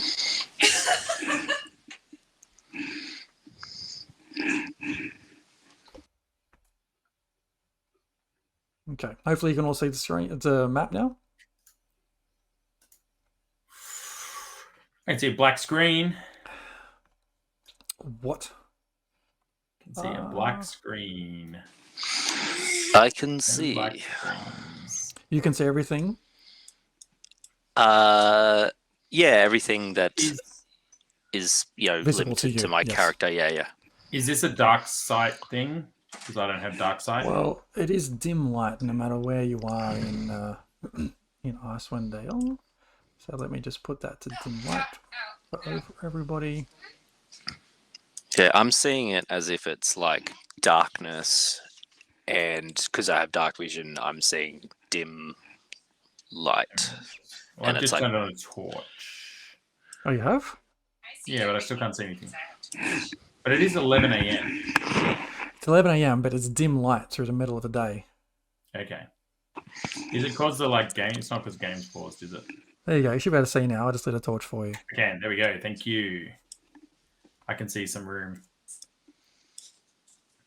Okay. Yeah, so you find yourself in this narrow kind of hallway. It looks really burnt out, ash everywhere, and just debris scattered throughout the place. Guys, this is not probably my best work, but we just need to bunker down and stay quiet for a couple of minutes until everything passes over, and then we just need to get some sleep. I'm absolutely scraping the barrel here. I've got nothing left. Are you guys any better? I am not doing much better, but yeah, is there a basement in here or somewhere we can hide a bit better than the ground floor? You can have a look around, make an investigation or perception check. Your call. Cool. Do I notice anything with my high natural passive perception? There's a 22. Well, that would find it if I don't. There you go. You look around as best you can, Greycloth. You can't see any access to a basement or underground area. All right. Why don't we just? I will say that with your very high perception check, yep. As you're looking around trying to find a trapdoor to the basement, you do discover a very fine or residue of a very fine red powder on the walls and some areas on the floor. Interesting. Grab my notebook. Red powder kind of residue. Mm-hmm.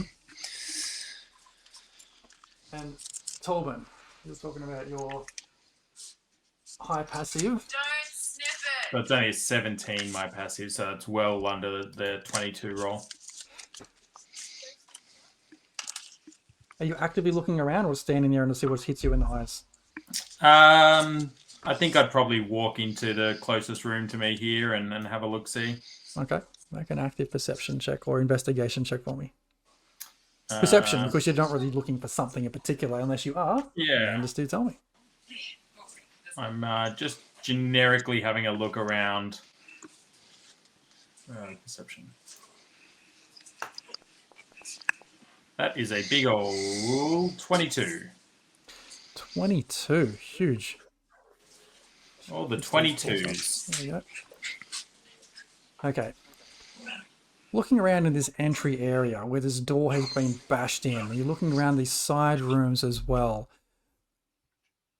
After kicking over a couple of burnt out boards, you find just a couple of very fresh, very intact, very green leaves. The kind of which are fairly large. It reminds you of like a maple tree. This reminds you of something you've seen long ago in your past, from someone you've met long ago in your past. Should I make a history check to see if I can remember what it reminds me of? You absolutely can. History or, yeah, make a history check. Oh, nat 20! I'm feeling very remembery tonight. Fantastic. Looking at these leaves and just feeling the peculiarity of finding this fresh, crisp leaf that's almost been frozen in place in this ash blackened area. It sparks a memory of you from when you first encountered or was brought to your old master. Interesting. And you, if you wanted to, here we go, you're welcome to share that memory with us.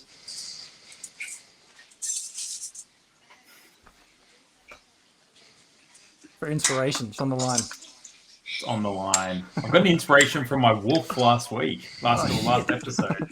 You don't have to. I'll hold it for the moment. Because maybe I'll have a sit down with Greg Hobb in a minute or two and tell him about what I've found. Cool. But for the moment, we're desperate to find somewhere to rest. Do we feel like we're hidden from the street? Sort of where we are? You're welcome to make a stealth check. I'll give you advantage since you are inside. Oh yeah, that'd be great. You went up at like a 37 or something. 2 14s for a 22. You're pretty confident that you're pretty well hidden in this place and no one ever comes here from what you've seen and heard. Do any of you know what this red powder stuff is here? Can I investigate the powder? Is it like is it something I should taste or Arcana check it maybe? Up to you. It would look like Medicine check? Is it like a substance? Imagine like red icing sugar. But I don't think the person who lived here was baking cakes. A nature check maybe. Can I define the nature? I tell you of what, make an Arcana check. All right, make this Arcana check. I'm gonna just bring a bit of it up near my eyes, and my Arcana check is a solid 11. It looks like a red powder. It's very, very powdery and red. Maybe dried blood. Maybe a bit of ochre, and someone drawing some, lines on their face or something. Where'd you find it? It was just on the wall here? On the wall? Oh, maybe it is dried blood. I'm not sure, mate. I don't know if I've ever seen this before. I might rip out a page of my book, and I will, like so, make a little pocket. That's a fancy envelope you're making. And make a little, and then I'll put it in there. Scrape some off and put it in there, and close it up and put it back in my book. Great. Add small pouch of red powder to your inventory. I don't touch it though. Yet. Okay. Okay, good to know. Well, that 22 from Grey Cobb, if we think we're hidden, should we... we think we're hidden with that, right? Yeah, absolutely. Pretty confident that you can't be seen. All right. Grey Cat, should we get out the bedrolls and hunker down, mate? I'm exhausted. I know it's only midday, but I'm exhausted. If we don't get a sleep in, I'm not going to make it through the rest of the day. No, let's sleep. Okay. Do we get a +1 to sleep because we'll curl up with the fluffy kitty? Not quite. But tell me, like, are you just like basically sleeping in the entryway here, or where were you choosing to try and find a place to try and get some rest? Tolman's going to just wander into the room he's in here and kind of get into the corner so that he's not visible from the street or anything. I've got a bedroll in my pack, so I'll probably get out my bedroll and then, just kind of put my traveler's cloak over me, wrap up on myself, and just kind of curl up in the corner. I'm not going to set a fire or anything like that because that, might give us away. So, yeah, find a safe corner in the nearest spot. I might. There's a second story, right? Not really. There's like the edge of. It's gone. There's no way of getting up to the second story. There used to be one. It is gone. Okay. Yeah, I'll come into the same room. Maybe just into this corner here. I know. Get behind some kind of rubble. I only need to sleep for 4 hours, so I'm gonna do that meditative state and kind of just sit there and kind of stay hidden but still have kind of like an eye out the door a little bit. But if it means I'll be too visible, then I won't do that. No, you'll be pretty safe there. And I imagine... Go ahead. I was just going to say, does Mark have anything similar with only needing a short sleep, being a cat or anything like that? Because it would be awesome if we had two people able to take 4-hour naps and get a full rest and have a lookout. Let me have a look. Jared, in your character sheet, where does it say that you only get to have a 4-hour rest feature? I'd say so. It'll be in Wood Elf. Okay, yeah, so it'll be in your... Trance. Tabaxi... No, he doesn't. Damn it. He's a cat. Cats love to nap. This cat is napping for a long time. Yeah, fair call. Fair call. All right. And he's just going to find a little perch on top of a mound of rubble. Love it. And curl up there. Grakov, I've got to rest. Yeah. Look, we did good. We got out. We're alive. We built Heavy Hand. We beat him. I can't believe we got through what we did, mate. This is insanity. But I'm cooked. I've got to sleep. It was a very narrow escape. Yeah, but it was an escape. Yeah. It's at that moment you hear like footsteps come running down the path. You hear a couple of kids kind of shuffle out the way and scream a little bit as 3 or 4 different sets of footsteps go running straight past the place.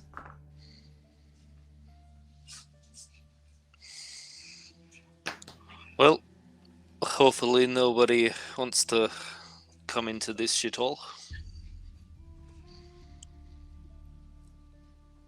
Yeah. Look, I think we're good here. Let's curl up and hope the kitty doesn't purr too loud. Okay. Is anyone taking watch? I might stay up for like 2 hours and then rest for 4 and then stay up for 2. Okay. All right. So, okay. So you... Grakov staying awake. Everybody else is going to sleep. Great. Torben. While sleep comes to you fairly easily given the events of the day,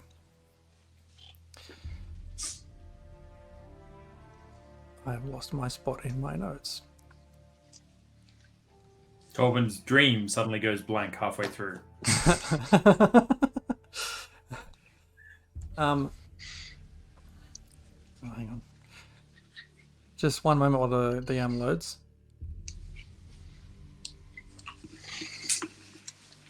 This is what it is when you walk into a room and you don't understand why you walked in there. It's because the DM lost his place in the notes.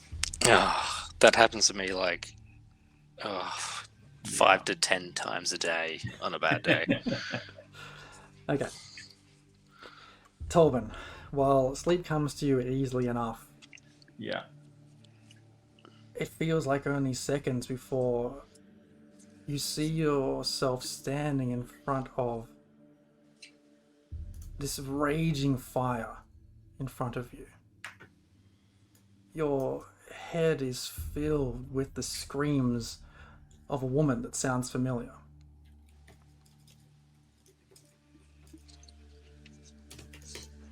Does it sound like my wife? It does. How am I experiencing the dream like I'm seeing a movie, or am I like in it and I can go and bang on the windows and try and yell? You're experiencing this dream like everything else around you is black and gone. The only thing in front of you, which feels like it's right there in front of you, about 15 to 20 feet away, is this massive blaze. The sound of those screams echo all around you as though they're inside your head. Tobin runs to like the door, runs to the window to try and try and see if his wife's in there screaming. Make a perception check. Feverishly, like, trying to bang on the door. Perception. Oh, that is low. That's a 4 plus 5 for a 9 total on perception. Don't see much in looking in there except more flames. Like Tobin's feverishly trying to open the door, trying to open a window, trying to get in there. The flames, like, they don't bother him. He needs to get in there. Okay. Give me a strength check to open a window or bash down a door. Good thing I have is ability check, yeah? Yes. Good thing I have a -1 to strength. Here comes baby for a 9. Why with the 9? As you try to lift up one of these windows, you feel like you get it halfway up before it just slams itself shut again. And do like that old school movie thing of like take off my hat and punch through my hat to try and break the glass. Give me another strength check to try and break the glass. Or, unarmed strike. An unarmed, okay. Let's do it. Strength check still, or is it just an unarmed strike? Unarmed strike. All right, let's find unarmed strike. Here it is. Unarmed strike, attack. Oh, that's respectable. 16. You smash a hole in this glass. The fire rips out and greets your face. You can feel the heat like it's all over you right now. As that settles down, in the space where you've just opened up in this window, you see just a figure in what looks like a crimson hood, just looking down. Looking down from inside, or like at the window I've just From smashed a hole? inside, as though this person is in the center of this house. Oh. I scream for Nelly. Nelly, what are you... Nelly, are you alright? Why are you screaming, Nelly? I try and open the window again, try and like fish my hand around to make more of a space to climb in the window. Give me a strength Like check. no regard for my own safety that this would like carve me up. Give me a strength check with advantage since you've already smashed this window. Oh, slightly better than a 9. It's an 8. This time the window does not even lift up. It feels even heavier than before. And as you look up, seeing this figure in the center of this house, this figure's head, this whole hood, turns to you. Just ever so slowly, you see two white, lit up, almost glowing eyes before you wake up.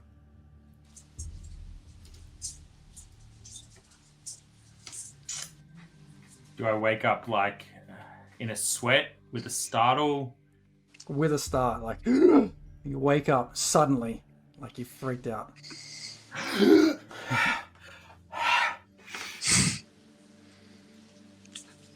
Is anyone else awake? It's been just over an hour since you guys decided to go to sleep, so presently Greykov would still be awake. Greykov. Fire. Bad dreams? But the fire, where... Just check my hands for like burns or scrapes or any sort of my clothes. I'm really confused. It was so real. Well, we're out of the fire now. It's okay, you're safe.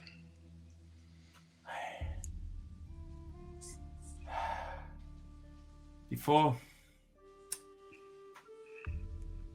we met Nessie, I felt Nessie in my dreams. It was unnerving. I felt like I was, without knowing it was Nessie, I was like swimming through the water. I could feel what Nessie was going through. And then we met Nessie and it was really confusing. I never had dreams like that before. You mean the big monster in the lake? Yeah, the sentient monster in the lake. I didn't know I was having dreams of Nessie, but like it was real. But they weren't like nightmares. Never had dreams like this. This is so real. But you were just talking about fire. My wife many years ago died in a fire. It was a nothing fire. There was a problem with the furnace. You know, the stove was having a drama. A whole bunch of things took light in the cabin. I was in the forest. I didn't know about it until I got back, and there was nothing that I could do by that stage. But the dream, I was there. I watched it. I heard her scream. I smashed the window to climb on in, but the house was fighting me. There was this thing inside. It wasn't Nelly, my wife, though. It was something else. It was in the shadows. It was like it had a red cape. It was covering its face. I couldn't really make out what it was. Right before I woke up, though, I could see it staring at me with these. I couldn't see its face. I couldn't make out its features, but the heat seemed to be getting to me, and yet these eyes just pierced the heat.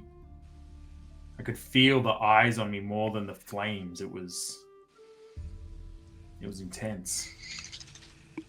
Well, first of all, I'm not very good at this, but I'm sorry for your loss. And that sounds horrible. Second is, do you seem to think that your dreams or experiences are grounded in some kind of reality, and perhaps if you're dreaming about fire now and this person with piercing eyes, is this a real thing, or is your brain just tormenting you? Because it does that. It could just be tormenting me. I could have just had one dream, but Thane said something to me the other week, and I look at him in the corner sleeping still. He mentioned a fire taking one of his close people, and it resonated with me, but I didn't realize. And now we stand in a house full of flame that's been decimated, and I can't help think if all these things are connected. Zane's loved one, my wife, this house. I can't help but think there's too many coincidences. I've listened to The Wind enough times to know that this world doesn't have this many coincidences. There's something else at play here. There's something bigger than a few charred, remains and a building that's been emptied. I can't put my finger on it yet, but something. Well, I wouldn't argue with you on that. If you see me starting to shake and have dreams again, you throw a rock at me or something, wake me up, because that was not restful.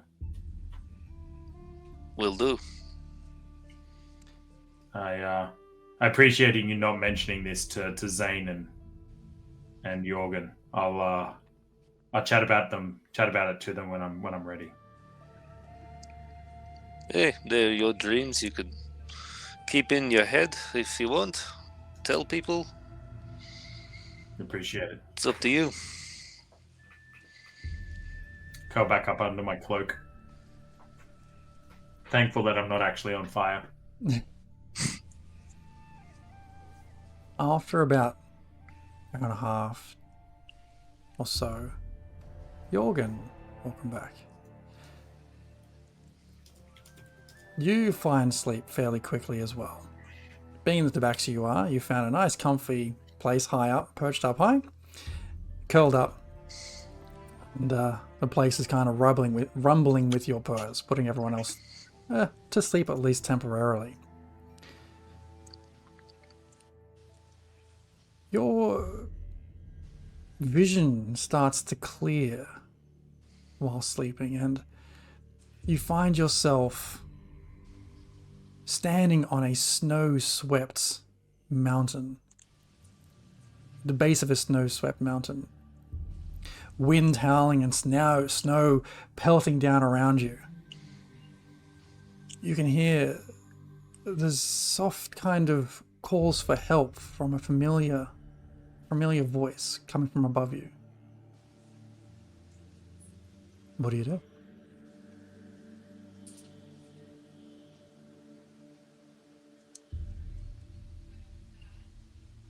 On mute.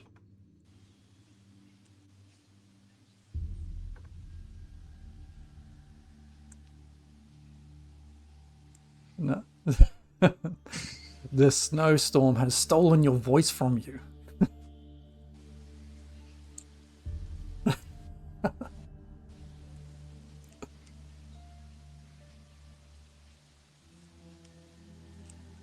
While Mark figures that out, have a go at Dave's t-shirt, the original Raging Rolls t-shirt. Did you know that you can get your very own Raging Rolls merch in our very own Raging Rolls merch store, which I'll throw into the chat right now, should anyone want to find a fantastic brand new logo shirt courtesy of Jared playing Grakov, or a shirt from our previous campaign, Call of the Seven Rings. Testing 1, 2, 3. We got you. We got you. We're back. With a little bit of echo. We'll deal with it. That's right. Did you say it was a familiar voice? Yes. Would you care to elaborate who it might sound like?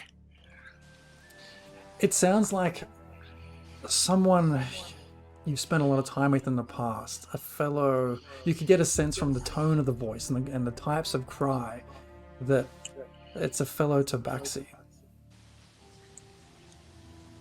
And what type of cry does that sound like? Like an in pain? Like a cry for help. Cry Less for help. in pain, but more a cry for help. Okay. I'd like to start climbing, I think. Okay. Claws out. All right. Give me a strength check. Gonna climb this mountain like it was a set of curtains.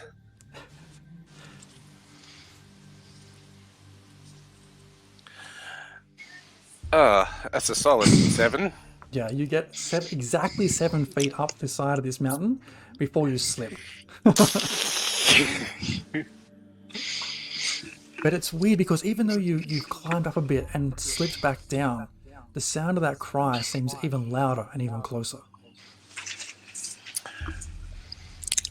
I would like to use, in my dream state, feline agility, and I think jump is doubled. Okay. Hey, just throwing it out there while you've got to do things and making rolls, Mark, you've got a couple of minor blessings. And you've got 3 minor blessings if you need. And Greykov, the Incredible, has a Destined to Succeed hidden there waiting for him to use. So, should the need for those come up, and Jez has nothing, sadly. The need What's going on? That's a first. Use them. I mean, but anyway. Yeah, so I would like to jump and use my claws as pitons. Okay. So you just jump, 20 feet? It would be feline agility is double movement. Okay. So jumping should be 60 feet. What? You can't jump 60 feet. Oh no! I can also climb. I have special climb movement. 20. Okay, so you jump 20 feet with your feline agility, clamp onto the side of this mountain, and manage to find enough grip on the side of this cliff to start climbing up. once you reach that 40 feet, you can just about see the edge of this edge of a small plateau before the mountain continues on upwards, and the sound of that cry is closer than ever. I look around through the snowstorm trying to pinpoint it. It sounds like it's right above you. Right above. I'll call out.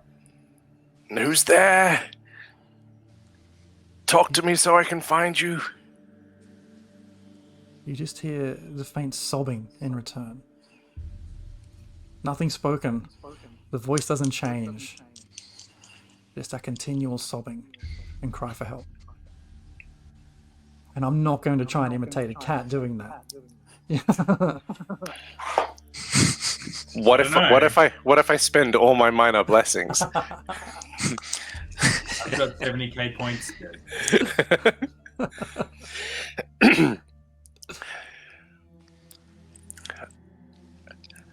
I think I can feel a little bit of panic creeping in. That I want to help, but I can't find where this person is. I'll try and explain it again. So you're on the edge of this cliff. You're 40 feet up. At the 41st foot, it flattens out. Yep. To like a small ledge. You're a foot below that area. Oh, I'd like to climb that last foot if I can. As you sort of just get over the edge of the lip of that area and see the sight before you, you see a young tabaxi that you recognize from when you were a younger teenager. You see them in a small cage, no more than say 3 feet high. And they sit there and they whimper. I said, let me help you. Who put you here? And I start fumbling for a way of unlocking the cage. As soon as you try to grab that cage and rattle it, the face looks up at you. It's a familiar face of your sister. And she just looks at you dead in the eye and says, Don't! They'll catch you! And then pushes you away through the bars. And as you sit there, and as you slip and fall back off that cliff, that feeling of falling jolts you awake.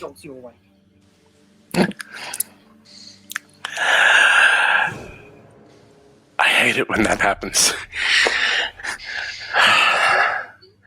Do I see the others as awake? Yes, like you and Tolman woke up at almost exactly the same time. Tolman a couple of minutes just before you.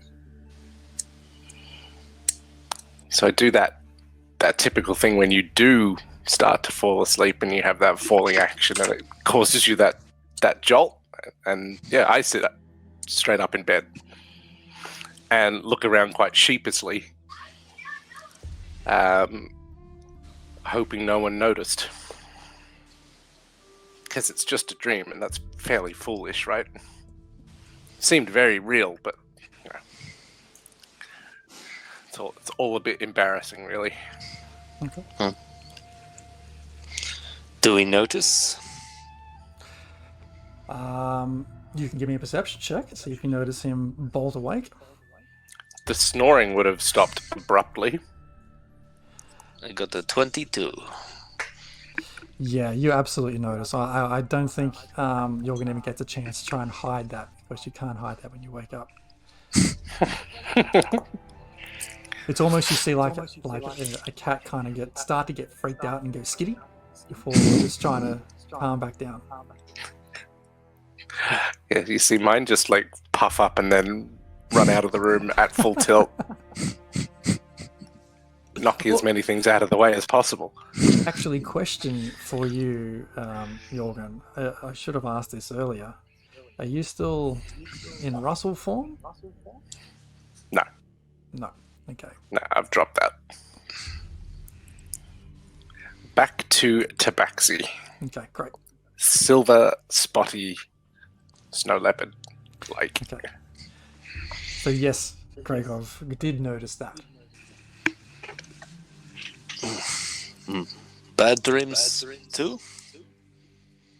I think I just had one of those like falling dreams. It just woke me up. You know when you expect to hit the ground and then it sort of jolts you awake. Felt really real.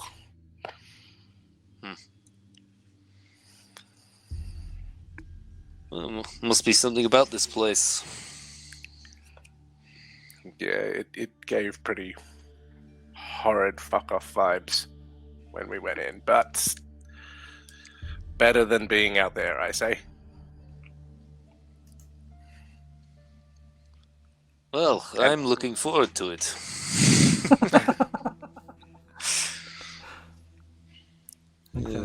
Have you slept yet? No, not yet. I've just been keeping an eye out, and I don't need to sleep that long, so I was just going to, yes, stay on watch for a bit, and then get bored and fall asleep, and then... Just don't get bored and decide to try and kill someone in their sleep. Yeah. Oh, hang on, I looked suspiciously at Greykov and wondered if he just fucked up trying to kill us.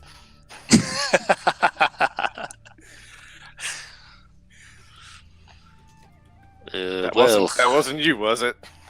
No, I've stayed here the whole time. But I've got like an arrow knocked in my bow, sitting on my knees. Deception check. Okay, so is everyone going back to sleep? Yep, Tobin is curled back up under in his corner and trying to sleep.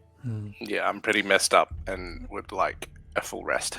Just before you go into your trance-type state there, Greykov, you notice, given that Tolman and Jorgen have both startled themselves awake, you just look over at Zane. And Zane is tossing and turning in his sleep. And you can almost see beads of sweat appearing on his face. Nevertheless, you all curl up. And the night passes. The day moves on, I should say. So hang on, let me just get this straight. You guys are taking a long rest for 8 hours. Okay. That is the plan.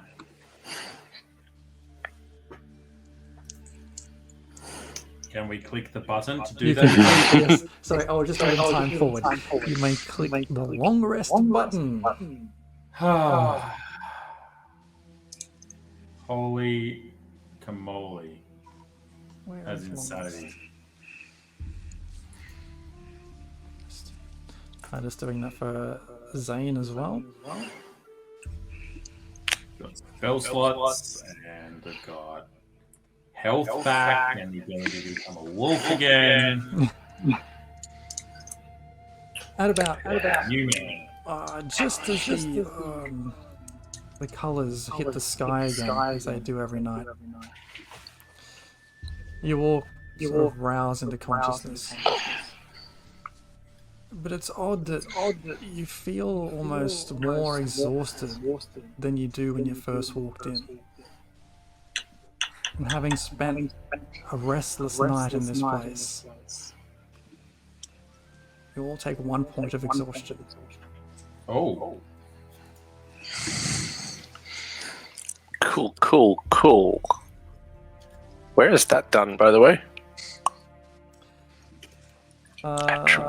Top left of your icon.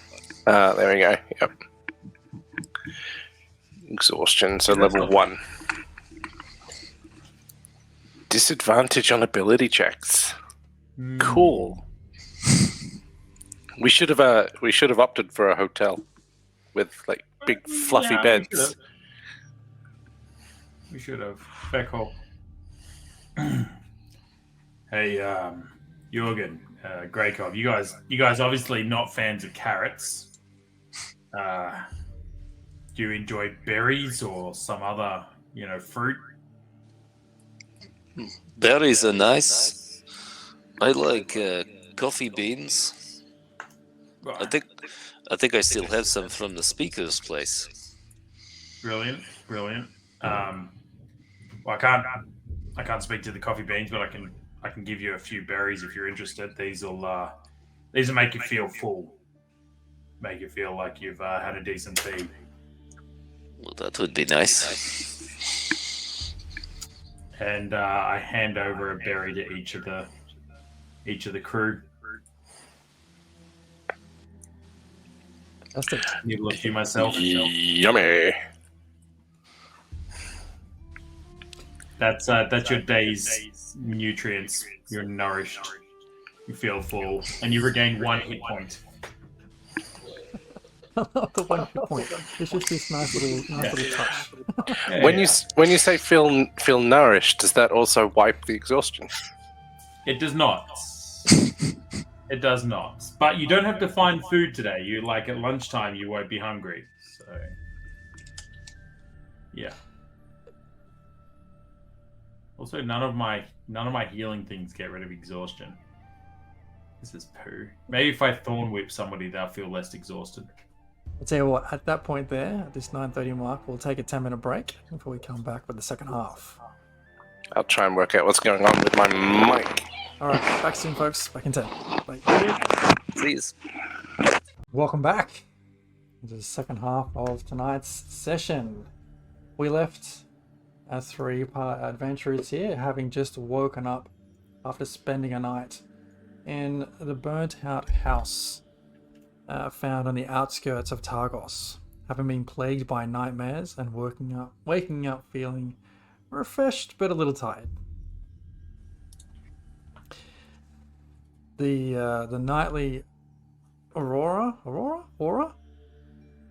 one of those things, always get the two mixed up, has just made its way across the sky with echoing shrieks of a huge winged creature in its wake. Oh no, I don't know I'll ever get used to that sound. So DM, it's your world, you can call it whatever the hell you want. A lot of people don't know what the hell I'm talking about. Squiggly lights. The squiggly lights are back. Aurora.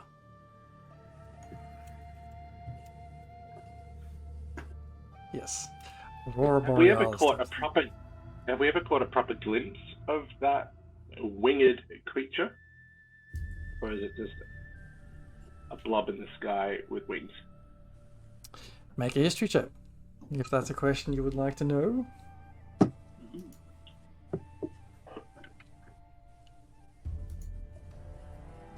Here it comes. It's a 15. Flat 15. I can't say you've seen it, per se. It's not like it's stationary in the sky, but you have seen the blur as it streaks across the sky. Now, you can tell it's some winged creature, but at the speed it's going, it's hard to tell exactly what. First is Flip Boy. All right. While we're nibbling our berries, I'm gonna pull out my leaf that I found earlier that had some memories for me. Hey, last night, guys, I had a very weird dream about my wife. It was unsettling. She passed in a fire, and I just had this dream that was too real last night. But this place is a little bit. This place is freaking me out a little bit. I'm just gonna be very clear about that. And I hold up the leaf. And I know you're about to say it just looks like a leaf, right? Yeah, I get it. But when I when I was little, my family was also taken by a fire, and I was probably 10 or 11 or 12, and a family friend, somebody I knew, he lived in the forest. He kind of took me under his wing. His name was Manadin. I called him Manny, and Manadin was a druid that I could never be. He wasn't a hack like I am. He knew he was wisdom. He was wise. You know, he had great wisdom. He was truly one with nature. He wasn't like a perfect, old wise man or anything. He had his vices. He was dodgy sometimes. Sometimes light just flicked on around him. It happened. But he helped awaken the forest connection for me. He helped me understand what it was to be connected to nature. And whenever he was around, if I didn't see him, I always found the leaves.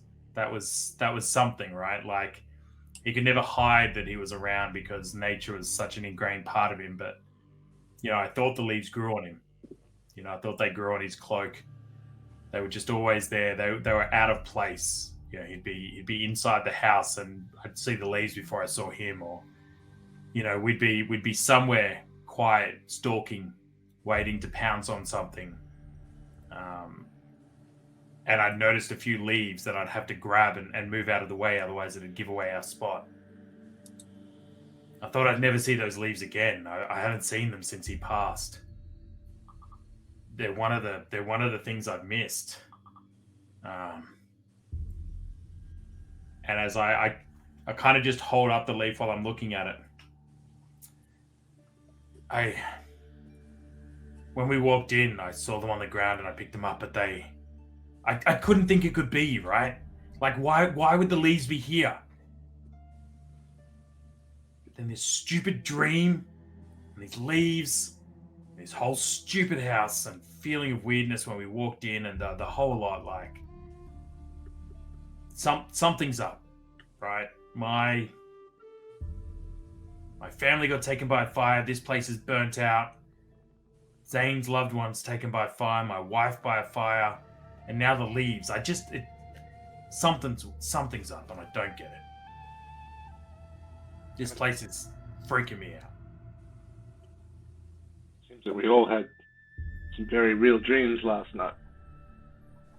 And I don't know how much of that is just the vibe of this place, or if it's more like a presence, or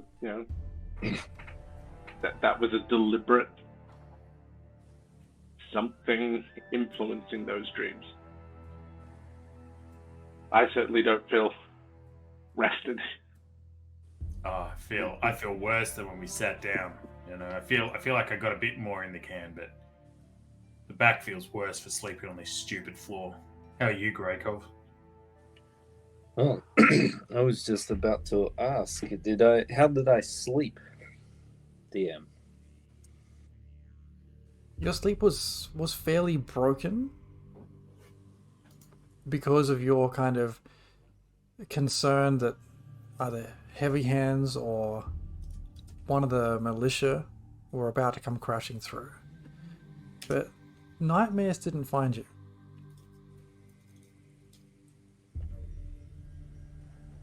Yeah, I didn't necessarily have any bad dreams, but just, I guess, general worry about our pursuers, and perhaps also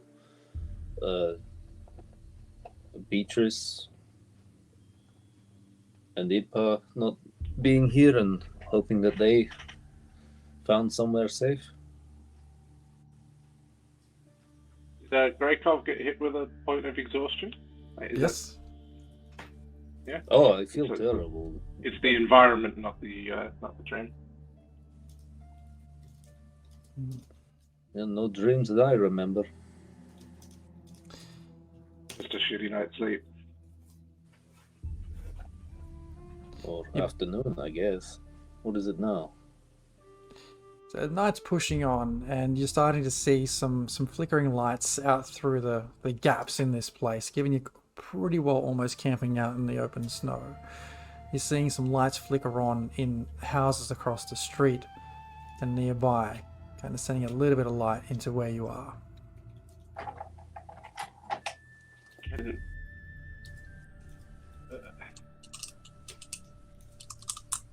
I shapeshift into just some random town common folk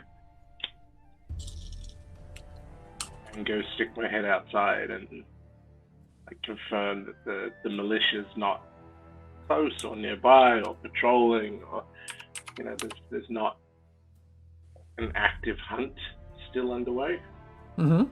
I won't stray too far. Okay.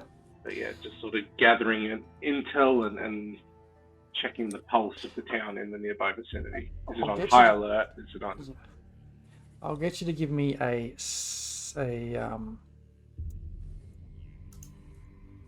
deception check with advantage.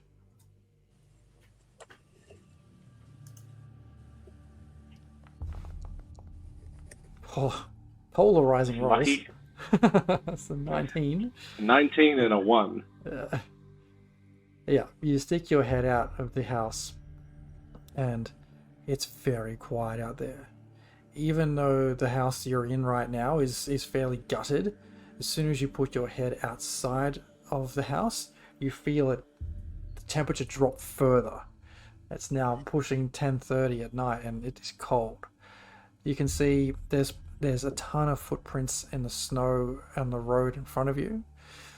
And give me a perception check.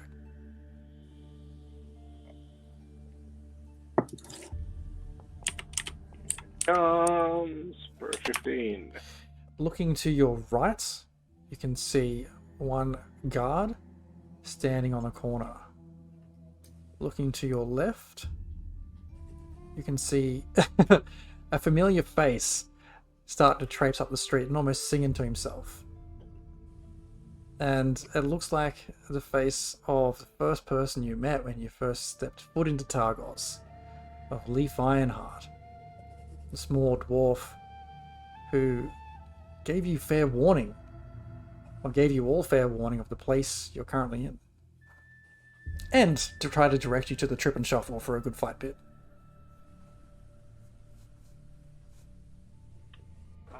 I might let him pass. Okay. Not going to draw any further attention to ourselves. Does the guard look posted? Like, is he rooted to that spot? Yeah, you can tell he's on alert. He's there standing looking for anything suspicious. So he's not searching, but it's sort of.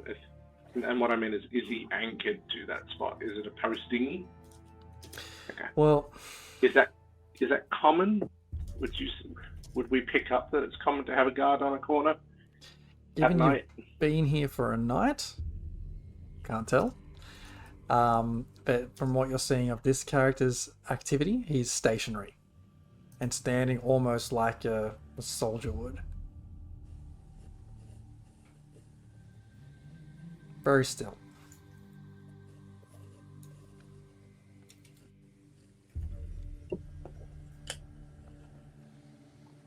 I'm going to avoid all temptation to go and walk past and say something.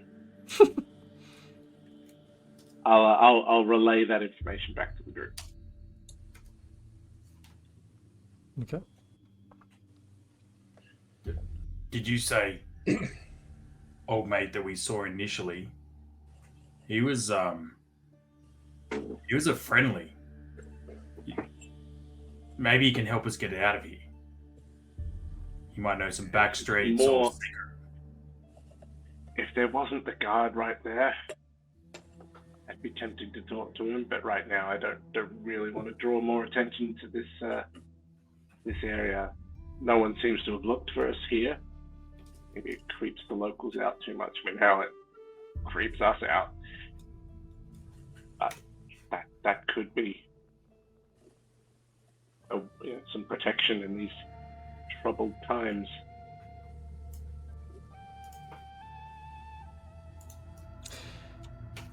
You hear There's- the singing of like almost a semi-drunk singing down the street start to fade away. Well, we know where we can probably find him in his favorite haunt. Another time. But no, I can't tell if the guard outside if that's common practice or if it's the whole town's on high alert right now. Why don't we see if there's like a back entrance to the house or something, and we can escape out of back, and you know, you can be pretty silent. I can transform into something that might freak you out, but is ultimately silent. And Greykov is of the silent. He's literally made of silence. So, except there's someone even more silent in the background near you, Greykov. I could swear I heard an extra laugh. Amazing stuff. The suckiest The sounds word of studying. The stuff suck. Sounds like someone's cast Tasha's hideous laughter somewhere.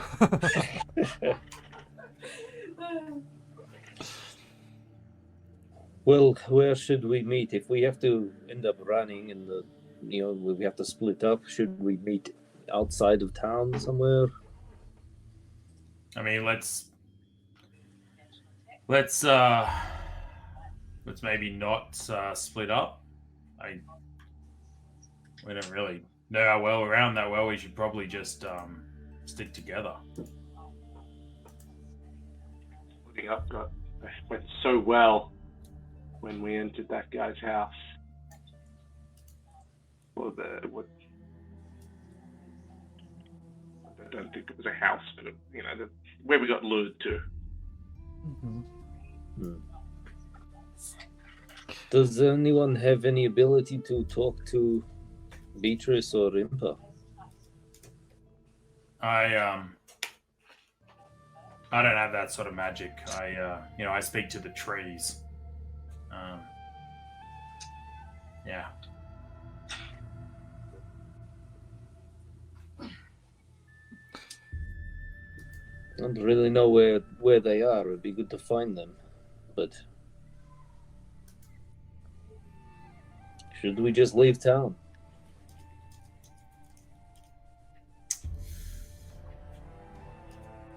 I mean, I feel like we're giving up the goose a little bit if we just leave town, right?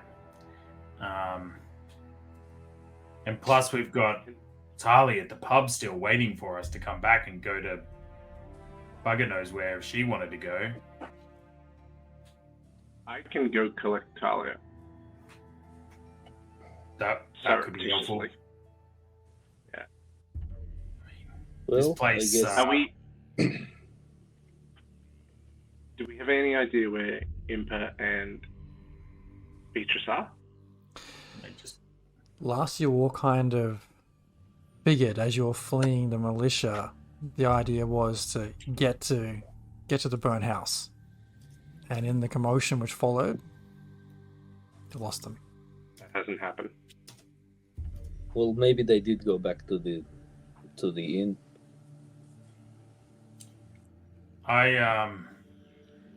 I can send up a bird, maybe, if that's helpful. I've been toying with what it looks like to connect to nature on another level, and I can call up a bird if we need to from the Fae, and send it out. Maybe see if we can find them somewhere. Can you turn into a bird? Like an eagle or something? I can, but like I'm one of those southern New Zealand Kiwis, flightless. I've got clipped wings as a bird myself personally, but what about a dog? Just a run-of-the-mill mutt? Well, I can also just turn into a small spider, which is, I can just go up walls and all sorts of things. I can turn into a mutt for sure. It doesn't have to be a big ass wall. Do you think we turn into a cat and you and I can wander around?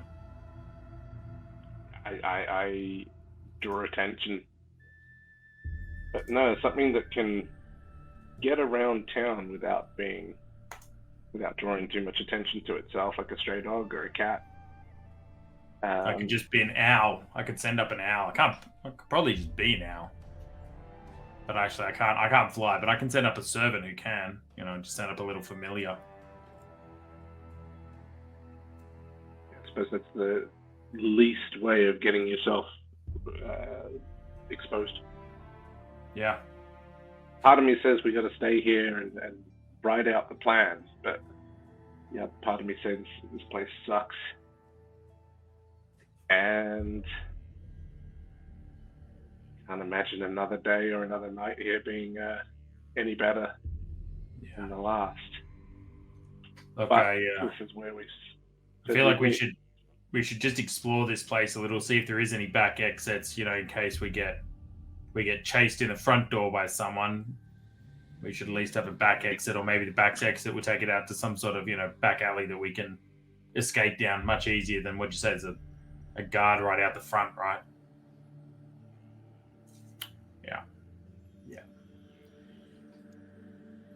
Okay, Why don't I send out a bird? Maybe just have a look. Maybe I could send out a little rat into the back alley, have a look around, and be very unassuming. Make sure we got safe passage out of this place. But yeah, we stick with the plan. Cover both plans. See what we can see. See if we can locate Impa and Beatrice. And in the meantime, we expect them to possibly be coming here. Let's find out if there's an exit out of here. Should we find our way back to the inn, perhaps with the help of your bird, and they could alert us to where the guards are, and we could make our way to the tavern to see if Tali is still about, or Beatrice or Impa. I mean, Jorgen was just saying he can get to the inn and get Tali. What's the go there? How can you do that, Jorgen? Sort of start. I don't know how quickly, we've never covered this, Jez, but start transforming almost fluidly. T1000 style. An NPC generator. NPC randomizer. Just based on who we've seen. Well, let's it's going to be based on someone we've seen. Well, that's neat not trick, meddling at all. I turn into Tolman. You are a handsome devil. A devil nonetheless, but a handsome one. Do you sound like me? Fuck, that's a great question. Do the voice, Mark. Yes. Maybe. Horrible impressions. Just check what it is. You can match the sound of someone's voice, including their accent, but not necessarily their mannerisms or behaviors. Yeah.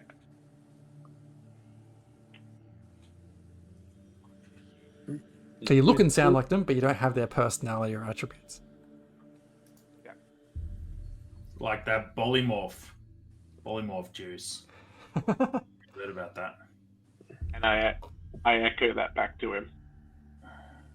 Accent at all. Like that polymorph juice. Hey, bro. Tiger. Champ. While he's standing there pretending to be me, I consider whether or not I cast Thorn Whip and crack the whip right at his feet, but then second guess that it might make a sound and, give us away. So I decide not to, but okay. I just can shall I go get Tali? Can you get her back is the question. I don't think they're looking for her. Yeah, but randomly Tali and whoever you turn into walking back into the haunted house might be weird. Probably sneak in, or maybe we should find if there's another entrance / exit. Yeah. Why don't we just see if Sneak this place Tali has through a the back back door, door. and then we'll send you off. Sounds good. Okay, great.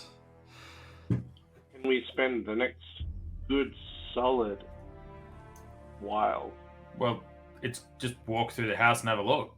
It really is. Remind me next time we sleep that I can mold earth as a cantrip and just make comfy beds for us so that we don't sleep on harsh rocks. No worries. I will certainly try. Looking around, you find yourselves in the room which was the kitchen, in that top right, like northeast room where Jorgen is right now. Pots and pans litter the floor, debris everywhere, and you can see the hearth or stove, sorry, almost like an Aga, sort of pushed out on its side with ash and debris everywhere. The room is so cluttered with debris that no exits can be found. Is there? Can I just have a look and see if there's any food in this room? Like any sign of like non-rotted food, like somebody might have been in here type thing? Yeah, make an investigation check.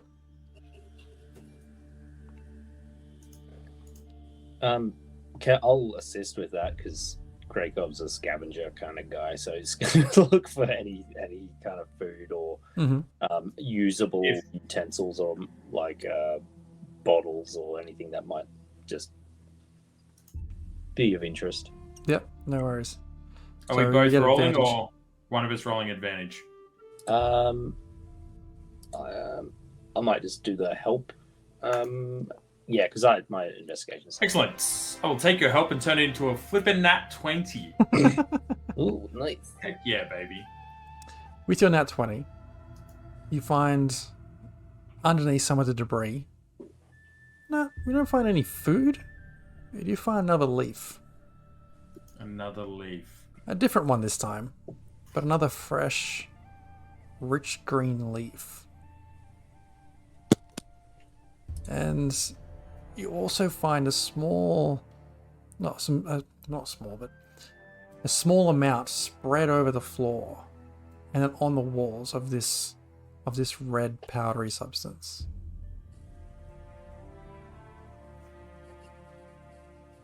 Did you ever work out what this stuff was, Greykov?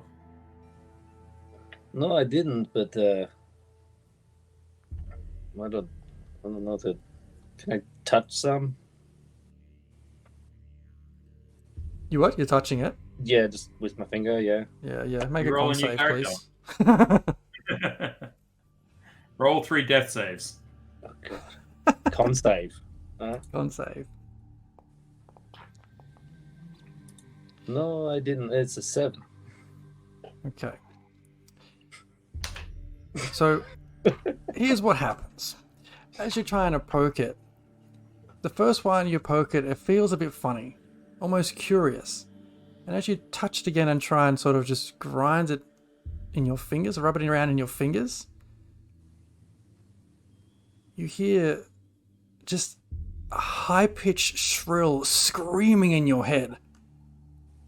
It's so unbearable that you fall to your knees, cupping your ears, and become paralyzed.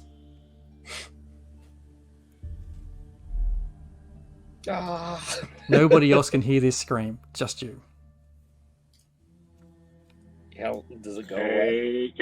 No. I see him hit the deck. I try and like shake him. Greykov, what are you doing? Can I move? You are paralyzed. I'm paralyzed. You basically can't do anything. Okay. I'm just throwing it out there. As the group healer, I'm too low level to do anything with paralyzed, just to make it very clear. Level 1 spells do not fix paralyzed. What did what happened with what's his face? Zane. Zane's might have some spells for it. Let's check What did Zane. Zane do when he had the same reaction to touching the sigil on the door? Or it had to be Impa grabbed the door and yeeted it, right? That was the only. Yeet. That's what happened in that I situation. think we have to yes. yeet Greykov.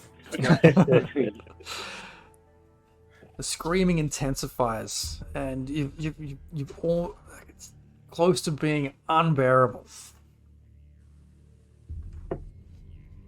I cannot bear it. We pick Greykov up and move him into a different room. It's not Greykov a to a disease different or room. it's not a disease or a poison, is it? Poison, maybe. If you're going to move me to another room, give me a strength check to move or drag another person. Can I get a hand here, Dolvin? And Zane is useless in this kind of thing. Although, he can... Do we roll negative because of our exhaustion on this? Disadvantage on the strength check? On strength check, yeah, all checks are at disadvantage. But, okay, all checks are at disadvantage, but if we're both rolling... I got a then 10. it evens out. So just roll flat. Okay. Just roll flat. Oh. Yeah. Worse. Alright, I got a 12. You are heavy. Yeah. You're not used to dragging people around, but you managed to drag him a couple of feet towards the doorway. But that's with your exhaustion in play. It's hard to get him much further right now, especially with him not cooperating and just being a curled up kind of fetal position, almost ball. Bloody hell.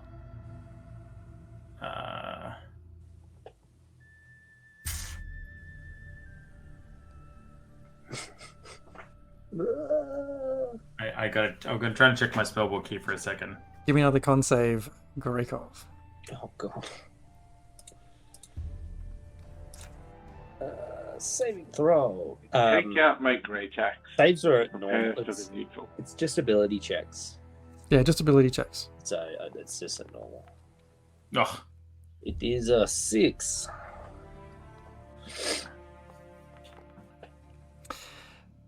The screaming intensifies. You then take 6 points of psychic damage as this just pain just begins to absorb you. It starts to manifest itself in memories of your past, but that have been skewed to become more of a torment than just a memory. Of people ridiculing you in your youth, of your upbringing in Waterdeep, being just living in the slums and just having nothing. And the screaming around you continues. My nightmare is the worst. You said this is like a powder on the walls, right? Mhm. Is it near scorch marks where there's fire, or is it conveniently unmarked by fire? This powder, like everything, is near a scorch mark. A whole place looks like a scorch mark. Give me an investigation check if you want to see if there's like significant scorch marks. Is there a this pattern? Does it look untouched? Can I? I know there's scorch marks everywhere. Okay, it's a solid 8. It's very black. Yeah. Everything Can I- is black and sooty and Yeah. covered in red. That's it. Can I investigate Greykov to see if I can work out why he's suddenly gone paralyzed? Like, we tried to move him, but he just looks... Because we can't hear the scream, can we? No. So it just looks like he's, like, looking around, may have seen him poke the red dust, now he's on the ground not moving. Correct. And I like guess he's we like can- writhing around in pain, curled up in a ball. Okay. Medicine check? Yeah, what would it be to just investigate him? Perception check, medicine check, something to see why he's gone down. Give me a medicine check. At disadvantage? Yes, please, at disadvantage. I'd like to help. It's good. Might not need it here. With your 18. Right.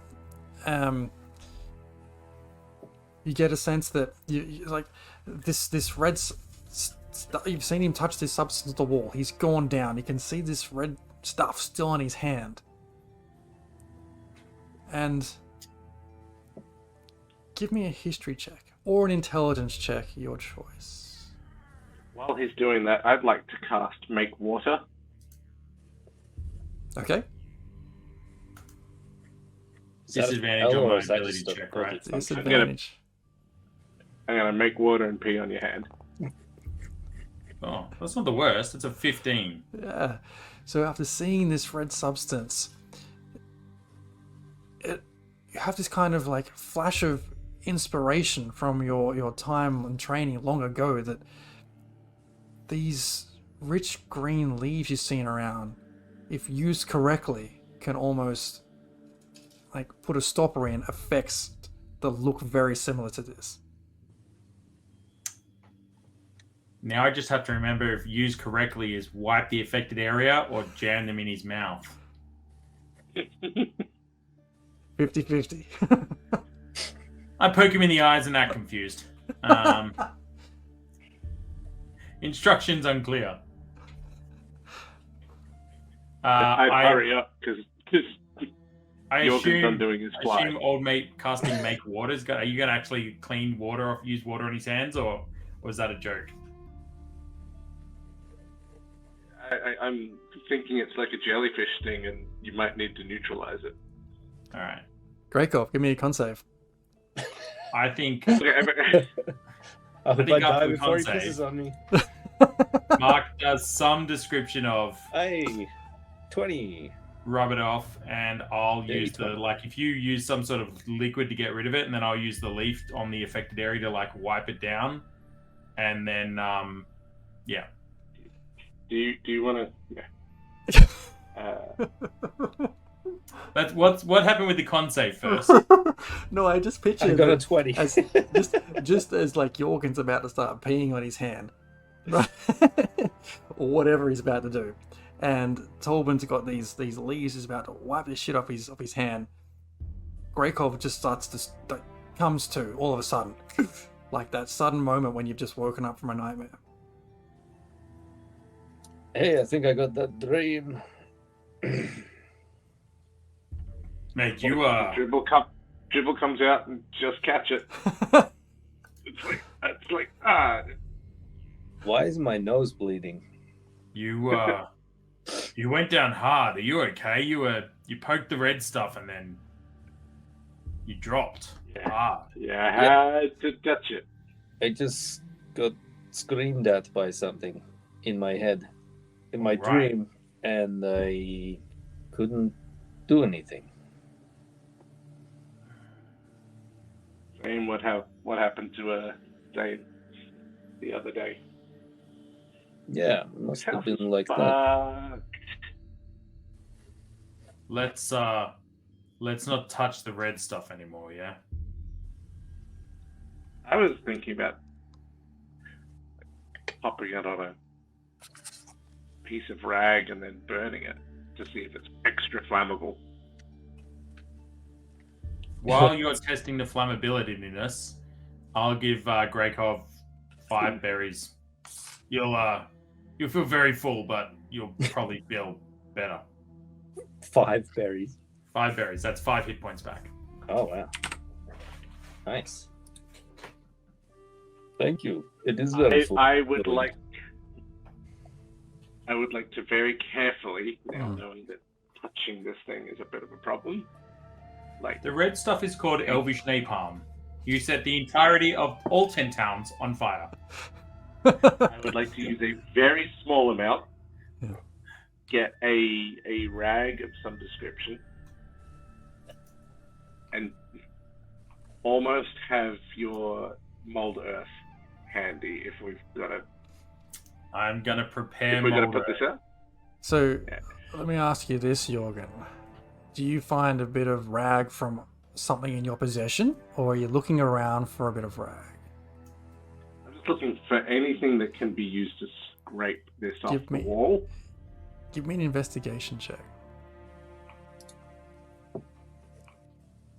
Also at disadvantage.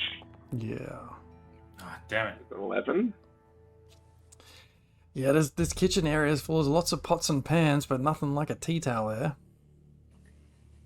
Nothing that seems like it would be flammable still, and could absorb the material. I have a torch in my equipment. It's just one of those things you always start out with, but you never really use in a campaign. So I would like to produce torch. Okay. And then what? Stick it on the wall?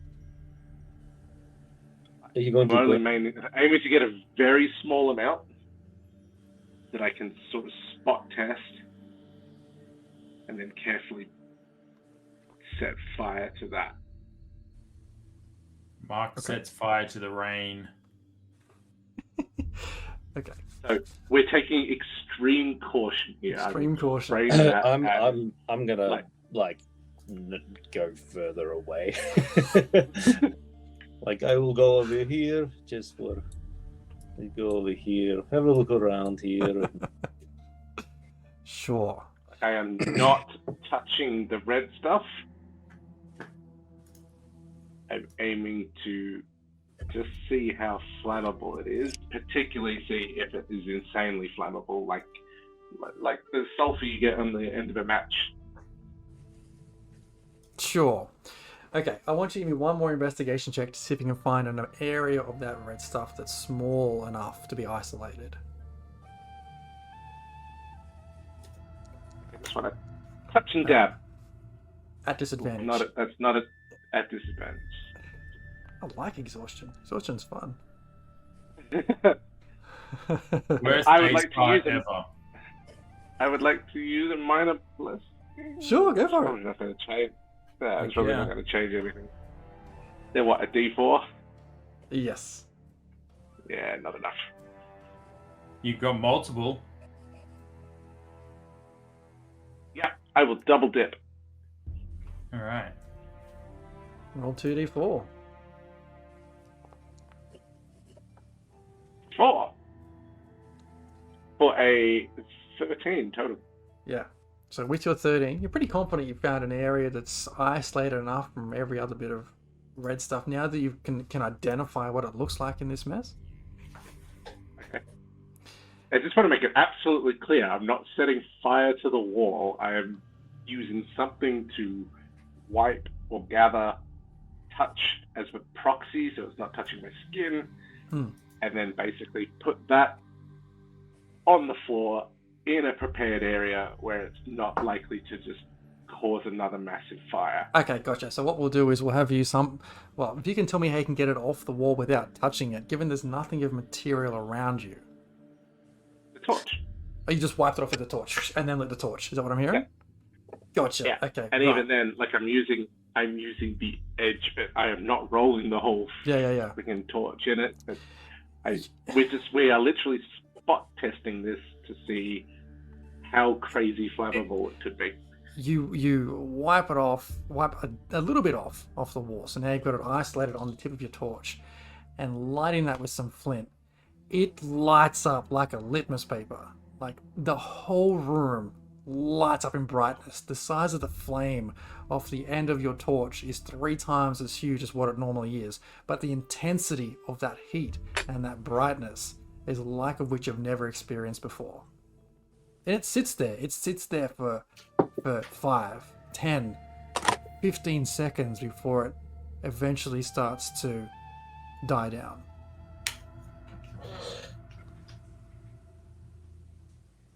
Cool. That was the intent of the test, man.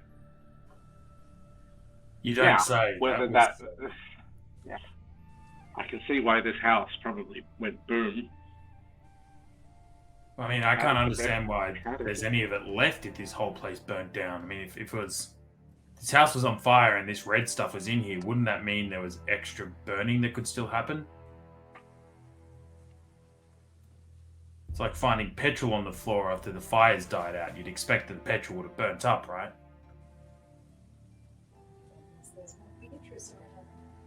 Unless it is surprising that it is reappearing here or getting redeposited, or I don't know. It's weird. Does it grow? Is this thing organic? Well, let's make some nature checks on it. I'm going to assist Jorgen in his nature check so that he is a flat roll, not a negative roll. All right. Difference between survival and nature. Nature, please. Nature, please. Cool. Just that roll then.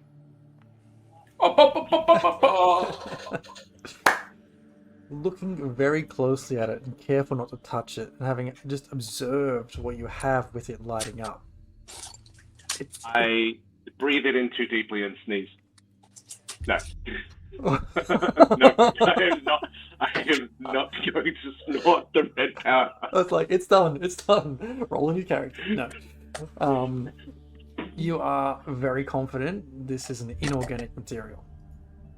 This doesn't follow the patterns or behaviors or the kind of properties that you've seen in nature in your experience. What does this red look like? Like in the same way that Dexter used to analyze blood patterns on walls, kind of thing. Like, so the patterns that we can see, is it just uniform? Is it a spray or a splash? Is it?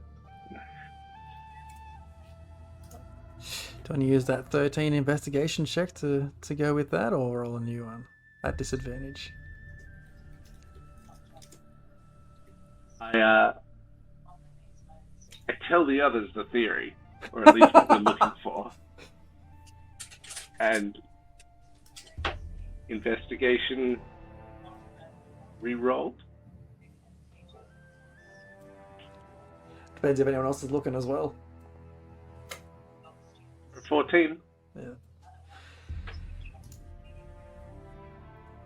Dracov's just thinking about the amount of it that he has in his pocket or in his notebook in his little envelope. He's just like wondering if he should keep it there.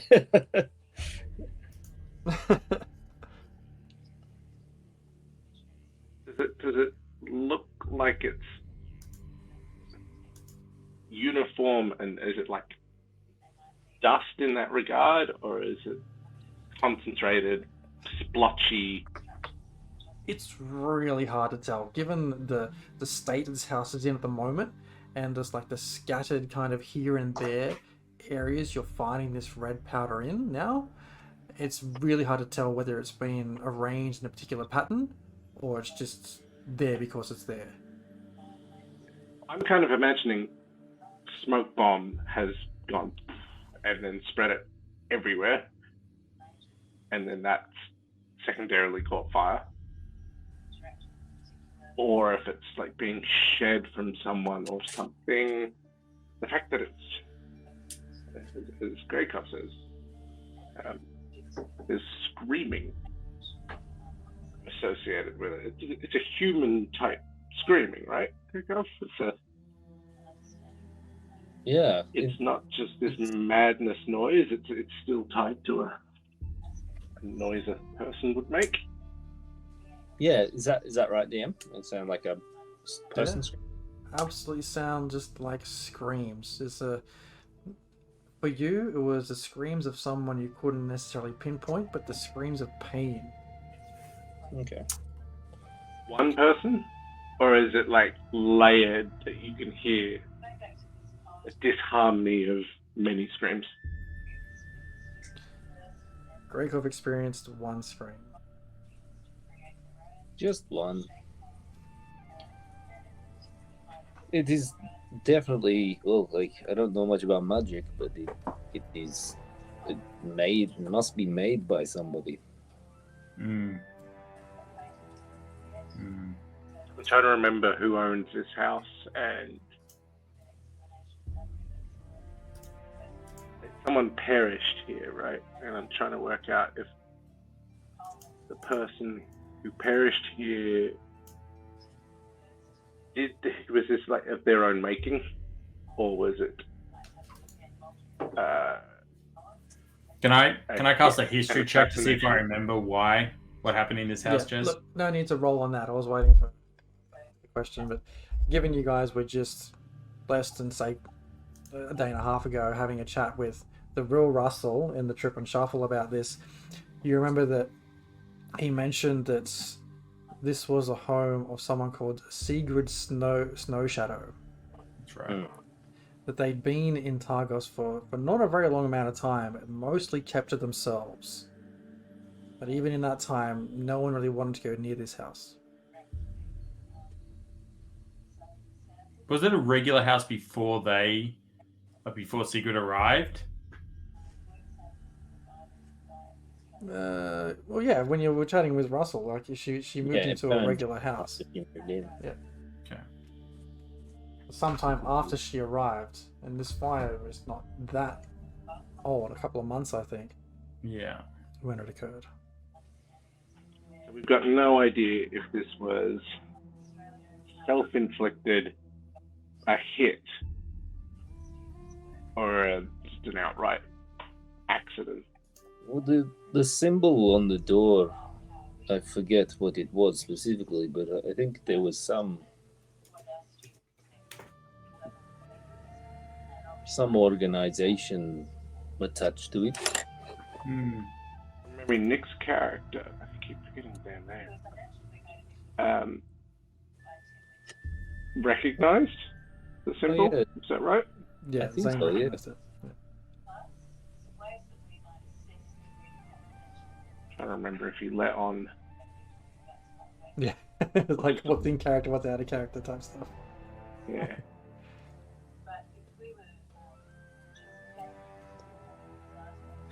Oh well, I don't want to do that again. The lights from around the street areas start to go a little bit dimmer, making the little light that you have passing through the broken down windows and cracks in this ruin now just that little bit darker as night presses on.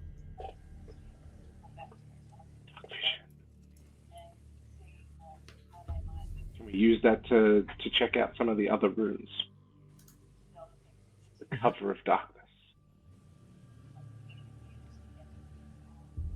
Move to the west, the room to the west. Oh, hang on. I'm colliding with a wall. Okay. Heading west and into that central space to your right now, you see a set of staircases that would have headed up to the second level in like a parallel, very overly grand for this house, parallel type fashion, but they are entirely in ruin and provide no access to the upper levels.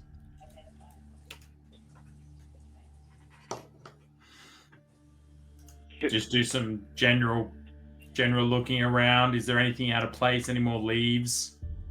Give me a perception or investigation. You'll check. I never know which one is better. At negatory. Disadvantage. Disadvantage. Oh, 20 and a 1. This game sucks. No, it just looks like a ton of crap and debris on the floor. Like the place is just burnt up and collapsed down all over itself. Stupid exhaustion. You say it looks inaccessible, but is it inaccessible to, say, a tabaxi with a decent climb and a jump? Nothing's accessible. Here's how I imagine what's happening upstairs. You know those video games where you got to do like ledge hanging and shuffle around? That's the kind of shit that's going on up there. There is no floor to stand on upstairs.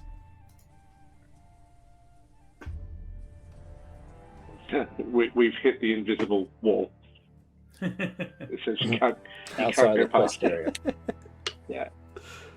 With that said, does it look like there was an entrance or something that went down to where a bunch of stuff has collapsed? Well, Here. depends who's looking. Monday. Yeah. Because with Tolbin's perception check, nothing was visible. Oh, nice. And even as you begin to sort of like kick some of this debris around and have a closer look, there's just broken wood and splintered stairs all over the floor. I do the unthinkable and light a torch in a house full of red powder. No, I don't do that. I don't do that. I also don't want to draw attention to ourselves with light. Impa and Beatrix see the mushroom cloud. A mushroom cloud from the house. Oh, nice. Yeah. So was the plan that you would go, Jorgen, and report back, or do we all go to the where we should go back to the inn to find our friends? I think we're trying to find another way in or out here, and then use that as the front. sneak. Yeah. And then we front, go get. Front has a guard, so we're trying to see if there's a way to go out the back that we can go out, and then you're made of the stealth, and Jorgen can shapeshift into another person, and I can turn into a tiny spider and sit on his shoulder. Let's Good push makeup. west. You travel down the short hallway to the west before the room opens up into what you can imagine would have been a bedroom. There's an amount of debris in this area, and give me a perception check. I'll help your perception check, so you roll at neutral, Jorgen. Yeah, so just wonderful. Just to the north of 11, where you're all 12. standing with that 12, you spot what looks to be a small kind of box or chest that just kind of looks like it's crashed down from above. And beyond that, over the debris, you can see an opening to the outside. Excellent. First up, I will go check the box. He means check the box to see if it's a mimic. I was gonna say check it for traps, because I can still. Part of me still says that this was self-inflicted by a bit of a mad. Check the box for treasure. Madman. And traps. So what are you doing? Checking the box for traps. Okay. As you have a close look at this box, it moves. And all of a sudden, it tries to chomp at you. Roll initiative. You've encountered a mimic. Are you serious? Oh, so good. So good. Damn it. His initiative at this is everything like ability check. Is attacking an ability check? Is an initiative? No. It's just ability checks. Attack rolls are fine. Okay. But initiative, an ability check, isn't it? Sorry? It's an ability of your dexterity. Yeah, initiative is an ability check, isn't it? I'm not sure. I think it's a dex-based thing. It is a dex check, you're right. I'll roll again then. Just because I... Wait, Initiative, however, is indeed a unique ability check. Unique ability check. Alright, are we all in? Happy days? Sideline DM says yes. I still got 22. Okay, well, let's roll. Who's up first? Greykov, you're up first, having seen this creature sort of spring to life in front of Jorgen's face. What do you do? I am going to just fire my knocked arrow that I've got kind of just in my left hand ready to go at it, and I won't even have time to like try to hide and do all that kind of thing first. I'll just shoot at it and then just step backwards. But yeah, let's do that.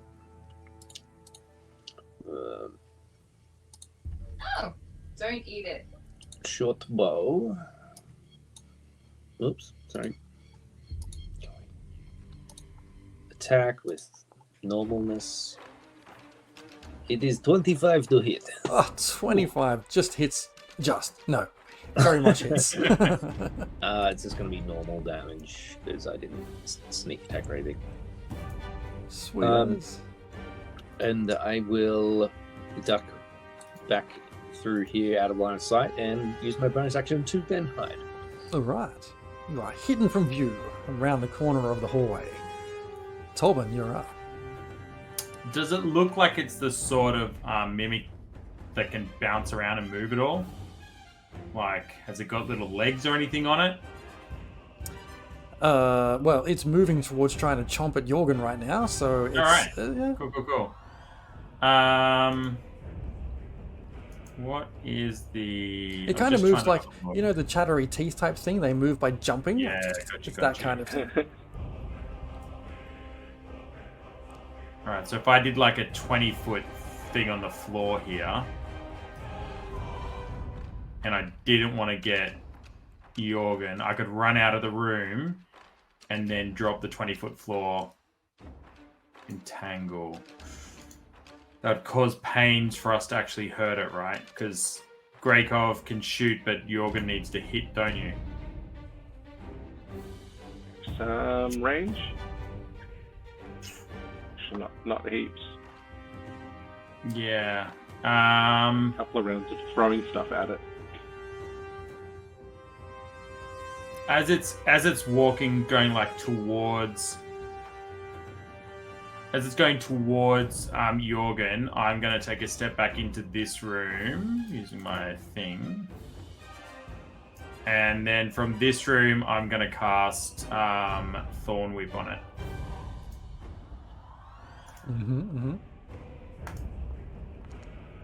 With some natural 2, making it a 7 to hit. Thorns go wide, unfortunately. Just don't find enough direct line of sight with all this debris and stuff around.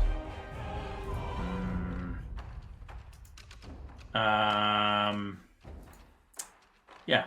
Okay. Cool. I'll be like, oh, it's slippery. Watch out for it. It's coming right for you. That's it. It's the end of my turn. Crap. Whoops. Okay, the mimic on its turn shuffles towards Jorgen, getting through some of the debris, knocking some pillars out the way as its lid kind of shuffles open, and then goes to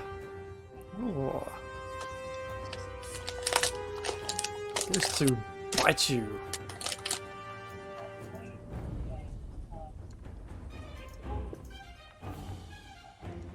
For 23 to hit. Ooh. That'll do it. I had to touch the box. Double ones for a big 5 piercing and acid damage. What? Happy days. 5 piercing? Those teeth look sharp. I'm just gonna quickly check something here.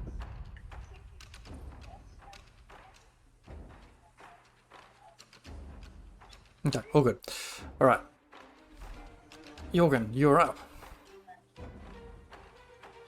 I would like to hit it with the Great Axe. Okay.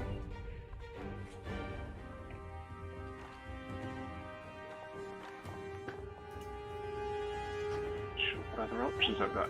16 to hit. It hits.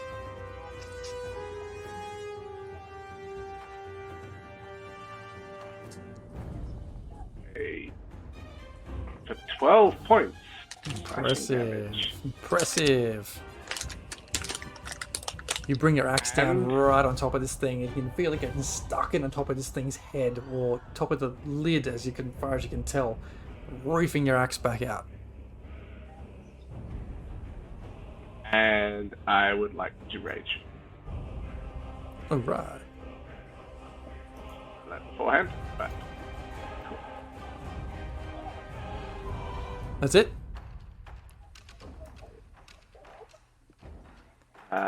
Yes, because I think if I move, I'm going to get opportunity. Alright. Top of the round, Greykov, you're up.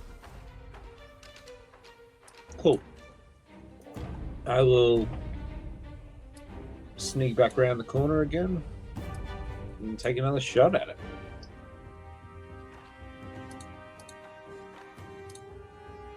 Advantage? Short bow You with hidden? advantage because I was hidden, yeah? Nice. Yeah? It's a 16 to hit. 16 hits. Run that.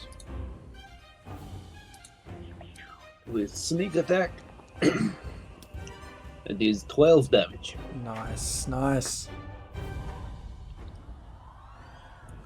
Make it. And I will run across into this room and hide here. Right, Tolban, you're up.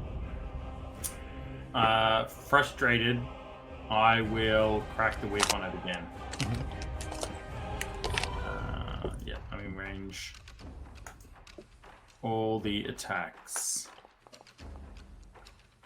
Ooh, 16 to hit. 16 hits. And for 3 piercing damage. Uh-huh. However, I pull the creature 10 feet closer to me, which should, if I'm correct, trigger a attack of opportunity from Mark. I'll allow it. Sounds right.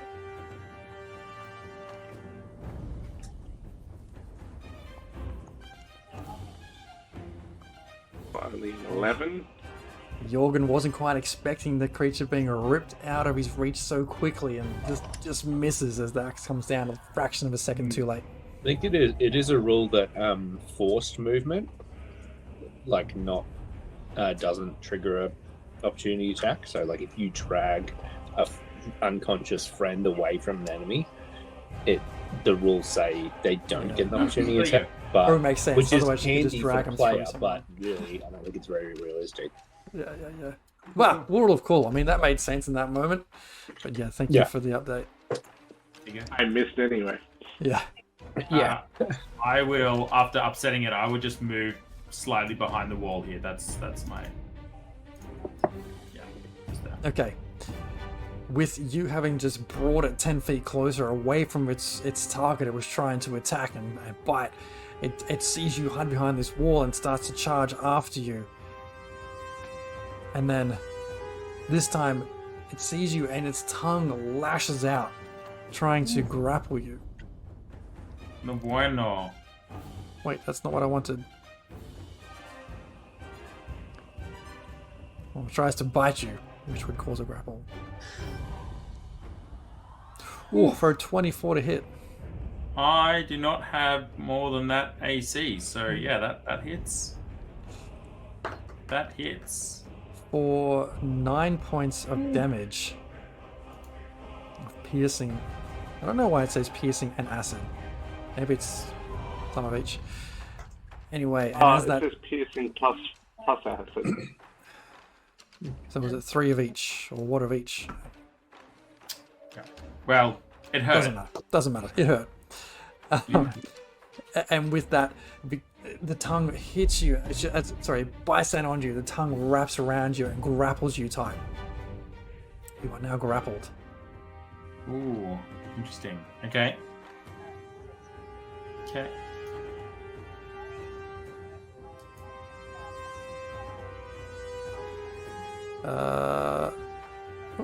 Jorgen, you're up.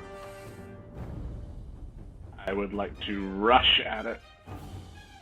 If you get in the right position, you'd have advantage for flanking. You would know that. You would know that.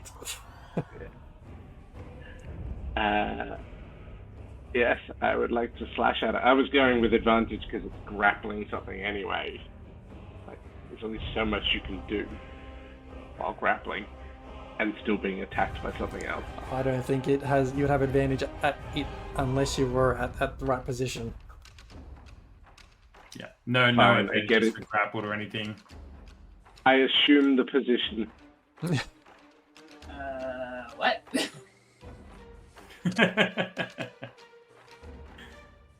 Let's see that roll for position.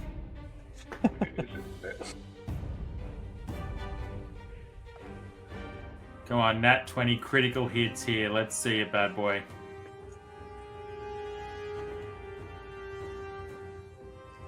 Come on. Oi! The criticals, all the criticals. Alright, bring So that good. damage! 13 of I hit it Nice. with the big stick with the sharp thing at the end.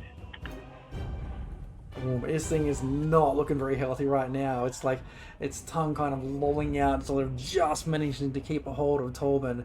as this axe just smashes it on top of its whatever it is. Hang on, one sec. Because rage should come with a perk, doesn't it? You get a +2 in your attack, don't you? In the damage. Yeah, in the damage. Which it's already applied, I think. Has it? Yeah. It's already applied? Okay, It's like- Yeah. cool. So that's you, Spen? Yeah. Right. Greykov, you're up. I don't think I'm hidden anymore because I kind of just came in. yeah. Well and truly Well, I've visible. never fought a box before. You shoot over my shoulder. Is this a piece of debris or something over here that I could potentially use my bonus action to hide behind, or hide behind Jorgen? No, I probably can't. There's like scattered debris around. I wouldn't say in this room there's like huge chunks of debris to hide behind. Oh, that's all right. I can just attack it. Normally, I'll get sneak attack because I've got buddies within. Yeah, within 5 feet. I don't have advantage. Attack. No, it is 11 to hit. Oh, yeah, loose your arrow, but it just manages to just goes wide, and missing this creature as it still holds on to Tolban. Shit, I missed the box. I will stay here. Right, Tolban, you're up. I still got my whip in my hand, so I'm just gonna try and it's holding me, so I'm just gonna start whipping right dead in front of me. Yep. So I should get an advantage because of the position of Mark, right? Yeah. I will take those advantages for a 20 to hit. Let's hit it. Real And good. I will give it the old rumpa-pump-pump 5 points of piercing damage. The thorn whip comes down. It is not feeling very comfortable right now, but it's just still holding on.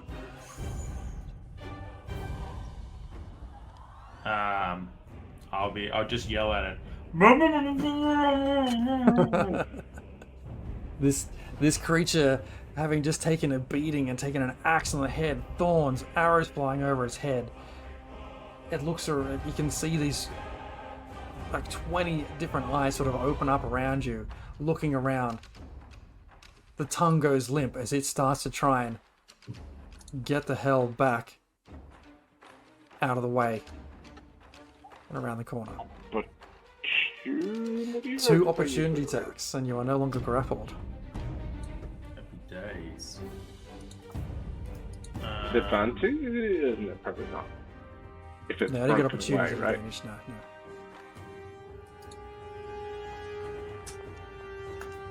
Yeah, ba-bow. Oh, I've got a 12 to hit.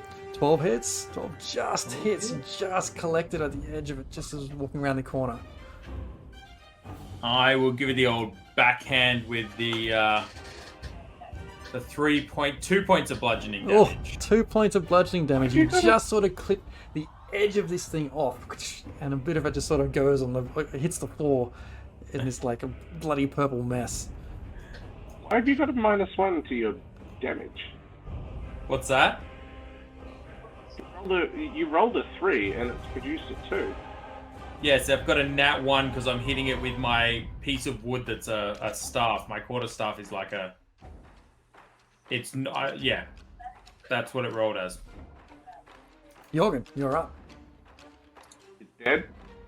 It's not dead. It is just trying to limp away still. Oh, it's still up. Alright, I'm gonna chase this fucker down.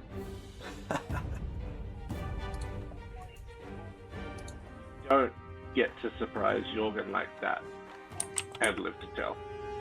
Bow. Natural one. I slip over in the oozy acid. That's it. That one chunk that Tolban carved off. You take a step forward and just swoop like a banana skin, just swoop, cartoon style on your ass. Krakow, you're up. Yeah, I'm gonna, seeing them run out that door, I'm just going to like try to intersect them going to this main corridor. Mhm. I can move 35 feet, 5, 10, 15, 20, 25, 30. 35. Can't just Discover see the nest of mimics. and I'll just, hold my short bow, hold my action for when I see it come past the thing, I'll fire. All right. Tolman, you're up. Now that I am Mimic Tooth free, I'm just going to pop out into the. I'm going to try and pop out into the wall room here, and I'm just going to crack the old. It's worked well so far. Going to crack the old thorn whip on him.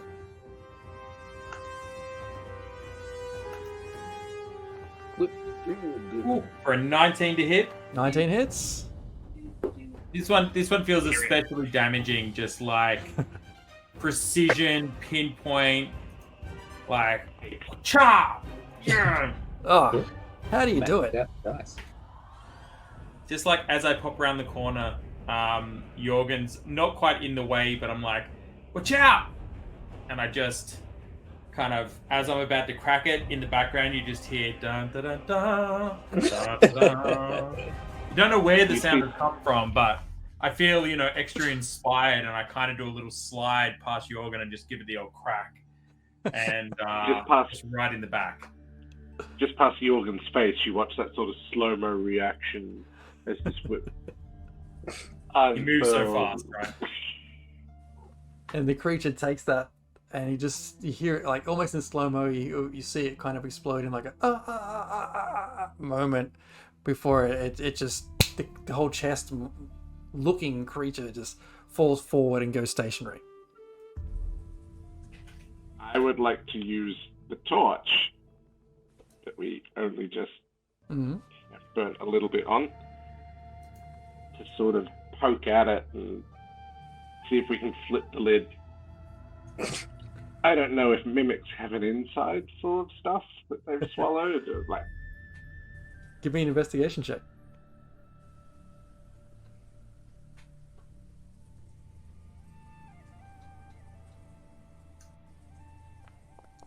That should be a disadvantage. Oh. Yeah, a disadvantage. You're right. You're looking out. Shame, because it's. Well, that's a good one. Whoa, Not so bad one. Yeah. 19. 19. Yeah, so as you kind of like get the end of this torch under this creature and flip it out the way, left under its mouth where it was, you see a small jar with some red liquid in it. Jar? Bottle. Bottle's the word. Does it look powdery at all? Like. No, if you look at a close look at this, it's like it's a small bottle with this red, very thick liquid in there. It almost sparkles as it swirls around in front of you. Yeah. I'd like to open that jar, being very careful.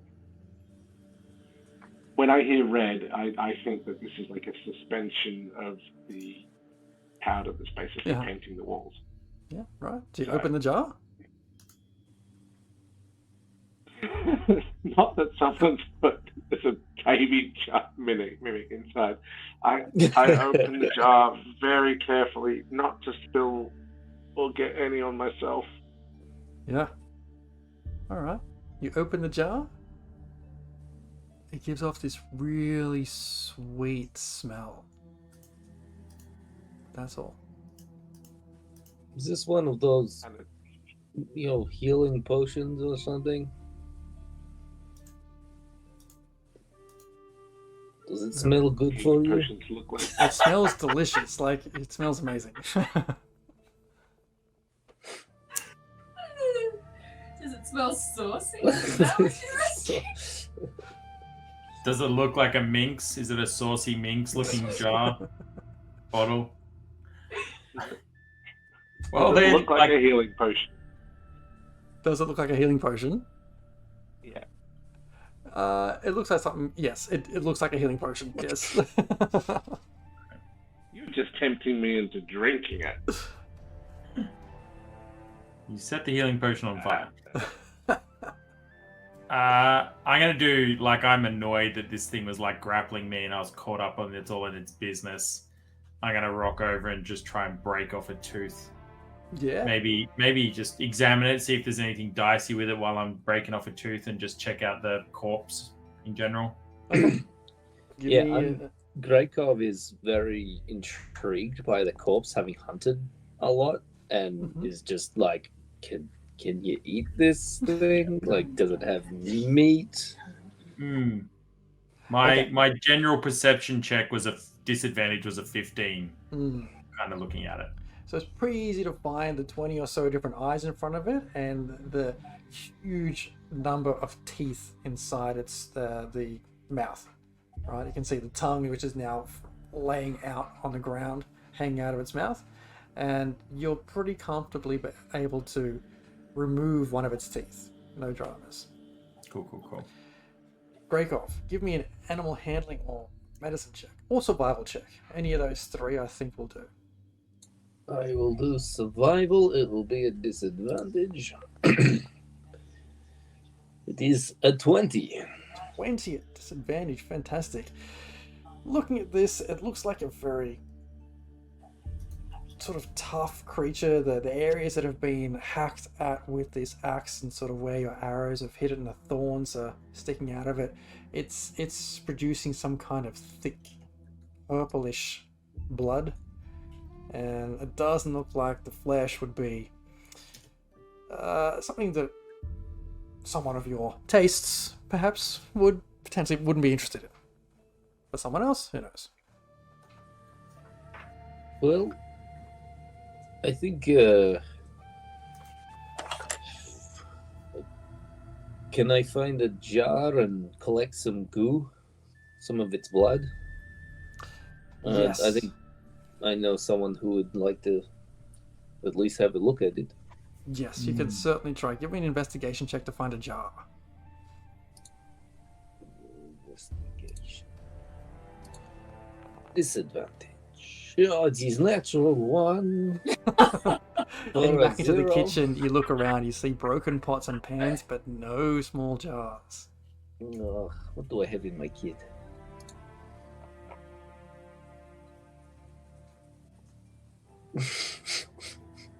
Give you a water skin.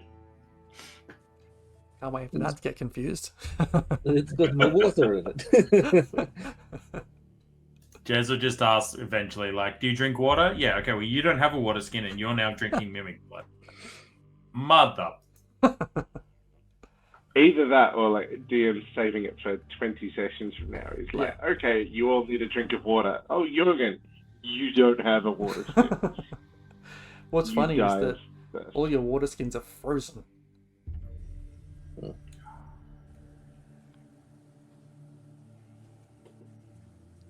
Fair call. Anything else happening with this creature right now before we move on? I might just cut a steak off it to turn into jerky. Nicely done. You have this big, thick purple steak. I would like to dip a hand axe in it, in the blood. Okay. Looking for what? Anything particular? Just to see what happens. Just see maybe if that's like a poison for later. Yeah, if I throw a poisoned. You dip the tip of your axe in this blood, but it doesn't appear to have any effect from what you can tell. Well, that's a good idea. I might put. I believe I've got a crossbow from Impa. You have. The hand crossbow. I might dip 3 bolts into it, and then kind of like wrap the tips in paper. Okay. To preserve it. 3 mimic-tipped arrows and 1 mimic-tipped axe. And as you all now make your way towards this opening at the back of this house, I would, just before we exit here, as you kind of pass through the wall line of this house, give me all a con save, please. Just before we go through, before we go into the street, we wouldn't walk out in the street as ourselves. So Jorgen would change, and I would shapeshift into like a small bug or something that can go on his hat type thing. Unless is this well hidden? You're in the back alleyways at this point, at the back of this house. And before leaving, I was also going to suggest, is there just anything else in this room that might indicate who its former occupant was? Oh my god, hold that thought, I'll be back in just 1 second. Well, I need a 2-minute bio break. The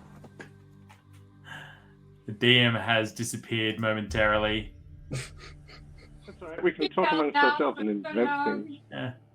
He's going to create a red liquid jar for us, which he should go and get checked out at the doctor, to be fair.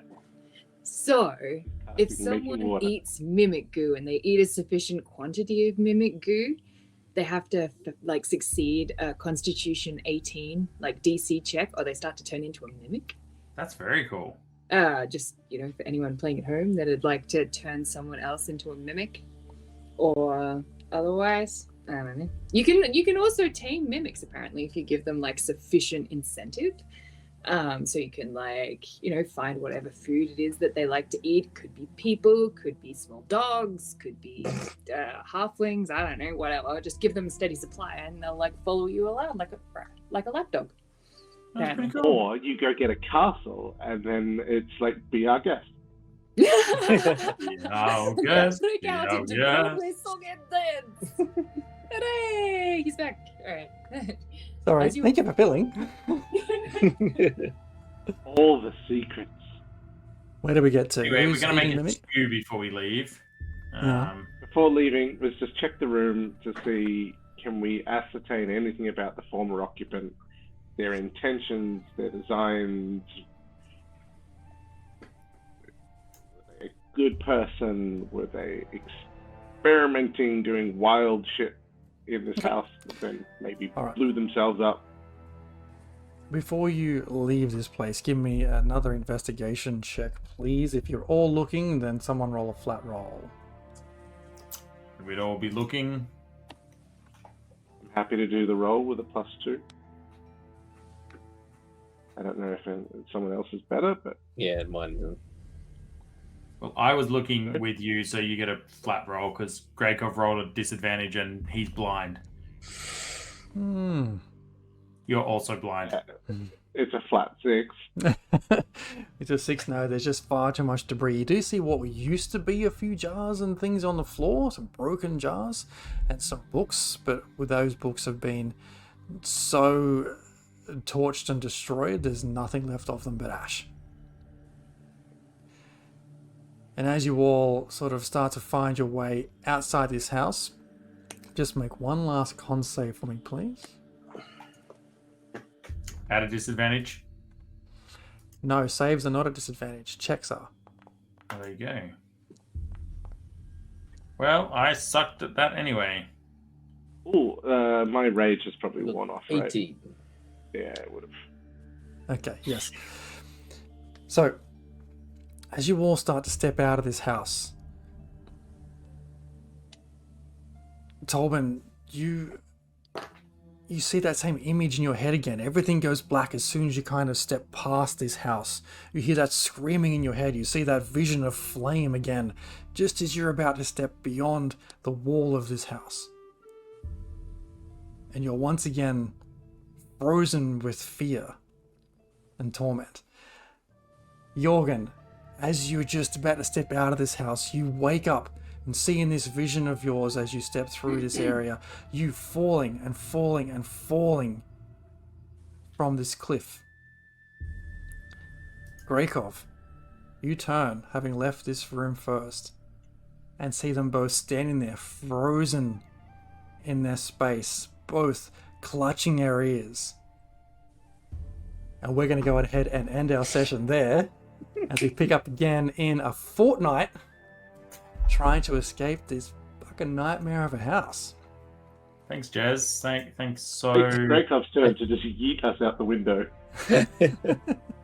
Are we near the front door or the back room where the mimic was? You're in the back room where the mimic was. Yeah, cool. So we'll pick up again there in potentially 3 weeks' time. Because here's what's happening on our schedule, just in case you guys don't know as well. Next week we have, like I mentioned, start Dungeon Mastery the 2nd, begin before the beginning begins.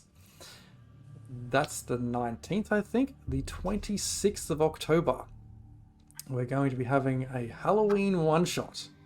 And I'm in talks to see if our old school DM of Doom is going to run that one for us, which is going to be awesome.